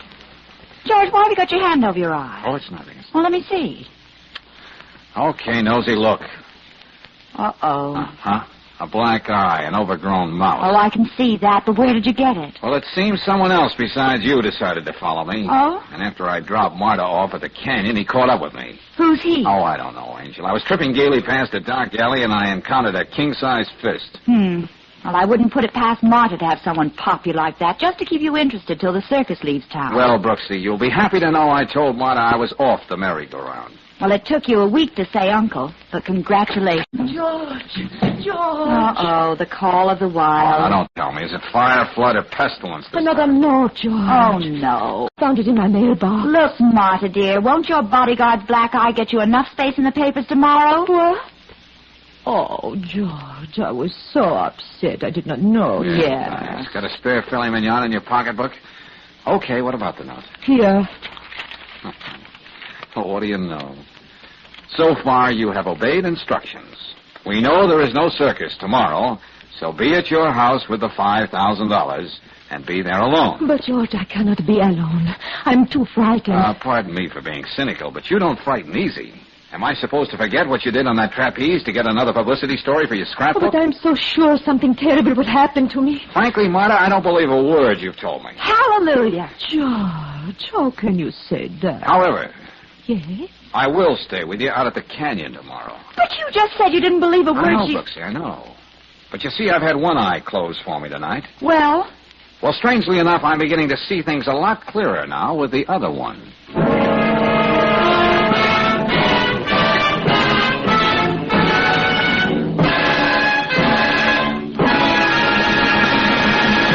We'll return to tonight's adventure of George Valentine in just a moment. Meanwhile, a word about summer car care.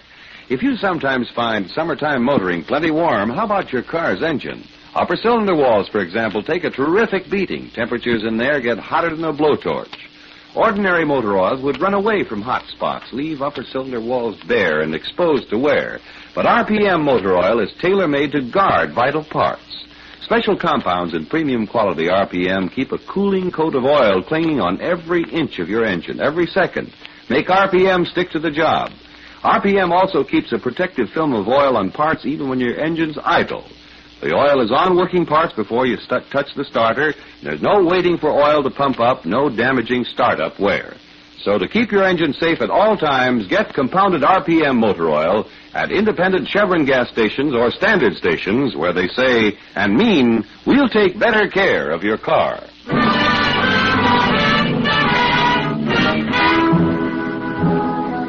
And now back to tonight's adventure of George Valentine. Well, George was convinced that Martha Devorak, glamorous trapeze artiste, hired him as a bodyguard strictly for the sweet uses of publicity.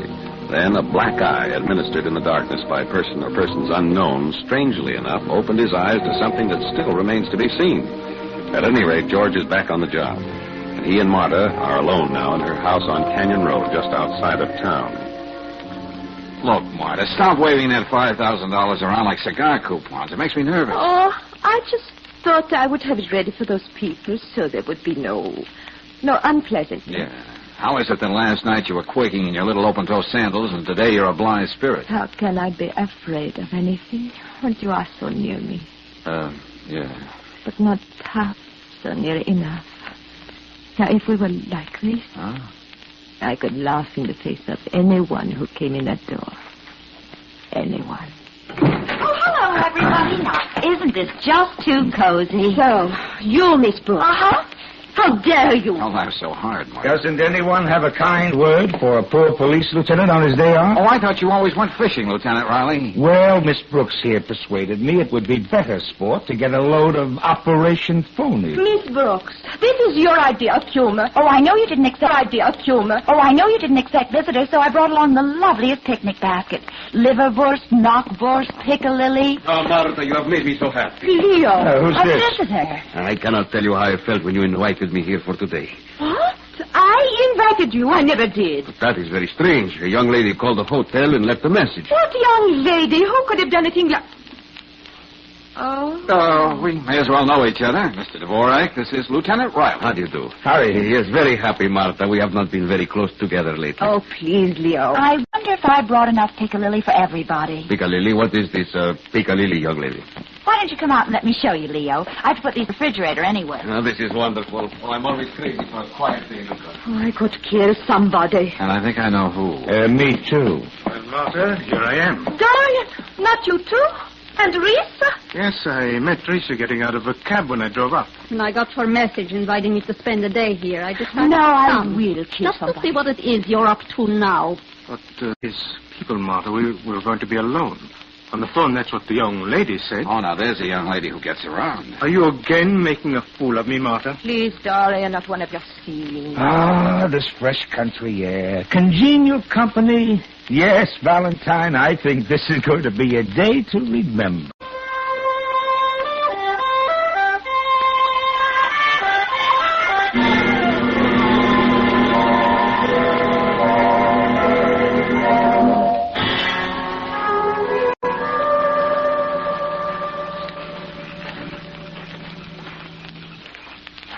George, I will not go back into that house. Oh, now, Martha, that's not being a charming hostess. It is already evening and they just sit there. Well, that should be all right with you. Have you forgotten that note? There's safety in numbers, you know. Now, come on, let's get inside. All right. Hey, hold it. Didn't you take in your mail today? Of course. What? Here's a letter in the mailbox. I'm in no mood for letters. Huh? Yes? Another one of those little love notes. It's silly. Impossible. Yeah, but here it is. But I told you, it is impossible. It cannot be. I didn't... You didn't what? Never mind. Let me have it. Huh? What does it say? It says you did not live up to the bargain. You invited a house full of people. You know what to expect now. George.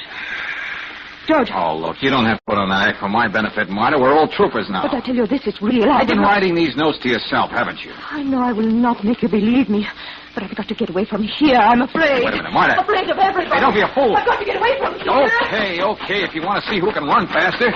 But this is your last temperamental fling with me.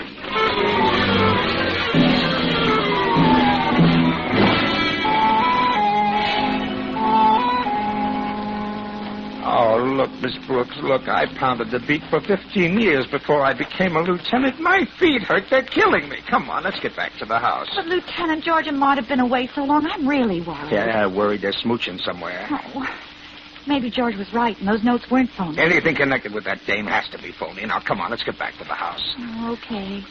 Well, let's take one look up here in the lemon grove. All right, but take it easy. Wait till I put the flashlight on. Lieutenant, What? look, over there. Valentine. George. Wait till I have a look at him. Hello, everybody. Oh, George. I was just thinking of getting up anyway. What happened? I was with Martha, trying to talk some sense into her. Yeah? Suddenly, somebody staged an atomic test right in back of me. That's all I know. Hey, where is Martha, anyway? Here's your answer. She's right here. How is she? I'll tell you in a minute. George, look, that money scattered all over. Well, Lieutenant? She's dead.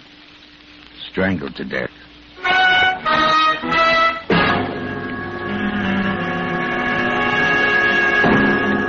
Okay, the holiday's over now. Now you better get ready to answer a few questions. George, you want me to get you something for your head? Yeah, no one, Brooksy. Well, we'll start with you, Leo.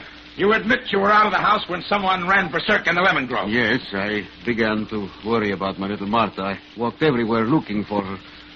She meant so much to me. Oh, admit it, Leo. You knew that without her there would be no act. That's all she ever meant to you. Didn't you happen to be outside too, Risa? What have you got to say? I can afford to be frank. I kept walking and walking, trying to forget how much I hated her. As long as we are all being so honest. Dorian, why do you not tell the lieutenant what you were doing out of the house? Tell him how jealous of Martha you always were.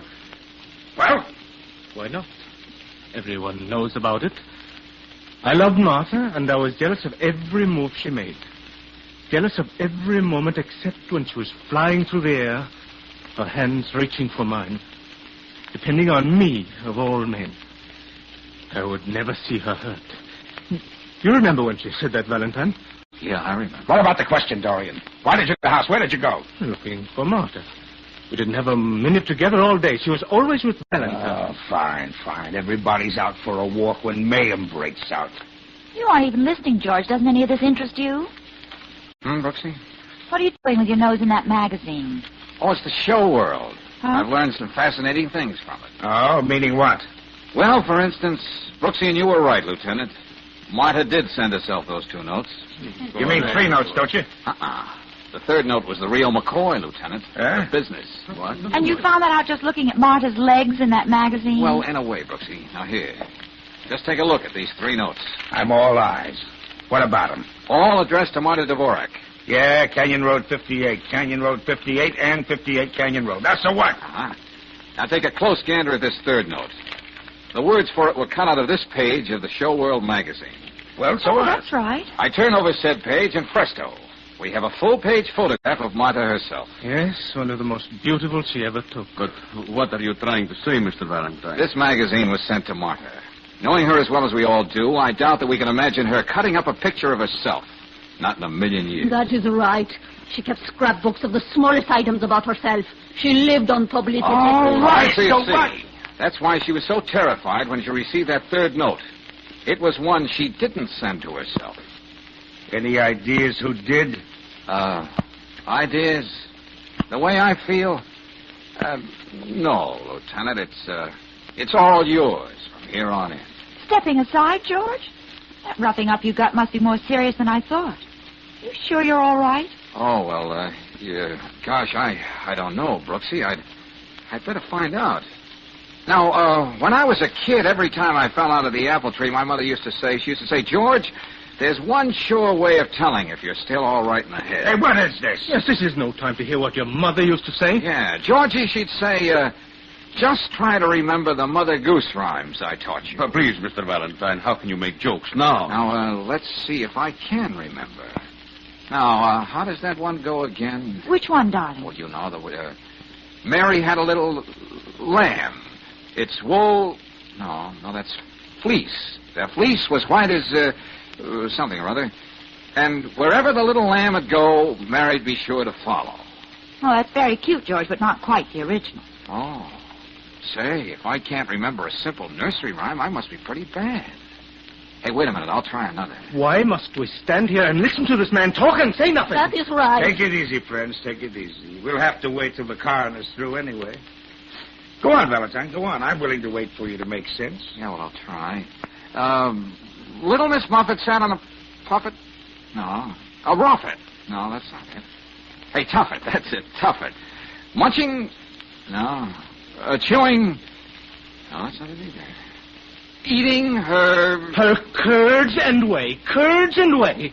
Any schoolchild knows that, you fool. Now, let's stop this farce. You seem to forget Martha has been killed tonight. No, Dorian, no one's forgetting. You staged it too well. You know better than to say that. All right, Valentine. I've been patient up till now. Come on, give. Tell me, Dorian, do you come from Wisconsin, Brooklyn, or Georgia? Not that concerns you, but I was born in Switzerland. I've never been in America before this tour. Did all the school kiddies in Switzerland learn about Little Miss Muffet and her curds and whey? Well, I don't know. I suppose so. No European kid would know about curds and whey. And I think it'll be a pretty simple matter to prove you were born right here in America. No, All right. What of it? I went to school in Switzerland. I pretended to be a foreigner for professional reasons. There's nothing wrong about that. When you were a kid here in America, you learned more than nursery rhymes. When you addressed an envelope, you were taught to put the number of the house before the name of the street. That's something you never forgot. It stuck with you. And that's just what's going to hang you. Let's have that in nice, simple language, Valentine, huh? The kind a jury will understand. Okay, Lieutenant. The first two notes, the ones Martha wrote to herself, read Canyon Road 58. The third one she found tonight was written by Dorian, the only one in the troupe not European. It read 58 Canyon Road. The number before the name of the street, Lieutenant. American style.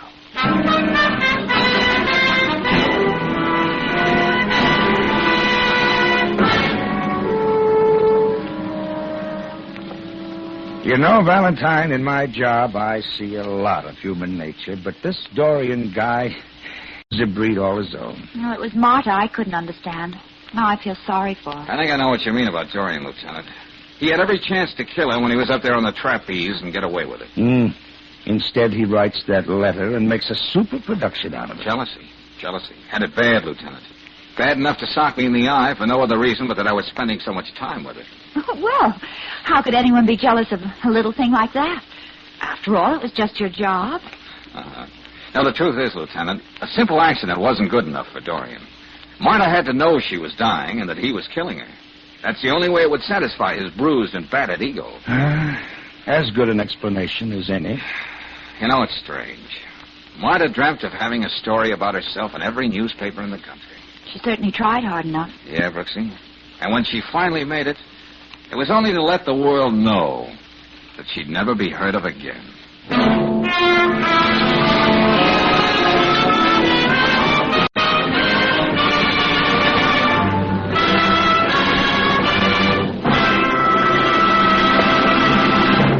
If your car's battery has been acting like a mule, temperamental and balky, here's an easy way to cure it.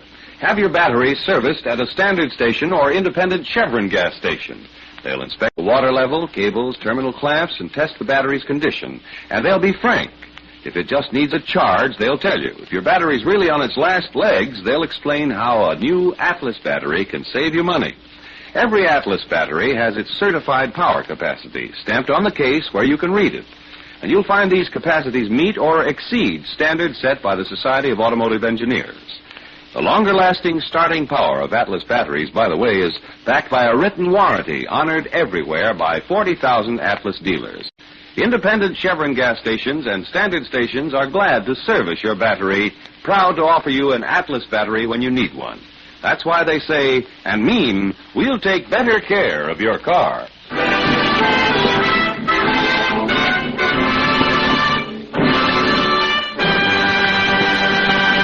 Next week, when you tune our way for another adventure of George Valentine, you'll hear... I got here as soon as I could, Brooksy. Edward's still in the club there? Yes, George, and getting very fidgety. All right. Are you sure about that check he's carrying? Of course. I saw the signature, Agnes Eversall. Oh, good. Now go back inside and stick right with friend Daniel. But, well, what are you going to do, George? Oh, that's the surprise, Angel, but hold your hat. Because in just about 5 minutes, I'm going to start the biggest commotion that nightclub has seen in years.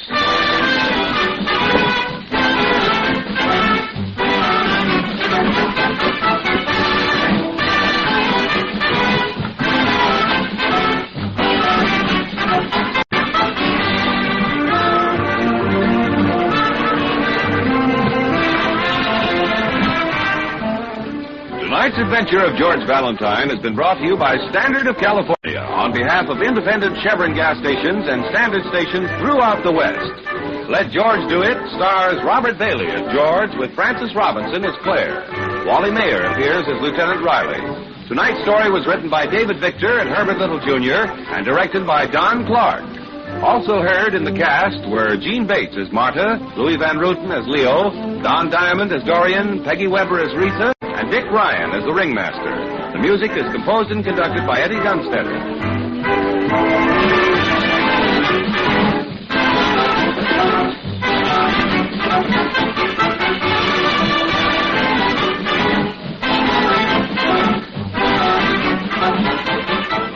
If it's safer, it's better. This is the key to accident prevention in Western living.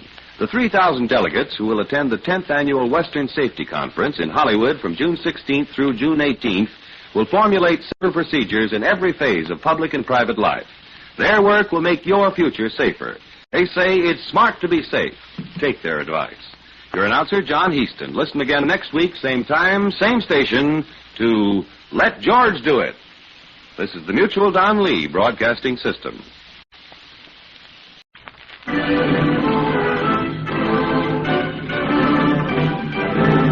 Standard of California, on behalf of independent Chevron gas stations and standard stations throughout the West, invites you to Let George Do It.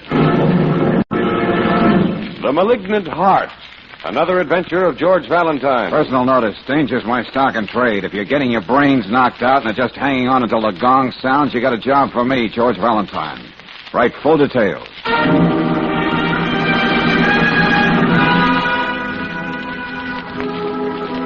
Dear Mr. Valentine, how do you explain this in a man? At 38, he's retired. A millionaire, yet he steals a trinket from a 5 and 10 cent store, makes sure he's caught, and then merely laughs. He stands aside and lets his own father work as a night watchman. This man is my husband. And I love him for what he was before he changed into this thing of evil. Into this thing of evil during the last year. I must find out what's happened to Walter. Won't you please come out to my home as soon as possible? And it's signed, yours most urgently, Edna Pallister. Oh, you know, Brooksy, sometimes I think Lieutenant Riley is right. Well, you're exceptionally charitable today, George. Well, it does seem that all the characters in the lunatic fringe find their way to us. Yeah, well, I guess we just get all the breaks. But how do you account for a Walter Pallister? How do you account for a Walter Pallister? Well, given a minimum of human curiosity, Brooksy, that's the question we can't pass up.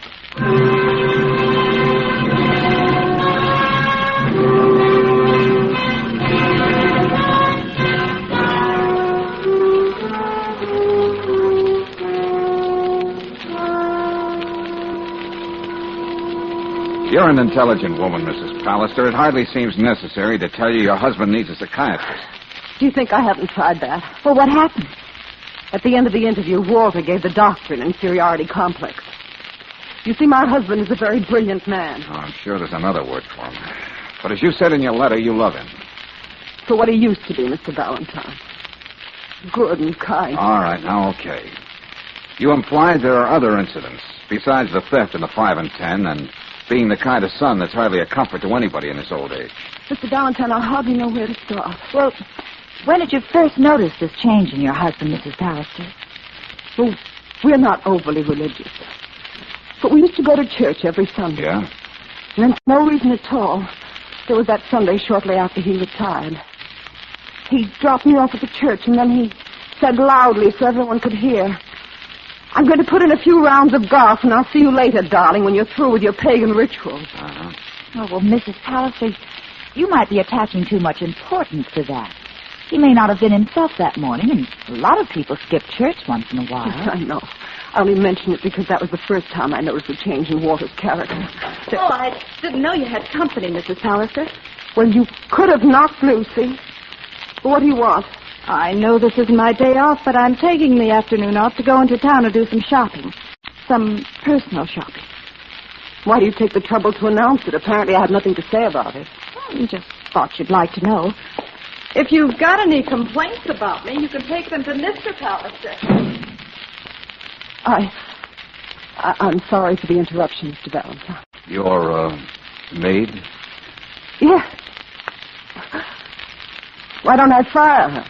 Sure, what's the matter? Is she under contract? Why don't you just bounce her out the front door? I can't. Walter again. How's that? He likes her here. Well, that's a real cozy arrangement. But being slightly feminine myself, you know what I do? Well, Oh, sorry, Mrs. Pallister. It's all right. All our friends talk about Walter and Lucy. He made sure they would. But you know, she doesn't really mean anything to him. That's just one more thing I don't understand about him. You know, I'm beginning not to understand him at all. Yes, I know.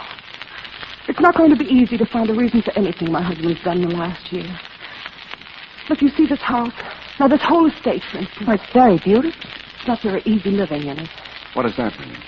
All it used to belong to my husband's partner. It meant everything to him. But Walter decided that he wanted it, and he got it. Even if it meant ruining a man so he'd have to sell it. Well, it seems your husband isn't going to be happy till he becomes Mr. Obnoxious of 1948. Mr. Valentine, there must be an explanation. And I owe it to Walter to find out what's happened. You've got to help me. You know, they don't make them like you very often, Mr. Pallister. I don't know exactly what I can do, but one thing is sure. I'll have to meet Mr. Pallister and talk to him. Where is he? Probably in the kennels. Down there near the caretaker's cottage. Sometimes it seems to me those vicious dogs are the only thing he cares about these days. I don't mean to be cynical, Mrs. Pallister, but I don't know how to approach your husband. What do I say? You've been a naughty boy, Walter, so come on and tell the nice man why. Just do what you can. Anyway, he's probably expecting you. You can be sure that Lucy was eavesdropping. Oh, well, in that case, Brooksy, I guess we can expect anything.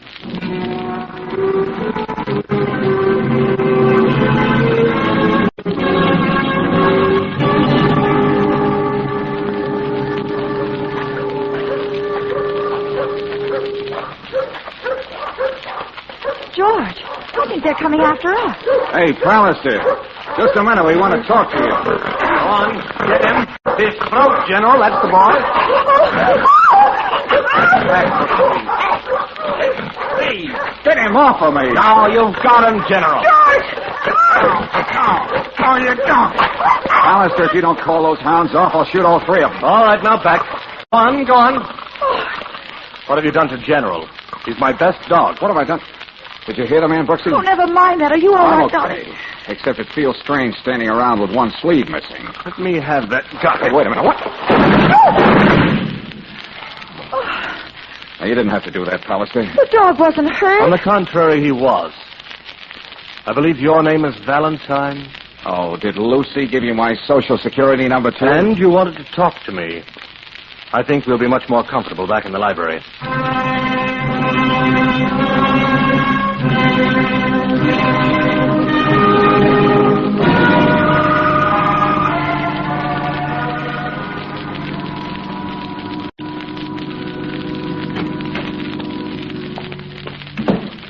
Sorry to keep you waiting, Valentine. Mrs. Pallister has been unnerved by all the excitement. I can imagine. I insisted she take a sedative and lie down. Well, is there anything I can get you? Well, you could run out and buy Mr. Valentine a new suit. Okay. That's our quota for small talk. Splendid. Now... Mr. Pallister, I came right over as soon as I got your call. Come in, Haggerty. Miss Brooks, Valentine, I'd like to meet the gentleman who keeps the peace in our little village. Chief Haggerty. Right. Where is this fellow you was telling me about? I think he means me, Chief. Okay, Pallister, what's the payoff this time? Haggerty. Although there's a sign down at the gate that distinctly says no trespassing and beware of dogs, this man invaded my property and deliberately killed one of my best hounds. And this man is a diamond-studded liar. Now, young lady, there's no call for language like that. You'll find 2 bullets missing from his gun, Haggerty. It was a wanton killing of a defenseless creature. Oh, I don't know. I let him bite me first. What charges do you want to make against Mr. Pallister? Now, according to the book... Well, you know I'm generous to a fault, Chief. I just don't like to see the law flouted. How about a small fine? Anything you say, Mr. Pallister. That'll be $25, young fella. Now, wait a minute. Look. And you can pay up right now, because I'm the justice of the peace around here, too. Okay. Well, now I've seen everything. If he gives you any more trouble, Mr. Pallister, you let me know. I'll really make it tough for him. You and Napoleon, eh, Walter? Oh, Valentine, don't look so grim. That was beautiful. Oh, can't you appreciate it? All right. Here's your $25. If you don't do something about him, George, I'm going to turn into a great big tomboy. Are you through enjoying yourself, Pallister? Don't you see, Valentine? As the law would say, I perjured myself against you, and I got the biggest laugh I've had in a long time. And why? Go on. My wife hired you to delve into the aberrations of my twisted psyche. Well, I wanted to give you something to think about. I suppose you've had enough now? The only reason I let you have your fun is that I've decided to go to work for Mrs. Pallister, even though I don't know exactly what I'm supposed to do. Fine. You mean you don't mind? On the contrary, I'm intrigued with the possibility. In fact, I insist that you stay right on here as our guests. In fact, I wouldn't think of refusing such hospitality. Very well. Come along, Valentine. I'll let you have one of my suits. Oh, I believe Lucy is back now. She'll show you to your room, Miss Brooks. Oh, thanks. I think I'd feel a lot safer if I found it myself. And then we can get together here in the library again and go on with this fascinating inquiry as to why I'm such an unholy brute.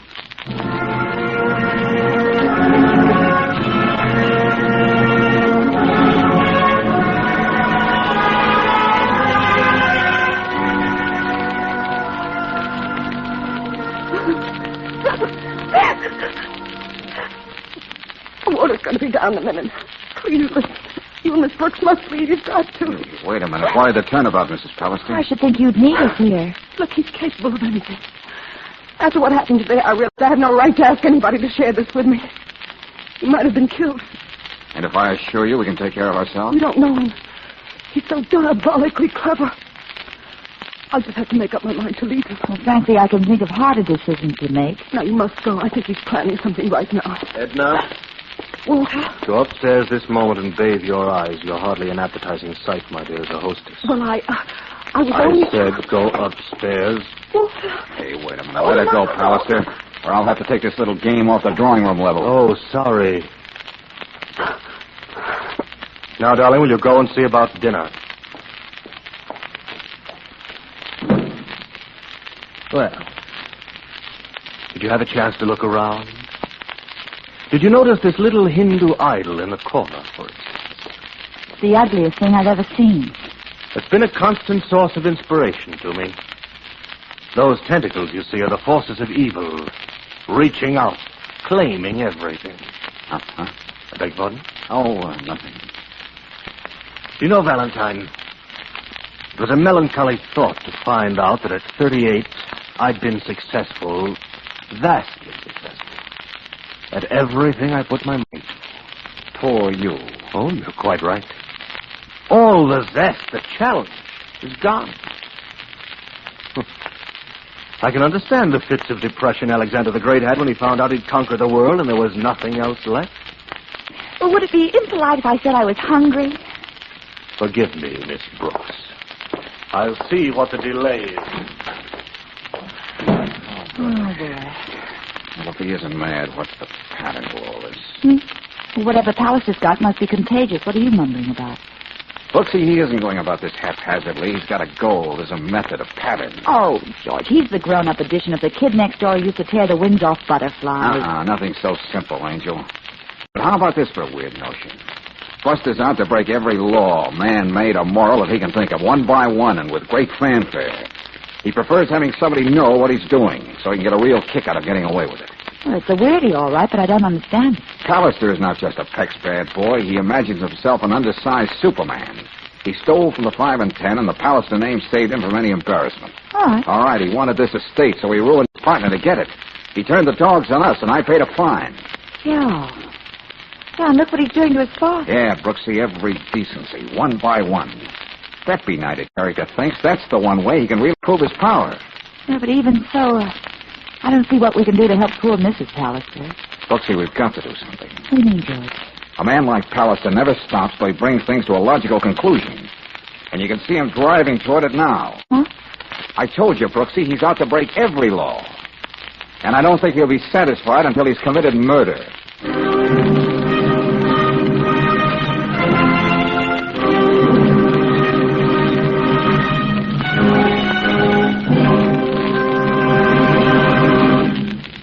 We'll return to tonight's adventure of George Valentine in just a moment.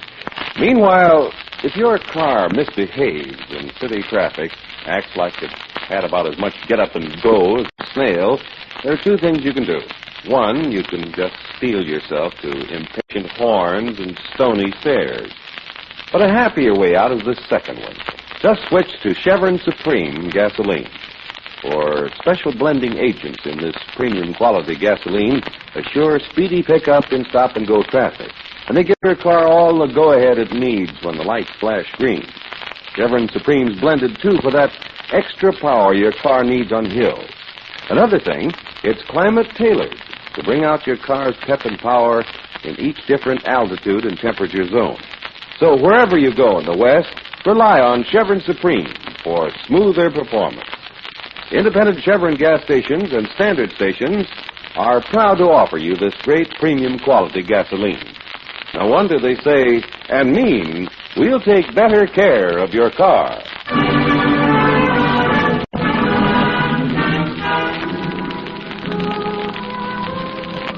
And now back to tonight's adventure of George Valentine. Walter Pallister, a success at everything he touches, has focused his dark, brooding mind on what he considers the supreme proof of his power. He's determined to deliberately break every law and get away with it. So far, only George and Brooksy have succeeded in guessing what he's doing, and you can't help feeling that he won't rest until he's committed murder, all of which doesn't make breakfast at the Pallister home a very festive occasion. Let's see, Valentine. You and Miss Brooks have been with us more than 12 hours now. I'm afraid it's been very dull. Oh, I can remember more boring occasions. For instance, the time I got my hand caught in a meat grinder.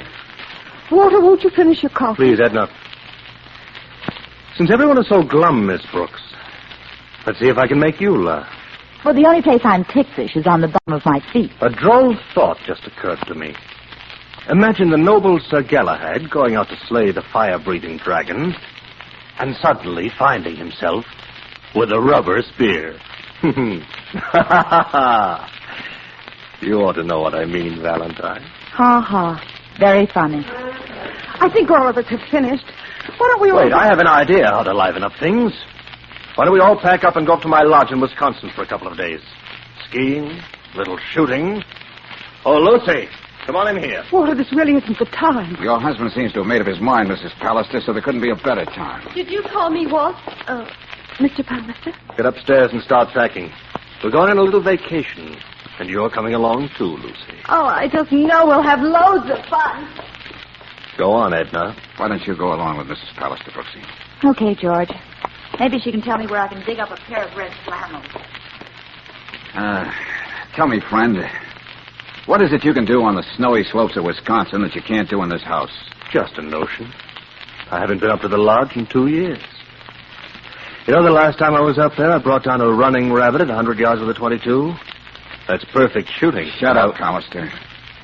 Do I get on your nerves? Which one of us is it going to be? Have you decided? What are you talking about? Aren't you about ready to decide that you're big enough to get away with murder? Well, what do you know? I guess I've underrated you, Valentine. But you won't get away with it, Pallister. So finally I've met someone with perception enough to see the reasoning behind my little game. Heaven knows I've given enough clues. I made it obvious what I was doing. You know, there's never yet been a Superman who hasn't stubbed his toe trying to do what you're doing. Which makes the game all the more exhilarating. Yes, especially now that you know that you can't do anything about it. You sure? If you went to the police, they'd laugh at you. Of course, the simplest thing you could do would be to bow out of the picture. Oh, no. That might deprive you of some of that exhilaration you were talking about, the appreciative audience. Good. Then you'd better run along and pack, too. Oh, Valentine. Yeah? Don't forget to include your rubber spear.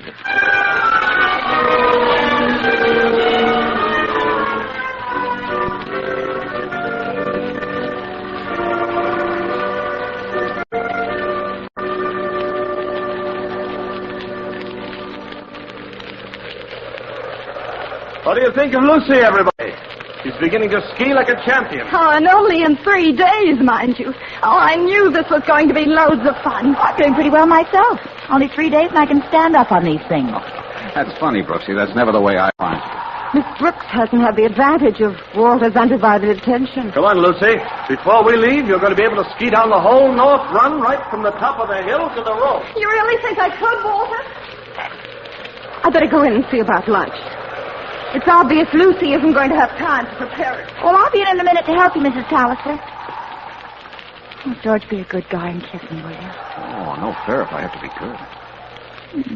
Thanks. Now, would you mind saying something funny? Now, what's the matter? Ain't you scared? You bet I'm scared. That man gives me the willies. It's like a shadow on us all the time. Yeah, he makes me feel like a Boy Scout, and I don't like it. But there's nothing I can do. He probably has it all planned. It could be any one of us. Yeah. Depending on which one suits his vanity. Have you had even a small guess what he's up to? Oh, Brooksy, I can't follow Pallister around like a bloodhound. All I can do is keep my eyes open and try to keep one step ahead of him. It's horrible to think he might be able to kill and get away with it. Just the way he has with everything else. I'm not worried now about his getting away with it. But how to keep him from committing murder.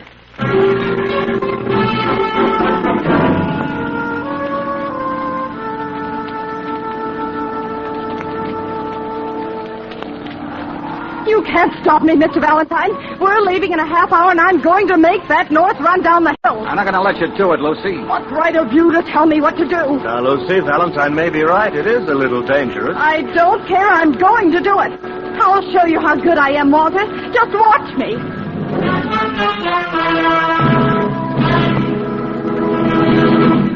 Do we have to stand here in the road all day? What's the matter with that girl? Why doesn't she stop? Don't be impatient, my dear. Have we got everything in the station wagon? Oh, come to think of it, we left all the skis down by the mailbox.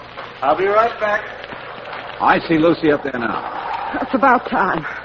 Here she comes. Oh. Look at her. She's really showing off, isn't she? Oh, God. Oh, George, you've got to admit she's pretty good. Look at her pick-up speed. Well, anyway, she got by the first turn. Well, now all she has to do is make that last turn around the tree, and it'll be easy going down to the road. Yeah, that's all she's got to do. Oh, nothing's happened. She's losing her balance towards the tree. No, come on, let's get up there. Oh. Not that it'll do any good. Oh, it's horrible. She smashed right into the tree. Oh, George. Fool. Why didn't she listen to us, Valentine? You knew she wouldn't listen, pal. You had her all hopped up about making that run. You know that one slip taking that turn, and Lucy'd be a jigsaw puzzle for the undertaker. It was an accident. As much of an accident as this. Oh, Mr. Valentine, don't. I hope that made you feel better, Sir Galahad.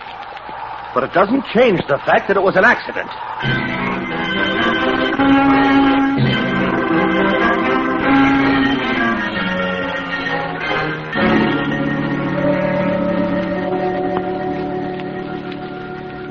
Well, sorry to take so long getting back here from the mortuary, but I don't think I'll have to detain you folks much longer here. We're hardly worried about that at a time like this, Sheriff. And the coroner just had to take one look at the poor girl.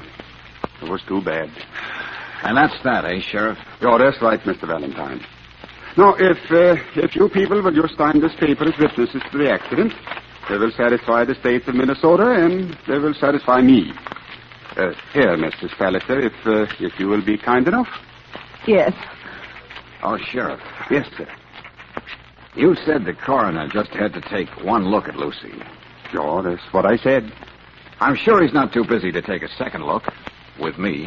I'll have my fingers crossed till you get back, George. Till you get back? Why, we were just sitting here waiting to leave. Sorry, Superman. You'll just have to go on sitting and wait. It was a natural mistake, Mr. Valentine. After what happened, I just assumed Don't take it too hard, Coroner. At first, I assumed the same thing, too. Why did you want me to stop by the mailbox, Valentine? Nobody's leaving any mail this time of day. What I'm looking for, Sheriff, was left much earlier.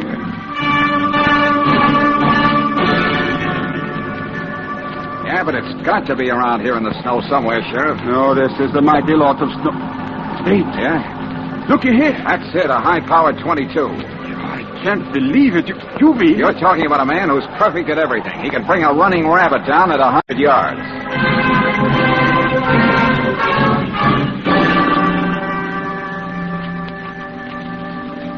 All right.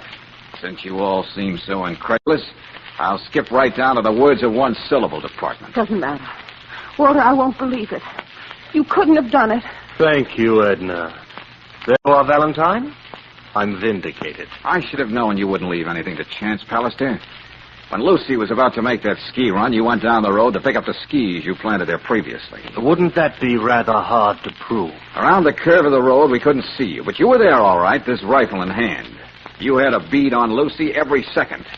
When she came to that curve by the tree, you let her have it. But, George, we didn't hear a shot. A silencer took care of that. And a telescopic sight brought Lucy as close as a floating duck in a shooting gallery. Walter, why? Walter, why? You wouldn't understand, my dear, even if I told you.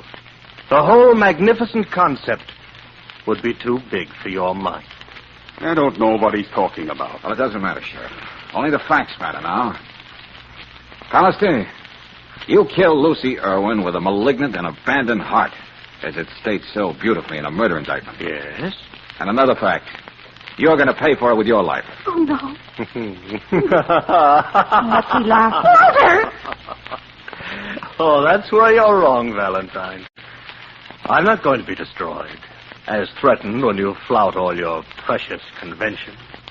I'm going to go right on living, even though it may be in jail for a while. Oh, how do you figure that? Why, didn't you know? There's no capital punishment in the state of Wisconsin.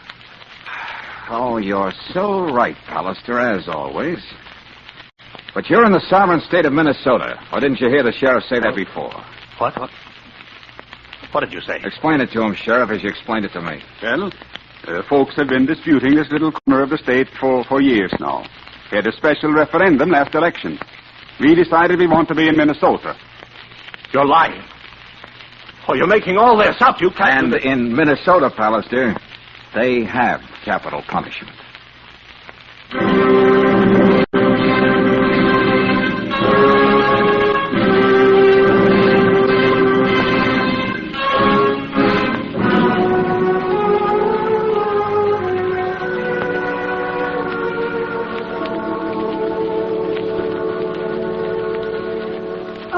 golly, it's good to get back to the office.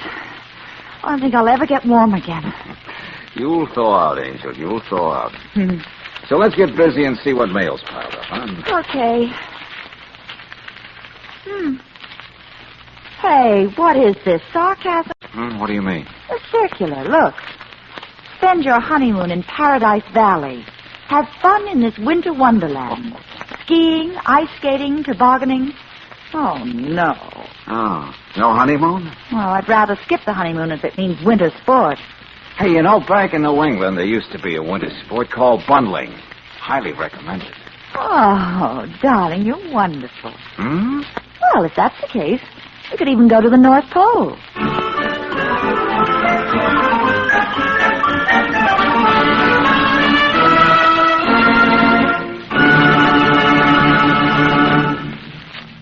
If you're looking for ways to cut corners that will make your budget go further, listen to this. It's a statement by Mr. O.C. Blackburn of Van Nuys, California, who uses compounded RPM motor oil in his car. He says, quote, I use RPM for economy. RPM, I know, reduces wear, lengthens engine life, and lowers repair cost on my car, unquote. And like thousands of other Western motorists, you'll find you can make car operation a more thrifty deal when you rely on RPM motor oil. How does RPM do it? By fighting off your car's worst enemy, internal engine rust, by stopping carbon trouble, and by clinging to internal engine hot spots left bare and exposed to wear by ordinary motor oils. So for real economy, why not start tomorrow? Get a crankcase drain and a refill with RPM motor oil. Get it at any standard station or independent Chevron gas station where they say and mean, we'll take better care of your car.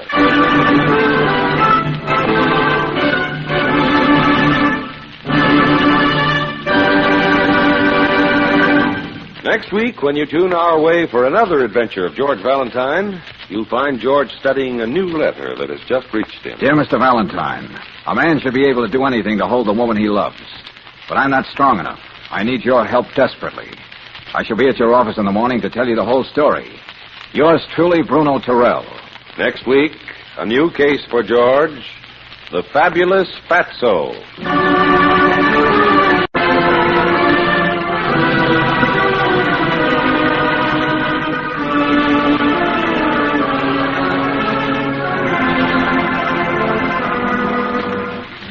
Tonight's adventure of George Valentine has been brought to you by Standard of California on behalf of independent Chevron gas stations and Standard stations throughout the West. Let George Do It stars Robert Bailey as George with Francis Robinson as Claire.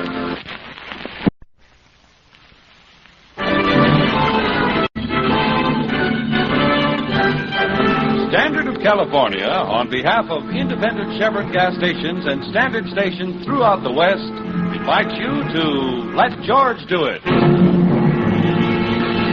Another adventure of George Valentine. Personal notice. Danger is my stock in trade. If you find yourself way out on the limb and don't know how to get off, you got a job for me, George Valentine. Write full details.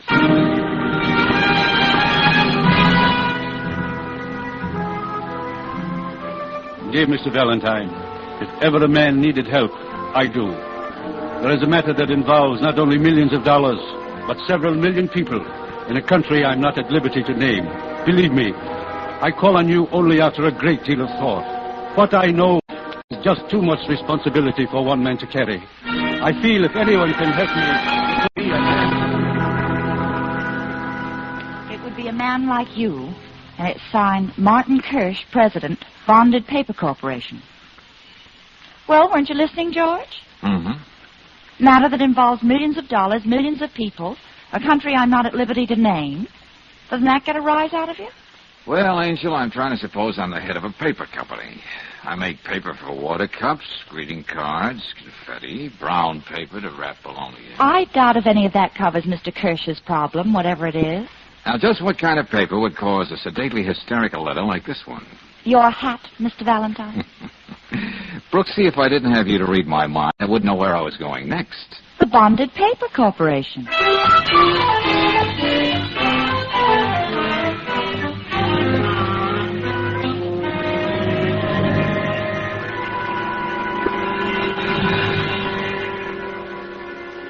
I imagine you're more observant than most people, Mr. Valentine. Oh, well, Mr. Kirsch? On the way in, you probably noticed several men watching you and Miss Brooks very carefully. Yeah, I couldn't help it. I could feel their eyes boring into the back of my neck. Police, Mr. Kirsch? No, Miss Brooks. My own private guards. Oh, now, wait a minute. You've got me winging here. I can understand the precautions if this were a bank or a mint. It's a little of both.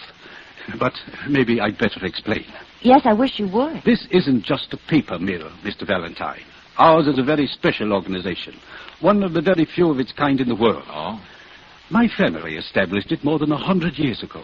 The paper we turn out here is used for bonds, stock certificates, negotiable securities, even money for certain foreign countries. Oh, well, now I see what you mean by a combination bank and mint. It's a tedious and very scientific process to make paper so individual that it can't be duplicated by anyone else. Each one of our clients gets his own particular type of paper with characteristic watermarks and secret composition. Well, I knew the government went to all that trouble, Mr. Kirsch. We do the same thing, only on a private basis. Which brings us to what? 2 reams of paper which can destroy the financial system of an entire country. What? You see, Miss Brooks, an expert engraver can make plates that will produce counterfeit money almost impossible to detect. What they can't do is duplicate the paper. And despite the guards, 2 reams of this paper are missing, is that right? Yes. The first time in the history of our firm. Just how did it happen, Mr. Kirsch? That's what baffles us all. All the men here are craftsmen in their field. They've been carefully investigated, and they've been with us for years. I see. One day last week, a fire broke out in the loft building next to us. The Estrelita Candy Company, naturally. There was quite a bit of commotion, firemen running in and out of here to get on the roof next door. Anyway, at the end of the day, when we took inventory, which we always do, these 2 reams of paper were gone. Stolen. Uh-huh. Well, that doesn't give me very much to work on, Mr. Kirsch.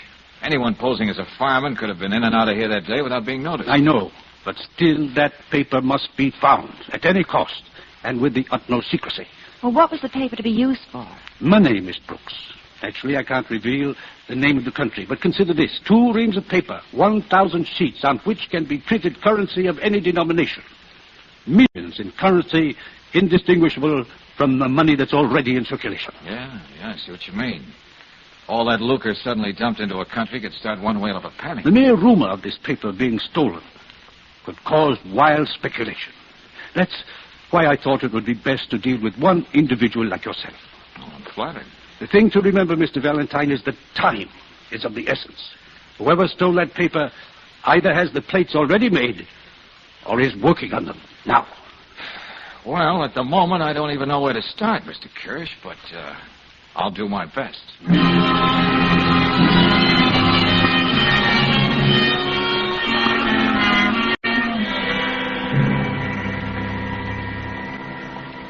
But, Lieutenant Riley... Believe me, Lieutenant, I'd tell you more about this deal if I could.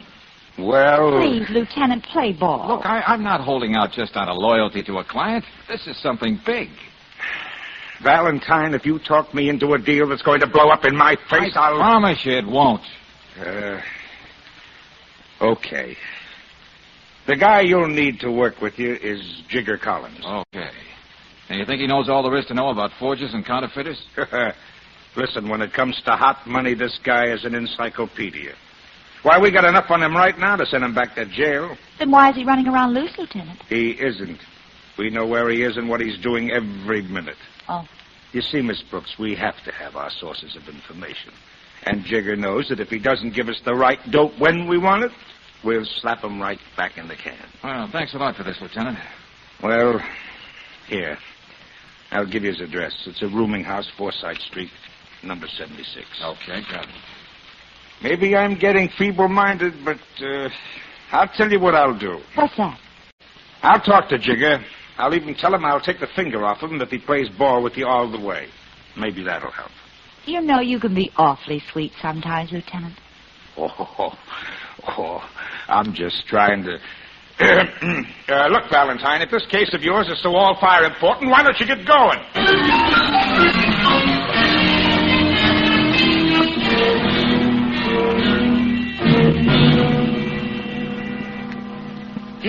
Here. I spoke to the lieutenant, Mr. Valentine. Yeah, Jigger?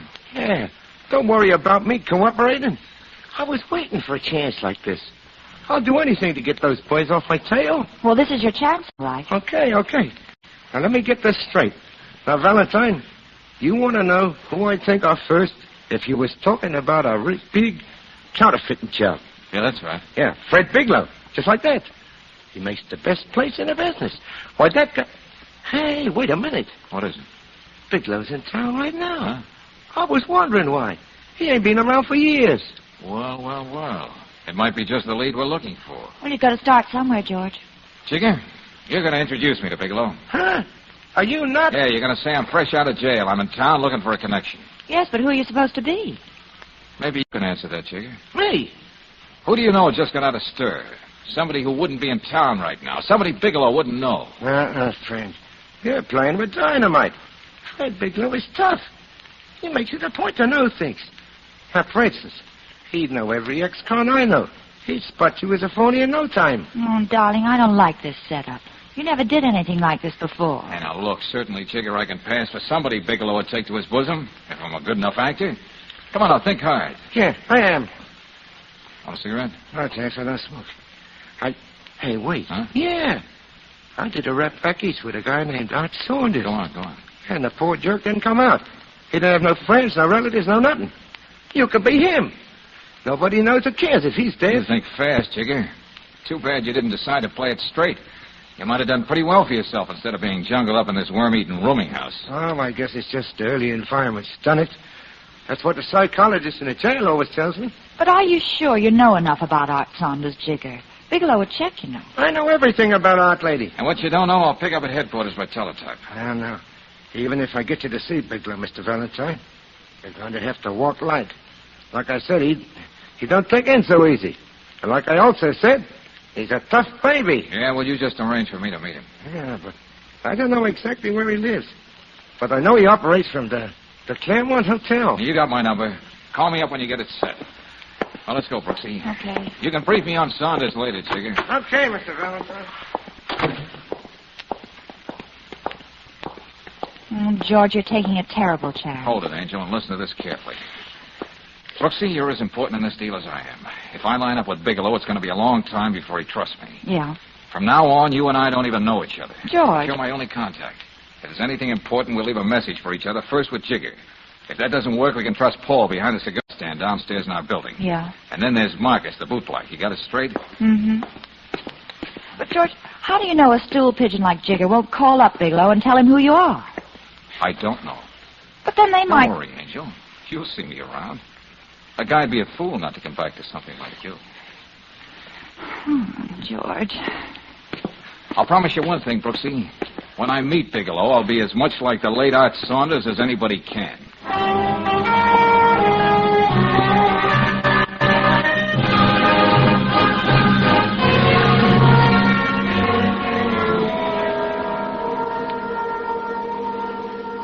Jigger told me all about you, Saunders.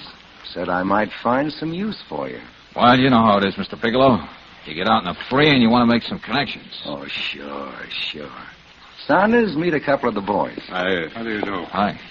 Ask him what he does so good we can use him. I'll get to that, Ubaldo. Well, I can handle myself pretty good. I don't dress too bad, and I can push queer money in the best of circles. That sort of makes me your kind of guy, don't it? Look, Mr. Bigelow, you said this was going to be a big deal and not too many people in it. All right, Eddie, all right. Yes, Saunders, I heard about the rough deal you got back there at Joliet. Joliet? Yeah. You got it wrong, Bigelow. I spent my time in Fredericksburg. Oh, yes. Guess I got it wrong. Well, I don't know, Saunders. Perez here, Ubaldo, handles her out pretty well. Not that we ever need it, of course. Of course not. And Eddie's pretty fancy with his fists. Eddie, why don't you show Saunders what I mean? Hey, what is this? I'll show you what you mean. You'll never do it that way, man. Hey, let go. When you swing like that, you might lose an arm. He's breaking my arm. Stop him. Stay out of this, Ubaldo. What do you say, Bigelow? Let him go. Oh, my arm. Now, what do you say we stop kidding, Bigelow? Have I passed all your tests? Tests? Yeah, you tried to trip me up about the jail I was in. You had Eddie throw a punch at me to see if I reacted right. You checked and found out that nobody can do that to me without ending up with a broken arm. You satisfied I'm Saunders? I think so. Say, how do you get a hold of a guy's arm like that? I'll show you sometime, Eddie. No, never mind. Okay. When do I begin to work, Bigelow? As of now, but we'll talk about it later. Meanwhile, move your stuff into Eddie's room. It's down on the 4th floor. Come on, I'll show you. Thanks, Bigelow. Thanks a lot. Bigelow, why do we need him? This is no strong arm job. Oh, we need him very much, Ubaldo. Why do you think I tested him? Made him feel we're convinced he's Art Saunders. Well, is he not? No. You see, I know Art Saunders is dead.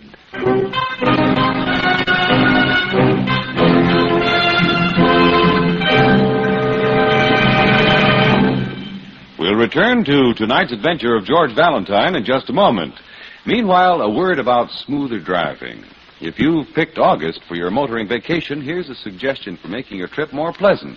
Get a chassis lubrication tomorrow at an independent Chevron gas station or standard station. Here they have more than a dozen different RPM oils and greases. Each one is tailor-made to save wear on parts, to seal out grit, dust, and moisture, to eliminate noise and give you smoother, cushioned riding. And at any of these stations, a thorough grease job is also a clean job.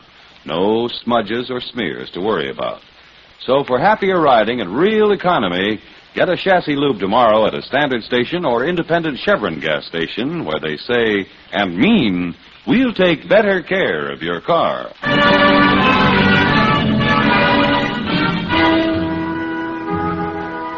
And now back to tonight's adventure of George Valentine with George facing this situation. You're on the trail of 2 reams of paper, 1,000 sheets.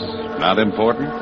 Yes, but a foreign country happens to print its currency on this particular kind of paper. You find out that a tight little gang of counterfeiters is working on a big job. You worm your way in. You don't know it, but they've got you tabbed for a phony. Fortunately, the hulk of the man whose hotel room you share doesn't know that you're not Art Saunders. Yet. Let's have that again, Art. Oh, no, not again. I throw a right cross at you. Before I know it, I got my arm pinned up in back of me like this, huh? Yeah, that's right. You got it down, Pat. Nice room you got here, Eddie. Yeah, I like it. But the boss really lives in class. Yeah, I bet. He's got a penthouse at the Park Lane. Must be doing all right, huh? Say, Eddie. Huh? What's this big job everybody's so hepped up about? All I know is I got a soft spot here. I'm trying to be good to myself and clam up. Now, about this arm trick. Suppose a guy comes at you with a left. Wait a minute. Yeah? That's me. What's that? Oh, you don't say. Sure, I'll take care of that little thing. That's my specialty. But what about... Yeah. Don't worry, boss. Every minute. Yeah. What is it, Eddie? Something for us to do? No, Saunders. Just something for me to do. Oh, wait a minute now. Bigelow didn't put me on the payroll just to hang around like this. How about me coming along just for the ride? No, you stay here. But when I come back, I'll be with you every minute. That's a promise. Miss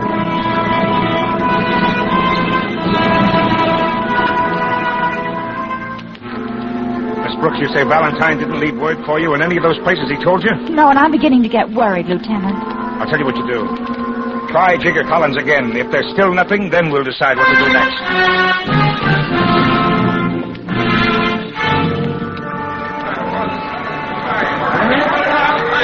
Anybody hurt?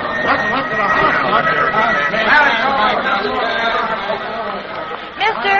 Hey, wait a minute, mister! Yes, please. You live in number 76, don't you? Yeah, before this fire, I was the janitor. Well, have you seen Mr. Collins? No, and I ain't likely to. What do you mean? It was his room where the fire started, the poor man. What are you talking about? He was dead before anybody could get to him. The fire marshal said he must have fallen asleep with a lighted cigarette. Plain carelessness. But that couldn't have been it. Mr. Collins didn't smoke cigarettes, I know. Maybe it was a cigar then. But the way it ended was the same. The poor man.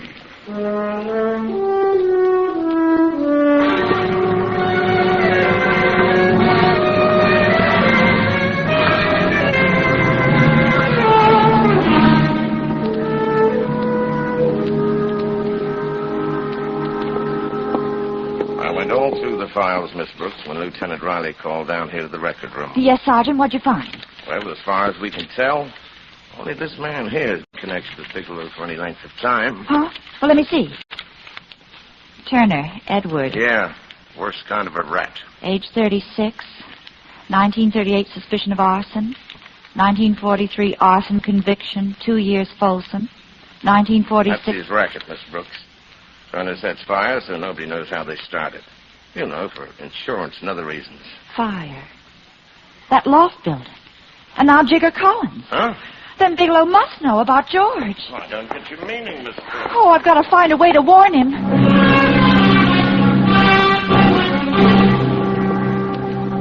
Paul, are you sure Mr. Valentine didn't leave some kind of message here at the cigar stand? I surely would have remembered it, Miss Brooks. Say, where's he been keeping himself anyway?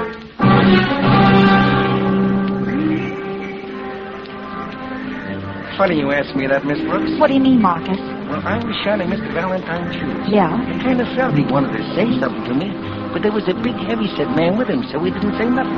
Well, go on, Marcus. Of course, I didn't call Mr. Valentine by his name, just like he told me, so nobody said nothing. Well, when did they leave? Couldn't have been more than 15 minutes ago.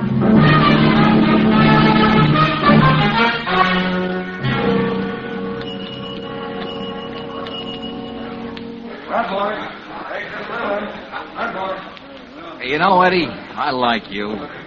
But there are times when a guy likes to be alone. I like you too, Saunders.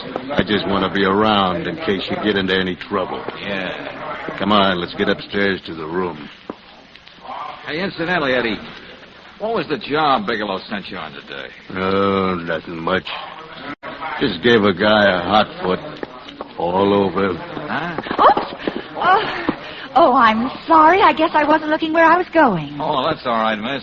No harm done. Oh, it was so clumsy. Oh, here, wait a minute. You dropped your pocketbook. Oh, thank you very much. Let's get going. Mm-hmm. Nice dish. Hey, Eddie, I could swear I saw her somewhere before. Skip it, Romeo. Let's get upstairs.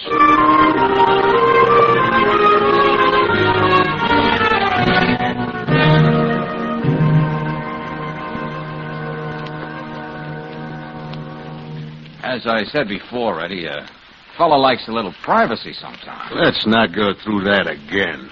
Well, it looks as though this is the only way I'm going to get it. That ought to hold you till I get you tied up. Come on now. Over with you, big boy. To get out of this, you'll have to be a Houdini. Now, let's see what we can find. Hey, what are you doing? Just giving you the once-over lightly, Eddie. See what I can find that's interesting. Hey, who wised you up that we're onto you? Oh, just somebody I bumped into. The bim down in the lobby, eh? Yes, wallet. Since when do you use foreign money? What is it to you? A whole lot. Yeah, a very fancy bit of currency. President of the Republic right in the middle, flanked by the whole cabinet, medals and all. Manuel Flores, Juan Aguinaldo, Ubaldo Perez, Ramon Cordova and company. Okay, Eddie, start talking. You haven't forgotten Saunders' favorite persuader. Hey, wait. Only this time I'll break your arm. The stakes are that high. Take your hands off me. This is a little souvenir you picked up, isn't it? Isn't this the money Bigelow was printing on that stolen paper? Eddie, don't force me to... Yeah, that's the stuff. Oh, where is he making it? Come on, talk. In the basement of the building next to the paper company. You mean that's Raida Candy Company? Where the fire was? Bigelow thought it would be his safest place. Hey, Moses, now it gels. Bigelow had that fire started. That's how he heisted the paper. Hello, operator. Let me have police headquarters.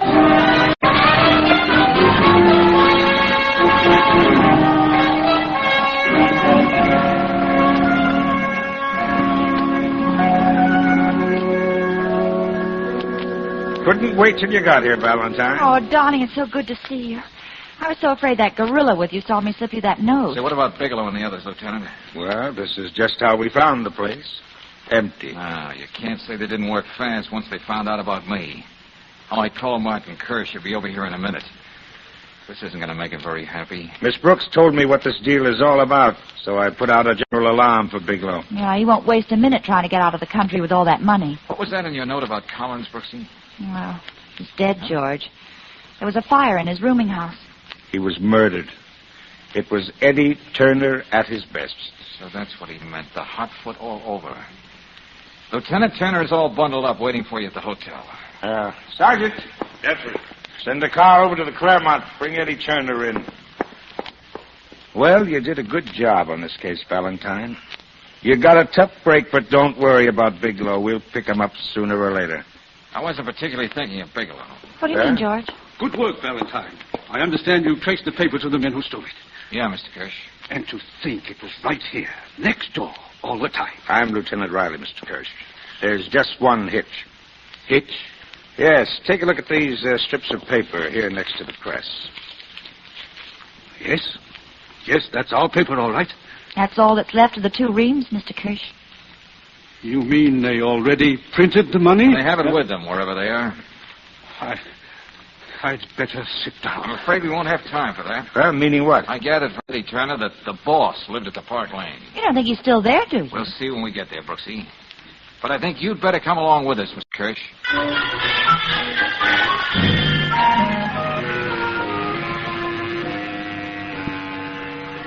Oh, there's only one penthouse here at the Park Lane, isn't there, Clerk? That's right, sir. Thanks, that's all I wanted to know. Who shall I say is calling? I really must announce it. Relax, friends, relax. This is the police. And you can let me have the pass key.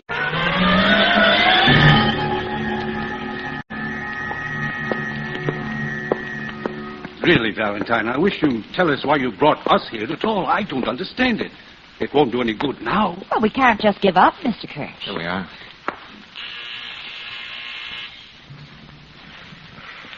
Huh? What was it? Hey.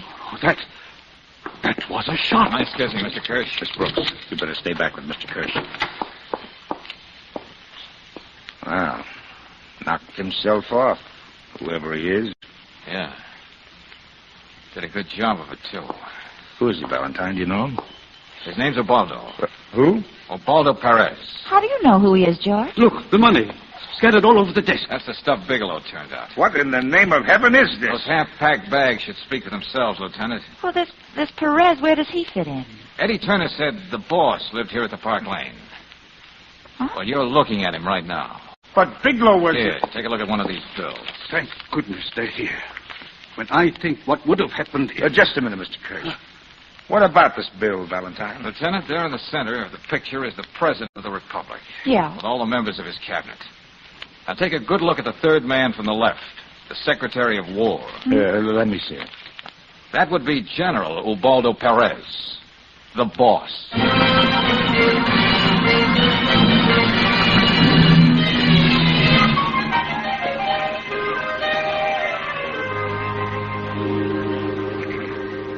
George, that Perez was such a little man to have such a big, fantastic scheme. Well, Napoleon was a little man, Angel, and Hitler was no giant. Yeah, but I still don't quite understand how he expected to pull it off. Well, it's not as complicated as it sounds. Perez was an exile for being overambitious. If his country were suddenly flooded with all this new money, well, there was bound to be a panic. In all the confusion, Ubaldo and his followers planned to step into power. Oh. You know, George, I almost wish the clerk hadn't called up and announced us. I would have loved to meet a fabulous character like that. Don't be romantic, Brooksy. He was cornered, and he made the grand gesture, that's all. Oh, yes, darling, I spoke to Mr. Kirsch. Huh? He promised to make a very special kind of paper for my wedding invitations when I get married. The kind of paper nobody could possibly reproduce. You don't say. He's so grateful to us. He promised to work in all kinds of tricky watermarks, Cupid's arrows, lovers' knots, things like that. That's right. Doesn't that thrill you? It'd thrill me more if he gave you 2 reams of paper they print negotiable bonds on. Oh, you're mercenary. Oh, I wouldn't make a pig of myself, Angel. I wouldn't turn out a single bond after I reached a nice, round $1 billion.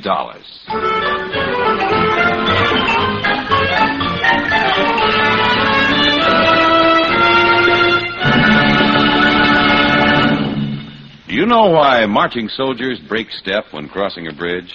To counteract the weight and force that comes from marching in rhythm. Atlas Tire engineers use the same principle to give you quiet running tires. By changing the frequency of brakes in the tread, they got rid of the hum. And quieter, smoother riding comfort is only one of the advantages you get with Atlas Tires. 70 to 80 different compounds go into an Atlas tire for improved heat resistance, more mileage. Its deeper grooves and non-skid edges give you greater safety, too. Quick, straight stops, and it's a tire that sits right down on the turns. Also, with Atlas passenger tires, you get a written warranty. A warranty that's good at 38,000 Atlas dealers 7 days a week. So to give yourself safer driving with more comfort and more mileage, get grip-safe Atlas tires. Get them at your standard station or independent Chevron gas station, where they say and mean, we'll take better care of your car.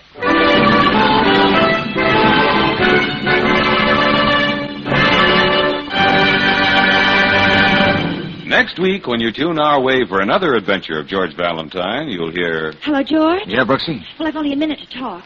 I made an excuse to get away from Eric for just a moment. Yeah, go on.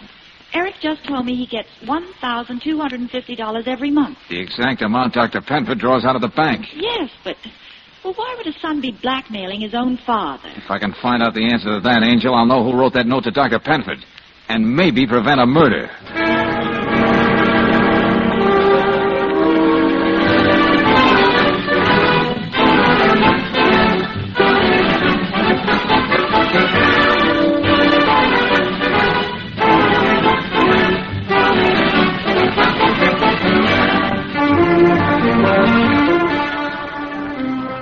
Tonight's adventure of George Valentine has been brought to you by Standard of California on behalf of independent Chevron gas stations and standard stations throughout the West.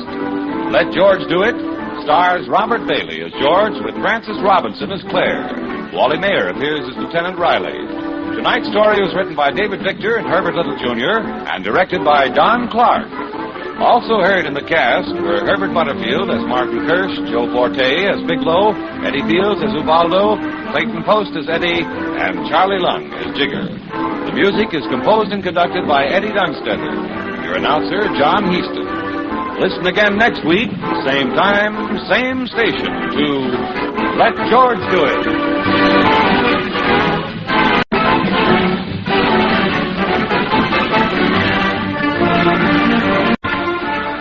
This is the Mutual Don Lee Broadcasting System.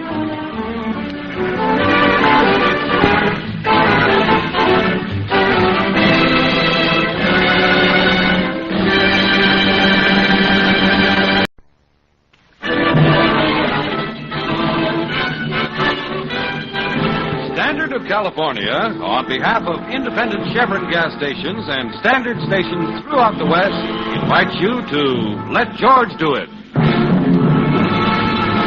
Another adventure of George Valentine. Personal notice. Danger is my stock and trade.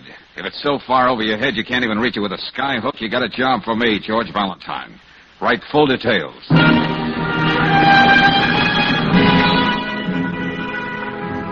Dear Valentine, here's a laugh. A private dick falling for that screwy ad of yours. Her name is Joe Logan. We ran across each other a couple of times, but that's not important.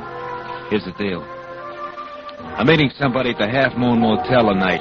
I'm not the sensitive type, but something about this ring's phony. So if you read about me in the obituary column tomorrow, I want you to cry murder, good and loud. Enclosed with $100.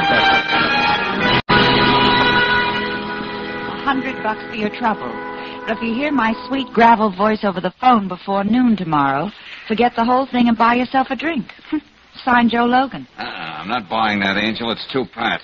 Joe Logan knocked off by a hit-and-run driver last night of all nights. Yeah, but don't forget it says here that Mr. Logan had his customary snootful when he was clipped by that car on a deserted stretch of Whitman Highway. And not too far away from the Half Moon Motel.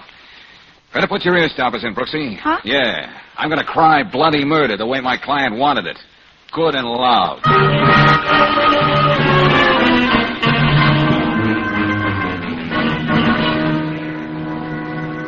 Look, Valentine, I don't want to be antisocial, but the only thing I've got eyes for this morning is a report just sent in. Frank Potter, prominent banker and philanthropist, was murdered. How about one Joseph Logan? I think he was murdered, too. You think, but this I know. Frank Potter was murdered, and he happened to be a close friend of the police commissioner. Oh. Yes, sir, and the commissioner doesn't like his friends being bumped off unless I can produce the miscreant 5 minutes later. So call me tomorrow. Oh, that's a fine attitude, Lieutenant. The only safe way to get murdered in this town is to be a friend of the commissioner's. Oh, now look, Miss Brooks, why don't we talk this over on my day off when I can afford to be a gentleman, huh? Right now, I want... now what? Yes, Riley. Huh? Okay, I'm on my way out there now. What's that? What's the name of that place? Go on, I'm listening. And you say this Mrs. Cronin identified the man she saw with Potter? Okay, Sergeant. Okay, I'm as good as there right now. Well, Brooksy, I guess they're too busy for us today. Yeah. We'll be back, Lieutenant, when this storm is over. No, you don't, Valentine. You're not leaving here. Well, what's the matter with you anyway? Do you know where Frank Potter was murdered? Look, I'm not my usual psychic self this morning. Where? The Half Moon Motel. George. Go on, Lieutenant. Yes, the Half Moon Motel. And a dame out there, a Mrs. Cronin, identified your client, Joe Logan, as the man who did the killing.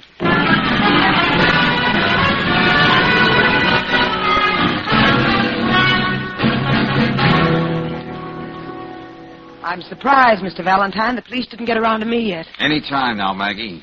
They know that in a racket like Logan's, the secretary knows more about a boss than anybody else in the world. Maggie, don't you have any idea what Mr. Logan might have been afraid of last night? I just know that Joe's death was no accident.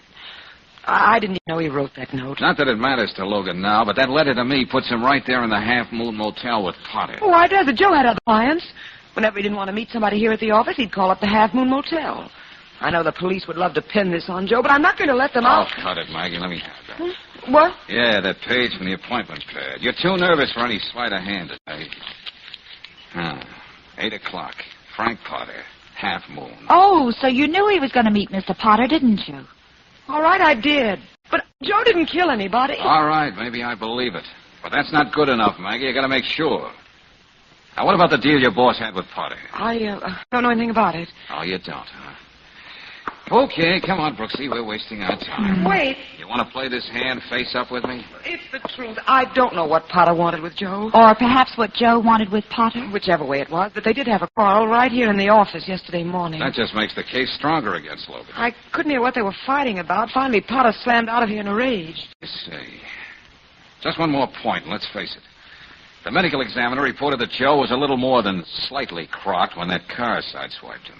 Joe never drank so much he didn't know what he was doing. Just the same, how about a list of his favorite bars? It might help if I knew where he was before he went to meet Potter. Joe's favorite bars? How do you want them, from A to Z? Oh, George, can't you see she's all upset? Could have been Johnny's place near City Hall, or Chris's on West Laredo Street, or it could have been... Mort's Paddock Bar on Whitman Highway? What's that, Brooksy? Look at this book of matches in the ashtray. Mort's Paddock Bar, where good sports meet. Yes, that's another place. Joe used to like to sit and talk to Mort. Whitman Highway. That's on the way to that motel. And Mr. Logan was run down on Whitman Highway. Yeah. See you later, Maggie.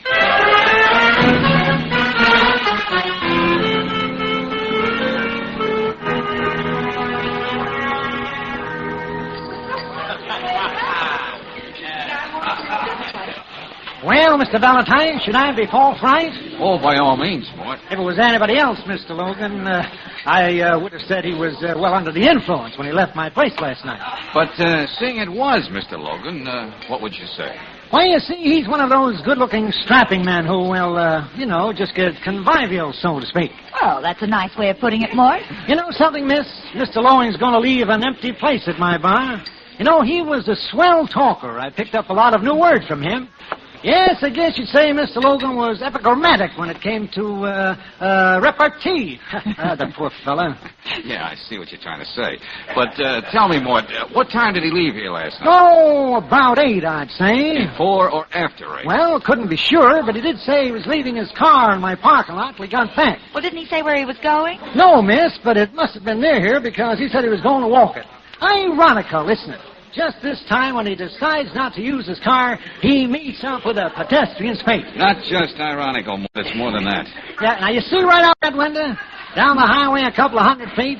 That's where it all happened, on the right-hand side there. Just by that first telephone pole. Ah, poor fella. Okay, thanks a lot, Mort. You've been a great help. I'm afraid I didn't have very much to say. But you did, believe me. Well, dropping again, always glad to talk to people.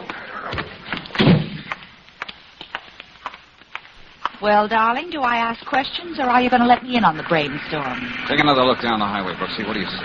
A pretty highway. Credit to the state. One lane going east, the other going west. An island of trees in the middle. Yourself, I see what you mean. Yeah. Joe Logan left the Panic Bar and started to walk down the highway on the right-hand side, walking toward the Half Moon Motel, not away from it. Well, if you're right, George, Logan never even got there to kill Potter. Which should simplify things for us, but doesn't. I've got a hunch whoever killed Potter ran Logan down. Yeah. Well, what next? Well, I understand there's a Mrs. Potter. Have a talk with her, Brooksy, huh? See if she knows what business her husband had with Logan. Okay, where'll I meet you? Back at the office. In the meantime, I'm going to scrape up an acquaintance with this Mrs. Cronin, who swears she saw Logan at the Half Moon Motel.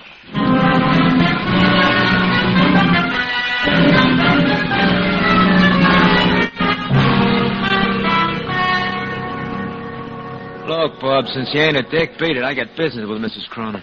So have I, goon boy. I said beat it. Now, boys, remember, I do have neighbors. You leave this to me, Sheila. Are you getting out of this doorway, or do I have to step over you? Look, you do as I told you. So I step over you. You know how to make an impressive entrance, don't you? I don't think I'm forgetting this, mister. If you do, I'll be glad to refresh your memory. Oh, you shouldn't have done that to Charlie. Huh? After all, he's just a bookie trying to squeeze out a living. Well, from all these racing forms around, you seem to be one of his best customers. I owe him $3,000 just for yesterday. And Charlie's getting a little impatient. You don't have $3,000 on you, have you? Just a few pennies shy. Now, Mrs. Cronin. If you were to call me Sheila, what would I have to call you? Well, that depends on your vocabulary. After I called you a liar. I liked you the moment you came in. Can I get you a drink? You didn't see Joe Logan here last night, did you? Strange how it happened. I just looked out the window, and there he was in that cabin across the court. How come you knew Logan at all? What did you ever have to do with him? I needed a private detective once. Someone told me about Joe. What kind of a deal was it? Strictly confidential. Had nothing to do with this. The police let it go at that. Why don't you relax? You're still lying, Sheila. Whatever you say, George. No one who could afford to lose $3,000 a day at jungle up at a cheap motel like this. Oh, you're so understanding, dear.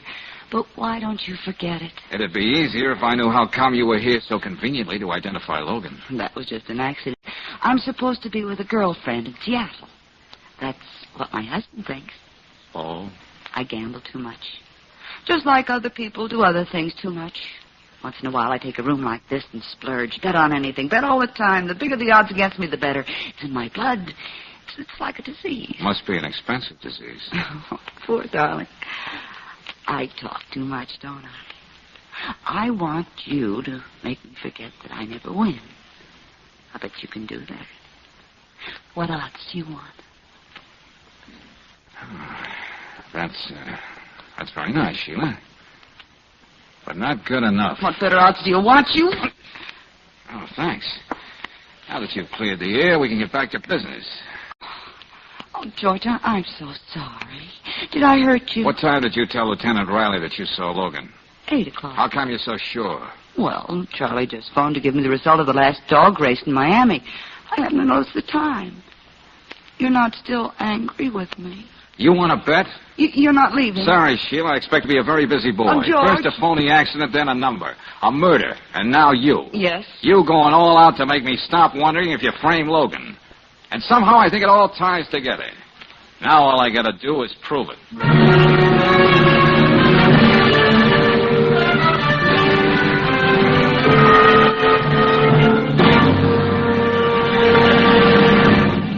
We'll return to tonight's adventure of George Valentine in just a moment.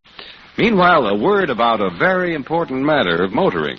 If your car's battery has been acting like a mule, temperamental and balky, here's an easy way to cure it. Have your battery serviced at a standard station or independent Chevron gas station.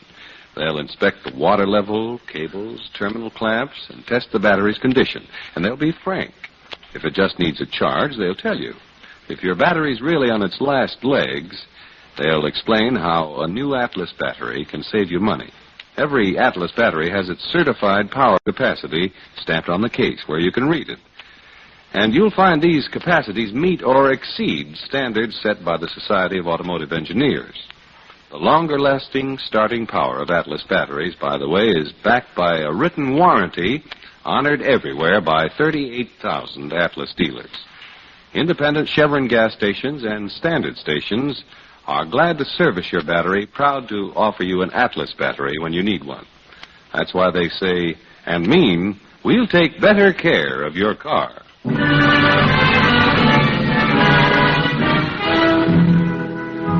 now back to tonight's adventure. George Valentine, a private detective of all people, mails you $100 and tells you to cry murder if he's among the missing tomorrow morning. Sure enough, the gentleman, one Joe Logan, is run down by a car during the night. Then a prominent banker is found dead in a cheap motel. And an incredible blonde who prides herself on betting on anything puts the finger on your dead client as the murderer. All of which makes you decide to ask Joe Logan's secretary a few more important questions. Come on, Maggie, think. What truck did Logan have with Sheila Cronin? It was just a routine case, Mr. Valentine. It was more than a year ago. Nothing involving that hot tip addict could be routine. She's too far out of this world. Now, let's have the facts. Well? I suppose he did go out a couple of times. She kept after him. Was it serious enough to make Sheila feel she was the woman scorned? Make her want to frame Logan? Joe could never be serious about any woman. There were too many of them. All right, so he was a Casanova. What about the case? The insurance company hired Joe to investigate Mrs. Cronin when some of her jewels were stolen. Everything proved to be on the up and up. Joe was only on the case a couple of days. That doesn't give me much. That hot-eyed blonde is the key to this fancy frame-up. But why? That's what I got to find out. You wanted to know about Mrs. Potter. Yeah? Joe never had her for a client. I even looked through all his personal papers. Which also gets us nowhere. Unless Brooksy comes up with something on Mrs. Potter.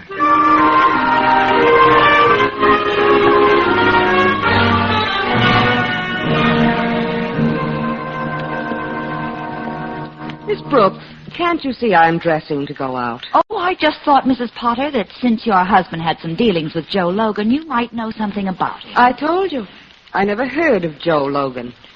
Anyway, what right have you to question me like this?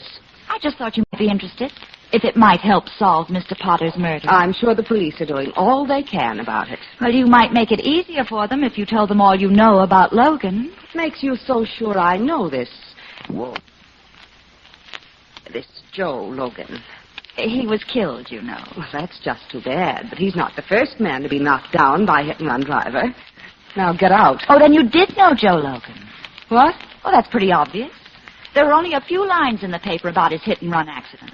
Not the sort of thing you'd remember about a stranger. You know, Miss Brooks, I should have obeyed my first impulse and had the butler throw you out. All right. I hired Joe Logan once. Why didn't you tell that to the police when they questioned you? It has no bearing on this case. Does that satisfy you, Miss Brooks? Oh, not quite. It's a good beginning. Well, I won't keep you any longer. I know you're anxious to get out and celebrate. What did you say? Get out of here. Go on, get out.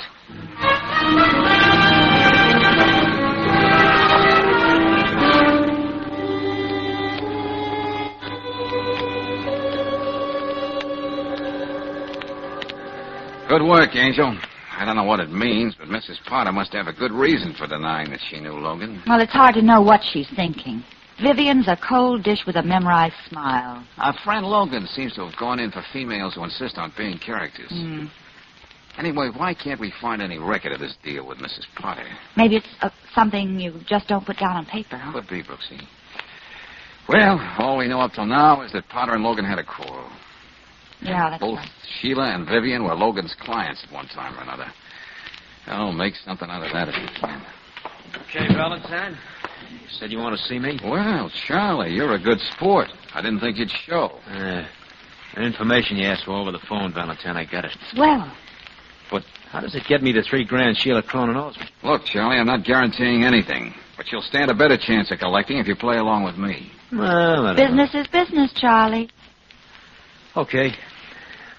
I don't know why it's so important, but it was 9 o'clock when I called Sheila about the last dog race in Miami. Sure it wasn't 8? Couldn't be. Races ain't over till almost 9. Now we know Sheila was lying. Yeah, but why? What answers have we got if she just says I made a mistake? Now look, chum, about the $3,000. Talk to you later, Charlie. Right now I got to get over to that paddock bar and see what use I can make of Mort Fisher's garrulity.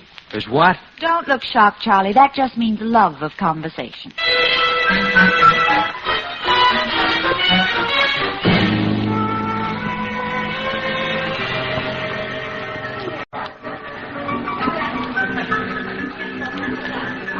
Well, it's sure good to see you, Mr. Valentine. You know, I was hoping you'd drop in. How are you, miss? Hi, Mort. Say, look, you like to talk, Mort. I thought if we sort of sat around a while, you might remember something Logan said last night that could help us. Why didn't you tell me this morning that the police think Mr. Logan bumped off this Potter guy? Then, ironically like, meeting up with an accident. Oh, you found out, huh? Oh, sure. Why, it's in the evening papers, miss. And piling irony on irony. Yeah? Look what happens to here, right here in my own bar tonight. Did you ever see anything so, fortuitous, you know? Well, look, you know who's sitting down there in the number 1 booth all by herself? No, who, Mort? Why, it's Porter's young wife. She's drowning her sorrows with champagne cocktails. Except she doesn't look too unhappy, if you ask me. Then you know Mrs. Potter. That's more of the irony, miss. She used to come in here with Mr. Logan. Oh, hey, now we're getting somewhere. But that's not all. 2 minutes after she comes in, that good-looking blonde from the Half Moon shows up. You know, the one who identified Mr. Logan, recognized her from the pictures in the paper. You run a popular bar here, Mort. Oh, just thanks. But it's mostly, of course, a location. Last bar on the highway for the next 5 miles. Don't be so modest, Mort. Say, would you mind keeping Miss Brooks entertained? Hey, but wait, I have got something else to tell you. I'll be right back, Mort.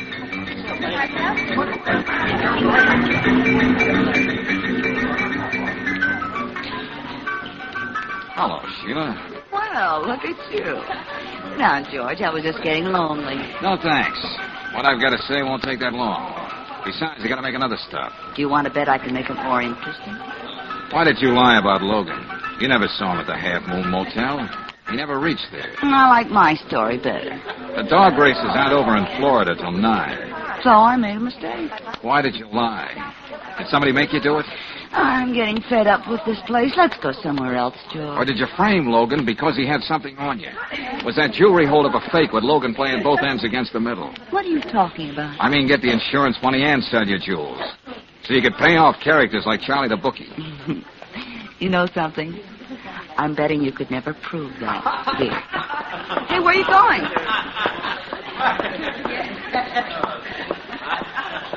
Oh, Miss Valentine. Tell me, Mrs. Potter, what kind of a job did you hire Logan to do for you? I made one slip today with your secretary. That's par for the course. Your husband was some 30 years older than you.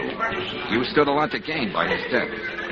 Go on, you're doing the talking. If Logan had anything to do with it, you'd want him out of the way, too, wouldn't you? Sorry, Mr. Valentine, but you bore me. Good night.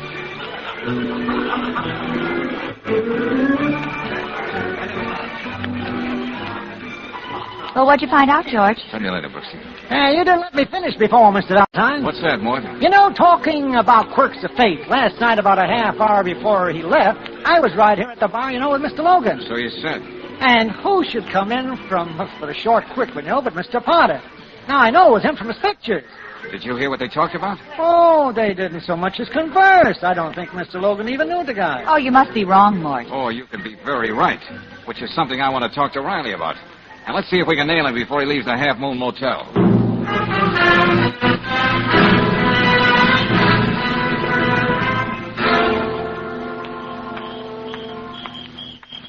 Why didn't we take the car, George? Well, it's just a short walk, Angel. Yeah. Anyway, I have to have time to think. Try and make some sense out of this thing. So it doesn't sound too fantastic to Lieutenant Riley. Better keep the side of the road, darling. Yeah. Brooksy, when we get to the motel, call Maggie at home. Yes, George? Tell her to meet us at Logan's office. There's just one thing I want to clear up. Then I think we'll have this thing licked. George, look out that car! Get on the track!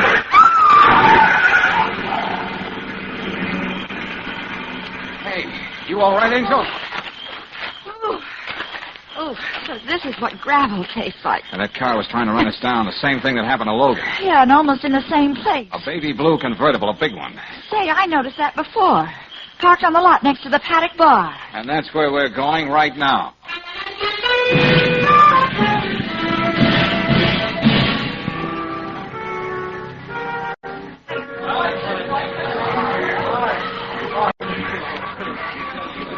Tell me something, Mort. Yeah, Mr. Valentine? In the short time I was away, did you notice whether Mrs. Potter or Mrs. Cronin left your place? Can't say with any exactitude, Mr. Valentine. Oh. But it seems I do remember both ladies being up and moving around. Of course, we're crowding up now, and... Oh, St. George. Lieutenant Riley's going to stop by here and pick up the two, ladies. And I left that message for Maggie to be over at Logan's office. And that baby blue convertible of Mrs. Potter's is still in the parking lot. Good, good. Now, if we don't find out what really happened, we never will.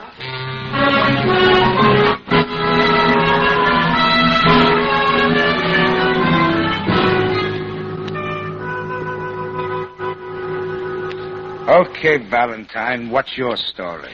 The one we got says Logan killed Potter, and the commissioner likes that version, too. Just a minute, Lieutenant. Oh, Brooksy, call into the outer office and see if Maggie's ready to take all this down. Okay, George. So you think this is a photo finish between me and Mrs. Potter?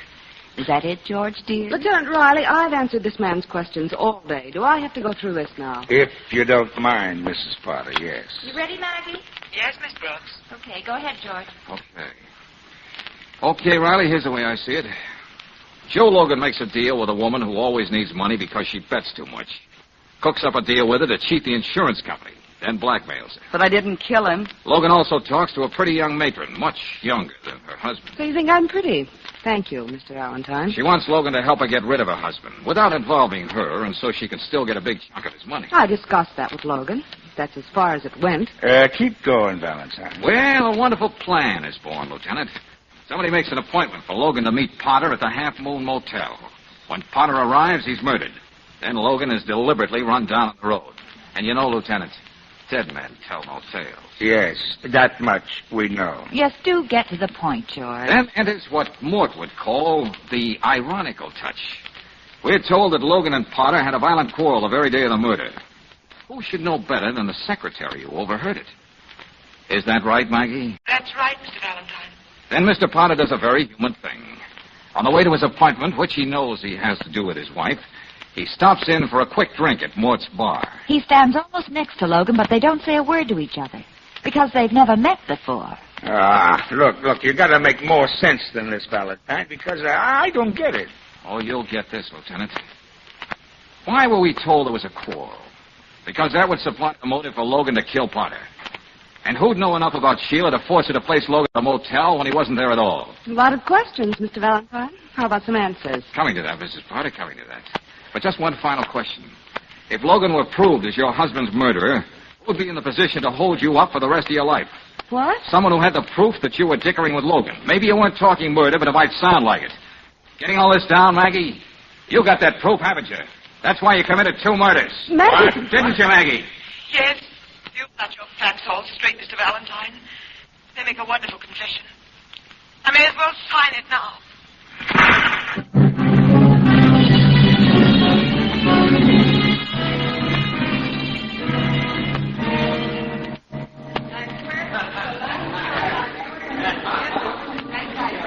Here's one more proof, Mr. Valentine, about life being ironical. What's that, Mort? Oh, George, I don't know if I can stand much more irony in one case. Well, just after you left, after you asked me about Mrs. Potter and Mrs. Cronin, I checked with the waiters. And? They said neither one of the ladies left the place at all. And there you were, suspecting the both of them. Well, that's all cleared up now. Yeah, there was another lady who borrowed Mrs. Potter's car, Mort. She tried to run us down. We were getting a little too close to the truth for her comfort.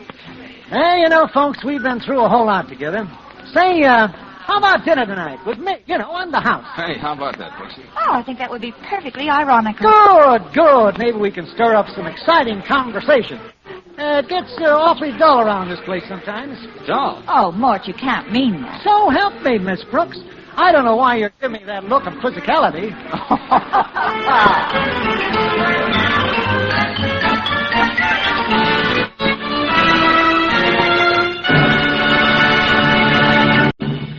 I'd be willing to bet there's not one car owner in 1,000 who could lubricate his car thoroughly. For there are more than 20 vital wear points on the average car, and if most of us tried to find them, it would be pure guesswork. Even the expert lube men at the independent Chevron gas stations and standard stations don't rely on experience alone when they grease your car. Instead, they follow a precise lubrication chart recommended by the manufacturer of your car. And they use RPM greases and oils, each one tailor-made to protect those key wear points. Tailor-made, too, to smooth out road shocks and give you easier riding. So for low-cost maintenance and better riding, get a lube job with RPM greases every 1,000 miles. Get it at a standard station or independent Chevron gas station where they say and mean, we'll take better care of your car.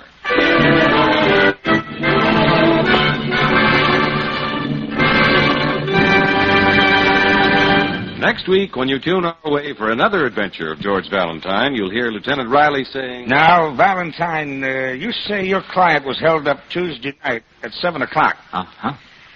Well, according to this report, the only crimes that took place in our fair city on Tuesday night were a pickpocket apprehended at 7th and Duncan, and... What's the matter, Lieutenant? I should have remembered myself. The Haffey murder. Killer still at large. Victim previously married to... Here, Valentine, you can have the honor. You've earned it.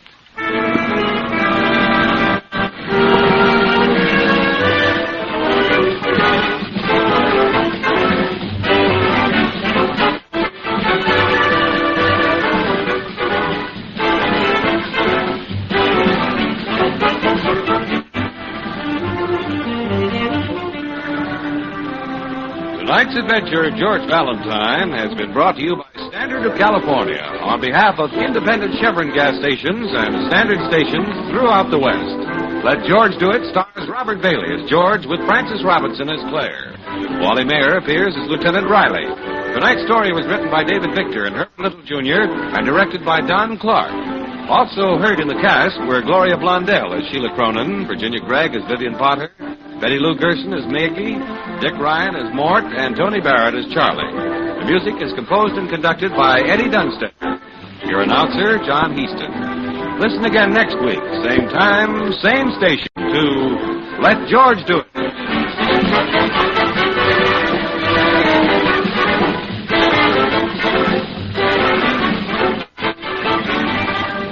This is the Mutual Don Lee Broadcasting System.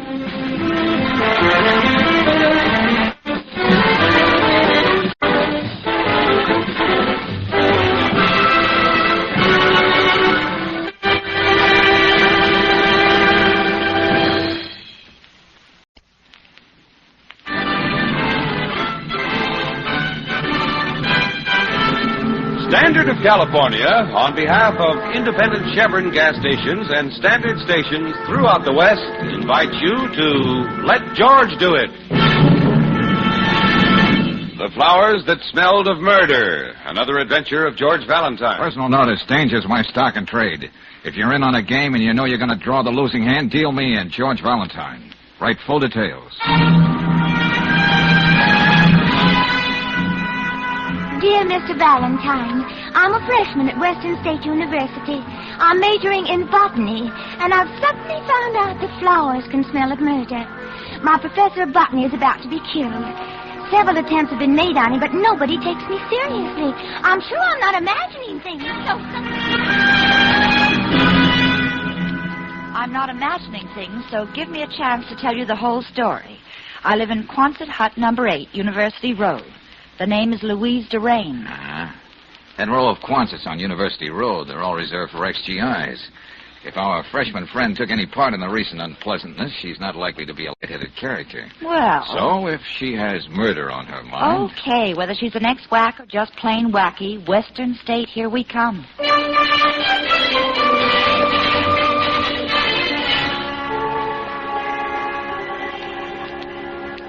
Oh, Louise? Yes, sure she's here. Darling, coming out soon? Oh, I'll be right there, Daddy Coon. I just got out of the shower. Have a seat, Miss Brooks. Mr. Valentine, she won't be long. Oh, thank you. Louise wrote me quite a letter. She said something about a murder. Oh, yes, I know. The poor child's been walking around with the idea of murder on her mind for days. Which reminds me... Reminds you of what? Do you know what Socrates said about murder, Miss Brooks? I beg your pardon? He said nothing. Oh. Oh, even though society did murder him, you know. He just drank the hemlock and died. You see, after looking well at the world, the true philosopher decides there's nothing to say. Yeah, well, that's very interesting. But about Louise and this letter... I'll leave my pink sweater. Oh, I'm sorry. I didn't know you had company, Marco. It's impolite to stare, George. Can't help it, Angel. My mother decided I was going to be a boy baby. Dear, this is Mr. Valentine and his assistant, Miss Brooks. Of course. How do you do? How do you do? I'm so glad you did take my letter seriously.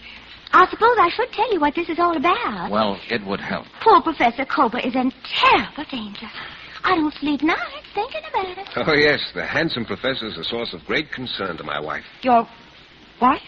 Oh, yes, for the longest time. Yes. I'm very proud of how young and beautiful she keeps herself. Oh, Michael really means that. Can you wonder why I think he's such a darling? Yes, well, at the risk of not being a darling, aren't you a little too old to be a freshman? Well, as long as Michael doesn't admit it, I won't. You mean Mr. Durain is a freshman here at Western State, too? Oh, yes, we're just starting. Both of us are here on the GI Bill of Rights. He was in the OSS. He can speak 17 languages, including North Manchurian. Show them, darling. Well, now about those murder attempts on Professor Cobra. Oh, he's my botany teacher. You see, I used to be in the WAC, but I always really wanted to be a botanist. And I'm doing very well, too. Show them, darling. Well, you'd never think it, but plants range from the lower algae to the fungi. Mosses, liverworts, ferns, and gymnosperms. Isn't that terribly thrilling? Well, not as thrilling as murder, Mrs. Durain. Oh, that little thing you mentioned in your letter, remember? Oh, yes. You see, somebody has already tried to kill Professor Cobra several times. And no matter what John says, the things that happened to him weren't just accidents. No? Now, the time something went wrong with his car, and he nearly went off the cliff. Or the time somebody almost ran him down when he was crossing the corner. And other things like that. Well, is there any reason why anybody would want to get rid of the good professor? Why, don't you know?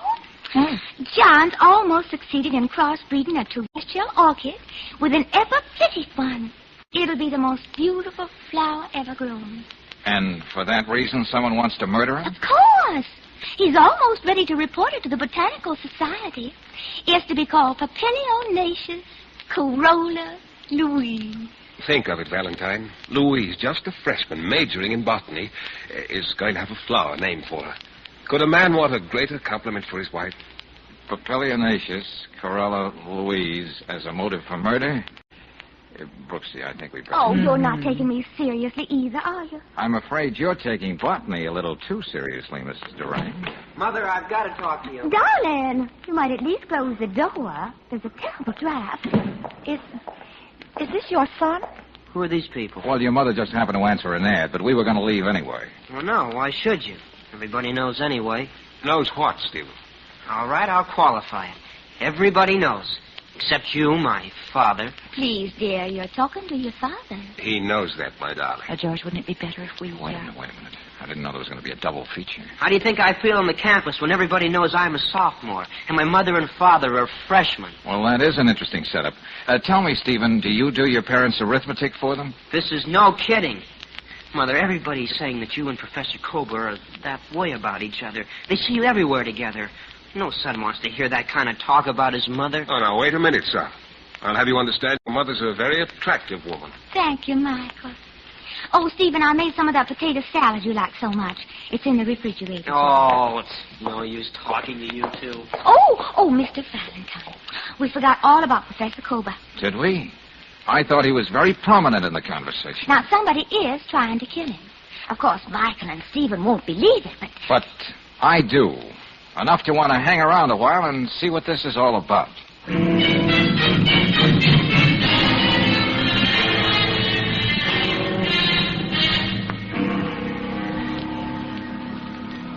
Miss Brooks, it's very considerate of the Phi Gamma Epsilon sorority to worry so strenuously about my husband. Well, naturally, when we girls heard about these threats on Professor Cobra's life, I can just imagine what your hen parties must sound like.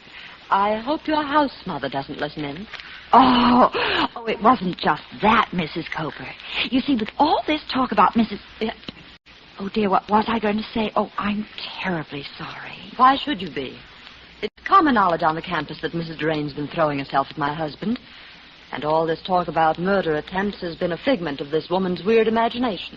Oh, and that's all there is to it? My husband leads a very sheltered academic life.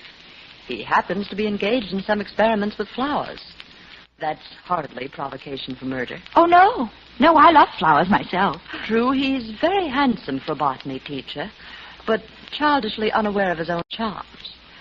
That's no cause for murder either. Of course not. However, if the professor were aware of his shaggy, masculine attraction and were doing something about it, yes, that might be a very understandable cause for murder. Huh?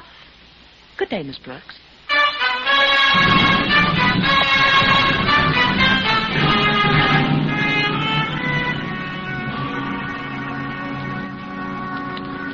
Believe me, Mr. Valentine, these accidents that have been happening to Professor Kober are, well, just that, accidents. Yes, I know what you mean, Professor Bosworth, but I'm more interested in these experiments Kober's working on. And as head of the department and presumably his boss, you ought to be able to give me that information. Of course. But I doubt if it could possibly have much interest for the layman. Professor Kober is merely trying to create a new genus of the orchid family. Uh-huh. Of course, it'll probably win the valuable American Horticultural Prize. A paper will be written on it, and a few thousand botanists throughout the world will thrill over it. And there will be some academic glory for Professor Kober and Western State University. Obviously, you have a great deal of respect for Professor Kober. I have. He's a true genius. I'm merely the head of the botany department. My particular talent is being able to get the money from the trustees so that men like Kober can carry on the experiments and reap the glory. I see. There's only one thing we had any conflict about, Kober and I. Oh, what's that? The name he insists on giving this flower, the Papilionaceous Corolla Louise. Oh, the Louise part bothers you, eh? Hmm. Yes, I can see that might lead to complications.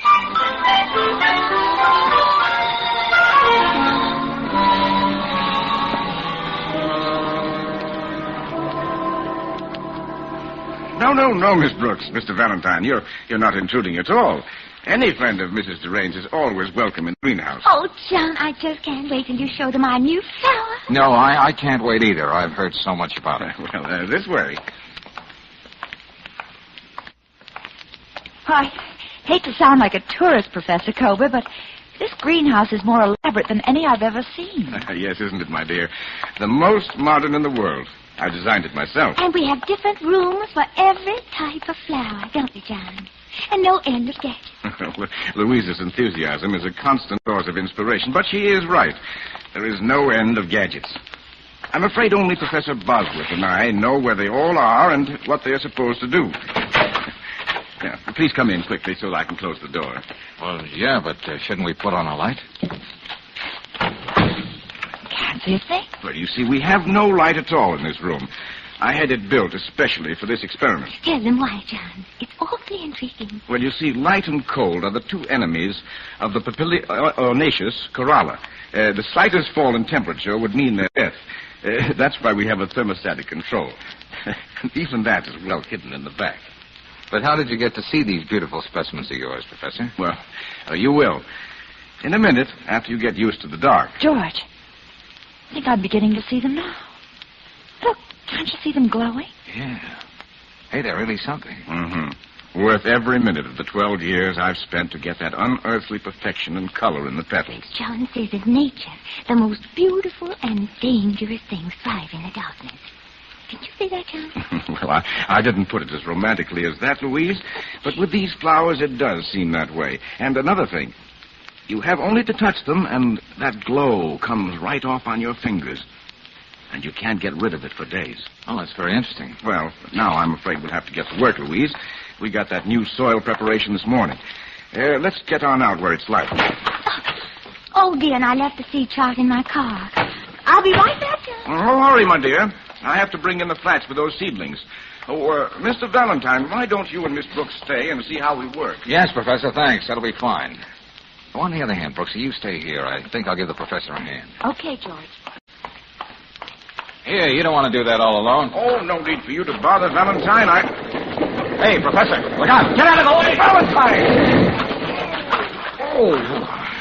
That was close. Are you all right? I wouldn't be if you hadn't pushed me out of the way. That boulder was coming straight at us. Yes. Can you stand up? I think so. Oh, just a part of it went over my foot. George, what was I think you can see for yourself, Brooksy. Oh, are you all right, John? Yes, quite now, Louise. George, where are you going? Up this hill. See if this is another one of those accidents. Oh, I'll help you inside, John. Wait a minute, darling. Professor Kober nearly got that boulder in the middle of his back. He was bending down over his precious seedlings, a perfect target. It must have fallen from here. Yeah, but it didn't just come loose, Brooksy. Look at this. Property of Western State University. Botanical department. Yeah, the shovel somebody used to spade up the dirt from under that rock. He had to do it to be able to push it down. You mean he or she, don't you? Yeah, Brooksy. What I want to know is, was that boulder meant for the professor or for me?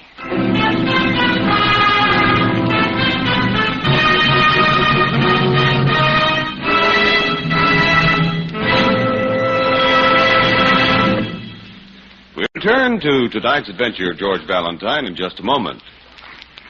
Here in the West, winter brings skiing, skating, and tobogganing to a lot of folks, but to the battery in your car, winter brings a heap of extra work. Colder mornings mean harder starting. Longer evenings mean more battery juice for lights. So why not give your battery a helping hand? Get real fast starts and extra power from it. Just pull in at an independent Chevron gas station or a standard station. Being experts at battery service, they can give it more pep than a pup in no time at all. If your battery's got one foot in the grave, they can supply you a new Atlas battery. Each Atlas battery has the number of plates and the certified capacity stamped right on the battery case. And the written warranty you get with a new Atlas battery is good at 38,000 stations 7 days a week. For all your car's battery needs, rely on a standard station or an independent Chevron gas station, where they say and mean, we'll take better care of your car.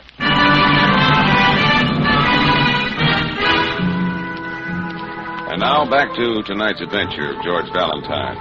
A huge boulder almost pins a college professor against a tree. Why? He's only interested in developing a new type of orchid.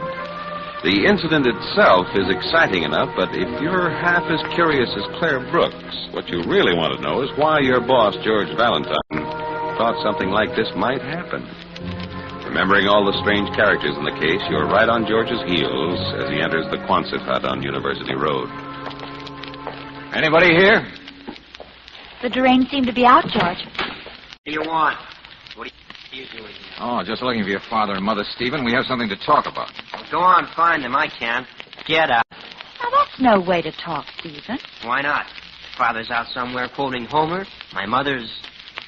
who knows where she is. Expect to walk in and find me in the best of humor? Now, listen to me, kid. I won't, and take your hands off of me. I said listen to me.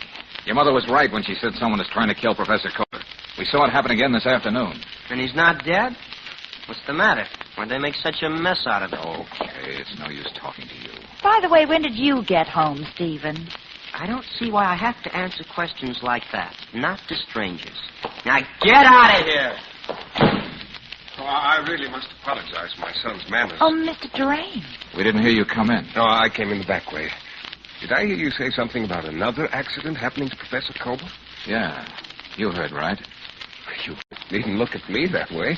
I was in the Hodgkins Library all afternoon reading Plato's Republic in the original Greek. Believe me, it wasn't easy. A cup of tea, Miss Brooks? Oh, no, I don't think so, thanks. It'd be a shame if anything happened to Professor Kober before he won that $50,000 prize.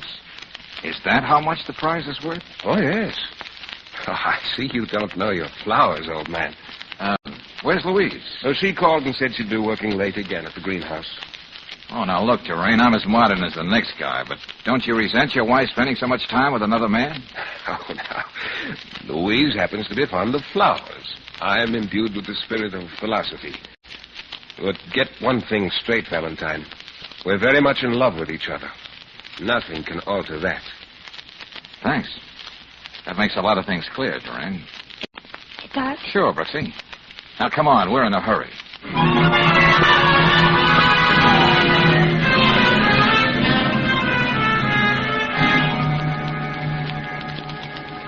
Let's have a look in the orchid room, Brooksy.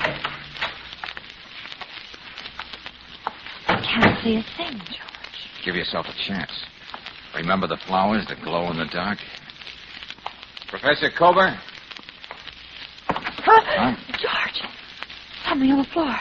I just tripped over it. Who is it? I don't know. I can hardly see. But I think it's the professor. I'm sure this is his top. The one he wore this afternoon? Yes. But it's not the professor. What? It's a woman. Louise? No. Well, let me see. It's Mrs. Cope, the professor's wife. Stabbed in the back with a pair of pruning shears. Oh, George, I can't look. I know. How about that theory of mine? Yes, dear? You don't have to worry about it anymore. This little piece of mayhem has knocked it all in a cocked hat. Well, where do we go from here? We go to the telephone and call Lieutenant Riley.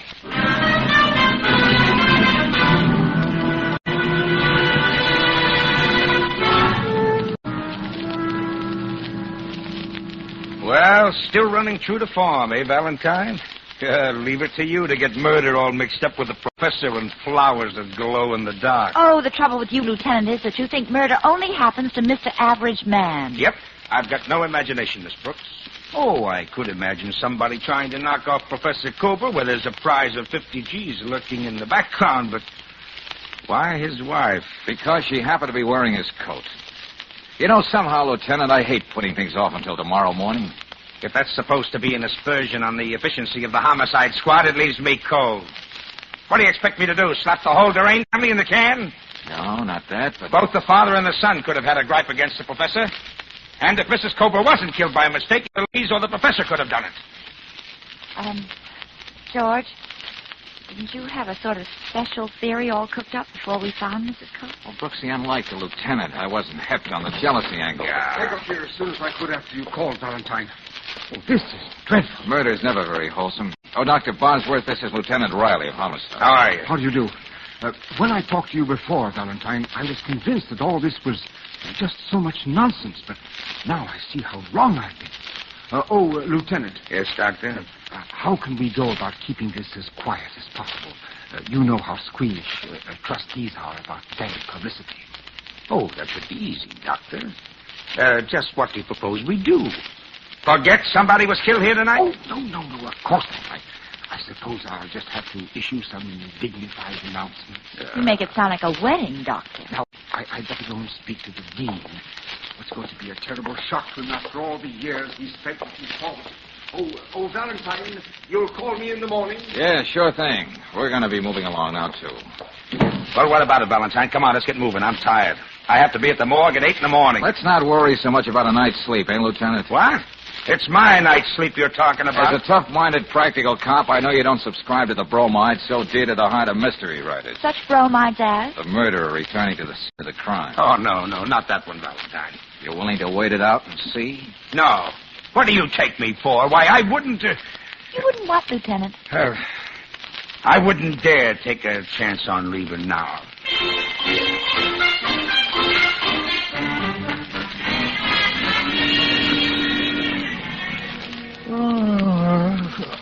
The worst thing about waiting around in the dark is that you can't play gin rummy.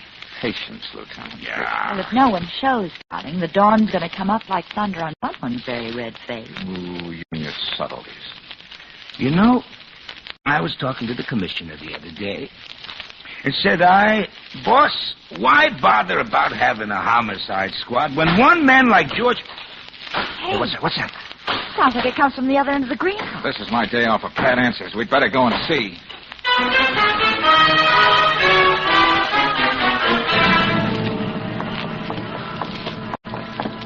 Wait a minute. Hold it, Valentine. Hold it.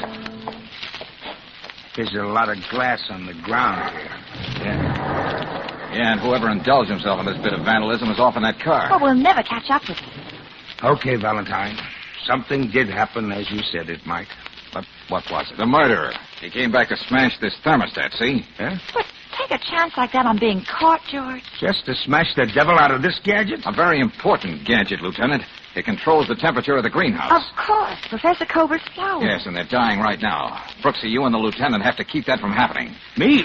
What do I know about flowers? When in doubt, just ask Brooksy.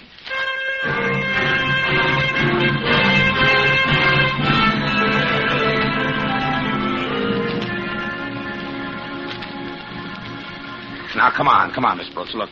Fun is fun, but it's cold in here. Now, Lieutenant, let me have your shirt.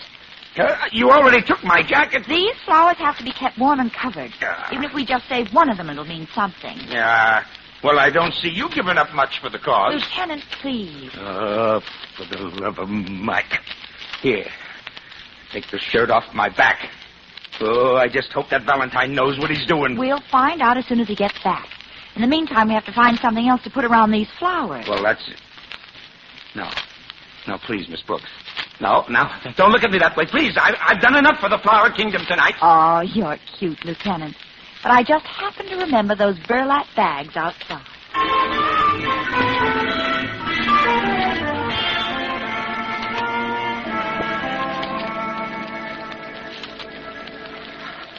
All right, Valentine. We sit here in the dark in the orchid room, and the murderer's going to walk in this door and say, "Here I am, take me downtown." You won't have to say a word, Lieutenant, I hope. Okay, Brooksy, send them in one by one. You can start with Stephen. Oh, Stephen, will you come in? Why do we have to go through this? Hasn't my mother caused us enough trouble? You shouldn't be so critical of your mother, son. Now go over there and sit down. Mr. Durain next, Brooksy. If you will, please, Mr. Durain. Isn't this kind of unusual, Valentine, all the darkness? Oh, but of course, as the philosophers have always understood, murder and darkness go together. Sit next to Stephen, will you? I think you can find your way. Mrs. Durain next. Valentine, what are you doing? You're not even asking these people any questions. Durain, I'm so worried about Professor Kober. He hasn't had a wink of sleep all night. Over there, Louise, please. Oh, ye gods. Go right in, please, Professor Kober. Oh, my flowers. You did manage to keep them alive. Look at them. How they glow. How did you do it, Mr. Valentine? Well, I could tell you, Pat, but I won't. Sit there, Professor Kober. Oh, Dr. Bosworth, I think you can come in. I believe I know who our murderer is. I certainly hope so. And I have you to thank for the answer, Doctor. Me? Yes, sir. And I want to shake your hand. Of course, but... Hey, look at that guy's hand. The fingers, the way they shine. That's right. Well, what do you know? Look at his hand, John. It's the pollen from our flower. But, Bosworth, that couldn't be. You haven't been here for weeks. Oh, yes, he was. He had to be here when he killed Mrs. Kober.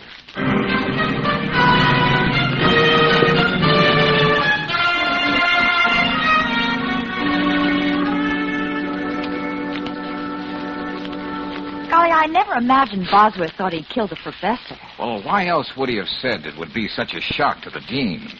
After all the years the old gentleman spent looking forward to the end of those experiments. Yeah, sure. With Kober gone, Bosworth could finish his work and get all the glory. But first he had to kill those flowers. Then, using Kober's notes, it would be easy. Mm-hmm. I noticed a faint glow on the thermostat control, even in the light. Well, I was too worried about who was getting away in that car. You see, only 2 men knew about those elaborate temperature controls in the greenhouse. And Kober, the true scientist, would rather die than destroy his own brainchild. Well, that's that. But I don't know how I'll ever be able to feel the same way about a man who almost achieved immortality. Huh? What? Well, Professor Kober was so grateful, he volunteered to call his sensational orchid the Papilionaceous Valentine. Oh, now, you two, you know I'm not as beautiful as the fair Louise. Well, now, that's that's gratitude for you. It was my coat and my shirt that kept those flowers alive. Oh, he's right at that, George. All right. From now on, between the three of us, it'll be the Papilionaceous Corolla Riley. Oh, gee. Bless you.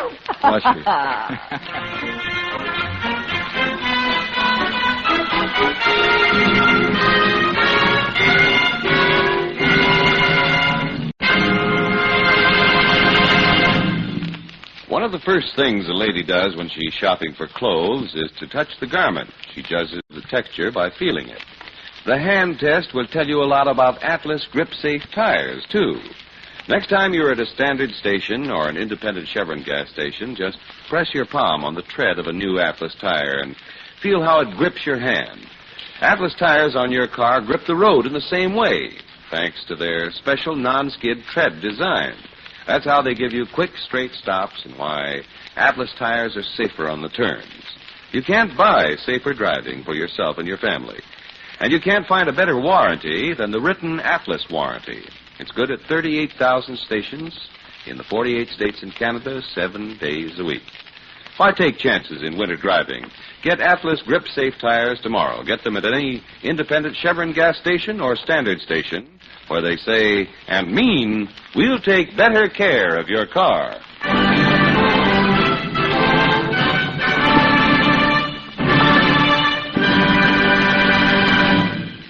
Next week, when you tune our way for another adventure of George Valentine, you'll find George reading a letter from an old man who says, Dear Mr. Valentine, I wish to bestow a beautiful and precious gift upon a member of my family, the worthiest one, the rare Wittenberg Bible. You can help me. Kindly call Sunday morning when I can be sure that all of my little family will be home. Signed, Wesley Hart. Another problem for George. Next Monday night in Murder, It's a Gift.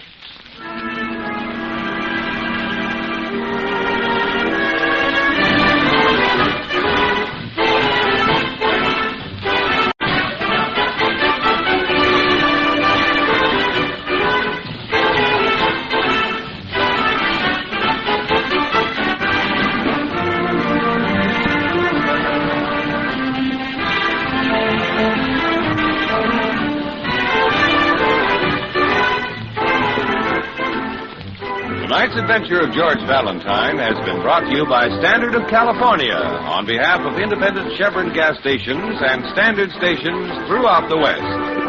Let George Do It stars Robert Bailey as George with Frances Robinson as Claire. Wally Mayer appears as Lieutenant Riley. Tonight's story was written by David Victor and Herbert Little Jr. and directed by Don Clark. Also heard in the cast were Lorene Tuttle as Louise, Jeff Chandler as Michael, Tommy Cook as Stephen, Ted Von Eltz as Cober, Dave Baker as Lenore, and Herb Rawlinson as Bosworth. The music is composed and conducted by Eddie Dunstetter. Your announcer, John Heaston. Listen again next week, same time, same station, to Let George Do It. This is the Mutual Don Lee Broadcasting System.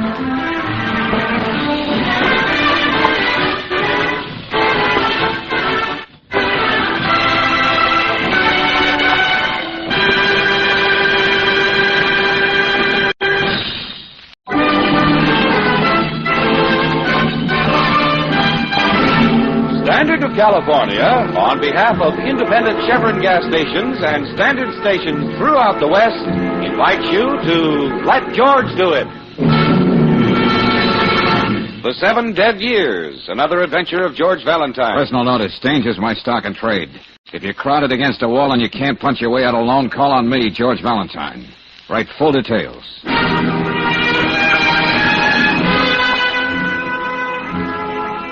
Dear Mr. Valentine, for almost 7 years I've been hunting a man who killed his own wife. I can't prove that he did. And all of a sudden I can't afford to spend any more time floundering around. Next week he's going to get $200,000 because I failed. And that's something that's keeping me awake nights. I've dealt with plenty of crooks in my life. Plenty of crooks in my life and didn't need anybody's help. But this is different, and I don't mind admitting it. How about giving me a ring? It's signed Samuels. Samuels? Mm-hmm. Well, I'm overwhelmed, Brooksy. Why? Who's Samuels? Oh, just about the shrewdest insurance investigator in the game. But I thought he was retired off somewhere in the Florida Keys fishing. Well, according to this letter, all he's doing is staying awake nights. Oh, 7 years, huh? Mm-hmm. Now, all of a sudden, time's running out for Samuels. Why did he put it just that way, Angel? Say, what do the words 7 years mean to you? Oh, 7-year itch, 7 lean years. The 7 years it might take a salmon to make 7 honeymoon trips up the Columbia River. All right, without making funny, Brooksy. 7 years also means the legal period after which a man or woman is declared dead. It's poetically called the Enoch Arden Law. Oh, well, then this Samuels is in a race against time. Uh-huh. And if he is in such a hurry, it'd be a shame if we wasted time on this end, wouldn't it?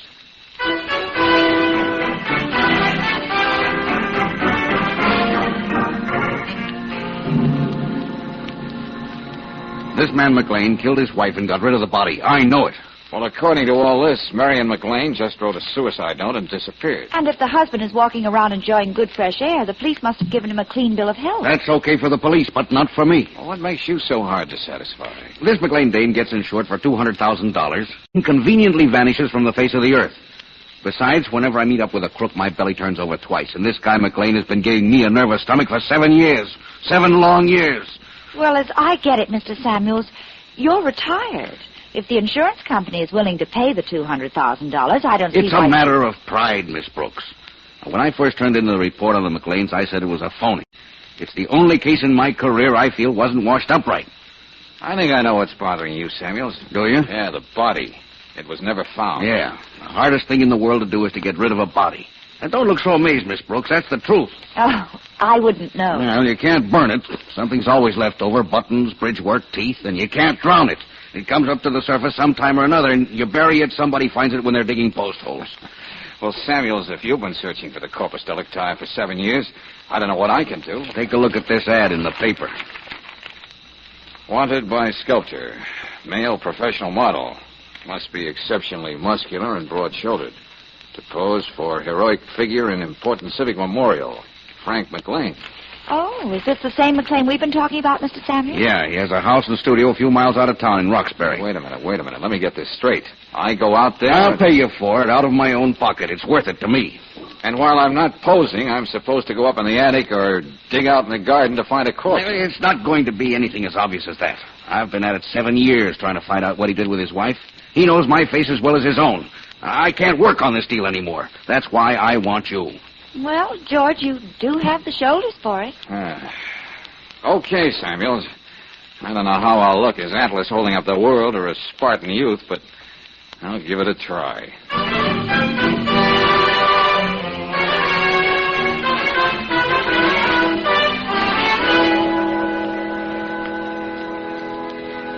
I take it, Mr. Valentine, you've posed for other well-known sculptors? Oh, yes, of course. But back east, New York. I just got in town and saw your ad. I see. Oh, darling. Yes, Nana. Is that man still there? Are we going to work any more today? My very favorite model, Valentine. Oh? No, Nana, we won't work any more today. Here, Valentine, you might be interested in seeing some of my work. Sure, fine. Now, here's something in bronze I did in 1936. I call it Age. All I see is a little girl, asleep. She's a dead little girl, which makes her older than any of us. Oh. Well, that's one way of looking at it. You'll have plenty of time to see my other stuff, but here's what I'm working on. Looks like quite a project, Mr. McLean. It's going into the town square at Portchester to memorialize the 100th birthday of that little hamlet.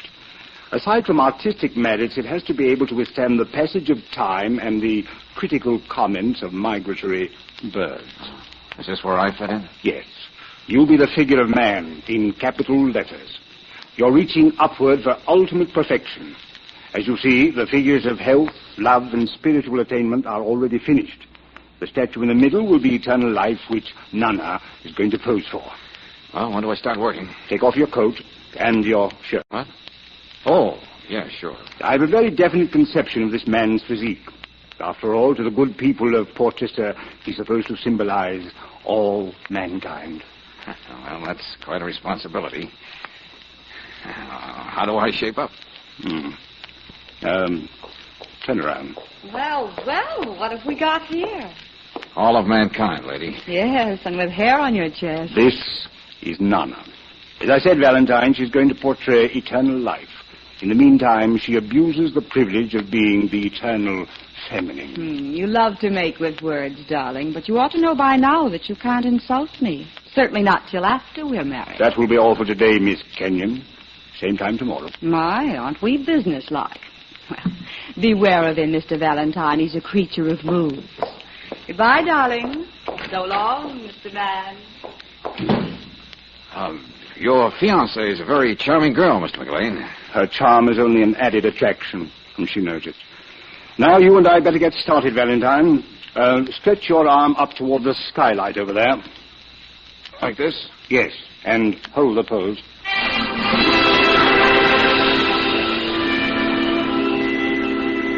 Say, how long do I have to stand like this? You're not getting tired.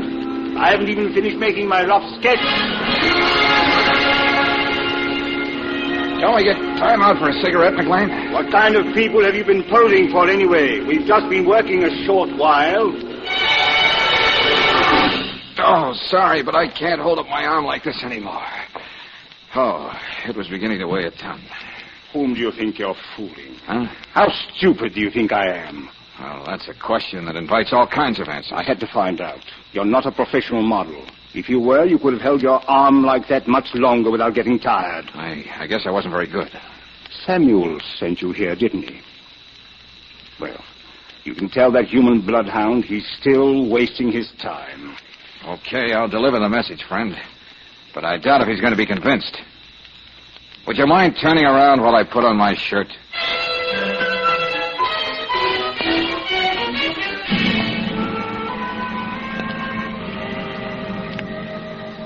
You know, darling, McLean could be right about Samuel's having a blind spot, an obsession. Yeah, but before I tell him what a flop I was as a model, I'd like to try something. Such as? Well, first of all, let's take it for granted that Samuel's is right. It's next to impossible to get rid of a human body. Well, then, maybe there never was a body. Oh, well, in other words, Mrs. McLean is very much alive somewhere. Yeah, it could be, Angel. Waiting for 7 years to pass. So McLean can collect that dough and join us somewhere in Europe, let's say. Oh, well, that's a pretty wild notion, George.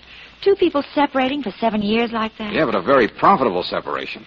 They'll be getting roughly $30,000 a year for it. Okay. Say we even buy that. What do you propose to try? I'll take this hypothetical situation. You're my wife. Oh, not to be hypothetical. You love me very much. Oh, check. Love me enough to endure 7 years of hiding and separation so we'll have enough to live on for the rest of our lives. All right, supposing. Then you read in public print that I have intentions toward a gorgeous model by the name of Nana Kenyon. Now, what would you do? I'd come halfway around the world and scratch your eyes out. And that wouldn't be hypothetical. Especially with a payoff at hand, so McLean could disappear with all the moolah and the luscious Nana. Well, how are you going to get this world-shaking piece of gossip into the paper? Leo Minch in the Bulletin. His column is syndicated in 650 newspapers. Nana is pretty colorful. Some pun. Besides, Brooksy, Leo owes me a favor.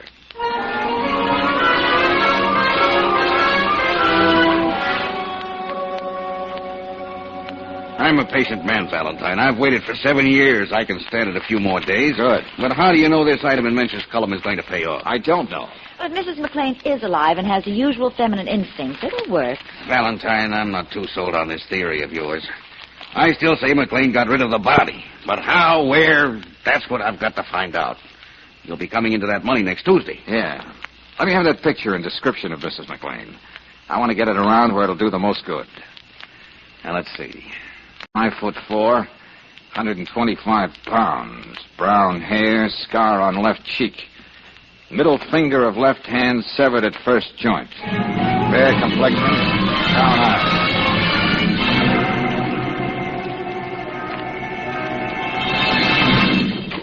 Hey, Mr. Valentine, I gotta see you a minute. Huh? I think you owe me $50. Oh, George, this is one of the cab drivers I spoke to at the airport. Mike, Kozlenko, wasn't it? Yeah, one of the Boston Kozlenko. Did you see Mrs. McLean? Well, if it wasn't, she's got a twin. Scar on the cheek and all. Oh, when'd she show up? Where'd you take her? She got off the plane early this morning, come in on one of them DC-6s. Well, you sure took your time getting here. I had to haul a guy all the way out to the racetrack and wait for him. I tried calling you, but your line was busy. Okay. Where'd you drop her off? What was the address? She didn't give me no address. I took her out to Roxbury. That's where McLean lives. I let her off on the corner of Sycamore and Dean. She looked boiling mad. Come on, Brooksy. We got to move fast if we're going to keep Samuels from being right. What do you mean, George? Well, if this is Mrs. McLean, she's an uninvited guest. After all these years, I'd hate to have to go looking for her body.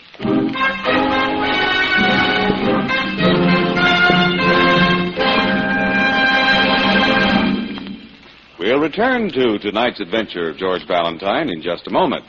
Meanwhile, a word about protection. Most motorists quite naturally believe that automobile engines wear out faster when they're running, but that's not true. your car faces its biggest wear test when it's standing cold. For that's when rust caused by condensed moisture inside cylinders can start to work.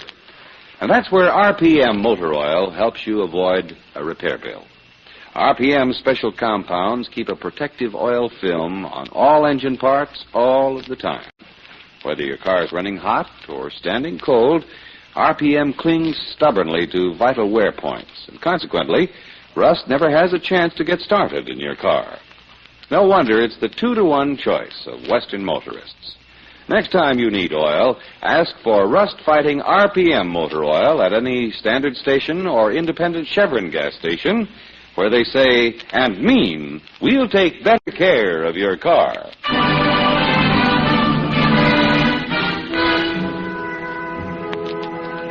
And now back to tonight's adventure of George Valentine. It's something you knew all the time. After 7 years without the well-known corpus delicti, a person is declared legally dead. So you're not particularly surprised when an over-conscientious insurance investigator, now retired, hires you to find the body of one Marion McLean, missing just about that long. Then, surprise, she comes waltzing back into town, big as life. If you're like George Valentine, sensitive to rude shocks like this, you pay a visit to the studio of Frank McLean, sculptor and husband of said lady. I know I'm going way out on a limb, McLean, but I was told your wife is here in Roxbury. Oh? Who told you, Valentine? Another ghost? My wife is dead. Or hasn't Samuels told you? Dead or alive, this was a frame-up from the beginning, McLean. I'm still going to prove it. The ghost you mentioned happens to be a very earthy character. A cab driver with a nice earthy name like Kozlenko. Yeah, one of the Boston Kozlenkos. He claims he picked up your wife at the airport early this morning and dropped her off here on the corner of Sycamore and Dean. Your Kozlenko boy is wasting his time driving a cab. He should be holding seances. Come Tuesday, my wife will be dead exactly 7 years. You keep track of time very carefully, don't you? What do? Check off the days on the calendar? Oh, I may have an artistic temperament, but I'm practical enough to know what you can buy with $200,000. Any other questions, gentlemen? The same one I've been asking all these years, McLean. Now, let's say Valentine is right. The wife showed this morning. What'd you do with her? Poor Samuels. How does your mind work? Now you're saying I killed Marion today. How about your theory that the hardest thing in the world to dispose of is a human body? I still say that. Well, unlike you, Samuels, I'm a reasonable man. My life is an open book. Go on. Look around any way you like. I do want you to be happy. Okay, you can stop. Be happy. Okay, you can stop being glib, McLean. You said we have your permission to look wherever we want. That's right. What's on your mind, Valentine? Well, something that comes to you when you think about it hard enough. Like all simple things, you might walk right by it. It's so obvious. Oh, don't look so startled, gentlemen. Mr. Valentine loves to be cryptic. He'll get to the point. Oh, I can't wait. Children know the principle very well. When you play hide and seek, the one place you're least likely to be discovered is where you just got through trying to hide. What do you mean by that, Valentine? Samuels, I understood you had the cellar dug up when Mrs. McLean first disappeared. Yeah, and there was nothing there. Well, there may be this time. You know, kid stuff.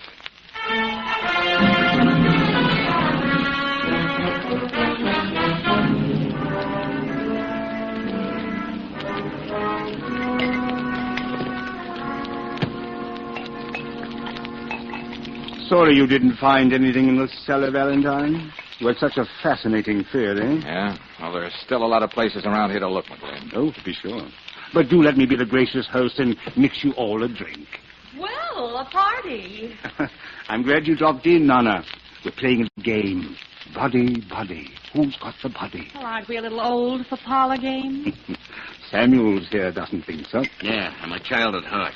You know, Mr. Valentine, I almost didn't recognize you with your shirt on. Yes, that mole on his left shoulder does something for him, doesn't it? I see you noticed that too, Miss Brooks. Oh, we've gone to the beach together many times. Here you are, everybody. Drink hearty. Thank you. Here's to you, Samuels, and a happy retirement. Thanks. Oh, I see you've done a lot of work on your masterpiece for the Portchester Town Square. It's almost finished, Valentine. We're just missing the figure of the man. I understand the figure in the middle. Eternal life is supposed to be you, Miss Kenyon. My solitary contribution to American culture. Oh, come on, Valentine. Let's get going. If I were you, Miss Kenyon, I'd sue somebody for libel. That figure is nowhere near as glamorous as you really are. Oh, thank you for the compliment. I'm sure you didn't mean every word of it. Goodness, Frank, you certainly poured this drink with a heavy hand. I could use a little more soda. So could I. Wait, Nan, I'll join you. I didn't think these were too bad, did you, Miss Brooks? Oh, no, everything's just perfect. Now, if we could only get Samuel to think that. No, that would be too much. Not for me, Nana. All right, soulmate. If it isn't soda you want, what is it? You've been around, Nana. Yes, I've been around.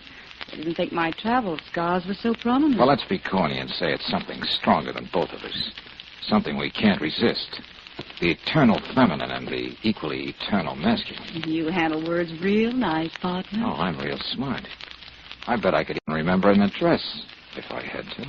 420 Montrose. If you ring the bell and there's no answer, Yeah?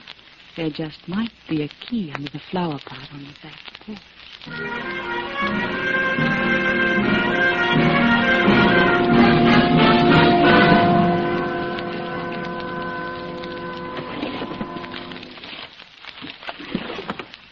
Oh, maybe this was a wild goose chase, but it's not now. Well, what are you doing here, Miss Brooks? Oh, well, Mr. Valentine couldn't make it, Nana. He asked me to convey his deepest regrets. And there was that key under the flower pot. Why, that... Oh, what you were going to say. What have you got? Give me those tickets. I was just admiring them. I've always dreamt of a holiday in South America. I said, give them to me. Tickets for Flight 114 next Wednesday. The day after Frank McLean collects the insurance on his wife. The tickets bought right here at the airport in Roxbury. I'm not going to ask you again. Let me have those It may tickets. not mean anything at all. But it's worth checking. Just who bought these tickets and why. Sorry, but you're not leaving here. No fair, Nana. You didn't say put them up. I'm not finished with you yet. That's better. I like to be warned. Now I can forget I'm a lady. What are you doing?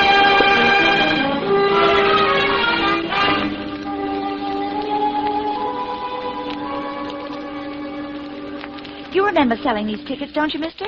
Seats 4 and 5, Flight 114, Wednesday? Oh, yes, I remember it very well. Oh, good. Would you be able to identify the man if you saw him again? Man? But it wasn't a man, it was a woman. Oh? That's why I do remember it so distinctly. Oh, you mean she had all the reasons why men would look at her twice? I didn't think of it quite that way, miss. I meant the little scar on her cheek. Scar? Wait a minute. Is this the woman you sold the tickets to? The one in this picture? Why, yes, that's her. Mrs. McLean bought those tickets.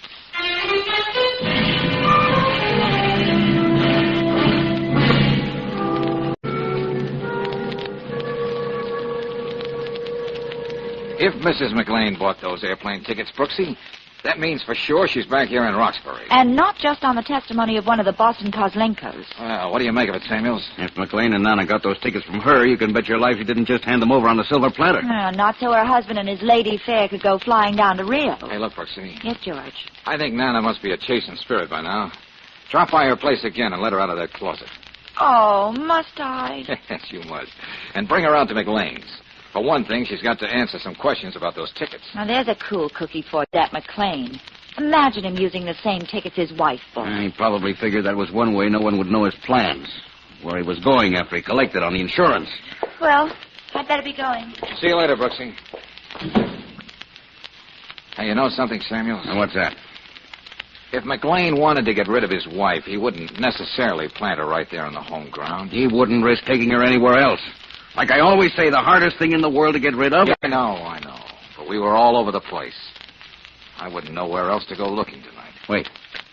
There's one place we didn't look. On the back part of that property is an old well. All overgrown with shrubbery and stuff. That's why we passed it by. Go on. I looked there 7 years ago, and if your idea about hiding things where people look before... Okay. What's keeping us?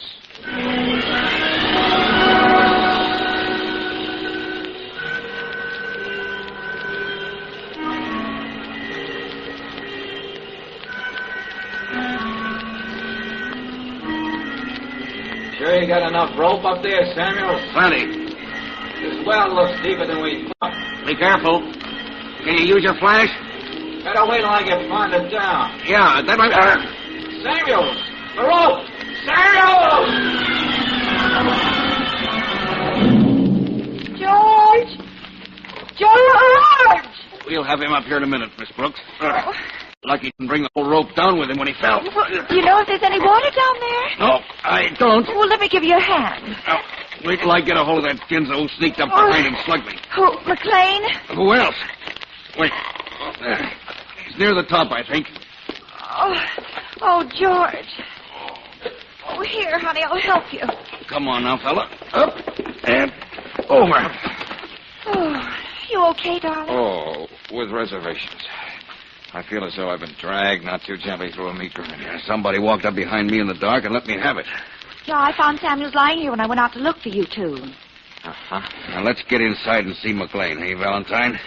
Maybe it's time to do something about that well-groomed pan of his, like you said. You took the words right out of my mouth, friend. I've just come to a very interesting conclusion. I was wondering about that 1,000-watt look in your eye. Yeah, Brooksy. To do some real profound thinking, there's nothing better than lying around on the bottom of a well.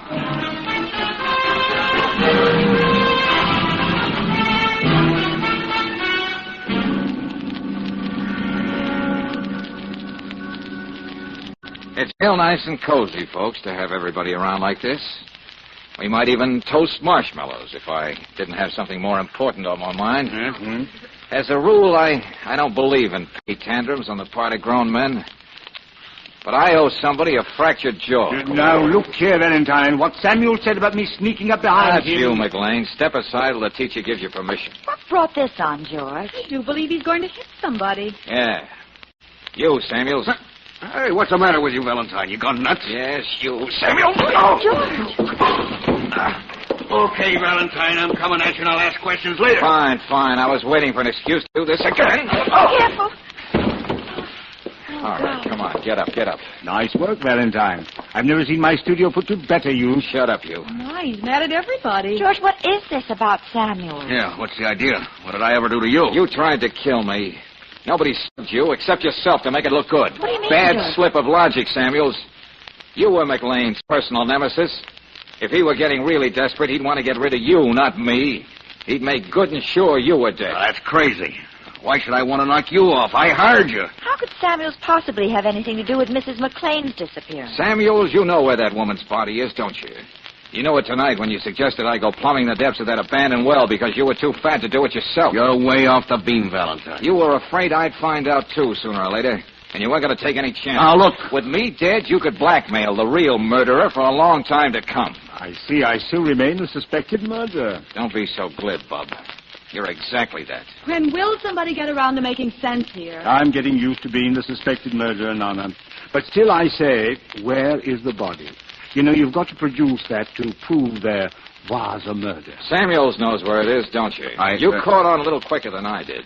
That's because you've been living with this case for 7 years. Well, I don't like being ghoulish. But do you really know where Mrs. McLean is, George? Take a look at this impressive group of statuary. My best effort yet. Statues, George? The one in the middle, particularly, Brooksy. Eternal life. You yourself said it didn't do its model, Nana, justice. And no wonder. There's only one thing Mrs. McLean has in common with Nana. They're both women of about the same size. There's no telling where that weird imagination of yours will lead you, Valentine. You don't need imagination, McLean. Just the plain observation that Samuels had, too. You were in such a hurry to make a plastic cast with your wife's body in it that you forgot one little defect that might have been overlooked after 7 years. What's that? I mean specifically the middle finger of your wife's hand. It's severed at the first joint, and the plastic cast preserved it that way. No. I couldn't have forgotten that. I couldn't. Yes. Ironic as it is, McLean, there's death inside the statue of eternal life.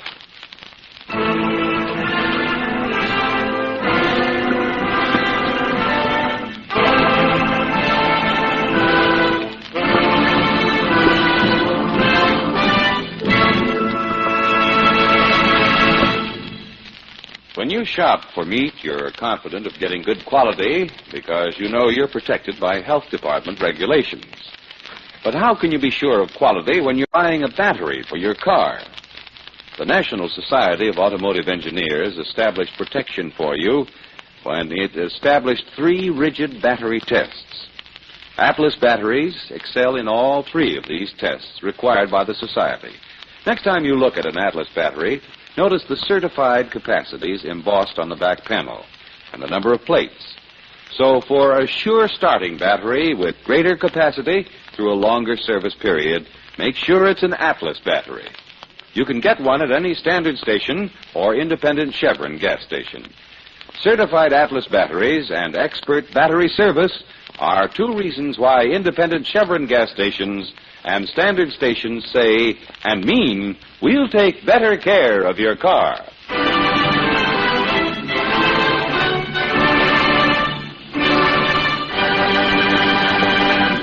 Next week, when you tune our way for another adventure of George Valentine, you'll find George faced with a new problem, expressed in a letter that has just come to his desk.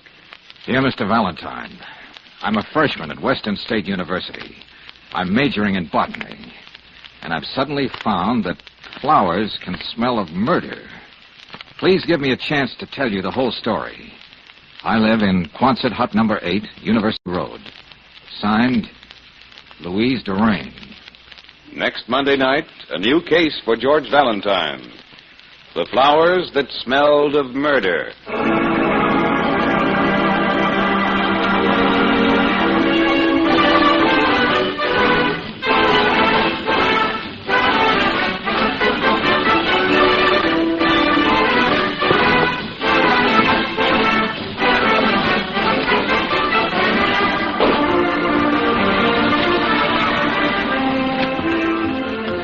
Tonight's adventure of George Valentine has been brought to you by Standard of California on behalf of independent Chevron gas stations and standard stations throughout the West. Let George Do It stars Robert Bailey as George with Frances Robinson as Claire.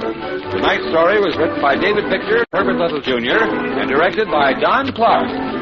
Also heard in the cast were Louis Van Ruten as Samuels, Jay Novello as McLean, Louise Arthur as Nana, Don Diamond as the cabbie, and Bob Bruce as the clerk. The music is composed and conducted by Eddie Dunstetter. Your announcer, John Heaston. Listen again next week, same time, same station, to Let George Do It.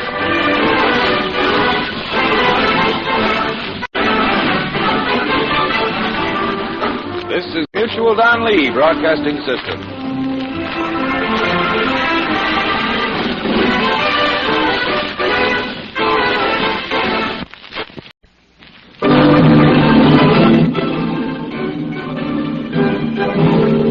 Standard of California, on behalf of independent Chevron gas stations and standard stations throughout the West, invites you to Let George Do It.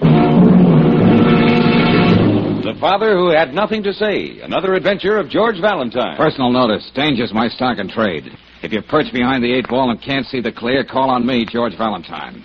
Write full details. Dear Mr. Valentine, for 10 years now, since I was 14, I've lived with a secret. The fact that I'm the son of a murderer convicted for life. Now I'm going to take a step I know may threaten everything that means happiness to me. Still in all conscience, I must take it. And I can't think of anyone who can help me, except perhaps you. Suppose we talk this over as quickly as possible. Quickly as possible so I can supply what you so blithely call full details. Signed, Ralph Lochner. Brooksy? Yes, George? Without knowing any more about the young man and what he says in his letter, I think I'd like to knock myself out trying to help him. But aside from the startling fact that his father is a convicted murderer, he didn't say very much. Yeah, but the way he said it, Angel. Take a step that threatens his happiness, and he must take it in all conscience. That's a nice phrase, in all conscience. Well, if things have worked out for him in the last 10 years, well, why doesn't he leave well enough alone? Well, that's what we're going to find out, Brooksy. Oh, I suppose that means we're on our way. Huh? Could we do anything else? I mean, in all conscience?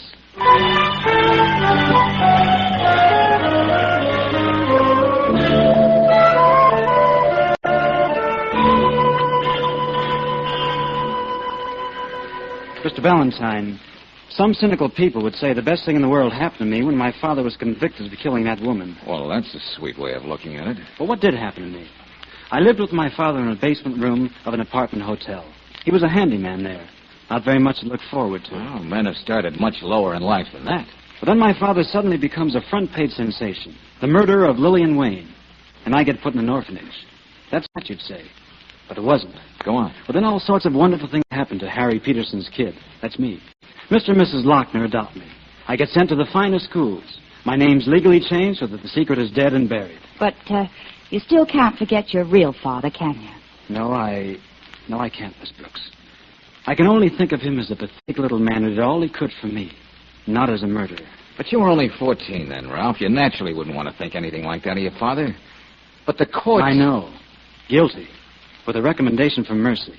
Well, he got a fair trial, didn't he? Yes, and I can appreciate how fair. You see, my foster father, Carl Lochner, let me choose whatever profession I wanted. The next month I'm going to be admitted to the bar. Yeah? Well, I've gone all through the records of my father's trial, the testimony of the witnesses. Yes, he got a very fair trial. Well, what's on your mind? What's this step you've got to take, the one you mentioned in your letter? Well, knowing something about the law, I've decided that damning as the evidence was against my father, most of it was circumstantial. And he never did admit he killed that girl. But, well, if this is just a feeling you have and the case is 10 years old... Look, Ralph, you ought to know it's going to take something a lot more concrete than that to get past the receptionist at the DA. Yes, but at least I'll feel I've done all I can. Oh, son, is this Mr. Valentine, the gentleman you told me about? Oh, yes, Father, and this is Miss Brooks. Oh, how do you do? Dad, I told Valentine everything, and I hope you still don't feel that... No, Ralph, I thought it over. I think you're right. Well, frankly, Mr. Lochner, I don't know what good I can do. And digging around in the past always involves a risk. I mean, publicity. Yes, and my secret may not remain a secret. Father and I have been all through that. You can understand my anxiety, Mr. Valentine. Ralph's starting out in a career that holds a great deal of promise. He's engaged to Irene Masterson, a lovely girl from a fine family. If she has to find out that I'm the son of a murder, then, well, that's the way it'll have to be. You just do what you think is necessary, Mr. Valentine.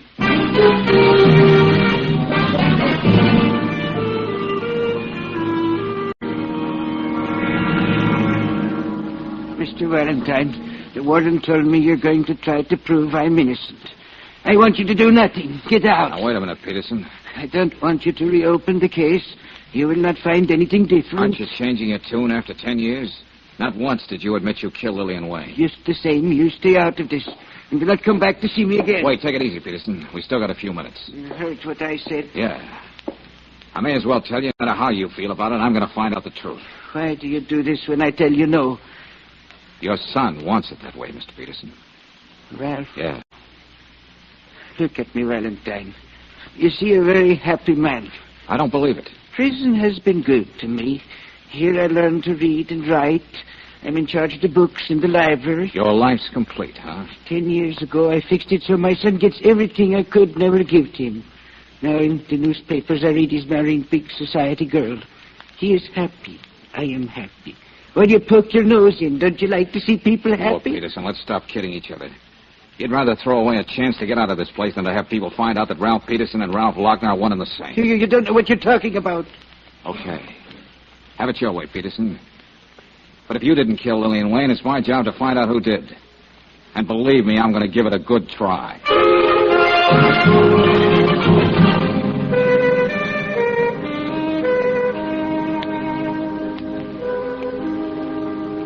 Miss Brooks, 12 good men and true decided that beyond any reasonable doubt, Harry Peterson murdered Lillian Wayne. I know, Lieutenant, but George called up and asked me to come over and see if you have any additional information. Well, just what I gave you there. Copy what you want. Okay. It's all a matter of public record. Say, just a second, Miss Brooks. Hold it. Is there something Valentine knows about this case that I don't know? Huh? I mean, just being a member of the police force. Oh, I couldn't tell you. The last time I heard from him, he was calling from the penitentiary after he saw Mr. Peterson. What? You mean he went all the way up there to... another one of his hunches, huh? Say, what's the name of this witness here, Lieutenant? You can read, Miss Brooks. But I tell you, there can't be anything to it. 5 witnesses put Harry Peterson on the scene of the crime. His fingerprints were all over the table lamp that was used to knock her off. And, what about motive, Lieutenant Riley? Well, to pull it delicately, Miss Brooks, this little shrimp gets a yen for Lillian Wayne, who's, by the way of being a gorgeous model. She can't see him, he can't take no for an answer, and zowie. Very delicately put, Lieutenant. Why? Well, if it's as open as shut as all that, George will just come up with the answer you've got here. Well, of course. There's only one answer. He's just wasting his... Oh, never mind. I'm just whistling in the dark.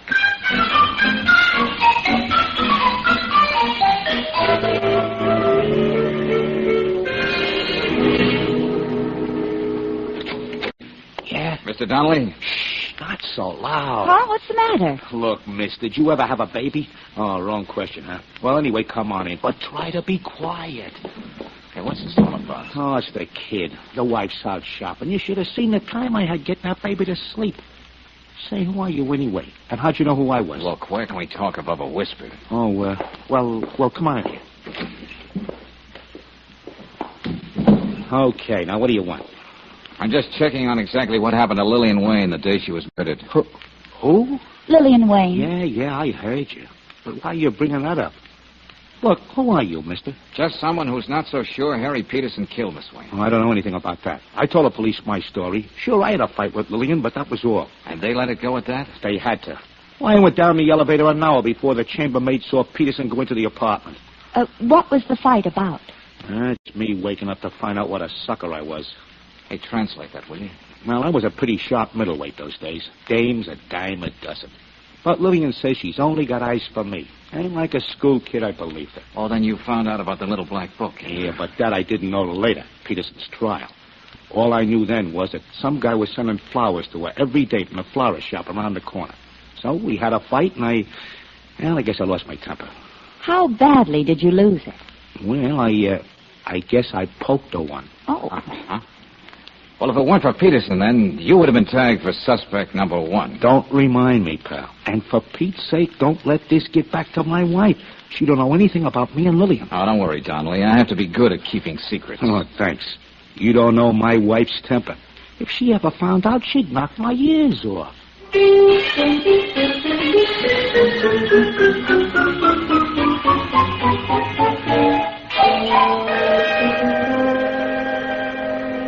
Now, Mr. Valentine, just who sent you to see me? I'm very busy. I have an elaborate floral wreath to make up. No one sent me, Mr. Jeffries. Your name just happens to be on the list of witnesses in the Lillian Wayne case. Oh? And Mike Donnelly mentioned that you own this flower shop near Lillian's apartment hotel. Mike Donnelly? Mm-hmm. That thug. I was hoping by now he had his head knocked off in the ring. Oh, my, such unruly passions, Mr. Jeffries. Yes, what have you got against Mike? That man actually assaulted me in the corridor during the trial, just because I told the truth. Which is? It was Donnelly who bought the flowers I was delivering to Miss Wayne that day. I keep a record of every transaction in my store. A very methodical man. That's very interesting. I don't know why I should have gotten so excited.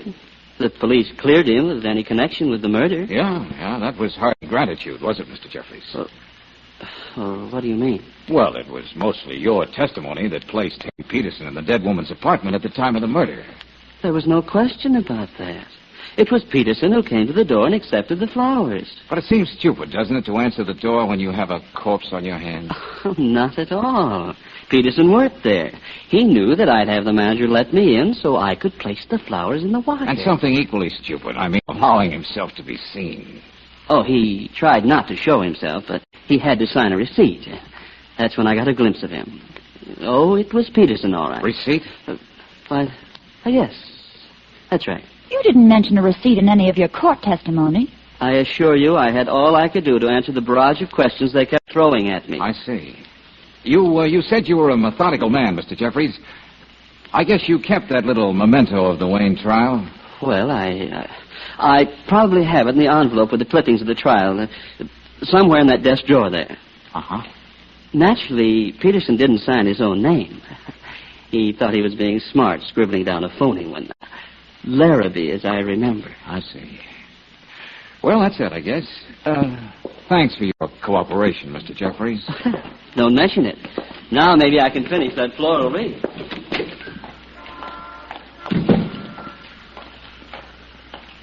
All right, George, let's have it. Why'd you give up so easily? About the receipt. Just being cautious, Angel. But you said yourself it would be so conclusive, one way or the other. Just comparing the handwriting with Peterson. Yeah, I know, Brooksy. But as I said, let's take it easy like.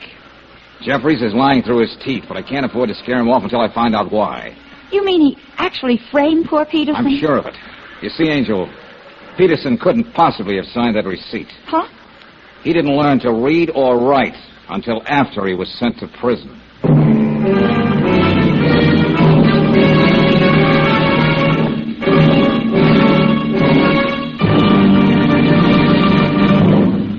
We'll return to tonight's adventure of George Valentine in just a moment.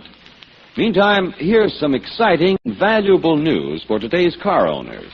Atlas tire engineers have produced a new tire that gives the softest ride you've ever had, even when you're on the roughest roads. It's the Atlas Grip Safe Cushionaire, kind of big brother to the famous Atlas Grip Safe tire.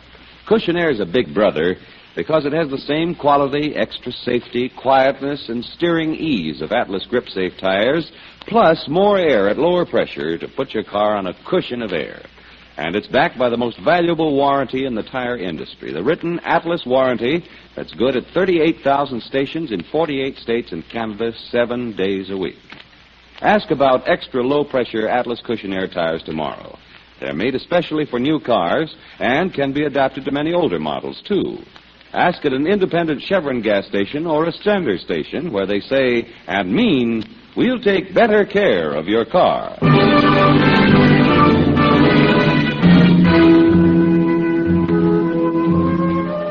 And now, back to tonight's adventure of George Valentine.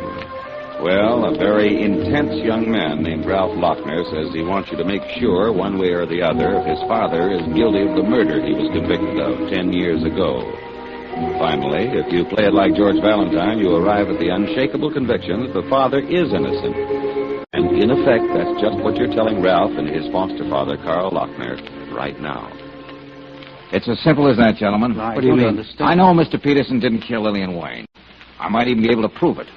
But it would be a lot easier and a lot surer if first I found out who the murderer really was. Why didn't that fool Jeffrey say something about a receipt? Of course my father could never have signed it. I remember as a kid how ashamed I was because he couldn't read or write. I know how you feel, Ralph. It was a terrible oversight. Oversight? 10 years of someone's life going just like that? Because some stupid florist forgets to mention a receipt? Well, Jeffries might have forgotten that little thing. But he was deliberately lying when he identified the man at the door as your father. Well, let's do something about it. Turn him over to the police. Now, hold it, will you, fella? They'd shake the truth out of him. I'd like to be the lawyer for the prosecution. I'd see what that if he said he made an honest mistake? After all, there were other witnesses. What do you propose to do, Valentine? Well, I'd like to know why Jeffries put the finger on Mr. Peterson, whom he was trying to protect. Do you think he's at all suspicious? Oh, he's bound to be a little, but I tried to ease out of it. I'd feel a lot better if we had that receipt. Oh, it's safe enough. It's in the middle drawer of the desk in back of his florist shop. Mm-hmm. I agree with your thinking, Valentine, but just the same, you're up against a pretty impossible job. The name Larrabee is patently fictitious, and this is a murder that's 10 years old. Where do you start? With the obvious, Mr. Lochner. And I can't think of anyone more obvious than our ex-pugilist friend, Mike Donnelly.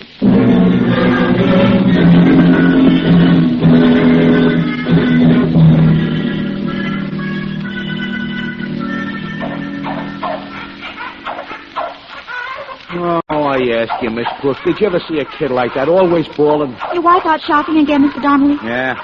Thursday night she's got a bingo game. Oh, excuse me a minute. Okay. Yeah, that's better. Now we can go on talking. Well, you don't mind giving us your signature so we can compare it with the one on Mr. Jeffries' receipt. Oh, why should I mind? Fine. Here you are. Oh, thanks. Hey, just what did that guy tell you about me anyway? Well, he said you ordered the flowers for Miss Wayne the day she was murdered. Oh, he did, huh? Go on, what else? And, that you and he had a little fight in the courthouse during the trial. A little fight? I nearly killed him. And I'll tell you why. Because it might interest you, Miss Brooks. Yes. Of course, it makes me look like a dope, but here it is just the same. I knew he was getting flowers and presents from somebody. So I used to stroll around downstairs to see who it was. I see.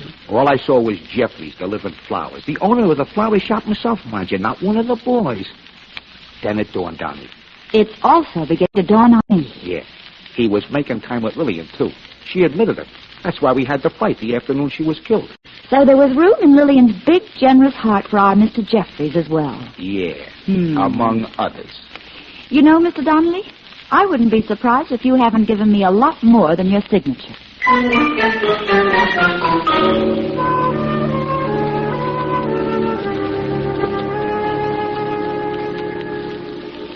Didn't I tell you not to come back? Look, Mr. Peterson, the man who killed Miss Wayne signed a receipt for some flowers. And you didn't learn how to write till you came here. That's true. Well, don't you see there's enough doubt now to get you another hearing? It's bound to come out that Ralph Lochner is your son. So how about working with me instead of against me? If I could only believe, after all these years, I could be together with my son again. Used to know he don't have to be ashamed of me. I'll do anything, Mr. Valentine, anything. Good. Now tell me, Mr. Peterson, just what did happen that day? It's true what all those people said, the chambermaid, the elevator boy, the others. I was in Miss Wayne's apartment to fix the Venetian blinds. She called downstairs in the morning. Go on. I rang the bell. When she didn't answer, I used the pass key, and there she was on the floor, dead. Didn't know what to do. I picked up the lamp, put it back on the table, and just stood there looking at her. And that's how your fingerprints got on the lamp. Now tell me, did Jeffries, the florist, make a delivery while you were there? No, nobody. When I made myself understand what happened to the lady, I ran downstairs to my room. He was sitting there when the police came. Poor Ralph, he was such a young boy then. He didn't understand what it meant when they took me away. You got a fine son, Peterson. Well, tell me, if they let me go, could I be with my Ralph again? Well, your son will be a lawyer soon. He'll think of something. I leave everything to you, Mr. Valentine.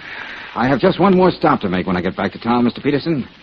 And I'll feel a whole lot better when that's out of the way.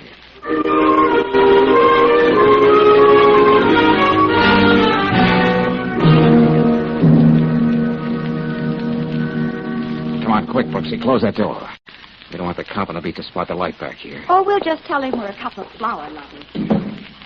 What do you think of Donnelly's story about Jeffries being on Lillian Wayne's bandwagon, too? More about that, Angel. Right now, I want to get a picture of that receipt. If I can get Riley working on it without Jeffries getting suspicious... George, look. The desk. Hey, a very clumsy job. Oh. I would have jimmied open the drawer with much more finesse. It's only a formality, but let's see. Yeah. Just about everything else on the Wayne trial, but no receipt. Oh, I outsmarted myself, Brooksy, and missed the boat. Well, one sure thing, George. Jeffries wouldn't break into his own desk. Why not, if he wanted to make it appear that someone else stole that all-important piece of paper? If it meant so much to somebody, he probably destroyed it by now. Yeah, Hey. You know, Angel, maybe I didn't miss the boat after all. Maybe it just looked that way. It wasn't going out, it was coming in. Well, funny, things don't look any rosier to me, darling. Well, that's because it's late. You're tired. You need some sleep. Oh, now, George, wait a minute. Now, be careful when you get to the end of the alley. Be sure nobody sees you. Then grab a cab, and I'll be in touch with you later. Yeah, but what about you? I'll be going back to the office in a few minutes. I'm sure I'm going to have a visitor. Now, scram.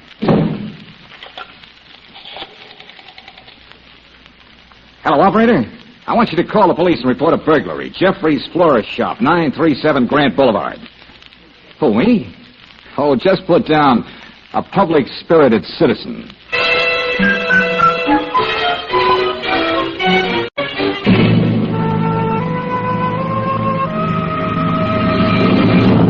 Huh? Well, if it isn't Nature Boy. I was just about to give you up. You were in my shop tonight, weren't you? Oh, why don't you give up, Jeffries? You don't stand the chance of a deep-freeze salesman in Siberia. You've just been lucky for 10 years. Where's that receipt, Valentine? What makes you so sure I've got it? You're the only one who knew where it was. Let's have it. That's my lease on life. You think I'm joking, don't you? On the contrary. But I know you won't let that 38 in your hand go off until you find out what happened to that. Don't be too sure about that. I haven't any time to waste on you. You're a many-sided character, my friend. It was a real shock when I found out that you were another one of the boys in Lillian Wayne's male harem. You're a liar. Liar? Now you're adding slander to perjury. Get up. Now put your hands up. If you have that receipt on you, I'm going to find it. Doesn't it ever make you sick to your stomach having to live with yourself? Shut up. Didn't you ever think of Peterson in the prison laundry, the jute mill, while you were flouncing around up to your hips in flowers? It's got to be here somewhere. You're trapped, Jeffries. You're trapped. Peterson couldn't sign anything. He didn't know how to read or write. What was that? What did you say? I knew I'd get a rise out of you. I'll kill you. Better drop it, Jeffries, if you want to use this arm again. All right. Well, what are you going to do? I was just wondering how to make you stay put while I make a couple of phone calls. You can't. I think Harry Peterson would like it done this way. No.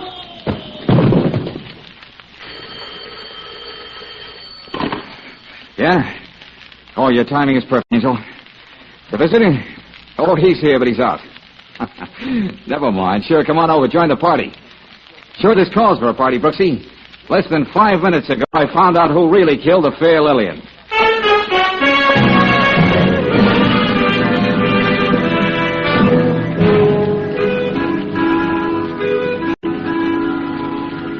Valentine, I know it's probably just an oversight, but I've never been advised the Homicide Bureau has been moved over here to your office. Well, I thought we could clean this thing up faster over here, Lieutenant. I never killed that woman. And I'm not saying another word until you let me talk to my lawyer. You're going to need 2 lawyers, Jeffries. I hate to interrupt this delightful discussion, but Mike Donnelly's in the outer office, fussing and fuming. George, it seems when you called him, you woke up his baby. Sorry, but he has the answers to a lot of questions that'll have to be asked. What right do you have to keep me here? What's the charge? There isn't any. That's why you won't let me get to my lawyer. Oh, so I have no charge to hold you on, huh? Well, forgetting about suspicion of murder, there's a little matter of perjury. Then there's illegal entry, forcing your way into a respectable citizen's place of business. Thank you, Lieutenant. Assault and battery on the defenseless citizen. No charge, huh? Why, you... Hennessy! Take this monkey downtown. Yes, sir. You won't get a thing out of me, no matter what you do. And watch him, Hennessy. Now, Valentine, there's still a few questions I have to ask you. Oh, just a minute, Lieutenant. I think someone just came in the outer office. It's probably the Lockners, Brooksy. Valentine, what'd you find out? I just saw them take Jeffries away. We got here as soon as we could. Just what has happened? This is Lieutenant Riley, gentlemen. Oh, how do you do? Hello. We were just getting to that, Mr. Lockner.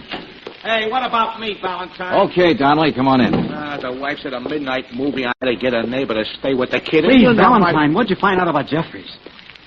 The name of the murderer. What? Jeffries didn't have the receipt, and I didn't take it from his shop. Well, how does that tell you who the murderer was? Oh, the simple process of elimination, Lieutenant. I don't follow you, George. I told only 2 people where that receipt was. You, Ralph, and you, Mr. Lockner. I'm afraid I don't understand. Yes, what are you driving at, Valentine? Paying blackmail to Jeffries all these years, even adopting Harry Peterson's son, can't change one fact, can it, Mr. Lockner? You killed Lillian Wayne.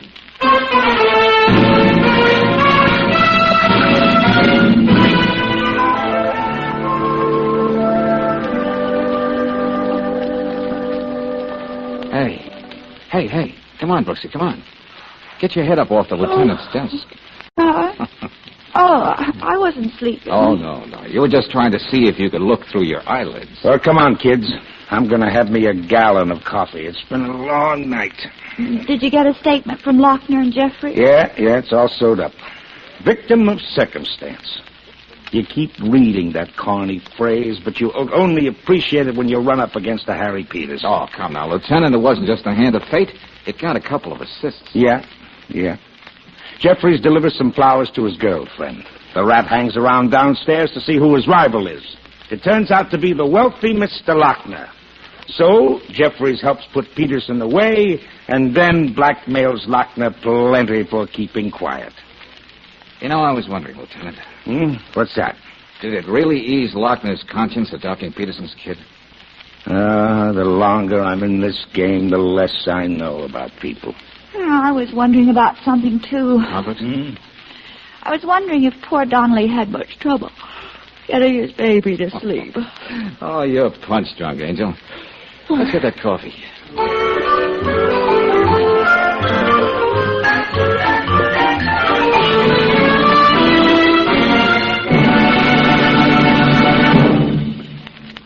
Some folks claim that one motor oil is just like another until a mechanic tells them they need a new set of piston rings. But folks who use RPM motor oil find piston ring troubles are few and far between. This premium quality motor oil is compounded to keep a cool lubricant on upper cylinder walls at all times.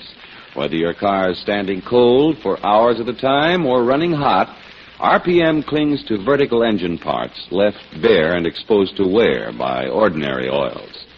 And because RPM is always on the job, your chances of engine trouble caused by rust are reduced to about 0. That's mighty important when you remember that hidden rust causes as much as 80% of engine wear in the average car. No wonder RPM motor oil is the choice of Western motorists 2-to-1 over any other motor oil.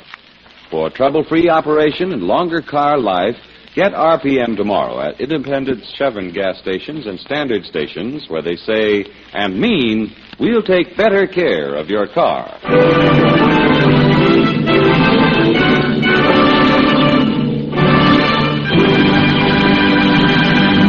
Next week, when you tune our way for another adventure of George Valentine, you'll hear... Hello? Oh, Brooksy. Oh, George, I've been worried about you. Where are you? Well, Careful what you say, buddy. Yeah, I see what you mean. Oh, Brooksy, I just wanted to tell you not to worry if I'm away for a couple of days on this job. I know I can leave everything to you. George, something's wrong. I'm going to call Lieutenant Riley. Yeah, that's fine. That's enough, Valentine. Hang up that phone. If you know what's good for you. Yeah, I know, all right. Good night, Brooksy. I'll be seeing you. I hope.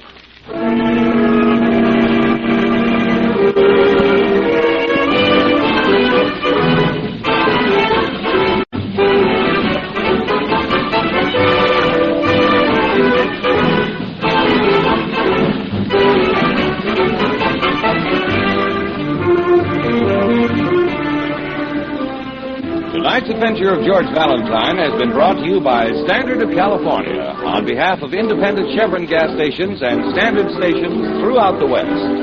Let George Do It stars Robert Bailey as George with Frances Robinson as Claire. Wally Mayer appears as Lieutenant Riley. Tonight's story was written by David Victor and Herbert Little Jr. and directed by Don Clark. Also heard in the cast were Harry Lewis as Ralph, Herbert Butterfield as Lochner, Louis Van Ruten as Pearson, Eddie Marr as Donnelly, and Robert Jellison as Jeffries. The music is composed and conducted by Eddie Dunstetter. Your announcer, John Heaston. Listen again next week, same time, same station, to Let George Do It.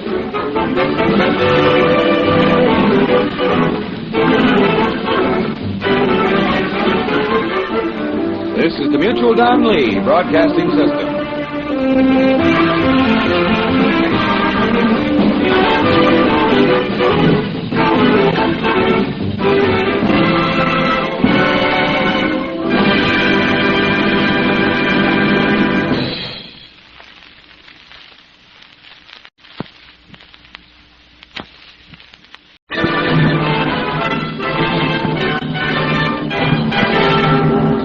California, on behalf of independent Chevron gas stations and standard stations throughout the West, invites you to Let George Do It. The Hearse Was Painted Pink, another adventure of George Valentine. Personal notice, danger's my stock and trade. If you're up a blind alley and nobody can help you, give yourself another chance and call on me, George Valentine. Write full details. Dear Mr. Valentine, how much do you charge for making a play for a beautiful dame? There's more to it than that. I may add the lady is dynamite. I may also add that the money is going to be okay. Also this. If everything works out, you'll be helping a lot of people out of that blind alley you mentioned in your ad. If you happen to be interested, let's talk. Happen to be interested? Let's talk it over. I'm in room 918, Hotel Somerset. The name is yours truly, J.C. Collins. Oh, Brooksy's going to forgive herself for being late this morning.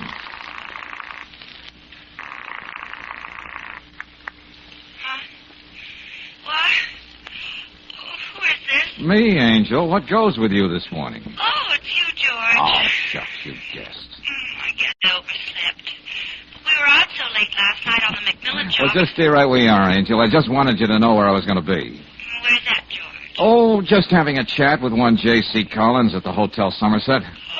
Yeah, it seems we have a very distasteful assignment, Brooksy.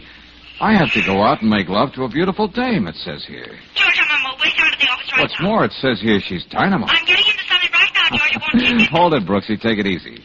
Let me see what this is all about, and I'll talk to you later.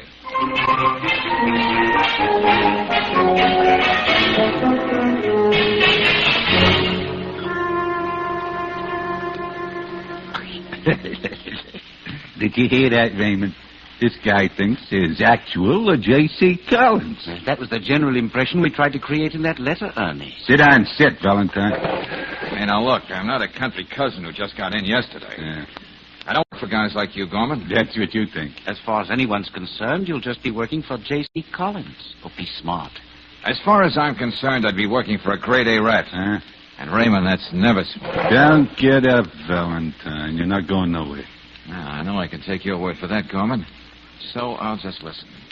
Yeah, well, I'll give it to you straight. There's another guy in this town. I mean, the town's not big enough for both of us, and consequently... well? Words. I got no use for words. Tell him what I mean, Raymond. Well, it's really very simple. As you know, Mr. Gorman owns a lot of property, including this hotel. He also has a great many business interests. Yeah, don't I? Yeah, I know. Some narrow-minded people call them rackets. Let's not be irrelevant. Anyway, it seems another businessman, Frank Granby by name, aspires to supplant Mr. Gorman in his various enterprises. Granby? I thought he was mistaken for a clay pigeon the other night. Oh, that was no mistake. But it was embarrassingly bad marksmanship. Frank was wounded, but he got away, and now he's hiding somewhere. And he must be smoked out. Yeah, and fair. Look, fellas, I know confession is good for the soul, but why pick on me? How did you know I won't leave here and reiterate some of these little intimacies? What?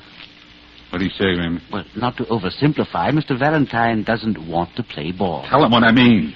What Ernie means is... Yeah? You can help us smoke out Granby. Ernie's very basic in his thinking about these things, but I believe he's got something. Not to be precocious, I gather this has something to do with the beautiful dame who's also dynamite. Lila Parker. Sings at the Glass Hat. Yeah, Granby is nuts about her. If he thought she was playing around, he'd go on and tell him what I mean, Raymond. Oh, the luxuries of life. Someone to translate your English for you. What? He's just being sarcastic, Ernie. But you're right about the dame, Valentine.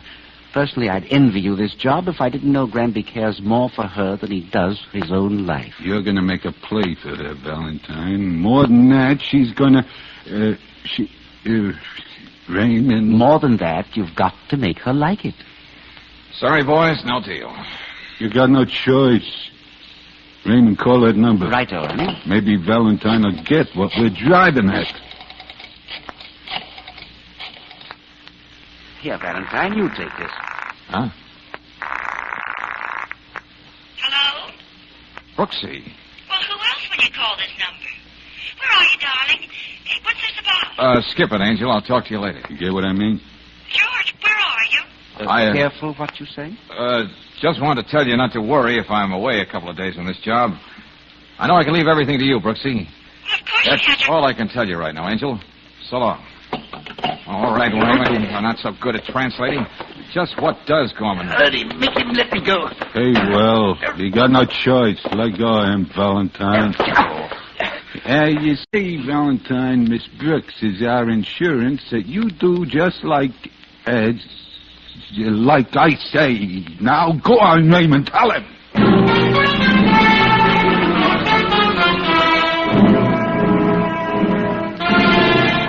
Miss Brooks, you've heard of hardened criminals, haven't you? Yes, Lieutenant Riley, but what does this have to do with George? Well, I'm a hardened cop. I only deal in facts. Well, I've been giving you facts. I know. You didn't like the way Valentine sounded on the phone. He called the office and seemed so surprised when I answered the phone. Well, so what? Sometimes I forget what number I'm calling. Well, he sounded so strange when he said that was all he could tell me, and then he hung up. Oh, look, are you sure it isn't this business about a beautiful dame that's getting you so excited? Oh, don't be ridiculous. I know George. So does Mrs. Riley know me, but even she has her doubts sometimes. Can't you see I'm serious? I even went to the hotel. There was no J.C. Collins ever registered at the Somerset. Who sent George that letter? And now, look, Miss Brooks, I keep fighting back the impulse, but I like that guy of yours. Me too. Well, still, I'm a public servant, and I can't go flouncing around after him every time he gets himself into trouble. Well, I'm going to do some flouncing around, Lieutenant. That I know, and I can expect the worst. Well, Lieutenant, if that's all you have to say, just a minute. Yes. If Valentine is really in some kind of trouble, I'll leave word here where you can reach me day or night.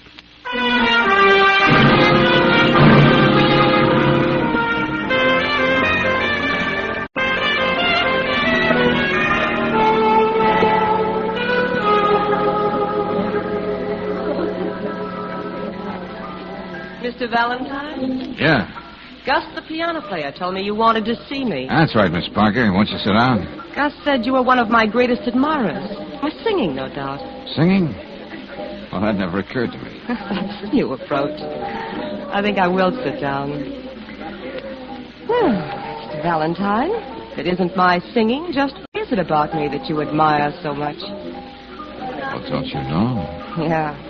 I've known since I was 14. You're one of the few women who'll be hearing that when you're 40. Is that supposed to be so good? May I order you something? I'm happy the way I am. What do you want?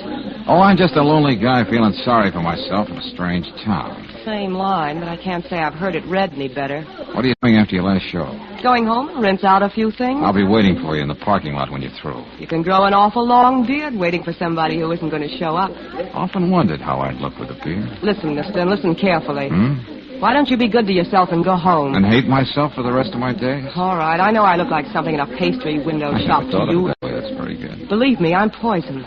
It won't do a thing for my ego if you hang around and prove I'm right. Now stay away from me. See you later, Lila.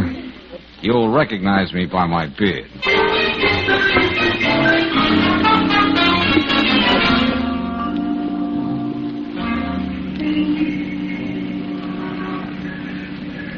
I'm afraid you picked yourself the wrong boy, gentlemen. The fair Lila seems particularly allergic to me. What? What do you say, Raymond? They don't get along together, Danny. Don't give me that, Valentine. You're a pretty good-looking guy, and Lila, she isn't used to being lonely. Just keep trying, Valentine. The sooner Frank Granby finds out you have designs on Lila, the sooner this unpleasant little job will be over. Well, I do have a sort of one-sided date to meet her here later in the parking lot. Hey, see, Raymond, he's doing okay. But don't try to play kilt, Valentine. There'll be somebody watching you every minute. They'll be... You tell him what I mean, Raymond. I think he knows what you mean. Coleman, as you've said several times, I don't have any choice. I have to play the game your way because you have all the cards. Yeah, it makes sense. But look, if anything happens to Miss Brooks, you better make sure I'm dead first. Because I'm going to be out looking for you.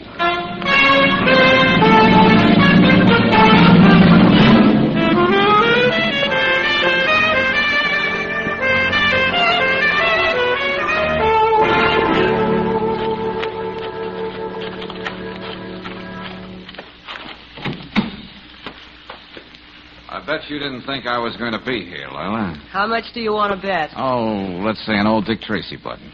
Move over. How'd you know this was my car? The parking lot attendant said this pink convertible dreamboat belonged to you. Oh. Where do we go from here? You're only hitchhiking, mister. You've got to take your chances. Okay, fair enough. I can give you this much of a hint before we start. Well, that's a pretty good start in any man's language, Lila. But why the sudden change of heart? Suppose we say I'm curious about a man who's so willing to take poison.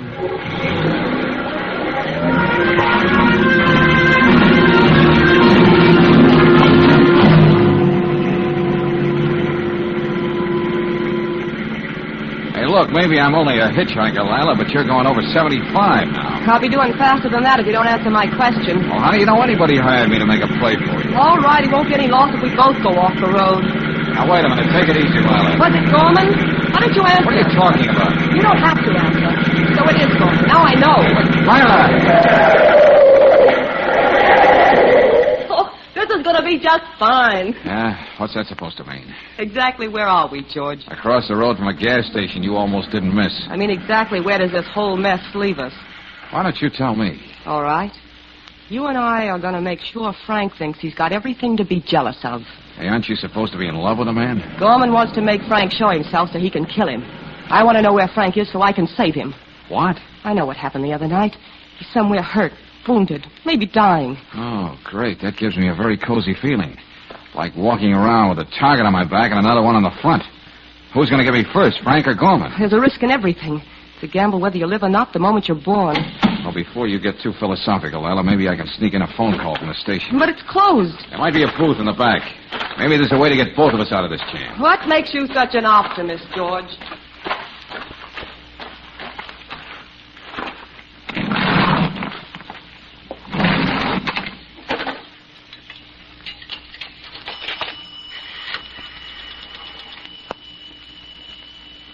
Let me have police headquarters. Lieutenant Riley in homicide.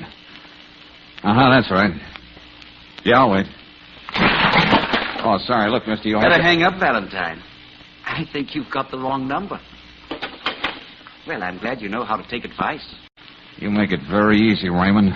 You insist on pointing a gun at people. Come on out, Valentine. Oh, just wouldn't be an act without you, eh, Gorman? You're too smart, Valentine. You're too... Tell him what I mean, Raymond. Oh, you... And to think words were unnecessary. That's right, Raymond. Work him over. But don't let it show. We have to keep him nice and pretty for Miss Parker.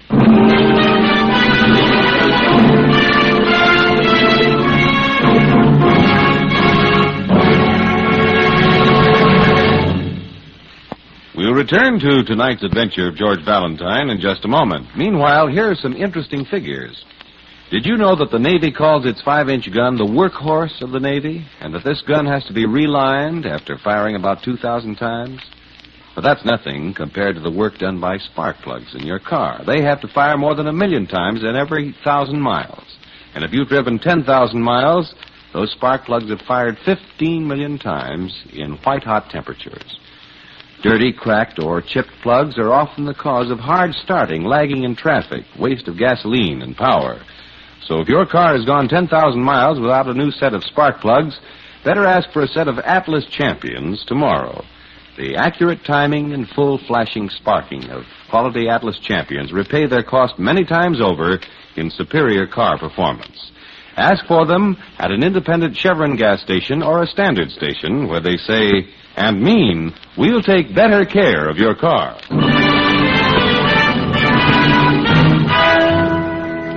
Now back to tonight's adventure of George Valentine, and here's the situation. You're promised a fat fee to romance a beautiful nightclub singer named Lila. Very pleasant assignment. If you didn't find out that Lila is a decoy in a gun-happy feud between two racketeers. Yes, and that their insurance against you making a single wrong move is the girl you happen to love. That's why, like George Valentine, you pick your words carefully now as you talk to her. You know we're being watched, don't you, Lila? That character over at the bar makes it pretty obvious. What do you say we give him his money's worth? You're supposed to find me very fascinating. I'm doing all right. In a quiet sort of way. At least he thinks so. Frank ever saw me look at another man like this, drive him crazy. Yeah, I see what you mean. If he ever saw me light a cigarette like this, take the first puff and give it to you to smoke like this. What then?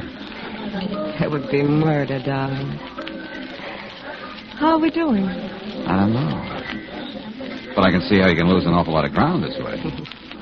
You still haven't told me why you're working for Gorman. Before you answer, try to look romantic. It's expected of us. I'm in this thing for love's sweet sake, Lila, just like you are. So what do you say we leave it that way? George, I've got to find out where Frank is so I can help him. Gorman wants Frank to come out, too, only he wants to kill him. Have you got an answer? No, not much of one. But it may be worth playing. Well, why don't you, then? All right, here we go. Oh! That was very clumsy of me, Lila. I'm awfully sorry. Oh, waiter. It's nothing, George. Just a little water. Oh, I'm sorry. Will you take care of this, please, waiter? Of course, right away. It'll only take a minute. Well, you shouldn't dismiss a minute like that, friend. It's 60 seconds long. You can get a lot done in that time.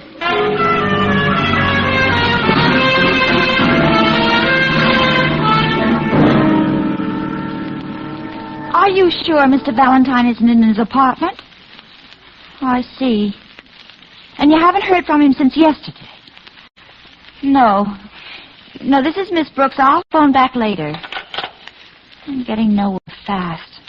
Maybe there's a J.C. Collins in the city directory. Hiya, Miss Brooks. Oh, hi.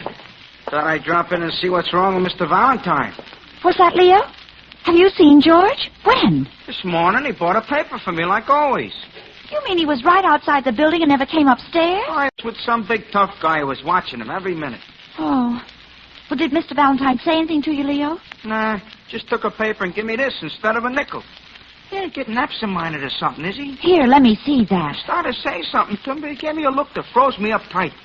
So I figured I'd come up and talk to you. Oh, Leo, you're a few months ahead of time, but you're a real Santa Claus. Huh? I am? You don't know what a wonderful present you brought me. I did? The first real clue I've got. You sure you're feeling okay, Miss Brooks? That's nothing but a union button. Every waiter wears one in every restaurant.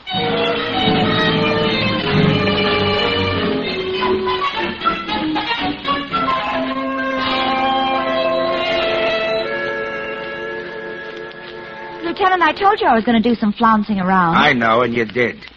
Now, what's this about the waiter's button? I checked with the union. It was issued to Mike Spiegel, who works at the Glass Hat. He reported it lost this morning. I see. And you're sure Valentine slipped it to the newsie for a reason? A good reason. Lieutenant, did you know that Hotel Somerset is owned by Ernie Gorman? So what?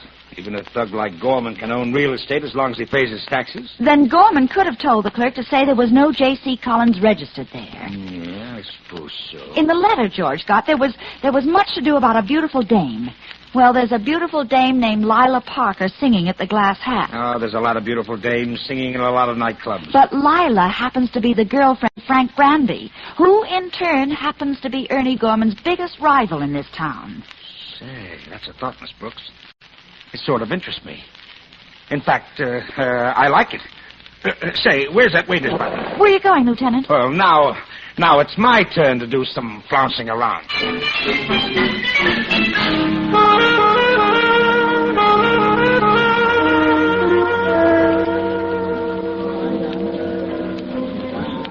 I hope you don't find this routine. I mean, sitting here with me. Too boring, George. Somehow, Lila, I have a feeling that tonight isn't going to be boring at all. I think I'd like my coffee now. It's almost time for me to do my number. Sure. Oh, waiter. Yes, sir. Yes, sir. What can I do for you, sir? Huh? Oh, you must be new. Yes, sir. I'm taking Spiegel's place. Just for tonight, sir. That coffee, George. Oh, well, no, not just plain coffee. Not tonight, Lila. No? No, something more lavish than that. Cafe Valentino. Huh? Do you think you'll be able to remember this, waiter? I'll do the best I can, sir. Now, look, it'll take some mocha, a dash of ginger, a touch of Tabasco, a few drops of Benedictine. Oh, yes, and of course we have to have... Sir, look, would you mind writing it down here on the pad so they get it just right back in the kitchen? Oh, certainly. It's really not as complicated as it sounds. Well, I just wanted to make sure we understood each other, sir. Oh, I don't think there'll be any question about that. Huh. Yeah. Thank you, sir. I'll be right back. You certainly go all out to get what you want, don't you? Well, some things are worth a little extra effort, Lila. I see Gorman has a new boy watching us tonight. Yeah, well, that's good. Nothing like variety when every time you turn, there's a gunsel on your tail. George, why doesn't Frank make a move? He must know about us by now. I don't know, Lila. We've been sitting here for 3 nights now. Word must have gotten back to him about us. I don't think I can stand this much longer. Lila, we have company. Oh, yes. I hope this is right, sir. They said they did the best they could. Fine. And I'll take the check. Yes. Oh, there goes Gus with my number. Wonderful treat. We'll have to wait, George. Oh, it'll be here, Lila. Now, let's see what the Cafe Valentino made the check look like. Don't worry about Miss Brooks. You stick with Gorman and Granby. We'll be behind you all the time. Riley.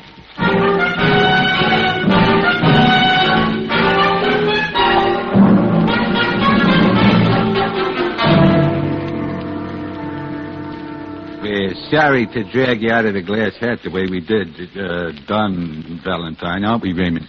Personally, I'm filled with remorse. Oh, yeah, I can just see the tears in your baby blue eyes, Raymond. I don't like taking you out of the company of a beautiful dame, but the time has come. It's here. Tell what I mean, Raymond. Granby's going to stop hiding tonight. He's coming out. How do you know? We caught up with one of his boys after a little persuasion. Yeah, it's good persuasion. He told us. Granby knows what a Casanova Lily thinks you are, Valentine. So he can't hold out anymore, and he's going to pay her a little visit after she gets through singing at the Glass Hat. They're going away together. And that's when you're going to get your chance at him, huh?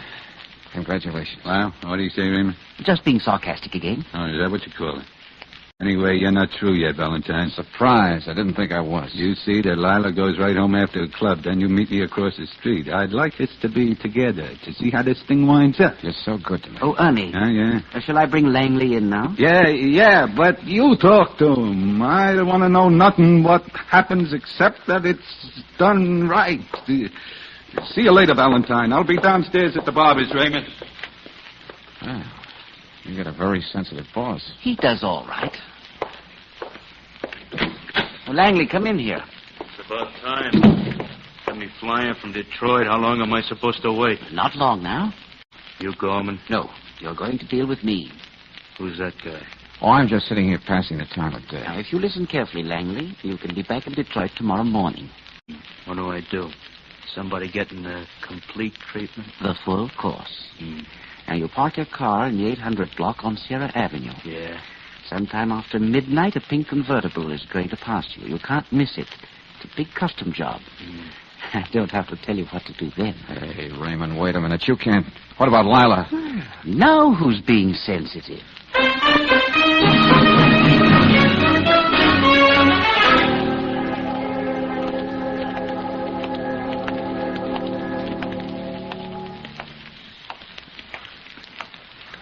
You sure Lila's up there? Why don't you ask your boys, Gorman? They followed us here from the glass hat. I want to be sure. That's why I parked down the street and come over here. But you can see the light in the window. And you can't mistake that pink convertible of hers across the street. Yeah, that's right. You know, Gorman, I have a hunch Granby got in touch with Lila at the club tonight and told her he'd be in the apartment. Huh? What makes you think that? Oh, when we got back here, she was in such a hurry to get upstairs, she jumped out and left the keys in her car. Yeah? And all the boys got to do now is wait. We'll stay right here in this doorway. You're the boss. Look what goes here, Valentine. I don't like the way you're acting. What are you cooking up? My, what a suspicious nature. I just know when I'm licked, that's all. Say, what happened to Raymond? You got something else to do. My usual stay out of things like this, but Granby. And this I got to see for myself. Wait a minute. The light just went out up there. He must be coming downstairs. You stay here, Valentine. I'm going to get a little closer. I want to see him better when he comes out with it. I knew you'd be there, Gordon. What? See what you can do about this. She's trying to kill me. Lila, stop it. Don't be a fool. Go on, Gordon. Try to run. Where are you going to hide in empty streets? Oh, please, Lila, don't. Let me talk this over with Frank. Frank's not here, but he just died. Go on. Let me see you run, Gordon. The car. That's right, a car. Wait, Carmen. Stay out of that car. Don't you think she's trying to kill me? Carmen! I told you I gotta get away. You can't get away. Carmen, wait. I tried to tell you. You can't get away. It's a plan. Carmen!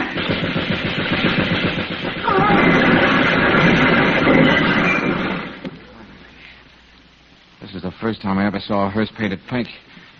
And the corpse behind the wheel.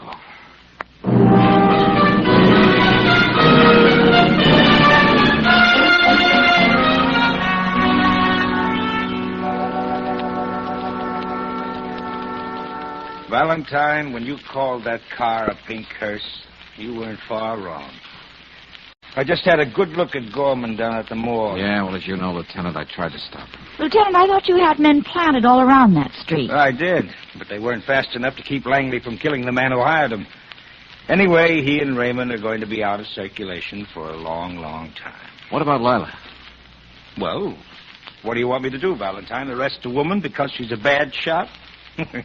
Let the DA decide what he wants to do. Well, that's that, Brooksy. Oh, Lieutenant, would you join us in some Cafe Valentino? Why, Say, I've been meaning to ask you. What kind of a concoction is that? Oh, just a little thing I dreamed up, Lieutenant. But I'd sure hate to drink it.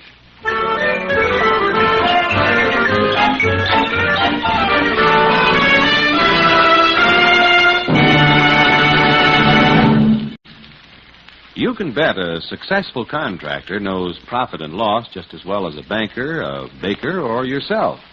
J.R. Armstrong, contractor in Oakland, California, keeps a sharp eye on costs when it comes to car operation. That's why he switched to RPM motor oil 8 years ago. Today, Mr. Armstrong says, quote, I haven't had an engine breakdown since I started using RPM in 1940, unquote. An unusual record? Well, it's no surprise to RPM users, for compounds in this premium quality motor oil actually stop rust in your car's engine, protect hot spots left bare by ordinary motor oils, prevent costly foaming and corrosion. The low-cost operation Mr. Armstrong enjoys is typical of RPM users throughout the West. Another reason they prefer RPM 2-to-1 over any other motor oil. To cut your car expenses, ask for RPM motor oil at standard stations and independent Chevron gas stations, where they say and mean, we'll take better care of your car.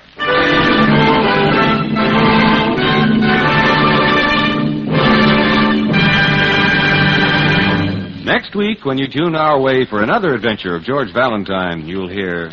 There are probably darker places than this, George. I can't think of any. Yeah, we're almost up to the top floor now, Brooksy. You know, I could have sworn I heard somebody downstairs in the hall. Oh, probably just plaster falling off the ceiling. Oh, I can't imagine anyone living here. Just stay right behind me, Angel. Oh! George! George, where are you? George!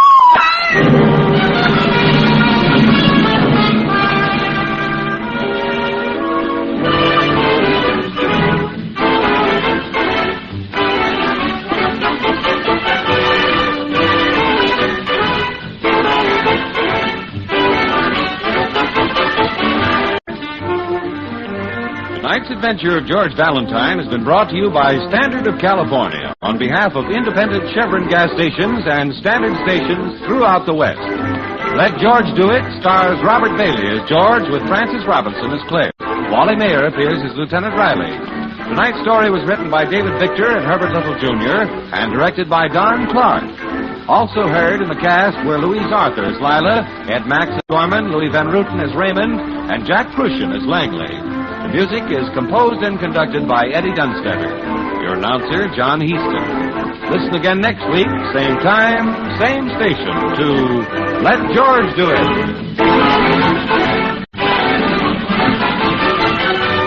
This is the Mutual Don Lee Broadcasting System.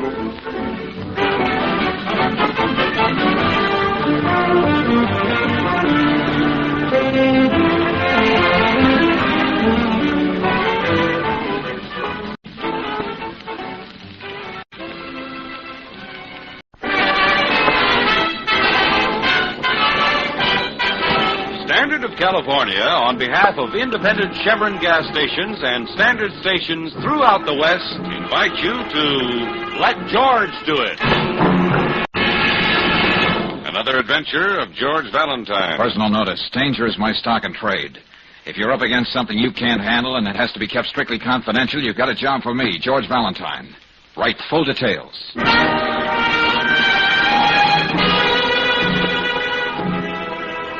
Mr. Valentine, the day after tomorrow, a boy 16 is getting out of a work camp after a year. Instead of trying to get a new start, he swears he's going to do something that'll take him right back there again, or even worse. You've got to help him. You've got to save him from himself. I don't have much money. I'm only 16, too. Only 16, too. But I'll work the rest of my life paying you if you'll do everything you can to help Eddie. I'll be waiting for you tomorrow morning at 7 in front of the Lincoln statue in Chelsea Square Park. It's just signed Emily, George. Chelsea Square Park, huh? Brooksy, that's right in the middle of that slum jungle where those so-called wolf packs have been running wild. Yes, and kids just about this age. Always good for an editorial. Young hoodlums, a challenge to society. Well, that's where it usually ends. Brooksy, looks like we're going to be on the job early tomorrow morning.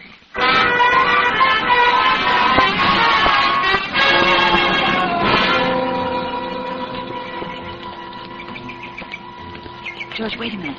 What is it, Brooksy? Over there, sitting under the statue of Lincoln. There, feeding the pigeons. Oh, yeah. Looks like our girl, all right. Come on, Angel. Let's see how unlike an editorial we can be when we talk to her. Now, that's all the crumbs I have. No use hanging around. Go on, scoop, go on. Emily? Yes? Oh, Mr. Valentine? Yeah, that's right. Gosh, I didn't really believe you'd come, and Hello, Emily. This is Miss Brooks. We work together. How do you do? Hello, Miss Brooks. If things weren't so terrible for Eddie, I'd feel pretty silly. I don't have anything in the world, and there's no reason for you to help me. Well, let's just say you write a darn good letter. Now, what about Eddie, Emily? He's a boy I know. He gets out tomorrow. Why was he sent away? The police found him in a stolen car. I see. But he didn't steal it. He thought he was delivering the car to a second-hand dealer for somebody, just to make a little extra money. Well, didn't he tell that to the police? No. He just kept insisting over and over that he didn't steal it. He wouldn't even tell me who got him into that trouble. But he says that since everybody is so sure he's no good, he's going to prove they're right. You know what that means. Oh, now, Emily. Well, I know Eddie. He's lost his temper a lot of times, and he got into scrapes, but, well, he's not bad. Not really. Emily, you're pretty sure of that, aren't you? I suppose when you believe in somebody, you just do, that's all. All right. Now let's see what we can do. He has no place to go, Mr. Valentine. What do you mean? He only has his father, and Eddie was supporting Mr. Prokosh, selling papers. Yes? Well, when Eddie was arrested, Mr. Prokosh told him he never wanted to see him again. And Eddie's very proud. He'd never go back home now. Well, people change a lot in a year. Do they? My mother and father haven't. They still think Eddie's no good. And even now, when I went to help him, I have to meet you in the park before I go to school. All right, Emily, suppose you leave Eddie to me. I'm going to secretarial school now, and in another year I'll start working. And if you don't mind waiting, I could... suppose you leave that to Mr. Valentine, too. Then you mean you'll do everything you can? That and a little more, Emily. Now, suppose we go and have some breakfast so you can tell me all about Eddie. Then I'm going to have a talk with his father.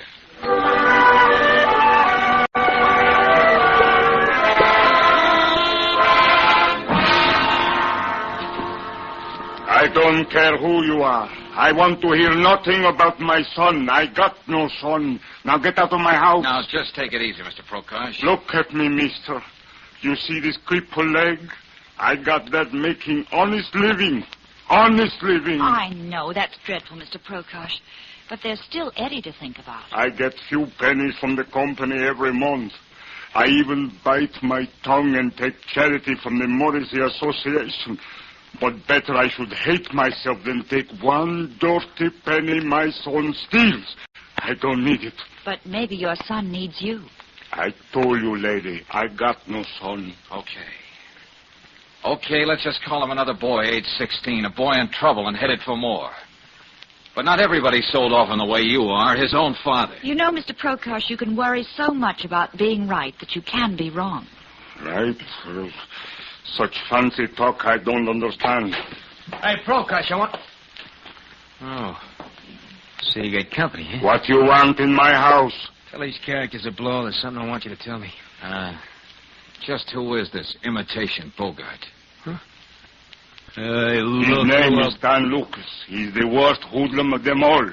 Look, Pop, Eddie's time's about up. When's he getting out? I gotta know. I tell you nothing. You heard me. I gotta know. And you're gonna tell me. You what? Let go. Flashy tie you're wearing. You don't knot it half tight enough, so I'm gonna help you. It's not good manners for a tough guy like you to be pushing helpless people around. You see what I mean, Stanley? George, look out! See the kind knife he carries? Yeah. Not the kind you peel potatoes with. Why, I ought to... George, let go of him. I just got one thing to say to you, mister. Stay out of this neighborhood after dark if you want to live. Which way do you want to go downstairs, on your head or on your feet? I ain't through with you. You need a Prokosh. Beat it. Take that collapsible stiletto with you. Let's hope the cops find it on you. Still have nothing to say to us about Eddie, Mr. Prokosh? Nothing. You see the kind friends he has? I would rather die than... know. All right, let's go, Brooksy. There's one more place I'd like to stop before we meet Eddie tomorrow.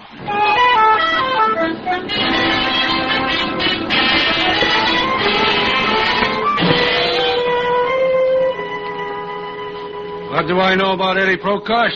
Just about everything, Mr. Valentine. Good. That's why we dropped in to see you, Mr. Morrissey. Mr. Prokosh says you and the Chelsea Square Association have been helping him out every month. Well, Miss Brooks, we're sort of a political club, as you know. But we believe in really taking care of our own down here. So I understand. Naturally, we hope to win votes. But in a tough neighborhood like Chelsea Square, there are other things that are more important. Giving out turkeys come Thanksgiving and arranging a boat ride in the summer just aren't enough. Oh, we do much more than that. We cooperate with the police. Even get to the judge when one of our boys gets into trouble. We've been talking about putting up a playground, too. Well, I could get the bare facts of what happened at juvenile court.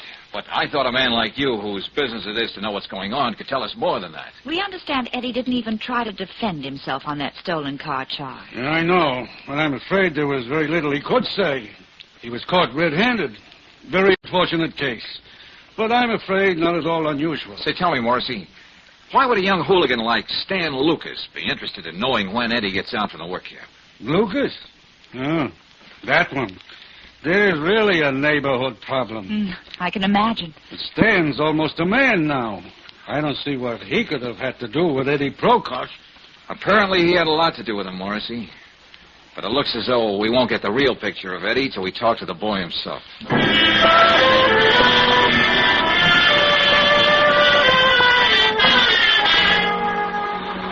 Hey, how about a lift, mister, huh? Hey, you going into town? How about a... Why knock yourself out, kid?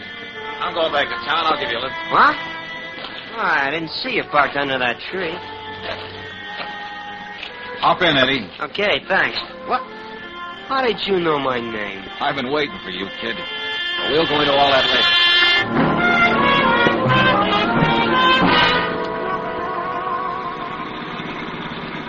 I don't listen to Emily. She's just a crazy kid. And I suppose you're a brainy old man. Yeah, well, I know what I'm doing. And you can let me off at the next cross and I can get a bus, you know. Nah, just keep your shirt on, Eddie. That kid gets crazy ideas. I know what I'm doing. I don't need anybody's help. Okay, so you're on your own. Well, let's set it up this way. Look, I live by myself. What do you say we go home and have some chow? You might decide to bunk over with me until you know what you want to do. I know what I want to do. Hey, mister, you sure you're not a cop? Well, some of them are my best friends, Eddie, but I don't happen to be one. No, it's just like I said. I had a little talk with Emily while she was feeding the pigeons in the park. You mean Emily still sits by that statue and... Well, okay, I guess there's no reason why I shouldn't eat your food. Thanks, Eddie.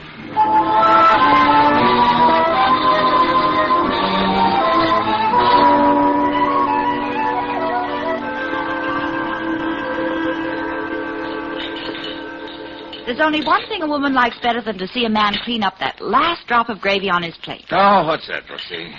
Two men doing the same thing. Yeah, I sure packed away a lot, didn't I? That's why I was here, Eddie. Go on, rave some more about my cooking to Mr. Valentine. It may help. See you in the office in the morning, George. Glad to meet you, Eddie. Yeah, me too, Miss Brooks. Well, thanks, Angel, for being chief cook and bottle washer. Ready to see those dirty dishes in the sink. Good night, George. Oh, Mr. Valentine. Yeah, Eddie? Thanks a lot for the meal, but I gotta get going now. No, Eddie, no. You're going to stay right here tonight. Now, look, I said it. You're stewing about something. You can't wait to get it out of your system without thinking of the trouble it's going to cause everybody, including yourself. Will you stop preaching at me? You got no right just because you give me a meal. I'm getting out of here. Not tonight, you're not. Now, look, kid, give yourself a chance to sleep on it. You may feel differently in the morning. I'm leaving by that door, so get out of my way. Now, I don't want to have to get tough with you, but yes. Okay, you asked for it. Sorry, Eddie. No! Asked for it, too. Oh, what happened? Just a little judo trick I had to learn once. Oh. Yeah, it came in pretty handy in Salerno.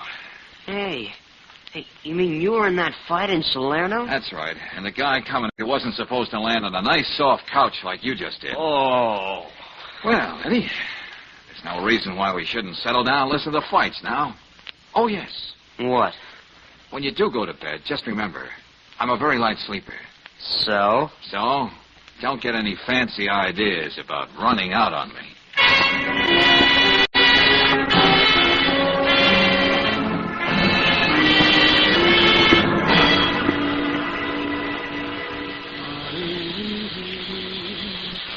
Okay, Eddie, time to get up. Hey, Eddie, did you hear me? Rise and shine. Oh, that's it. Say, Eddie, if you want to try my new electric razor, you can... Why, that little... Now, wait. Oh, great. Well, they did leave me a note. That's something. I wasn't asleep like you thought when you went in to take your shower. I even washed the dishes to pay for my room and board. Now, you and Miss Brooks and Emily better stay away from me. You were so anxious to know what I was going to do. Now I can tell you. I'm going to take care of Stan Lucas.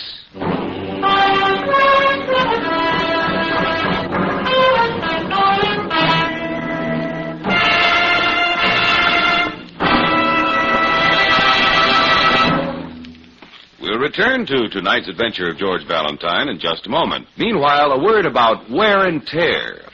Most motorists believe, and quite naturally, that automobile engines wear out faster when they're running. But that's not true. Your car faces its biggest danger when it's standing cold, for that's when rust caused by condensed moisture inside cylinders starts to work. And that's where RPM motor oil can help you avoid a repair bill. RPM's special compounds keep a rust-proof oil film on all engine parts all the time. Whether your car's running hot or standing cold, RPM clings stubbornly to vital wear points. And consequently, rust never has a chance to get started in your car. No wonder it's the 2-to-1 choice of Western motorists. Next time you need oil, ask for rust-fighting RPM motor oil at any standard station or independent Chevron gas station. While you're there, ask for a free copy of Batter Up. It's a wonderful handbook on baseball, a gift to you from independent Chevron gas stations and standard stations where they say and mean, we'll take better care of your car.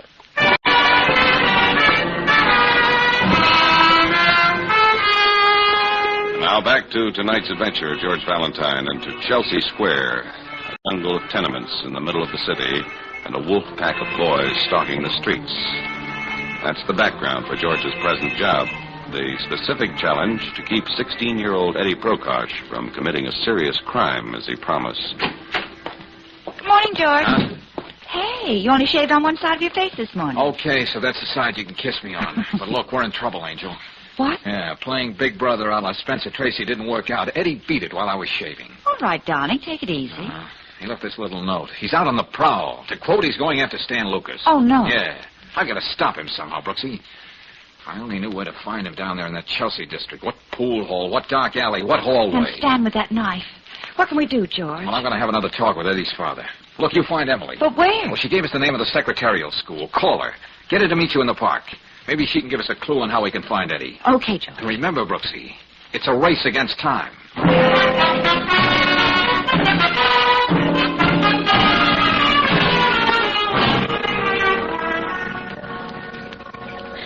But Eddie can't do that. He mustn't. Emily, stop crying. Yes, Miss Brooks. Emily, I'm not going to talk to you like a child. If you're old enough to fall in love with a boy, this is no time to let him down. I know. You came to us for help. Now we need yours. Can you tell us some of the places where Eddie might be looking for Stan Lucas? It could be anywhere, but Yes, dear. I should have told you this before, but I couldn't. I mean about Stan. Stan? Did he have anything to do with that stolen car business? I'm not sure, but that's not what I meant. What did you mean? Miss Brooks, you said you weren't going to talk to me like a child. Well, I'm not going to talk to you like I was one either. All this year, Eddie was up in that work camp. I've been going around with Stan. Oh. But I had to. Everybody does what Stan tells them to.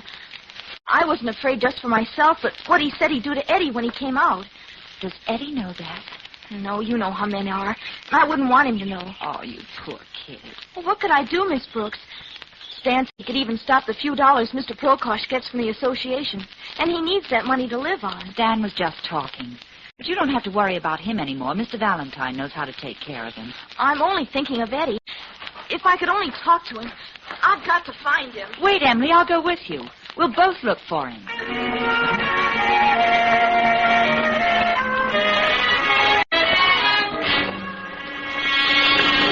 All I want to know, Mr. Prokosh, is whether Eddie's been here or not. He knows better than to come here. Oh, yeah. And I suppose that makes you a great father. Hey, look, Eddie's wandering around. A few words well chosen might save his whole life. And all he gets is a door slammed in his face. I got nothing more to say, Mr. Valentine. Well, I have one more thing to say. Your son's out to kill somebody. Kill. That's the kind of thing you get the big rap for, even a kid at 16. My Eddie, he would not. First a thief, then a murderer. Okay, Prokosh, I can't waste any more time on you. A 16-year-old girl had more faith in your son than you have. And I've got to keep faith with her. That stubborn old... Remember me, big shot? Well, at least I didn't have to look for you, Stan. No, you didn't. Because I was looking for you. Jump, boys, jump. Hold against that wall. Okay, Stan. Hold him. Twist his arms back, Slim. No! I want to do this right. Hey! No! Oh! I owe this mug something. Imitation Bogart. Oh. You had something to say about my knife, didn't you? No. How do you like it? Oh. You'd have carved my initials all over that face of yours. Hey, don't do it, Stan. No, I won't do it. It's really going to be a pleasure to work him over so even his own mother wouldn't recognize him.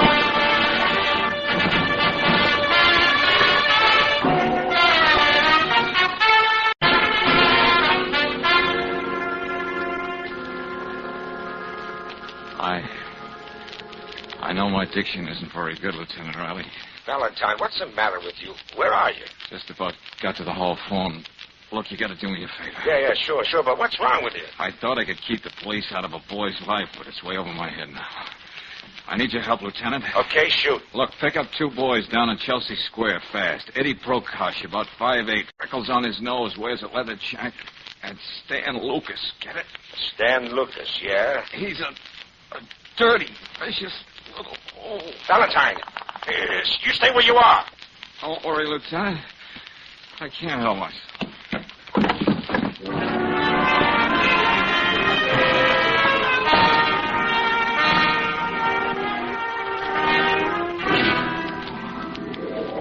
Hello, Angel. George, I know what you mean. The guy doesn't look his best in these hospitals. Oh, darling, your face. Look, what about Eddie? Did they pick him up? Yes. Before he stand? Uh-huh. Oh, good. Not quite so good. What happened, Brooksy? Lieutenant Riley has Eddie in jail. Huh? They found a gun on him. What if he didn't get to stand? The gun was taken from a watchman in a holdup this morning. Eddie? No question about that gun. But, Brooksy, when that guy's wrecking and now this... I know. But, George, what do you think you're doing? Where are you... Oh, I'm getting out of here and have a talk with Eddie in jail.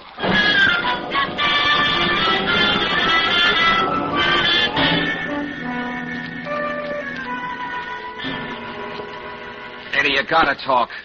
What about you and that watchman? What difference does it make what I say? Nobody will believe me. Come on, Eddie, come on. Oh, I bought that gun from Swenson, the pawnbroker, just a couple hours ago. What? Yeah, I was going to use it on Stan. Well, did Lieutenant Riley check with the pawnbroker to see if your story was right? Yeah, sure, but Swenson told him he hadn't seen me since I was sent away. Huh?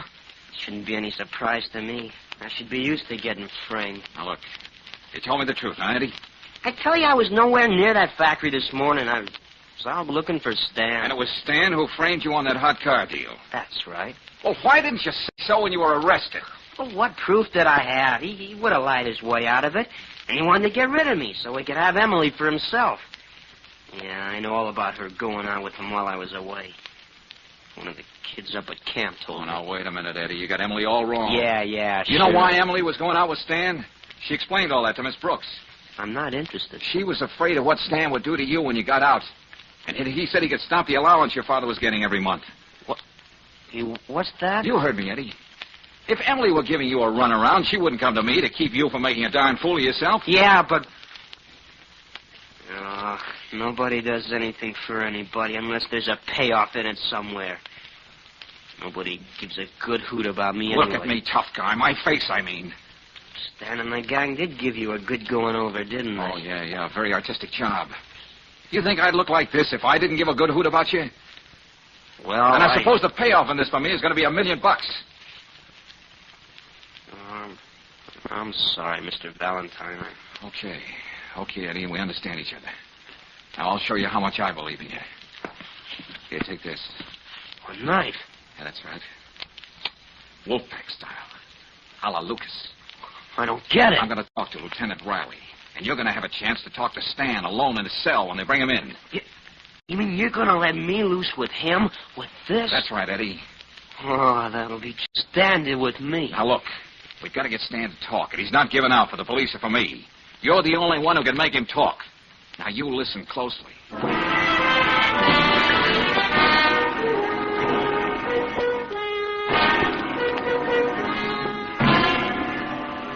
All right.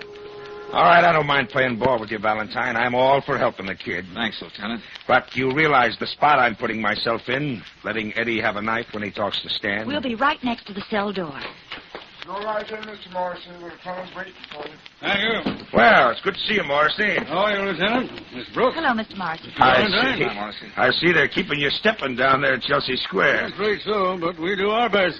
Well, Valentine thought you ought to be in on this Prokosh case. Eddie's one of your boys, you know. I know. Yeah, we're going to hear Eddie's side of the story. And if it sounds convincing, we know you'd want to help. I'm glad you thought of me. Okay, let's get going. Sergeant, bring the Prokosh boy to cell 9. We'll be right there.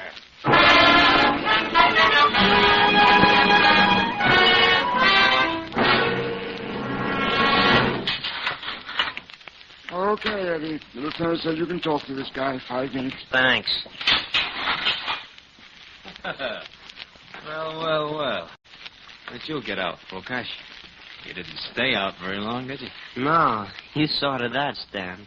Oh, and you're talking through your head. Am I?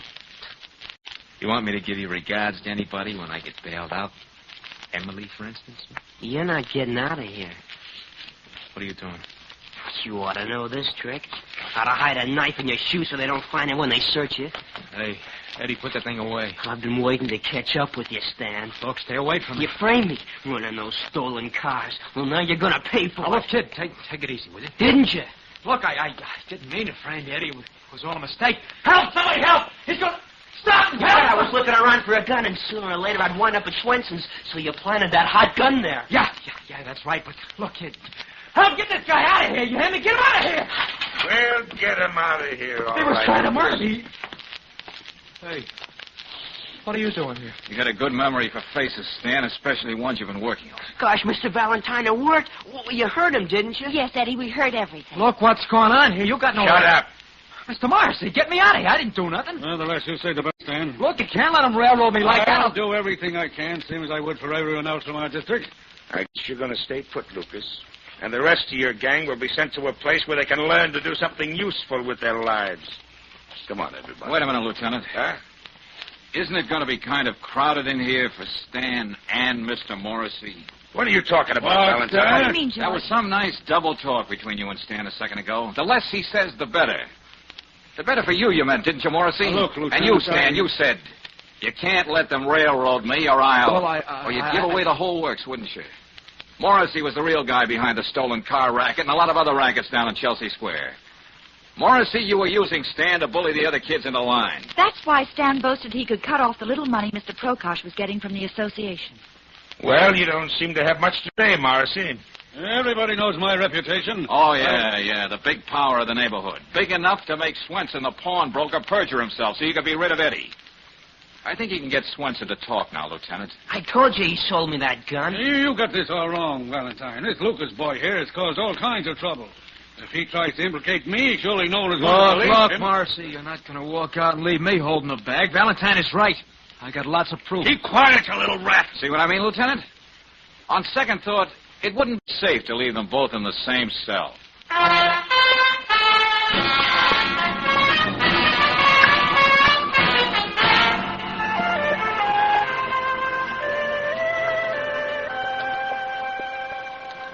Mr. Valentine, what's that saying about an old fool? Well, I don't know about that saying, Mr. Prokosh. Why not settle for another one? Better late than never. Except for you, I would have made a terrible mistake. Thank you. George, come here. Oh, what is it, Brooksy? Look down there out of the window. Huh? There's Emily and Eddie sitting on the stoop. Oh, yeah. Offhand, I'd call that romance, Angel. And offhand, I remember a saying, too. Hmm? Speak for yourself, John, if you know what I mean.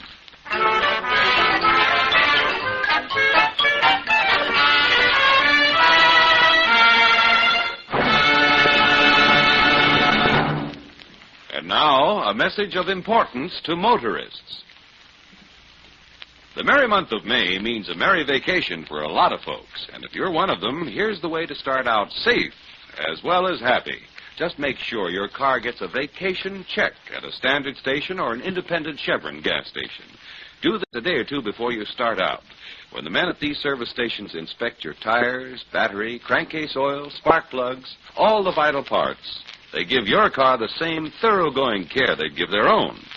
While you're getting this important vacation check, get a new keyless gas cap, too.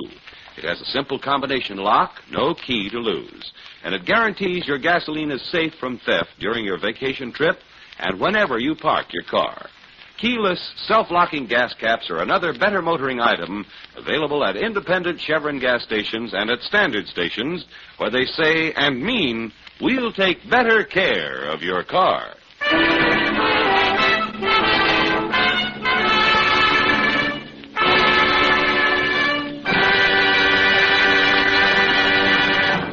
Next week, when you tune our way for another adventure of George Valentine, you'll hear...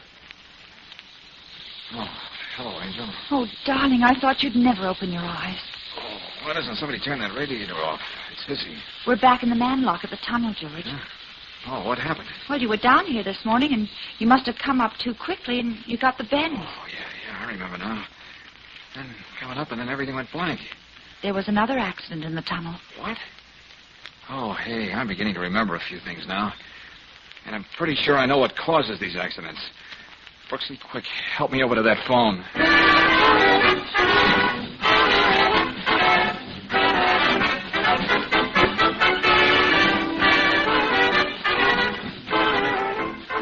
Tonight's adventure of George Valentine has been brought to you by Standard of California on behalf of independent Chevron gas stations and standard stations throughout the West.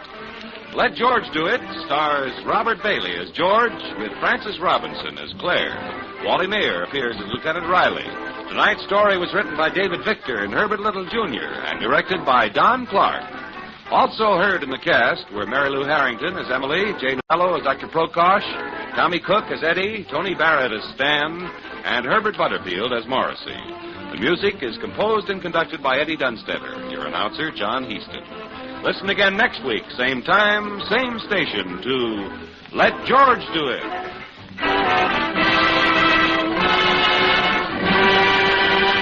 The Mutual Don Lee Broadcasting System.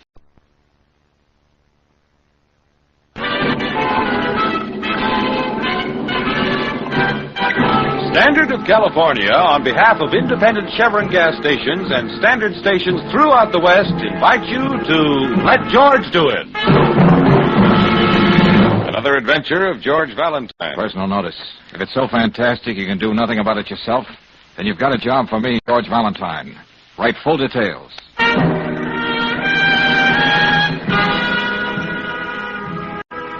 Dear Mr. Valentine, the writing and rewriting of this letter has proved one thing to me, that I can't find the words to convey my desperation.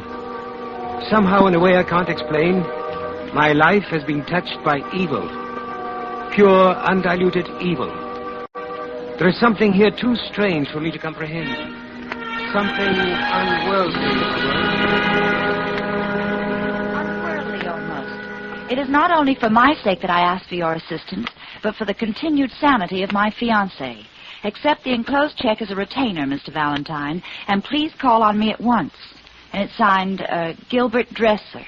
Oh, this doesn't make sense, George. Well, it makes enough sense to show that Gilbert Dressler is pretty panicky. I know, George, but there's something too strange to comprehend. Unworldly.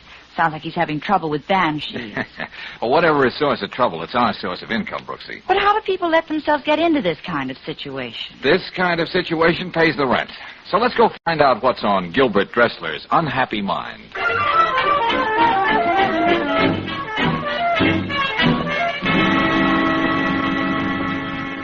In my 10 years on the desert, Mr. Valentine, I've witnessed events that would freeze the very marrow in your bones. Yes, I'm not doubting your word, Mr. Dressler. Terrifying events.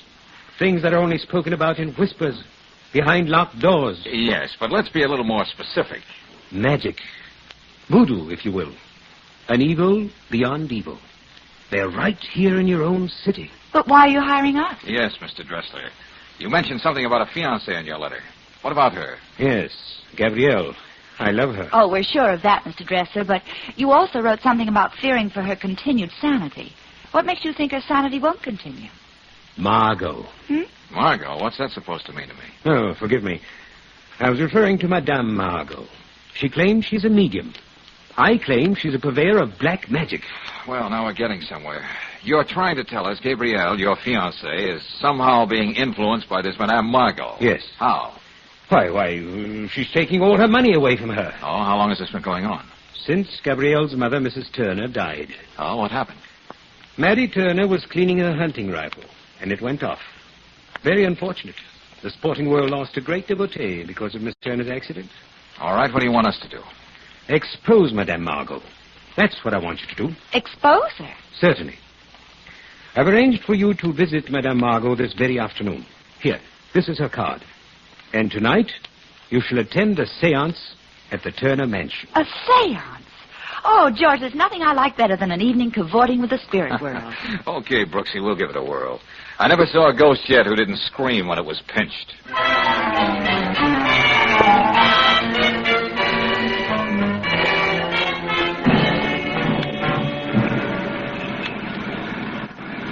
There's Madame Margot's place, George, 214. Yep, I'll pull up in front. Well, one thing I'll say for her, George. She's not squeamish about operating in a tough neighborhood. Uh-huh. Well, looks all very proper, Brooksy, even to the neat little sign on a window. Madame Margot, clairvoyant and mentalist, seances by appointment. Okay, let's go.